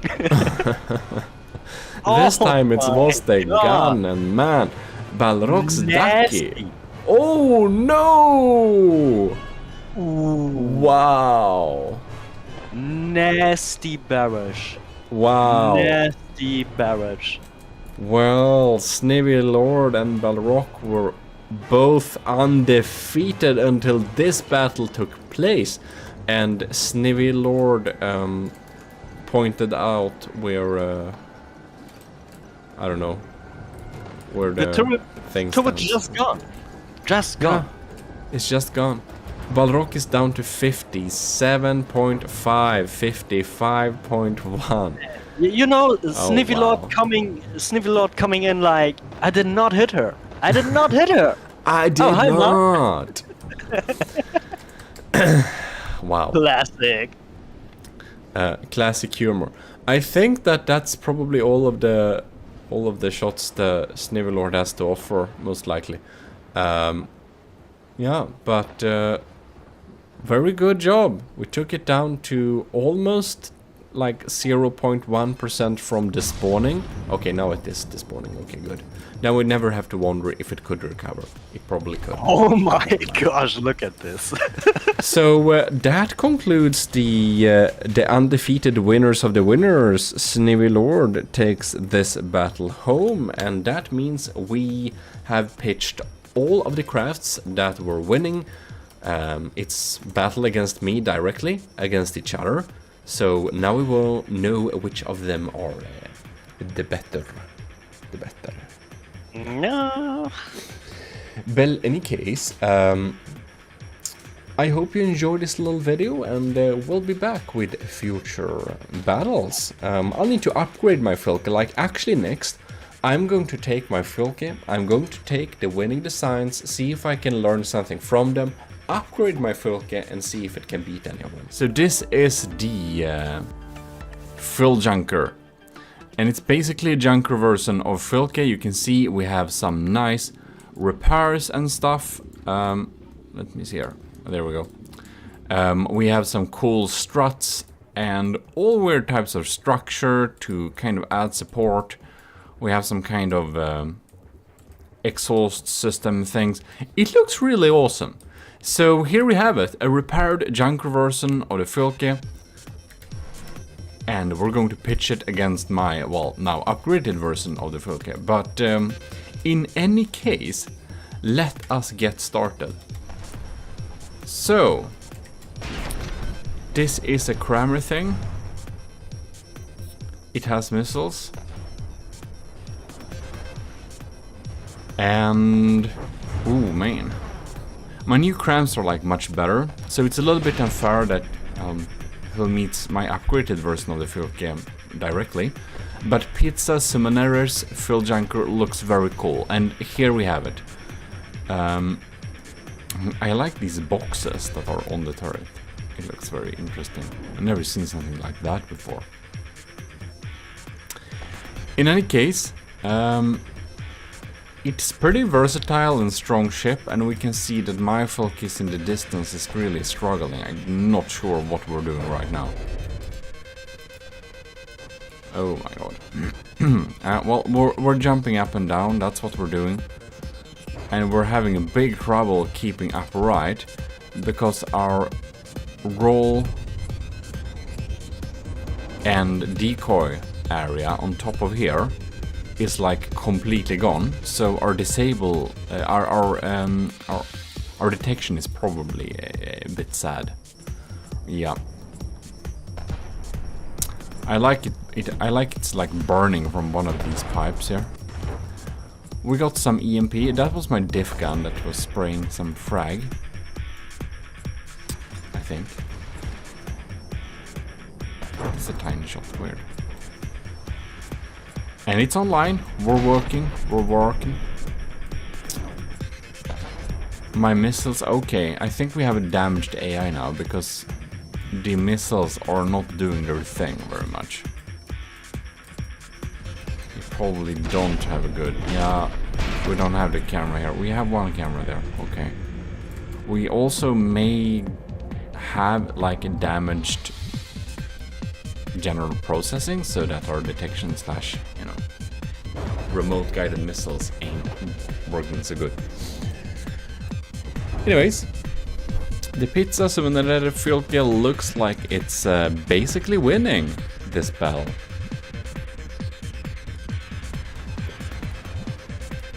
It's like barely touched.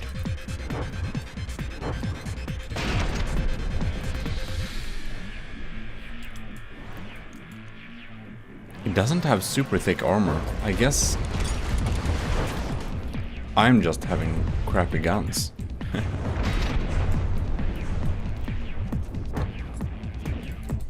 And how is my Filke doing? It's doing pretty sad.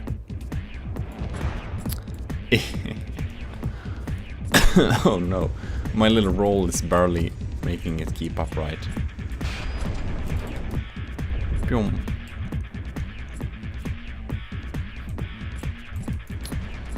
Any missiles? Okay, so 81% versus 93.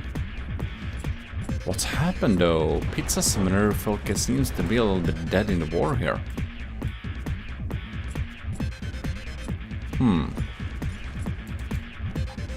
What type of missiles is this? Radar guided explosive. Bam! They hurt a lot. That's some good missiles. Yeah, especially against wood. And this crime is just not doing anything. I wonder if we kind of nuked some stuff with our EMP a little bit earlier. Interesting indeed. That's still alive. Now that crime comes online. And that did some damage for sure. Only hull though. 76%. The jets are terrorizing us. Our crowns are still... oh no. Was my laser targeter really off, or did we have some anti... no, that was just my laser targeters were probably very off. Will the EMP fry anything? Maybe it won't.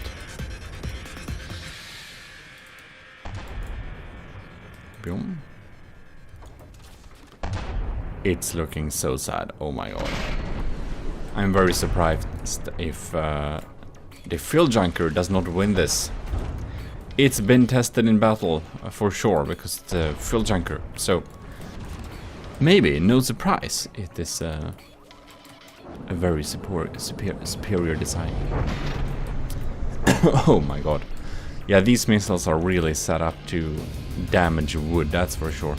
I'm kind of amazed that this cram cannon is still kinda alive. 65%. Well, at least it's still trying to fight.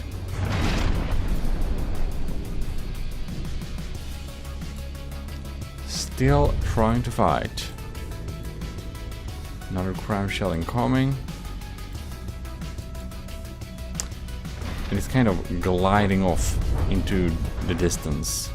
Just maybe trying to escape. But 93% versus 63%. I mean,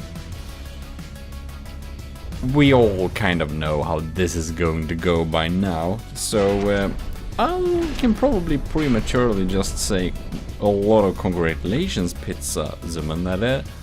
It's a weird name.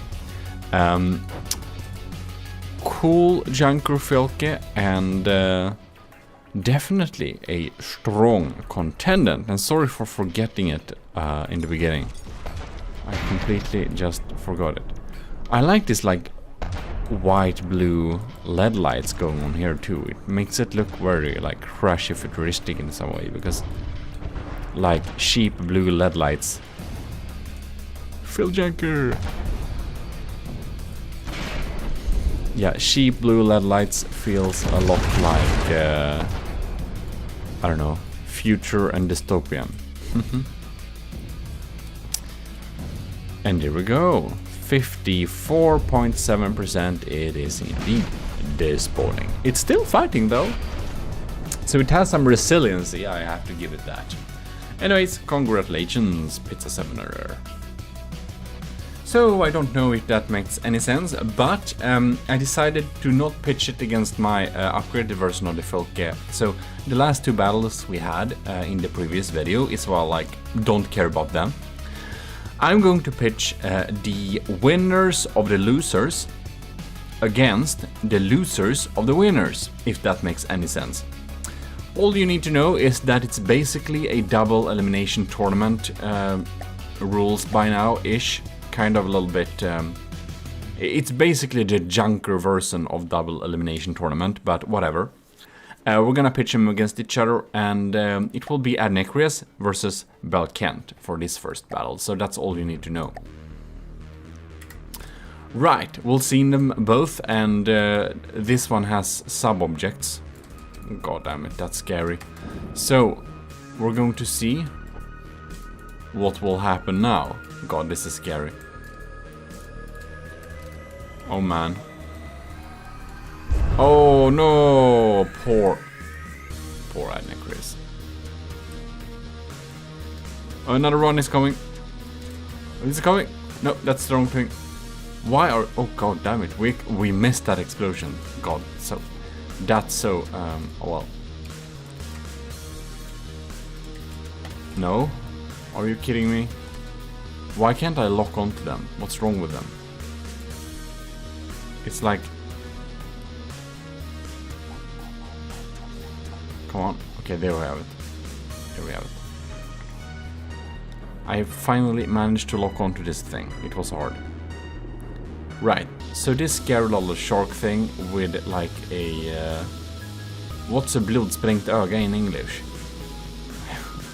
I don't know. Anyways, crazy man's eye. So Adnecres is down to 85%. We only have one of these little lurking things left. And it's just sitting below here. Why is it just sitting below here? It's like it doesn't find a target. Well, like, I don't know even what type of AI or whatever this uses, or if it's like breadboard magic or what the hell is going on here. But it sure is something scary. I don't see an AI. So I guess it's kind of controlled by a... Oh man, this is a little bit scary. Oh no, it changed its mind. This is a little bit scary in any case.